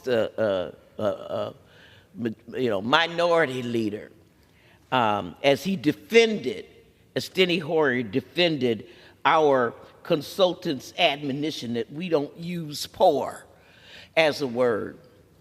And Barbara Lee not only came alongside me to encourage me and to try to validate me as I argued in my very strident, loud, obstreperous way, disruptive. Not only did she come aside me, but she worked Steny into putting together a task force on poverty and worked him into committing himself on a weekly basis to bringing in speakers, to bringing in experts, to bringing in people to talk about poverty in a way that ultimately, I believe, led us to one of the most revolutionary bills that has ever been passed in this House of Representatives, and that was when we had the child tax credit as it was envisioned under the affordable, under the American Rescue Plan, thank you, when literally we were able to cut the poverty of black children in half and cut poverty among all children by 40%, where we were able to establish and prove and demonstrate that an investment in our children was an investment unlike all the other stuff we talk about. Tax cuts are going to pay for themselves. We saw in a very short period of time the return on investing in children. And that conversation was really made manifest by Barbara Lee, bringing the issue of poverty to the front. I was on welfare, and Barbara was too. And it wasn't something that we talked about. Is that right, Barbara? It was kind of an embarrassment. It was an embarrassment, and it was a stigma on us, welfare queens, right? That's right. That's what they tried to call us. It was a stigma, and I was the welfare queen, and Barbara came and befriended me, and she went where the need was the greatest. Barbara Lee was very much she was our United Nations representative. We talked about her, all of her international impact. And Barbara Lee was our United Nations, our Congress United Nations representative. And Barbara, you did so much in that space to bring the American side, to have us visiting the UN, because there are so many people in the United States that are not necessarily as supportive of the world and the United Nations, but you represented us so well. We have a country in our own hemisphere, Cuba, that is right in our hemisphere, Haiti, right in our hemisphere, full of people who are poor and destitute and marginalized. And Barbara Lee, being that broker-dealer, was not ashamed of them, was not someone who shied away from them, even though there was not only stigma, but contempt and disdain and disbelief in them. And so Barbara went to Cuba. She's been to Cuba so many times. And the last time she went to Cuba, I went with her. And as she was introducing all of us there, she introduced me and said, well, the reason that Gwen Moore is here is because she said that if I came back to Cuba one more time without her, she was going to kill me. So that's how I got a chance to go to another country in our hemisphere and really see the resources that this country could bring to us. That's where Barbara learned about how doctors from the United States, people from the United States, Barbara, were going to Cuba, and maybe you could just share with us, becoming doctors at state expense, how they were providing care for people with diabetes without those folks getting amputations. Barbara, can you share a little bit about that. This was just revolutionary to me to experience that with you.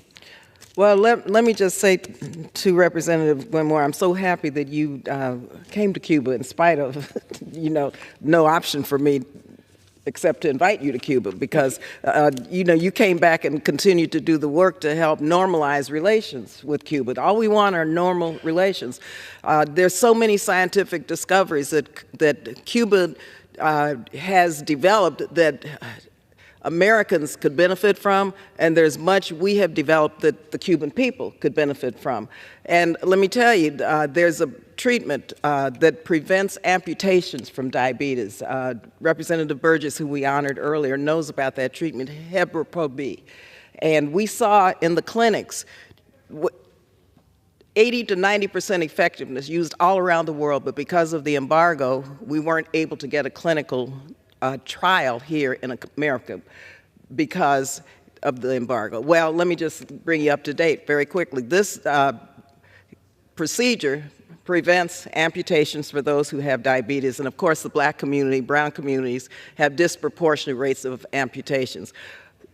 90% effectiveness. So finally, we got clinical trials. I mean, you talk about do not give up, the scripture, finally. And so finally there's a company now that is in phase 3? I believe it's phase 3 of the clinical trials. And so hopefully we'll be able to have this treatment in America. Can you imagine it's taken 25, 30 years just to get this far, and how many people could have benefited from it? And while we're talking about Cuba, I was recently there, and I wanted to just insert into the record, Representative Moore, on your time, a letter to President Biden, because many of us have been trying to remove Cuba from the state sponsor of terrorism list. And this is from over 130 civil society organizations in Cuba, not the government, civil society, but I'm just going to read one paragraph.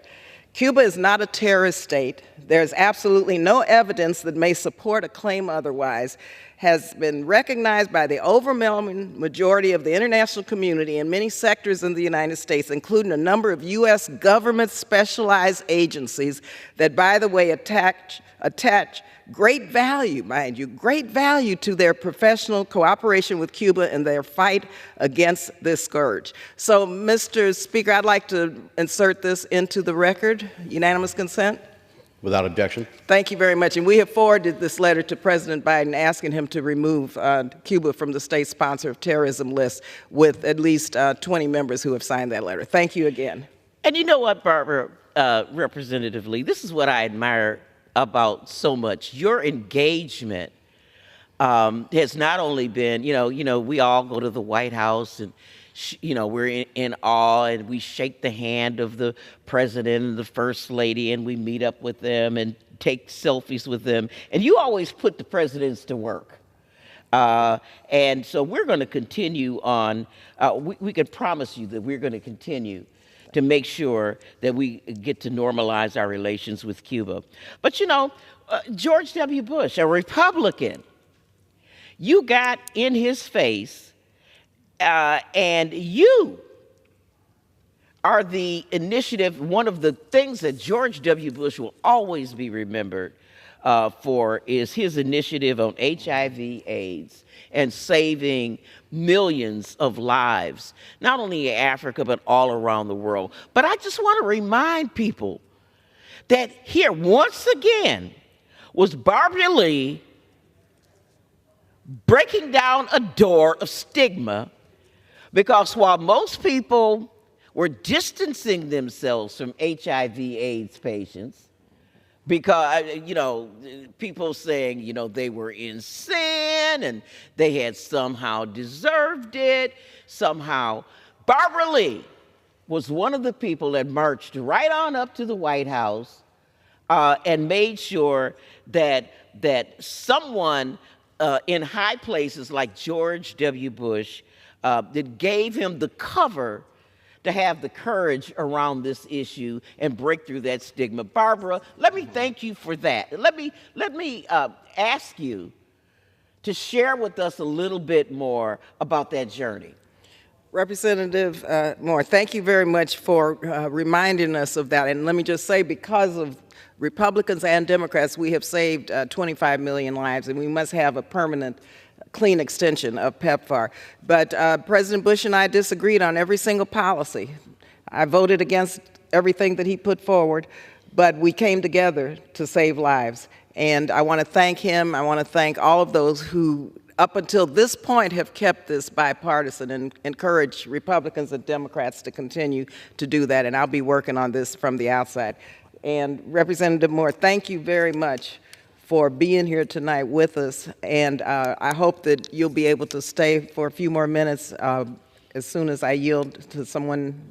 Oh, you want me to stop talking? No. I just have to yield to a couple of members, and then I want to come back to you if you can. All right, I will, because I need to ask you about a couple more things about that Galatians 6:9. Yeah. And so I will return to the mic. Hold tight for 1 second. Thank you. I thank you very much. I reserve the balance of your time. I can't reserve my time. I'm reserving it for you. It's your time, Barbara, all of it. Let me now yield to my sister from Georgia, Representative Lucy McBath, who came to Congress hitting the ground running out of a very personal tragedy of gun violence in which she lost her son. And here she is moving forward, being very successful in making sure that our young people are safe and that gun violence is no more.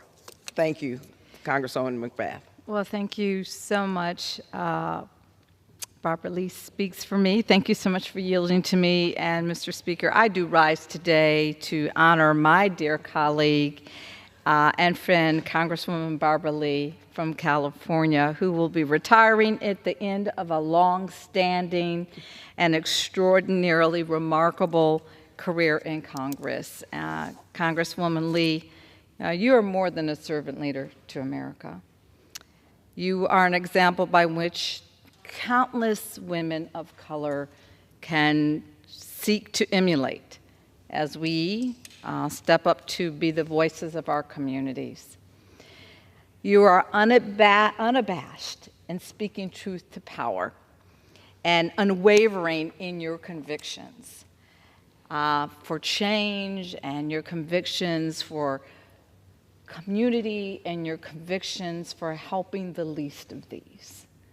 And I truly wish there were so many more people here that would stand on those very convictions.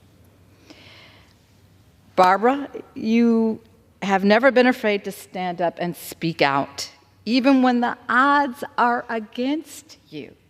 And you inspire me each and every single day.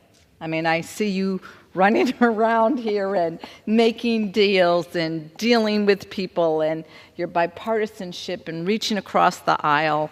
And I see you walking these halls, I mean, literally running these halls to do the work of the people with new fervor for progress in America. I am truly going to be so sorry to see you leave. You're such a galvanizing voice. And I know as you continue to transition away from the halls of Congress, I know that your work is not finished yet.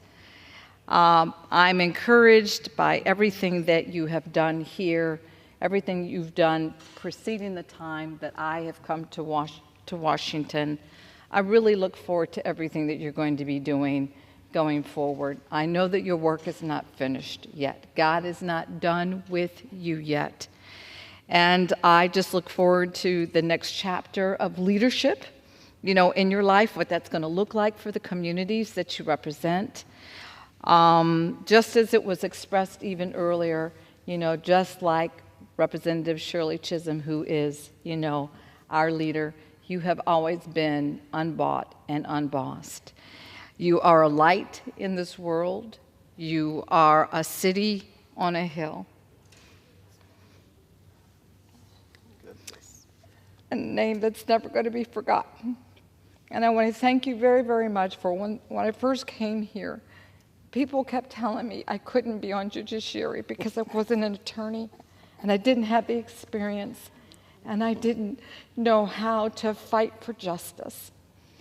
But you said to me, if this is where you believe you need to be, and we know why you've come to Congress, I will make it happen.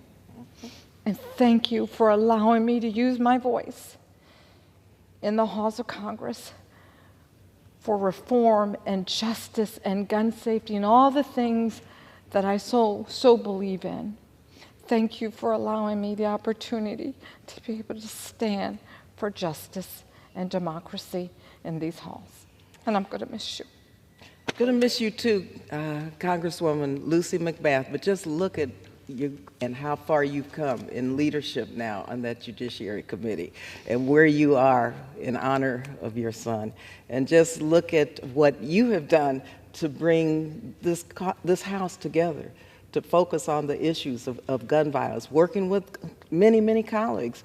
And as I listen to you, I'm very humbled by what you're saying, and I'm reminded back of this scripture, let us not grow weary of doing good. And so I just want you to stand tall and continue to fight the good fight, because the country needs you right here, fighting for life. Thank you. Of our young. Thank you very much. God bless you.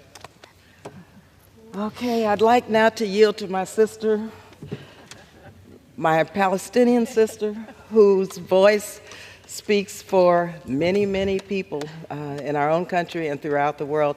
And Rashida Tlaib not only is a voice for people who never had a voice in this body, but she's also a great legislator. And I always like to tell people, you know, Rashida Tlaib cares about clean water. She cares about public safety. She cares about housing. She cares about making sure that her constituents have the best constituent services in the country. As the best representative who we all model our district offices after, Rashida Tlaib. Thank you so much to Congresswoman Lee. Of course, she cannot just let us speak about the incredible, powerful leadership she has had in this chamber for 26 years. She, of course, I was blessed, no idea she was going to be assigned as a mentor to me, and then birthed the wonderful E-Grant newsletters, because she told me this is what you got to do, is fight for your access to and fair share of our resources for our districts. She got me right on the task force on poverty. Thank you for that. You've been incredible, again, the last 26 years. Your determination in what I've watched you do has changed this institution forever. You've not only created this amazing momentum and movement around talking about poverty in this institution that really wasn't ready for people like us, Congresswoman Lee. And you push back against the stigma and health disparities of our neighbors living with HIV and AIDS when it was unpopular. Ending the discriminatory Hyde Amendment that restricts access to abortion care when some people in this chamber would not even say the word abortion. You have done so much for all the incredible residents of the city of Oakland and the surrounding communities.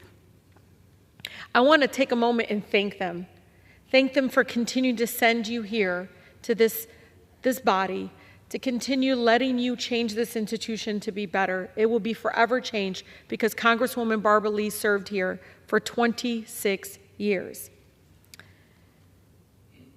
You know, there is a saying, Audra Lorde's quote, and it just reminds me of you, Barbara. She said, quote, "When I dare to be powerful, to use my strength,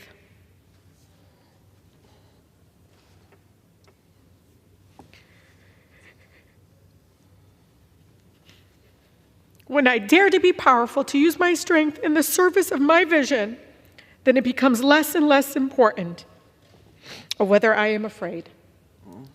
Barbara, you sat in that well with me when I got censured. You told me to keep my head up held high. In that moment, it wasn't just about me, but the fact that it was about your character and the fact that you understood what it meant to be feeling alone, even again, standing up and saying, it is okay to speak truth to power. It is okay to be able to say, save lives no matter faith or ethnicity. And you did it in such a powerful, graceful way. I will never forget you. You know I'm going to call you all the time. But you know I come from the most beautiful, blackest city in the country. And even though you may not have been born and raised in Detroit, we are going to take you in as one of our own, because you've been doing that here in this chamber and teaching us from afar how to do it right. Thank you. Thank you for, again, making this institution better. Congresswoman Lee, it is not the same. Because of you, it is now better, and it has created space for people like myself, Congresswoman Moore, Congresswoman Macbeth, and again, you've opened doors for many of us in this chamber. Thank you. Thank you for your service to our country. God bless you. Thank you, my sister, Rashida Tlaib. Let me thank you for your strength and for, again, being a voice that has never been represented before on this floor. And also, let me thank you for staying strong and not growing weary, Rashida, because you were my mentee. You were. But it didn't take long for you to get it. And so I know you, and I see you, and I know what it means to be here. And so don't grow weary. Keep at it. Thank you again for being here. Paul Tonka, my relative's representative and my friend from New York, who I love dearly, and thank you for being here this evening. I'm going to miss you, but I'll be seeing you. Yeah, absolutely. Thank you to the gentlelady from California for yielding. And yes, they're a good family, and I enjoy being their representative, but absolutely powerful moment this evening in the House to hear everyone, your friends, your colleagues, recap the history you have written as a Congress rep and the service you have provided in this House. So it's my colleague, our colleague, Congresswoman Barbara Lee, that has been a progressive champion and who is a fierce advocate and dear friend during my time in Congress. Barbara, what impacts me most is that you're a powerful voice, a very bold voice, a very determined voice, a passionate voice, and oftentimes a lone voice, because you felt the moment that challenged you had to be addressed by your fierce loyalty to awesome causes. Your efforts in this body will be remembered for your courage, your tenacity, and your strength of spirit.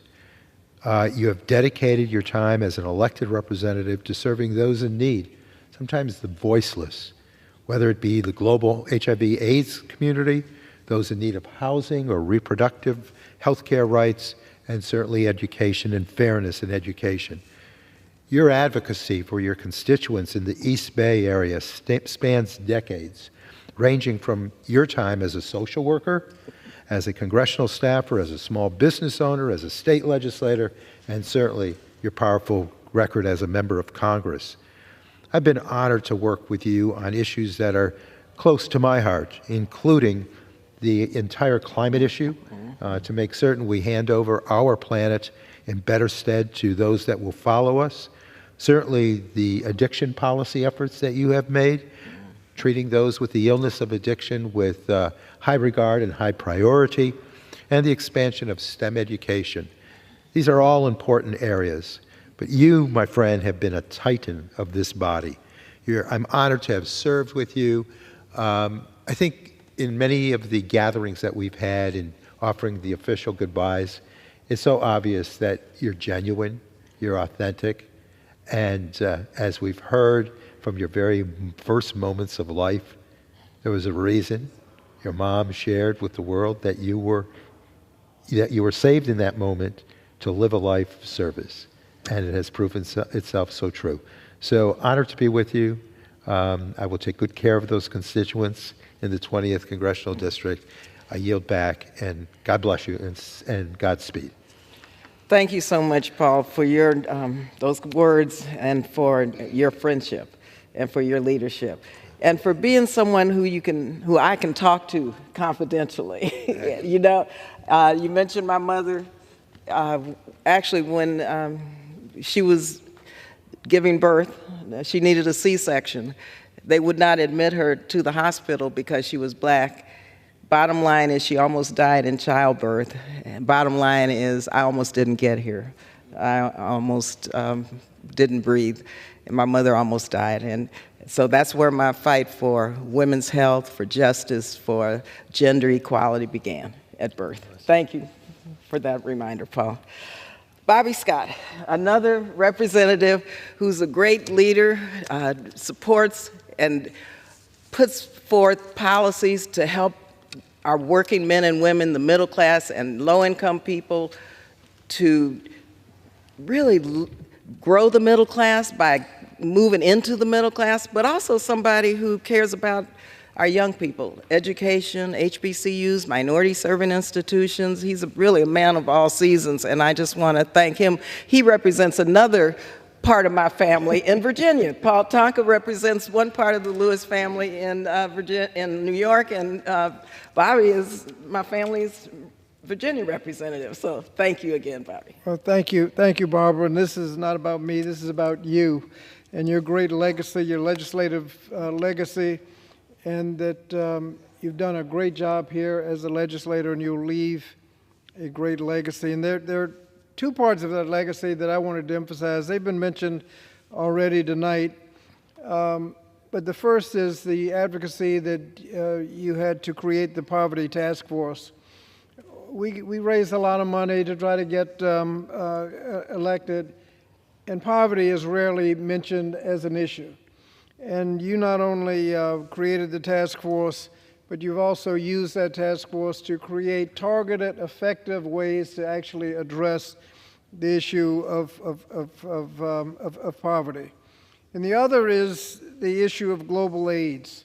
The global AIDS crisis, your work with the Bush administration has been phenomenal. To paraphrase Martin Luther King, AIDS anywhere is a threat of AIDS everywhere. Right. And if we don't address it everywhere, it threatens the rest of the world. And your work convinced the George W. Bush administration to actually allocate the order of magnitude of resources needed. I mean, there were discussions a little here and a little there, but you kept on them until they actually put the kind of money that was necessary. And it is not an exaggeration to say that tens of millions of people are alive today because of your work. And so I want to thank you, Barbara Lee, for all of your work, especially the work for those who would not have a voice without you. Thank you, Barbara Lee. Thank you so much, Representative, Ranking Member Bobby Scott, former chair.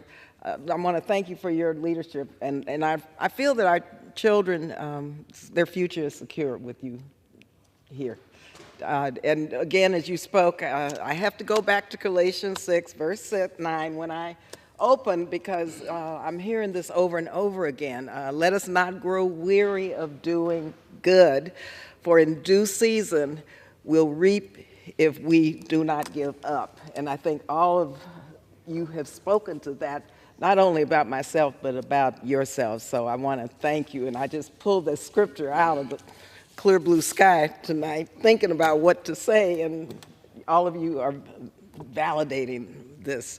Danny Davis of Illinois, my friend, my brother, somebody who's worked so hard to make sure that our young people have a second chance. So many have been unjustly incarcerated behind nonviolent offenses who should be able to go through rehabilitation, get a job, and go on and live their lives. Danny was the author of The Second Chance. Also, his work on sickle cell and diabetes and all the healthcare issues are remarkable. Danny, thank you for being here this evening, for being my friend. Well, Barbara, thank you, and I couldn't let the evening go by without coming to pay tribute to you, one of the fiercest, most courageous, hardest working, most energized persons I've ever known during my lifetime.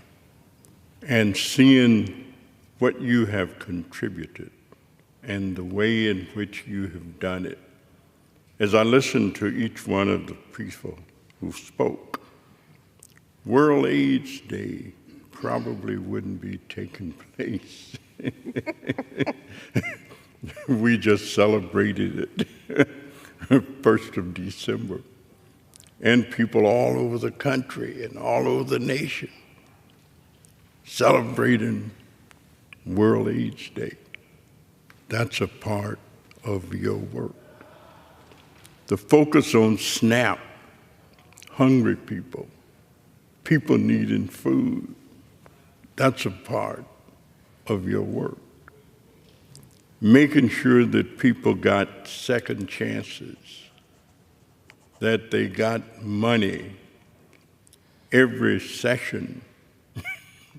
When we get to appropriations, we always say, are we really going to get the money we need for people to have these programs? So Barbara Lee is there. And we know that Barbara's got our back. The focus on international relationships. I think I got 2 boxes of Castro cigars. I never smoked, but I got 2 boxes of Castro cigars where he would keep us up all night. Never wanted to quit and go to bed. Somebody would have to say, Mr. President, we got other people to see tomorrow and other things to do. And the whole health arena, how much fun that I had working with Clyde and the folks out in San Francisco, Oakland, where when we started with what is known as the federally qualified health centers, I started, there were 10. Now there are 1,400 all over America. 1,400. Taking care of more than 30 million low and moderate income people in this country. So Barbara, you've done it. My mother used to tell us a little poem, and she used to say, if you can't be a pine at the top of the hill, be a scrub in the valley, but be the best little scrub by the side of the river. If you can't be a highway, just be a trail. If you can't be the moon, be a star. It's not by size that you win or fail, but be the best, the very best of whatever you are. That's what you've been. That's what you are, my sister. God bless you. Keep on working. I yield back. Danny, thank you so much for those beautiful words. Also, you're our resident poet, we know, but you're able to articulate how the spirit moves in public policy. And so I want to thank you for showing us where the North Star is so that we could move in that direction. So thank you very Do much what the Spirit for being say. here. Right up. Mark Desaulnier, my neighbor and friend from next door who has come to Congress, and we have become very good friends and colleagues and really charted some new courses with you and brought them to Capitol Hill to get our Democratic caucus to talk about race. Can you believe that? Like race and racism. Mark Desaulnier. I'm sorry if I was a work in progress, but sometimes you look at me, you get that look in your face, and you're like, He's come around all the way, full circle.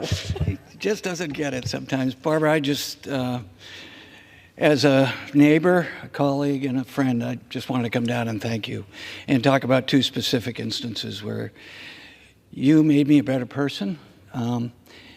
And an example of how you've illuminated this country about if you can't talk about trouble, then you can't talk about love.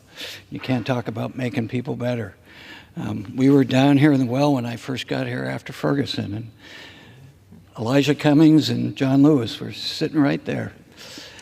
And I can't remember which of one of us started this, but the conversation was, if we can't talk about race in the Bay Area, and gosh knows we've got enough trouble there, where the heck in the country can we? So we started that.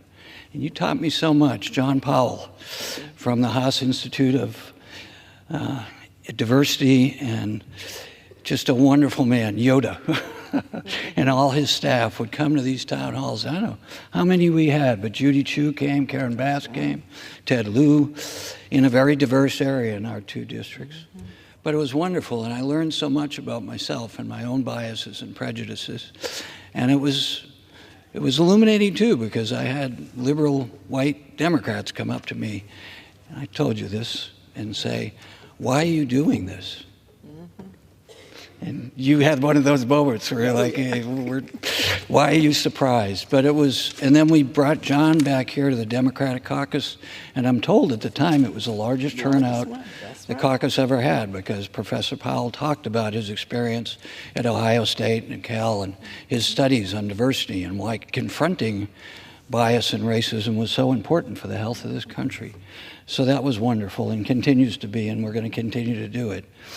And then recently, and this, you don't know this, but Port Chicago 50, for people who don't know about the Port Chicago 50, the largest loss of life, domestic loss of life in the United States during World War II, when this very segregated racist Navy was having black African-American sailors load ships out of Port Chicago, which is in San Francisco Bay in my district, in our neighborhood. These young men came from all over the country in the 40s because they wanted to defend America in spite of all of our flaws, particularly from the South. And they were told how to load munitions in such a way that was so dangerous and so different from the white Teamsters who did the same work.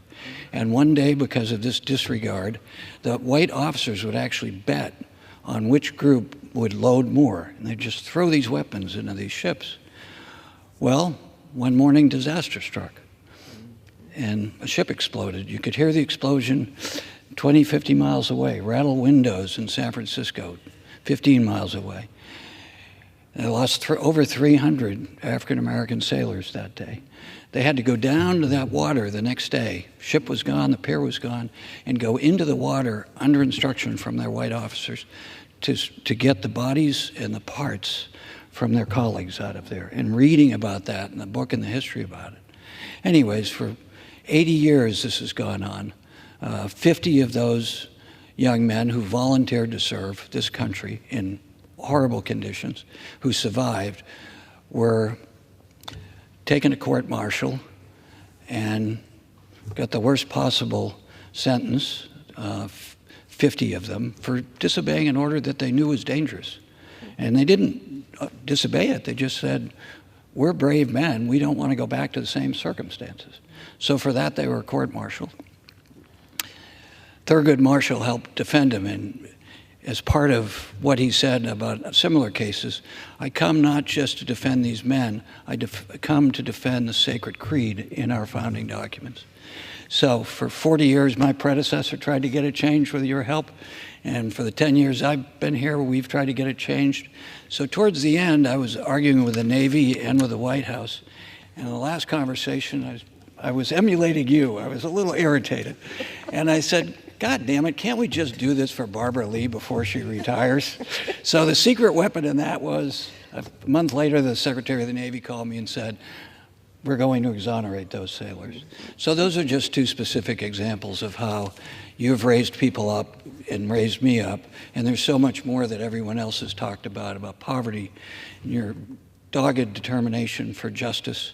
And you've done it in a way that has gone to people who a lot of us wouldn't go to, but you've gone to everyone and said, and went after, as Lincoln said, the better angels of their nature, and were able to persuade them. So I'm going to miss you so much. Just right next door. I know, and I know you're going to be coming and using that finger every once in a while and going, come on, man. But thank you so much. And in our districts, if you come to the Bay Area, you can still see bumper stickers that say, and a lot of them actually, but a lot of them are faded at this point, Barbara Lee speaks for me. Indeed, Barbara, thank you for speaking for so many Americans. Thank you so much, Congressman DeSaulnier. Let me just tell you what a pleasure it is to work with you, because, you know, there are very few people who will take on issues that they really aren't quite settled with, and you did. And because race and racism, systemic racism, all of the hate that surfaces as a result, really present a clear and present danger to our country. And you, as a white man, really understood what privilege is and understood what the history is. And I want to thank you very much for being a partner, really, because that's what this is. You know, we all have to work together.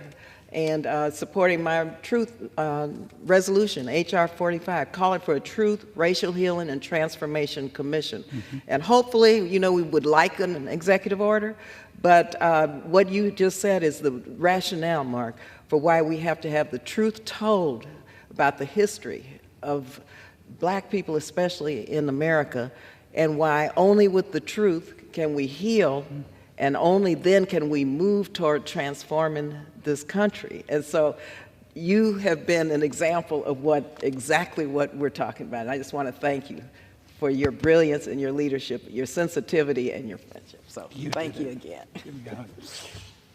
Love you. Love you too.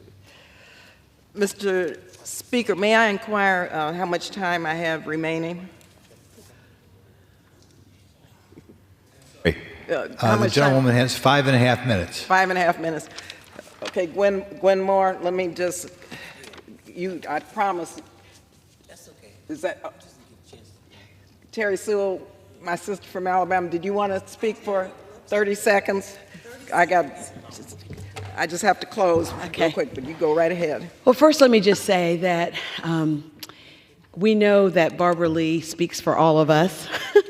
When I first came to Washington, Barbara, you were a great mentor and friend, and having studied about Shirley Chisholm, the stories that you told about her were so important.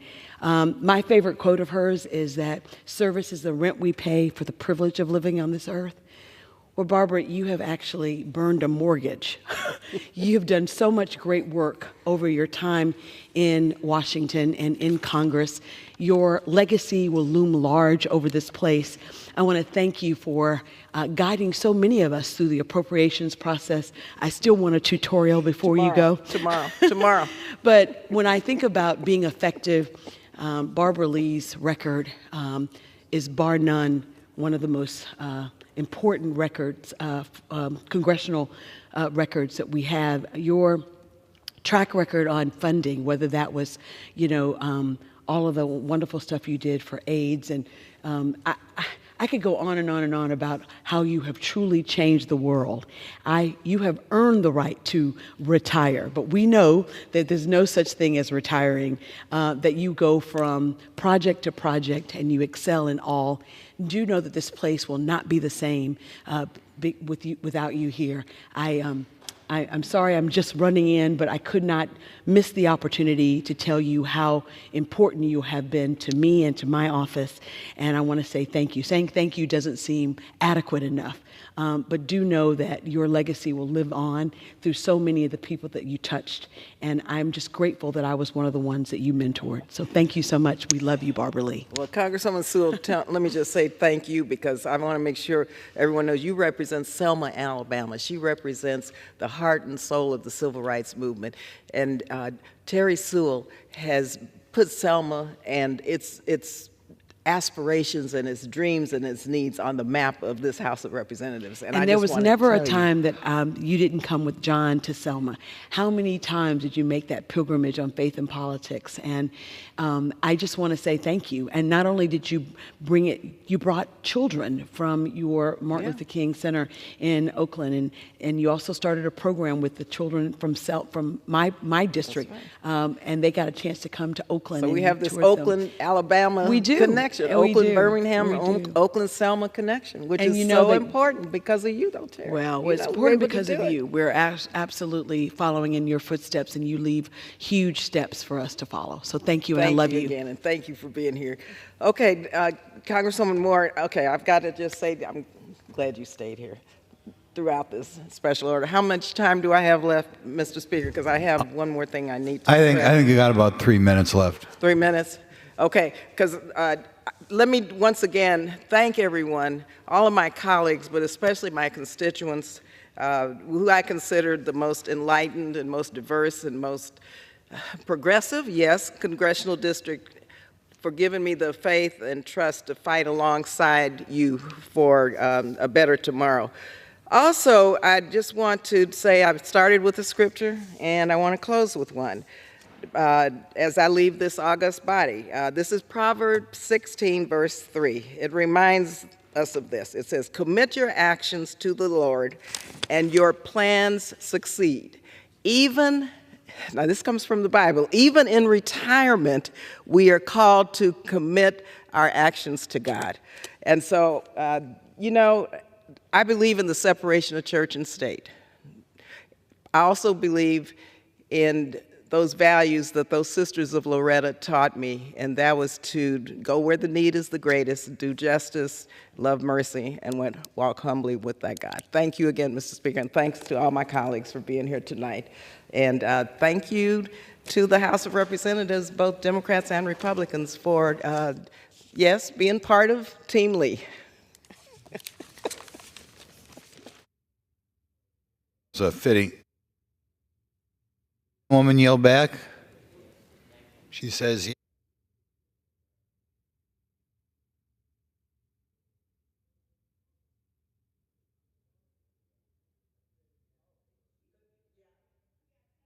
I got Okay, Gwen Moore is 45 seconds. Close for us. Since we have 45 seconds, good. Yeah. Barbara, let me just thank you. That's how we play jazz, right? Just let me thank you. You're that same team, you're that same cheerleader that fought to integrate the cheerleading team. But once you got on the team, you were a team player. The thing that I love about you so much is that how, competitive this place is. You always tried to lift people up, to encourage them, to help them get in position. I know so much snot and tears came out of my eyes because I couldn't get on Ways and Means, but you told me, just keep on and don't give up. Barbara, thank you for encouraging us, for loving us, for getting us out of Iraq. Your leadership in everything, bringing us together on a bipartisan basis. I love you, Barbara. And this institution will never be the same. Thank you, Gwen Moore, and I told you don't get weary, and you would get there, and you reap what you sow, and you got it. So thank you for being our voice on the Ways and Means Committee. God bless. Thank you. Thank you. And I Time's expired. Thanks for wrapping up with that. Speakers announced policy January 9th. The chair recognized the gentleman from Colorado, Mr. Lamborn, for 30 minutes. Mr. Speaker, I ask unanimous consent that all members may have 5 legislative days to revise and extend their remarks and submit extraneous materials into the record on Senate Bill 1351. Without objection. Without objection. Also, I ask unanimous consent that all members may have 5 legislative days in which to revise and extend their remarks and include extraneous material on the topic of this special order. Without objection. I think it's appropriate that the last presenter ended with a verse from the Bible. It was a marvelous verse, and that's what this special order is going to be about. Recently, in November, we celebrated once again, since the year 1941, National Bible Week. This is something that's been declared and proclaimed by every president since Franklin D. Roosevelt, who started this in 1941. Just days before we were attacked at Pearl Harbor. So as the world was hurtling toward World War II, it was so appropriate that the country turned to the Bible for sustenance and guidance.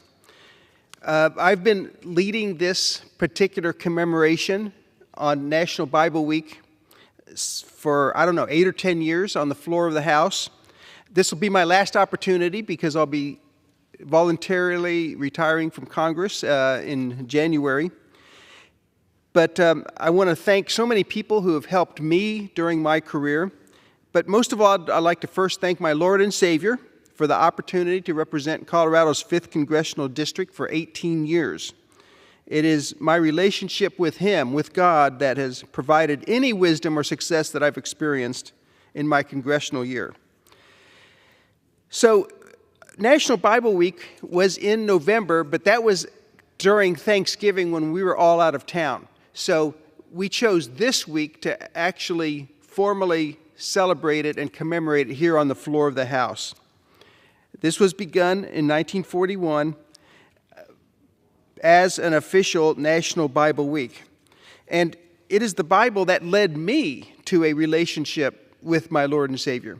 I was a freshman at college, and some people talked to me, and they said, have you ever read the Bible for yourself? I said, no, but I think I know what's in it. That's kind of a arrogant and foolish thing to say, but that's where I was coming from in my ignorance, my naivete. So they said, hey, why don't you read the Gospel of John and you'll understand what the message of the Bible is. So I did that. And as I read in the Gospel of John, I realized that this is a relationship with the living God that I did not have and that I needed and that I wanted. John 14:6 is where Jesus says, I am the way, the truth, and the life. No one comes to the Father but through me. And that spoke to my heart, and that's when I began a personal relationship with my Lord and Savior.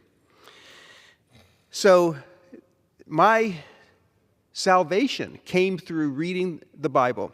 So I'm so happy that we can celebrate and commemorate National Bible Week here tonight. We have some members of Congress that are going to be speaking about what the Bible means to them personally and what the Bible means to the United States of America, this special and marvelous country that we have the privilege of living in. As David said in the book of Psalms, your word is a lamp unto my feet and a light to my path. And that's ultimately what the Bible is about. It's a lamp to our feet and it's a light to our path. It guides us day to day as we take footsteps. It guides the path that we see in the future, the direction our lives should go in. So it's a lamp and it's a light, and that makes it so special. So at this point, I would like to yield 4 minutes to my friend, the gentleman from the great state of Alabama, Robert Aderholt. Thank you, Mr. Speaker.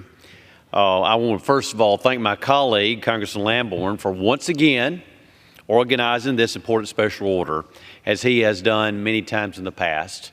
And not only that, thank him for his service to this legislative body. He has been one of the good guys here in this body that has really stood for those principles that really, I think, date back to when our founding fathers first envisioned this great nation, the United States of America. So we thank our colleague from Colorado. But the Bible has been, and really it still is, more than just a book. It is the foundation of our moral compass. It's the inspiration behind our laws. It's a source of strength and comfort for countless families and individuals, literally around the world. From the founding of our great nation, we have seen how the truths that are found in the Bible have shaped our culture, it's influenced our leaders, and it's guided the hearts of our people.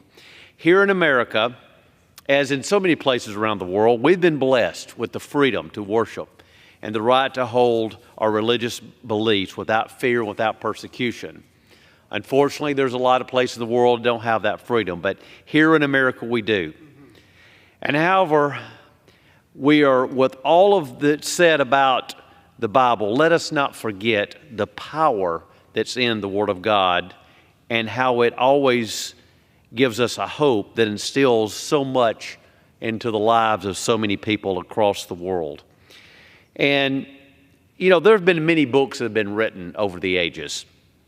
And a lot of books have sold literally millions and millions of copies, some 200 or 300 million copies. You know, you think about books like A Tale of Two Cities, Don Quixote, The Lord of the Rings. Those would rank up there in, and perhaps maybe 300 or 400 million copies have been sold. But as far as I know, there is only one book that has sold into the billions. And it's estimated that over 5 billion copies of the Word of God, the Bible, has been printed and put out there. And I'd say that's a very conservative number. But it's no wonder the Bible is the most popular book ever written, as it holds the key to life, and actually to life everlasting. For in the New Testament, we read the words of Jesus of Nazareth, and we read about his life. The words of the Bible is different from all the other books ever written. The words in the Bible cut like a double-edged sword, yet it's where life is found to its fullest, and that's the words of Jesus. We hear the words of Jesus in the John 3:16. For God so loved the world that he gave his only begotten Son, that whosoever believeth in him should not perish but have everlasting life. And as a young boy like Congressman Lamborn, I realized what that meant, and that and wanting to have that relationship with God myself, and realizing that I could have that directly through Christ, I asked him into my life, and through a simple prayer. And that still holds true for any person today who wants to take, who wants to go down that road and take God up on that offer. So I want to thank Congressman Lamborn this evening for his dedication, but more than anything else for recognizing the Bible is the book of all books. It is the Bible, for it is in the Bible life is found. And I yield back. Well, I thank the gentleman for those kind and gracious words and the insights that he shared with us. You know, Congress has changed over the years. I'm really not telling a secret that anyone here doesn't already know. But let me tell you the perspective that our first congressmen and women had in this country of ours. And it would have been men at the time. Women came later, as we know. But many early American settlers came to the New World wanting to live out their faith in God and His Word. And so Congress's, as one of their first acts, they authorized an American published Bible. You see, they were at war with the British, and because of embargoes, shipments of Bibles, among other things, were not coming into the country. So in 1782, Congress reviewed, approved, and authorized the first known English language Bible to be printed in America. The resolution said, in part, resolved that the United States and Congress assembled recommend this edition of the Bible to the inhabitants of the United States, and hereby authorize Mr. Aiken to publish this recommendation in the manner he shall think proper. Wow. So Congress authorized the printing of the Bible and recommended that everyone read it. So our country has changed over the years. I can imagine us doing that now, but maybe we should. I mean, we have things in this country that are not going in the right direction, and that could only help. But anyway, I would like to now hear from a gentleman from Georgia, Representative Rick Allen. Sorry, I was having a moment there. And Rick Allen is from the great state of Georgia, and will have 4 minutes. And please share your thoughts with us. Great. Well, Doug, it's been a privilege to serve with you, and I want to thank you for your great service to this country and for emphasizing the importance of the Bible. It's an honor to stand here, but particularly tonight to commemorate National Bible Week along my friends and colleagues. I'm here to talk about what the Bible has meant to me and its impact on our nation's history. You know, there are divisions across our country, including in this chamber, and that highlights the challenges that we're facing.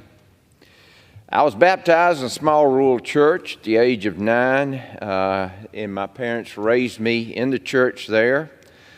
You know, I had a few other priorities during college, but after my marriage to my wife, we found a church home in Augusta, and that church home has meant the world to our family. However, it was sometime later, almost 30 years, that I realized that maybe my priorities were not in order.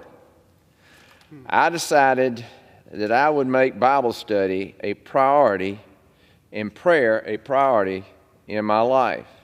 I started a Bible study with a friend about 6 months later, and I realized that God was writing His Word on my very heart. I had this urge to know God and study His Word and understand His purpose and will for me. All of my life, as I look back, I had relied on God's Word for truth. 23 years ago, I joined Bible Study Fellowship in my hometown of Augusta. It's an intense Bible study, but I'm telling you, it was life-changing.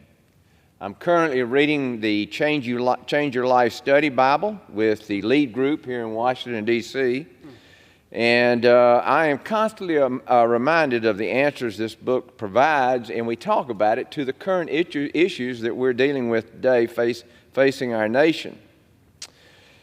Since my time in Congress and meeting with people across the nation and folks in our own district, unfortunately, we are becoming a Bible illiterate society.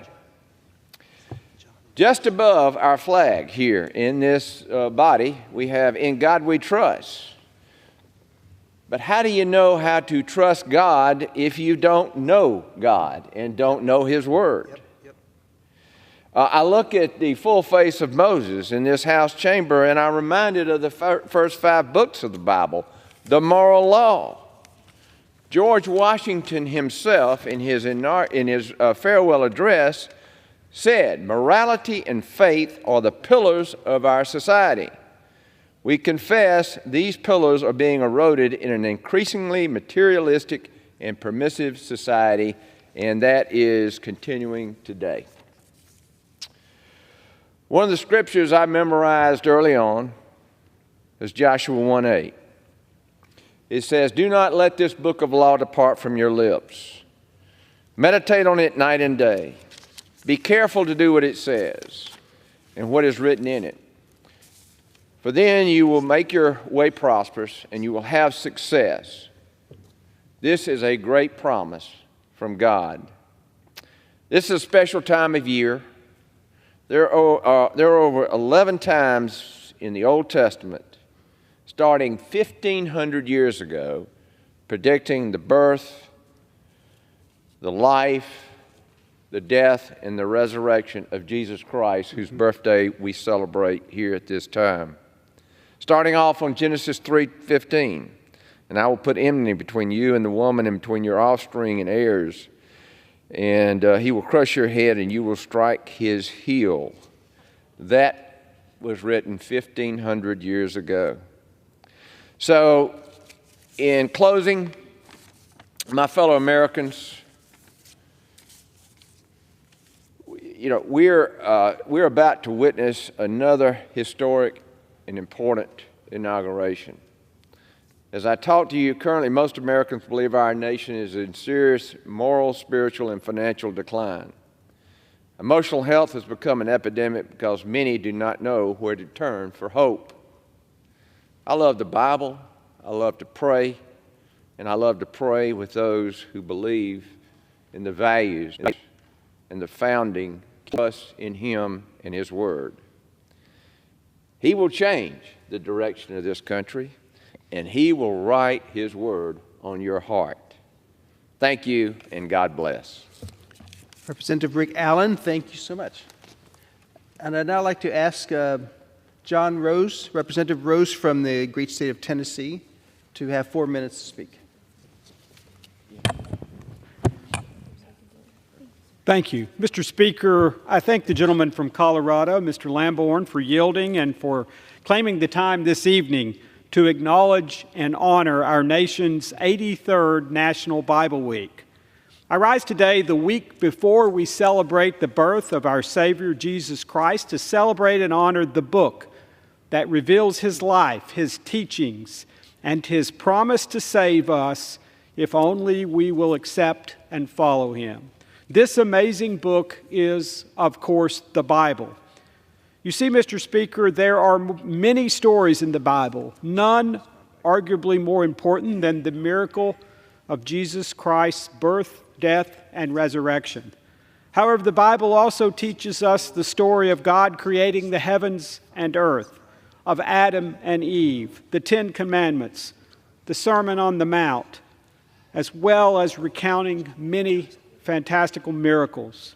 83 years ago, our country was reeling following the devastating attacks on Pearl Harbor, an attack unfathomable at the time. And in the immediate aftermath, our country came together to worship and celebrate our first ever National Bible Week, held December 8th through the 14th, 1941. It's no surprise that following those devastating days and the creation of the first National Bible Week 83 years later, we still celebrate it every year.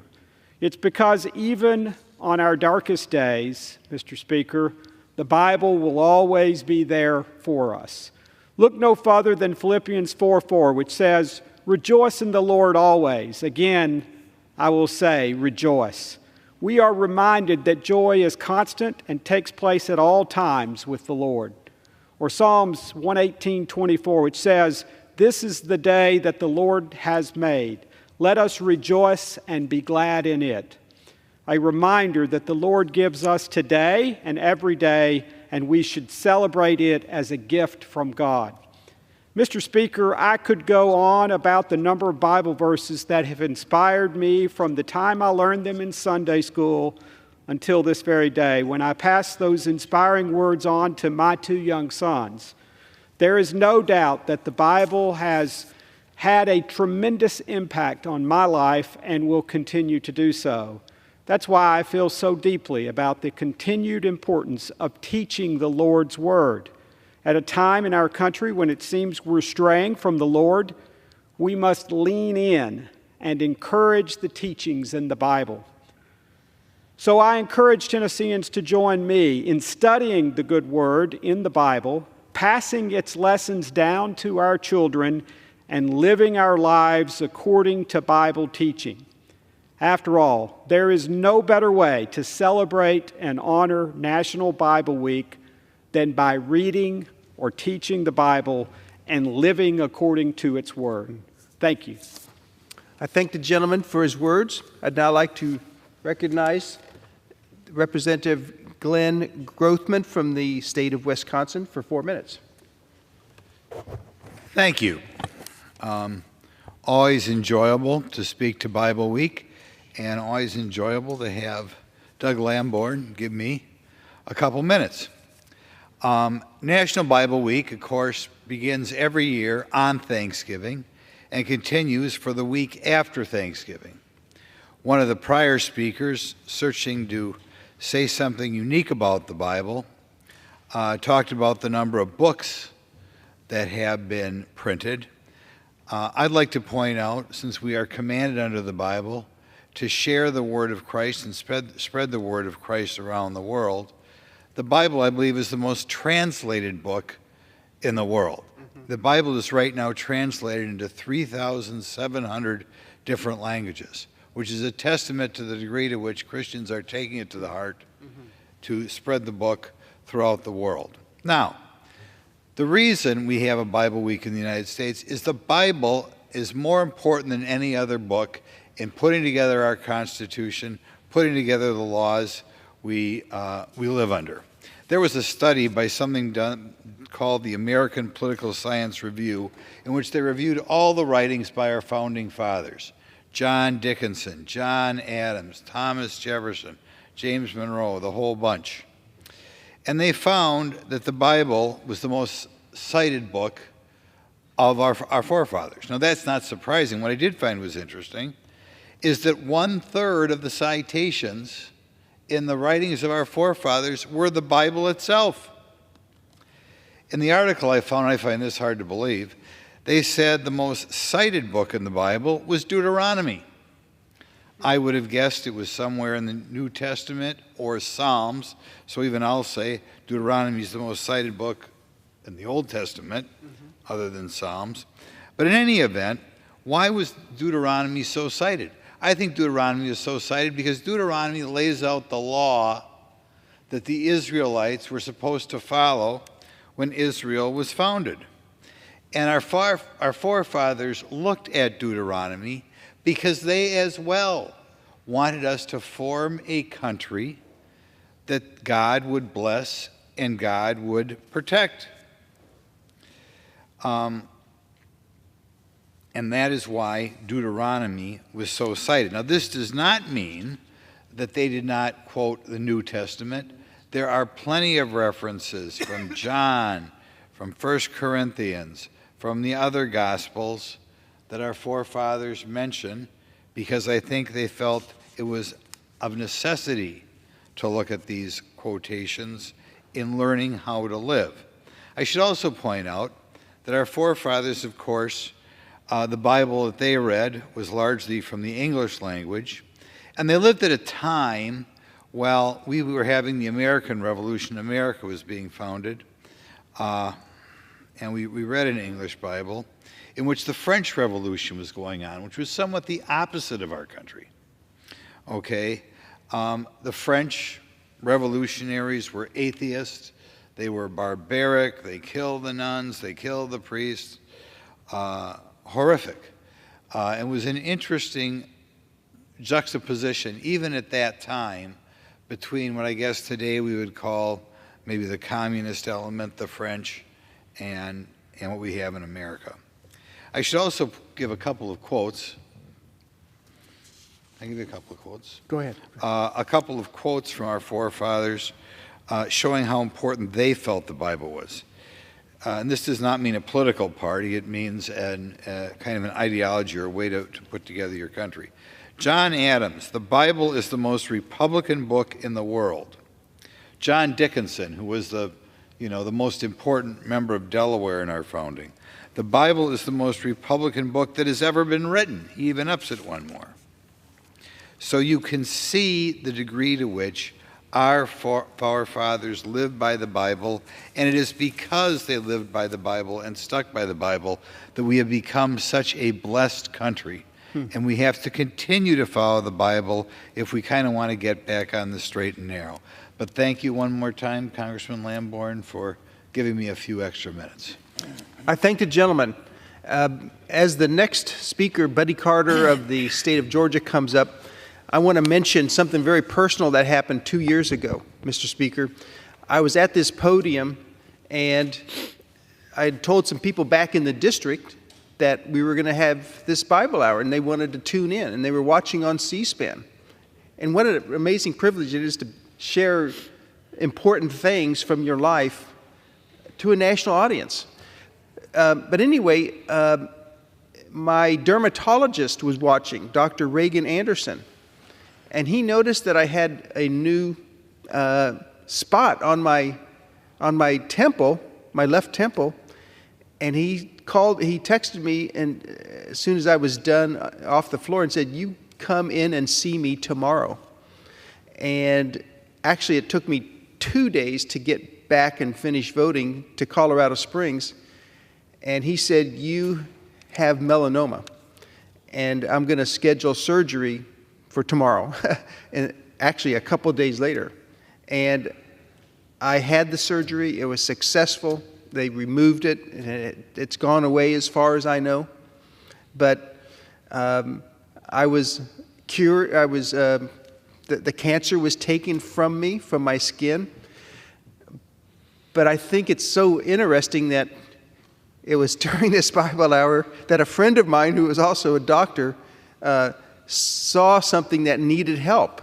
And so I'm so glad that it turned out that way, because I had never experienced that before, and I didn't know what to look for. And if you're in Colorado, which is a high-altitude state, be watching for changes in skin, because at high altitude it happens even more than in other places. But all of us need to be watching for that. And Buddy Carter is a healthcare professional, as a former pharmacist, and I welcome him for 3 minutes to share his thoughts. Well, I thank my friend, Mr. Lamborn, for hosting this tonight, and I also want to pay tribute to you for your years of service as a member of Congress, and let you know that you've been an inspiration to many of us here. Thank you. And we wish you well in your retirement. Mr. Speaker, I rise today to celebrate National Bible Week and to share with you that I'm actually reading through the Bible this year. I'm almost finished. We only have a few more days left this year, and so I'm almost there. Revelation. Yeah, I am in Revelation and Micah. And one of my favorite verse is Micah 6:8. And it's very special reading through it. And I think it's important to note that the study that I'm using was given to me, the book was given to me by the chair of Energy and Commerce this year, Kathy McMorris Rogers. She gave it to us, and I really appreciate her doing that. And she too is retiring this year, and certainly wish her well, and she's done an outstanding job as a member of Congress. But I do want to rise today in celebration of what is one of my favorite times of the year for several different reasons. Christmas time, a time that brings family, friends, food and fun, and football, all of those things. But it's important that we remember during this time the reason that we're celebrating this holiday, and that is the birth of our Lord and Savior, Jesus Christ. You know, it's easy to get wrapped up in the hustle and the bustle of Christmas time and to forget about what is most important. I'm certainly as guilty of that as I'm sure all of us are. But the Christmas season is a great opportunity for us to remind ourselves and each other that no matter what happens or what we do, we're surrounded by the love of God. And there's no better exhibition of this than the Christmas story. We're all familiar with the Gospel of John, chapter 3, verse 16, that tells us, "For God so loved the world that he gave his only begotten Son, that whoever believes in him shall not perish but have everlasting life." This is one of the most popular verses in the Bible, and for good reason. It paints a clear picture of God's never-ending love for his creation, us. No matter the sins that we commit, and we do, or how often we neglect the meaning of Christmas, God still loves us so much that he offers each of us a chance at eternal life. And that's certainly a gift none of us deserve, but all of us can have. I hope everyone will join me in rejoicing the love of God this Christmas season. I wish everyone a Merry Christmas and a Happy New Year. And again, thank you for hosting this here tonight. God bless you, Mr. Speaker. Thank you, and I yield back. I thank the gentleman for his gracious words, and he will be one of the people I miss when I retire in January. After 18 years of being here, there are so many great people I will miss, and there are things I won't miss, but there are some people I truly will miss. Representative Allen mentioned biblical prophecies being fulfilled, and there are hundreds of very specific prophecies that you can find in the Bible that were fulfilled exactly as foretold. It may have taken years for it to happen, but they were fulfilled exactly. And if you were to put odds on that, you know, it'd become astronomical that all that could be the case. And as opposed to something that's, you know, legends and fairy tales that were just made up by human invention. Another source of verification, validation of the Bible is archaeology. Every time there's an archaeological discovery in the Holy Land, it validates the biblical accounts. It never contradicts the biblical accounts. One example from a few decades ago was the Dead Sea Scrolls. Those were exactly, word for word, what other sources had said was the book of Isaiah or the book of Psalms, other Old Testament scriptures, and they were exactly the same. So there was a validation there. I'd like to inquire how much time is remaining. Little. Okay. Then I'm going to go ahead and conclude. It's been an honor to present this National Bible Week this week and for years in the past. I thank the colleagues who were here. I'm thankful for the Word of God in my own life and in the life of this country, and for the life of in the life of my wife and children and grandchildren as well. So, Mr. Speaker, I yield back. God bless America. Thank you. Under the Speaker's announced policy of January 9th, 2023, the Chair recognizes the gentleman from Virginia, Mr. Byer. Mr. Speaker, thank you very much. And I rise tonight to help manage the special order hour to recognize our wonderful friend who is now leaving us in the U.S. House, Ms. Jennifer Wexton.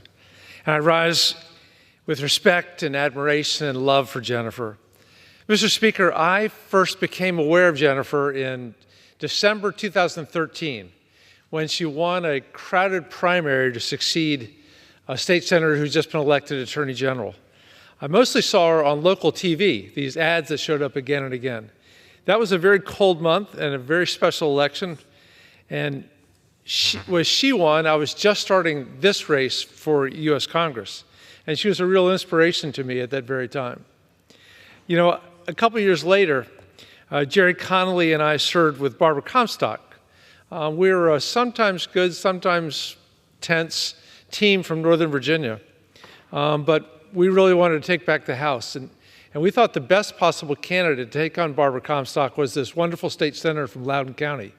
And Mr. Speaker, I remember calling Jennifer and saying, why don't you not give up your Senate seat, but jump into this race and take on Barbara. She's only been in for 2 years.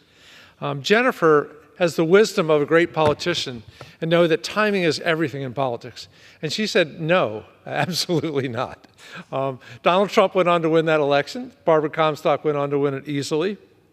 But maybe a bunch of us got something started in her mind, because 2 years later, there was a tough six-way primary with a number of very good women in that race. And Jennifer prevailed in that primary and went on to beat Barbara with 56% of two-term incumbent. And she has been just a delight and a great resource for Virginia ever since. Mr. Speaker, she actually went to the University of Maryland, but we forgive her because she went to law school at William & Mary. She redeemed herself. And I'm very proud to represent her parents who live in Alexandria, Virginia. She has a great husband, 2 sons.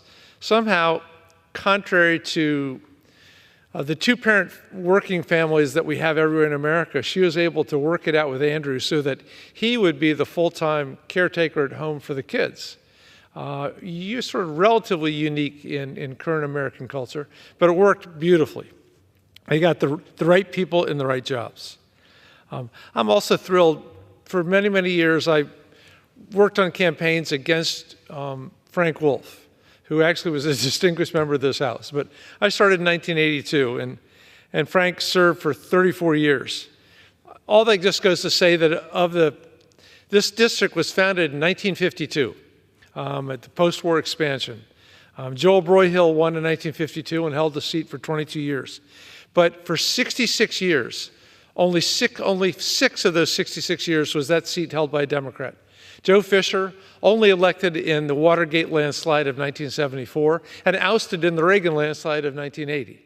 So then, after 66 years, finally, we get Jennifer Wexton, who comes back, turns the seat blue, gives us great representation. I believe the first Loudoun County member in the history of the country ever to represent Loudoun County in the U.S. Congress. I've loved working with her, as has Abigail Spanberger, Tim Kaine, Mark Warner, Jerry Connolly. All of us have come together on Northern Virginia issues and on Virginia issues to make enormous progress. You know, she is tough but kind, and the toughness has really come out in the last year. When first Jennifer believed that she had been diagnosed with Parkinson's, we saw a toughness and a resoluteness. But then when that diagnosis turned out to be much more serious, she called all of us to let us know that she wasn't quitting, that despite the at least short-term deterioration in her physical condition, she was resolute, she was full of courage, she was full of commitment, and through these long, difficult days, she has been here every single day, cast every single vote, been here patiently, listening, contributing whatever she could, using the latest technology to speak up.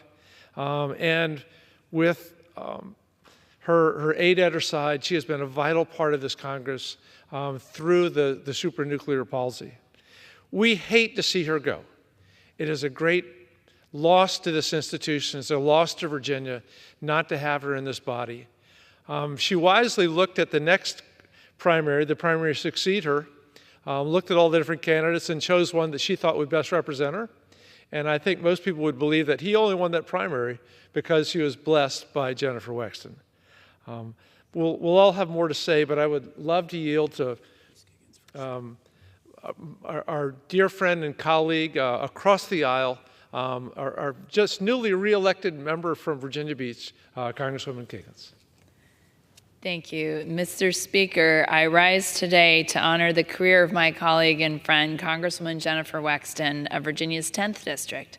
I first met Congresswoman Wexton, not here in the halls of Congress, but when I was elected to the Virginia State Senate in 2019, and I remember the day that she first came and visited us on the floor and how she went around the room and shook hands with every member, all 40 of us that day. While our time in the Virginia General Assembly did not overlap, her legacy of serving her constituents lived on in the chamber. When I entered Congress, I was elected as the second of 3 Jennifers to be elected to the 118th Congress from Virginia. I've enjoyed serving alongside these other 2 Jens as a member of the bipartisan Jennifer Caucus. Like so many in Virginia and across the country, I was saddened by the announcement of Congresswoman Wexton's diagnosis in September of 2023. While she announced that she would not be running for re-election in 2024, she fought against the odds to fulfill her commitment to her constituents and serve for the remainder of the 118th Congress. She also became an advocate for her disease process and a loud voice, and just brought awareness to so many of us here in the House of Representatives. Members of Congress will oftentimes stand here on the House floor and talk of the sacrifices they make to serve their districts. But, Mr. Speaker, you would be hard-pressed to find someone who has sacrificed more for her constituents than Congresswoman Wexton has over the past year and a half. Rather than leave Congress to spend time with her family and friends in Northern Virginia, she's remained here working every day. Even when her physical voice left her, she got very creative and with the help of technology has continued to be a strong advocate for the residents of Virginia's 10th District with distinction. The impact she left in Richmond and will leave in Washington is truly impressive and will be remembered by the citizens of Virginia for years to come. I thank my friend for her eagerness to continue serving against all odds and for her years of selfless sacrifice to our Commonwealth and to the United States of America. She will be missed by our entire Virginia congressional delegation, and I know that the Commonwealth of Virginia will be thinking of her and will be supporting her in the future. Thank you, and I yield back. Congresswoman Kiggins, thank you very much for staying late and for your thoughtful kind words. Let me now recognize the Dean of the Virginia delegation, recently re-elected by the steering committee this afternoon, hopefully to be the next ranking member of the Education Workforce Committee, Congressman Scott. Thank you, and I thank you for organizing this special order and giving us the opportunity to say some nice things about our good friend Jennifer Wexton. She's retiring after many years of dedicated service to the Commonwealth of Virginia and our nation. Since joining the House in 2019, Jennifer has been a relentless advocate for her constituents and a champion for equality, justice, and fairness. Before serving in Congress, she was the leader in the Virginia State Senate, where she led gun safety initiatives, expanded access to health care, and supported public education. And her legal background as both a prosecutor and an advocate for survivors of domestic violence still provides an important perspective to her service. During her time here in Congress, she has fought for working families, reproductive rights, transportation improvements. She's worked to expand broadband access, protect voting rights, advance climate initiatives, and during a time of bitter partisanship, Jennifer has also focused on bipartisan cooperation and working across the aisle to bring people together. Beyond her legislative accomplishments, her courage and resilience in facing her personal health challenges while continuing to serve her constituents exemplifies her strength, character, and grace. She is an inspiration to everyone who serves in this chamber and many others across the country. She's also placed a much-needed spotlight on the need for Congress to invest more resources in combating Parkinson's and other related neurodegenerative diseases.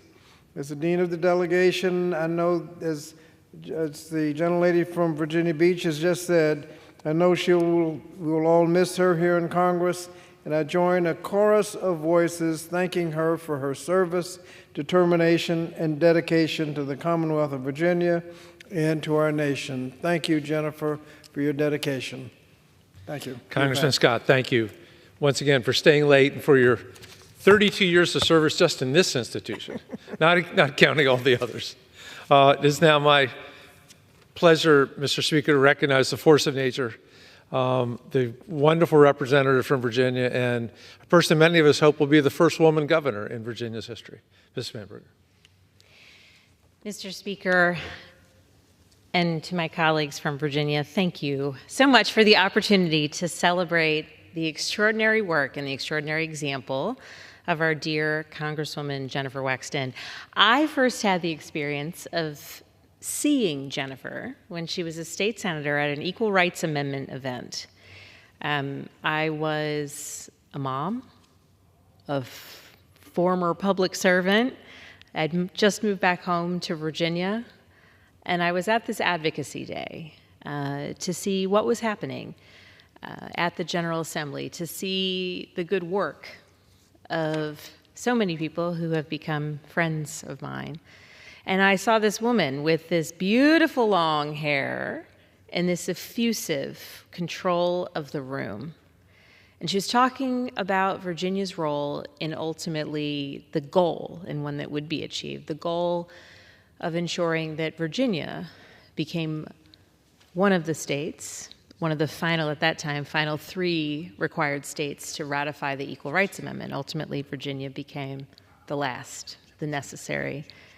And I remember watching her speak, full of vibrance and joy and humanity and humility, and I thought, she is amazing.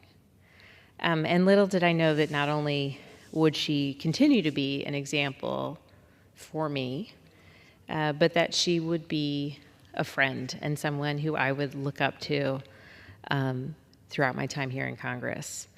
And what I know to be true about Jennifer is she is an extraordinarily witty, sometimes sassy, and devoted colleague.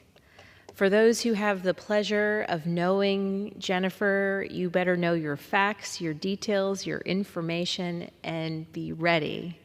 Because just when you think you're having a serious-minded conversation about a serious topic, she'll come right into the conversation with kind of her perspective. She's whip smart and she's funny.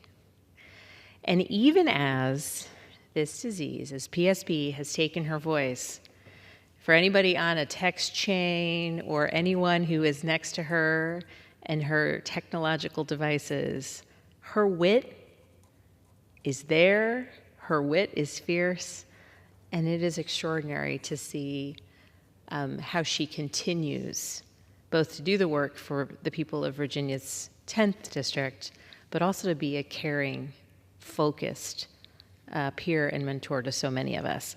I'm wearing this scarf today because while I met her many years ago when she was in the state Senate, where we really became friends was when we were both running for Congress in 2018. And this scarf shows so many of us who were on the ballot that year. And there's a picture of Jennifer right here with her gorgeous long hair and bright smile that shows her, as I know her to be, right, focused, thoughtful, and peering straight forward, even in this drawing that is on a silk scarf. Her stare and her focus is clear. And so since the first day that we all arrived here, so many in our class didn't come from state legislatures, came from a variety of backgrounds, bringing different expertise, different types of passion to our work in the halls of Congress. And at times it was Jennifer who chose to kind of herd the cats of the class of 2018, making sure that we were getting some of the procedural language correct, making sure that we were kind of seeing the forest through the trees. And for me, as a mother with 3 young daughters, our friendship, as I've watched her navigate being a mother to 2 teenage boys,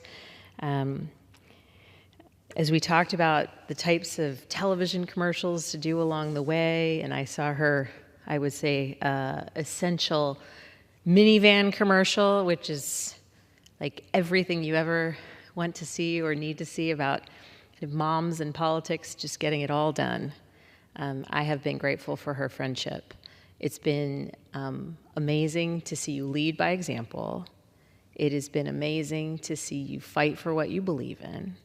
It has been amazing to see you live every single day full of vim, full of vigor, and with deep, deep humility and a focus on serving others.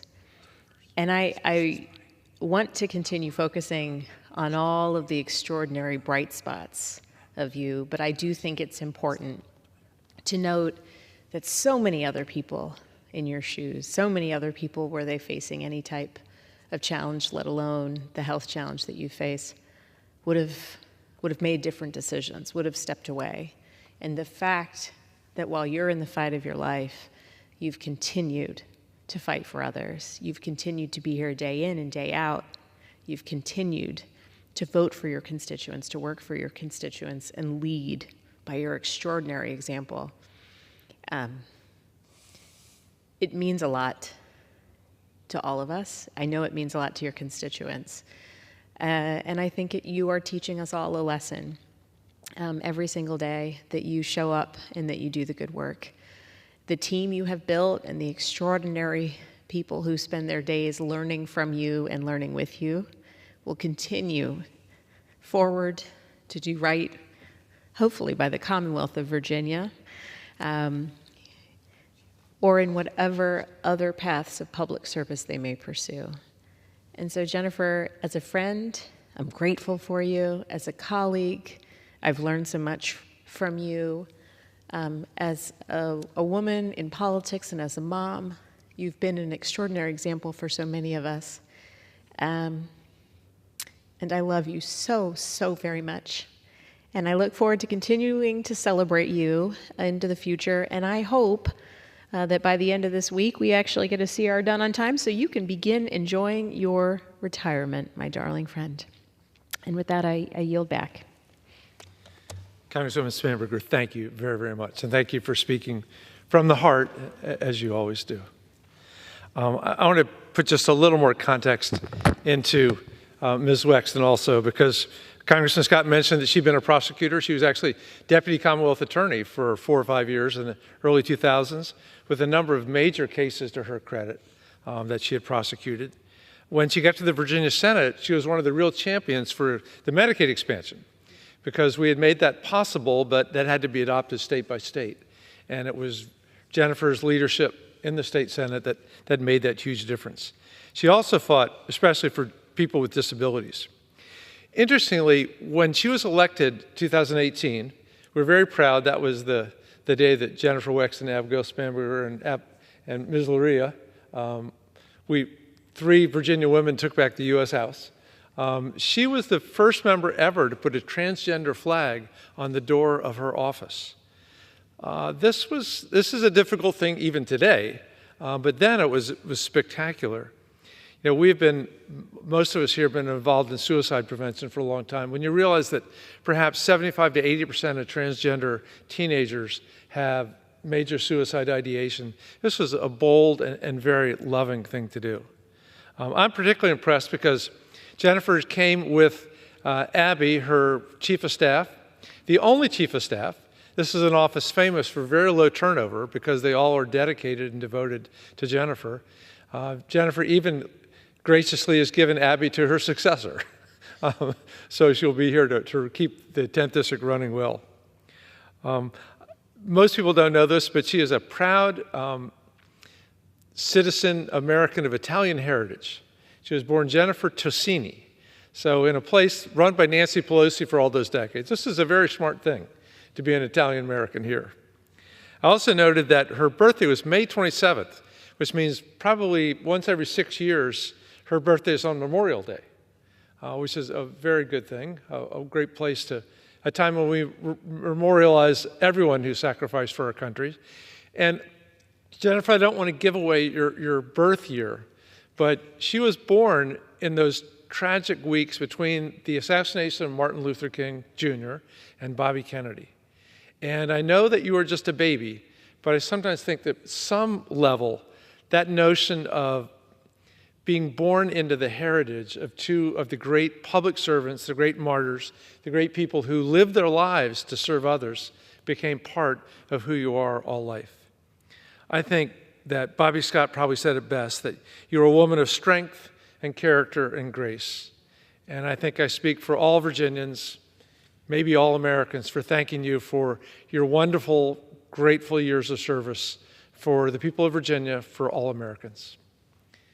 And with that, Mr. Speaker, I yield back. Oh, by the way, Mr. Speaker, before yielding back, I would like to point out that Jennifer Wexton did an eloquent, beautiful speech today in the Virginia House, and it's available on her Twitter account, or her X account, Rep. Wexton. So to all of you watching, please look at that speech. That will be so much better than anything that we could have said tonight. So with that, Mr. Speaker, I move that the House do now adjourn. In favor, say aye. Aye. Those opposed, no. The ayes have it. The motion's adopted. Accordingly, the House stands adjourned until 10 a.m. tomorrow for morning hour debate.